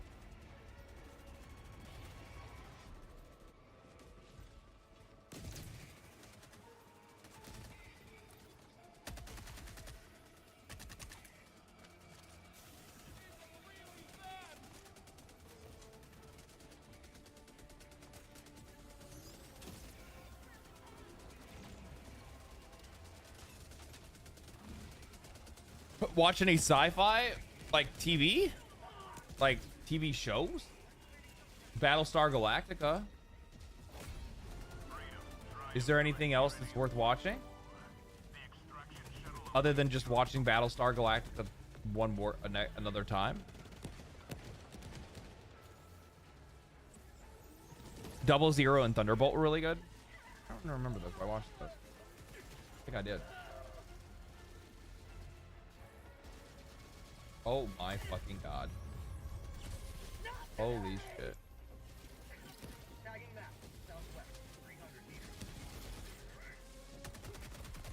Oh yeah, you thought I was just running, huh? You thought I was just running, huh?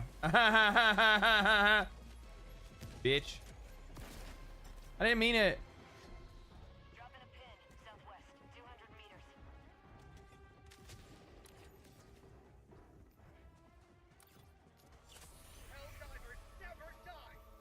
The Expanse? I did watch Expanse, actually.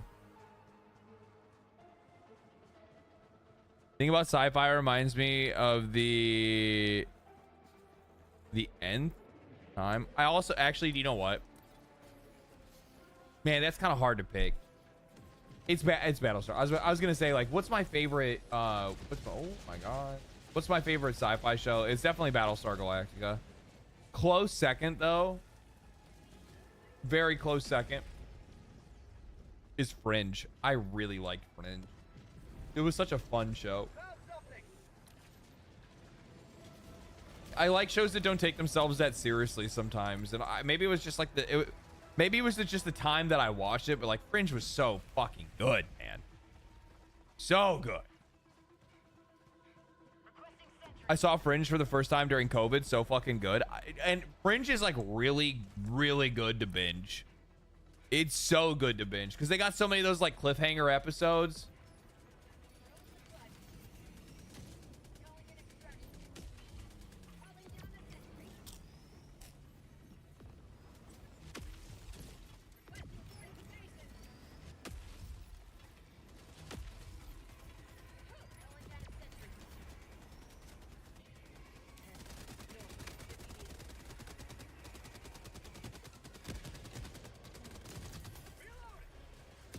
Okay for general public or Doom fans only. Maybe fit, disappointing, concerning. What are we talking about? What? Is there a chat that I missed?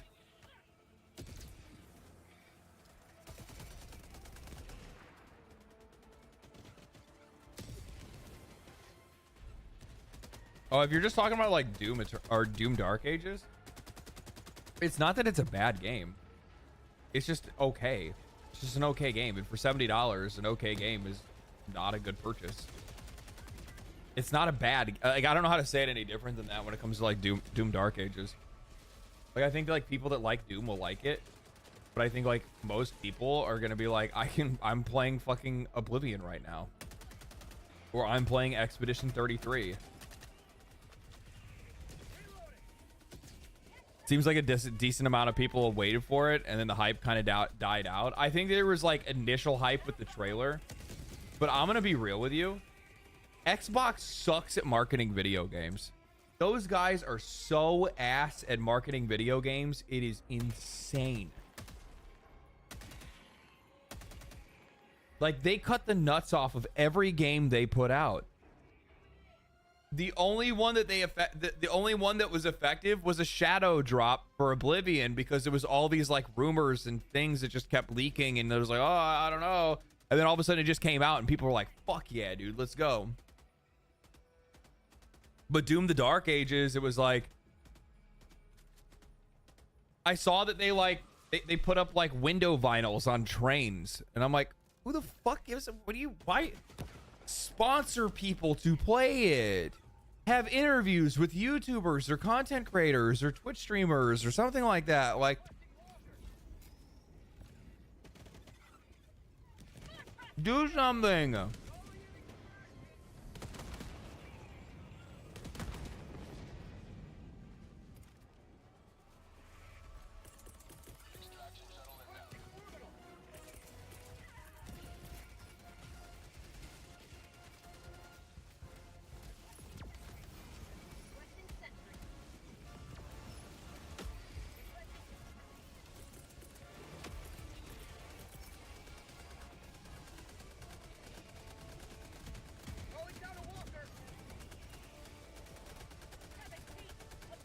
Retrieve weapon.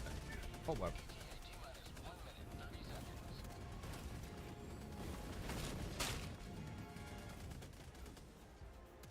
Your butt, cat.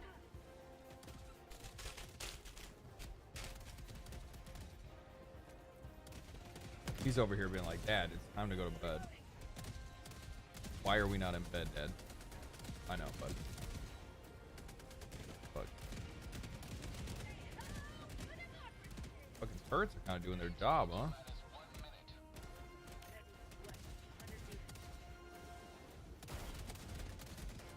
You got this. I'll get up here like a turret, too. I have a turret with a flag.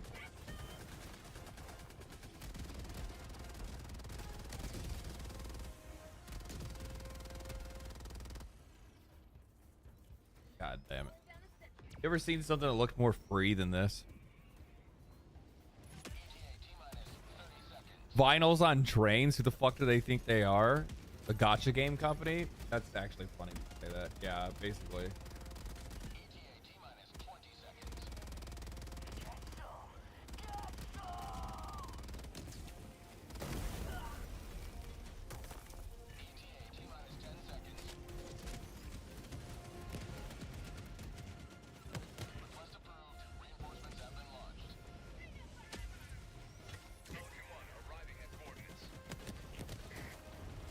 Sticker shock is keeping a lot of people from buying things nowadays. It is.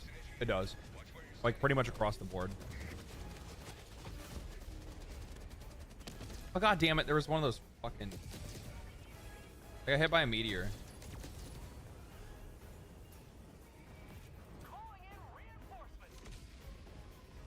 I'm back. Back in effect. I got a fresh new cape. This is a good looking cape too. I'm gonna give you a gun salute.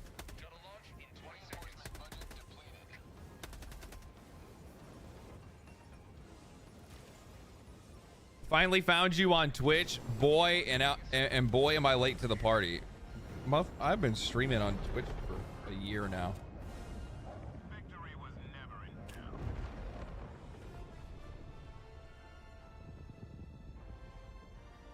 Titanfall 2 is $2.99 on Xbox at the moment. I never played it. For $3, I'll try it. Did Titanfall 2 have a campaign? Or was Titanfall 2 just multiplayer? I can't remember.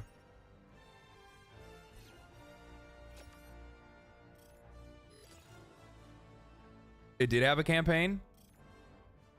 Oh. I don't remember for whatever reason.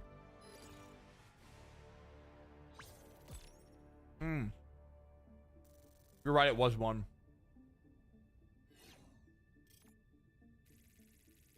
You know what? Capcom should make Lost Planet again.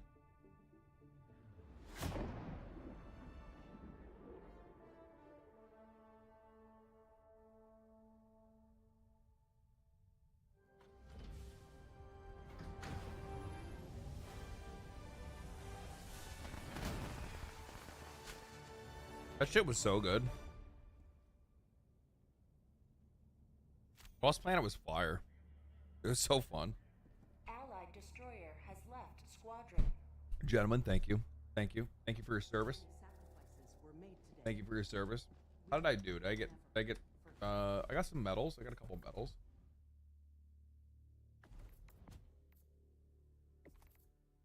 I'm trying to clear out some old war bonds.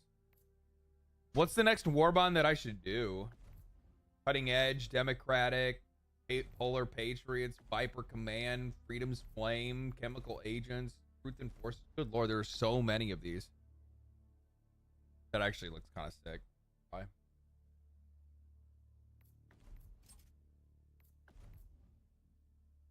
I mean, this is Masters of Ceremony. That fucking armor is dope. Detonation and Urban Legends. Why, do they have good shit or what? What's in those? Urban Legends. It's a fucking pokey stick.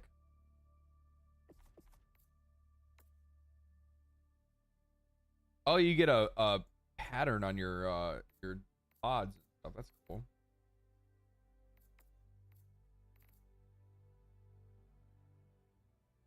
Servants has the Hell Bomb pack. Battle Prod. Flame Sentry. That's kind of cool. What's this? Armed resupply pods. Oh, that's what that is. So it's actually a booster that you take that makes it where anytime anybody calls in resupply, it has a gun on it. That's kind of cool. You have Democratic Detonation. That one's really good. Yes. Yes, I have most of this stuff. Why? What guns in here are good? Because I have the Eruptor. I have the exploding crossbow's kind of mid. I have the grenade pistol. I think that one's pretty good, isn't it? I've already beaten this one. Yeah, I've already unlocked everything from Democratic Detonation. Right? Yeah. Because that's the expert extract pilot. The only ones I didn't get is this because I didn't like the way that it looked, and yeah, I don't really care about that. Emotes.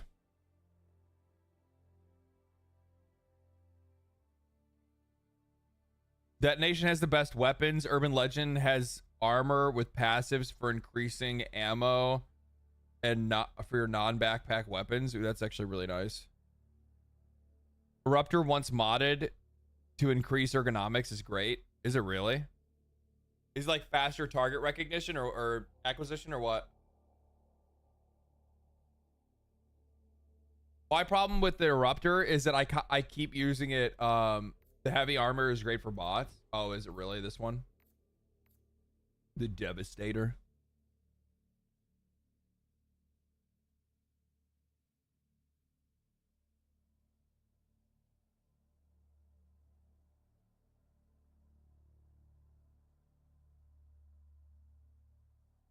Also, if you get the pod skin, it applies to all of your pod-based skin call-ins. Oh, that's kind of cool.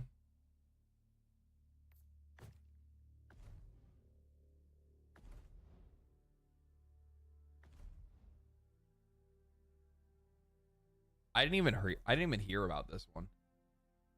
The game must have not been doing good around this time. That's actually kind of sick, though.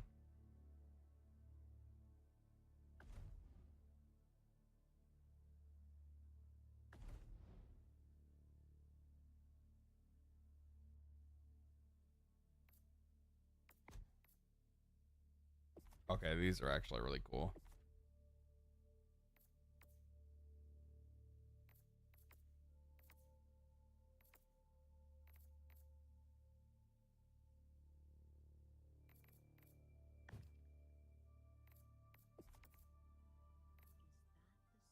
Oh.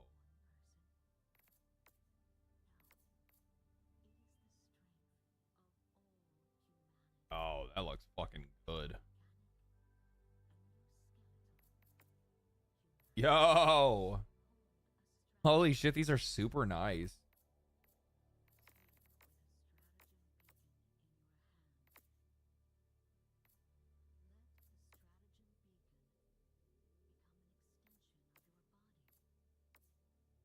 That's kind of cool.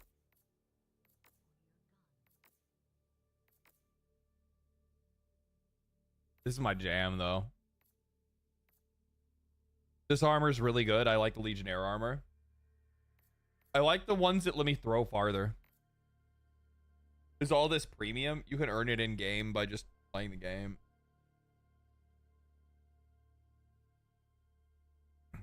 Like technically, yeah, you can buy super credits because this is like microtransactions and shit. But like you can earn the credits in the game. You also earn them from doing the battle passes as well.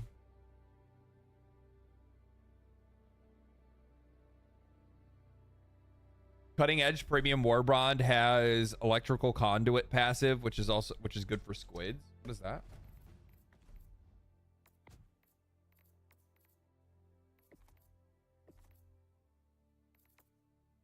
Is that like an armor or a weapon? Blitzer.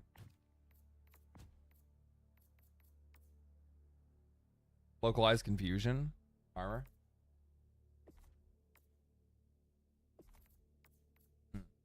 Check that out. 1, 2, 3. Tie. 1, 2, 3. Tie. 1, 2, 3. I win. 1, 2, 3. I win. I win. All right. Thank you guys. Appreciate you guys playing. Had a lot of fun. It's always really it's really nice to return back to Helldivers. It's such a vibe of a game, dude. It's such a vibe of a game. Oh, I really like it.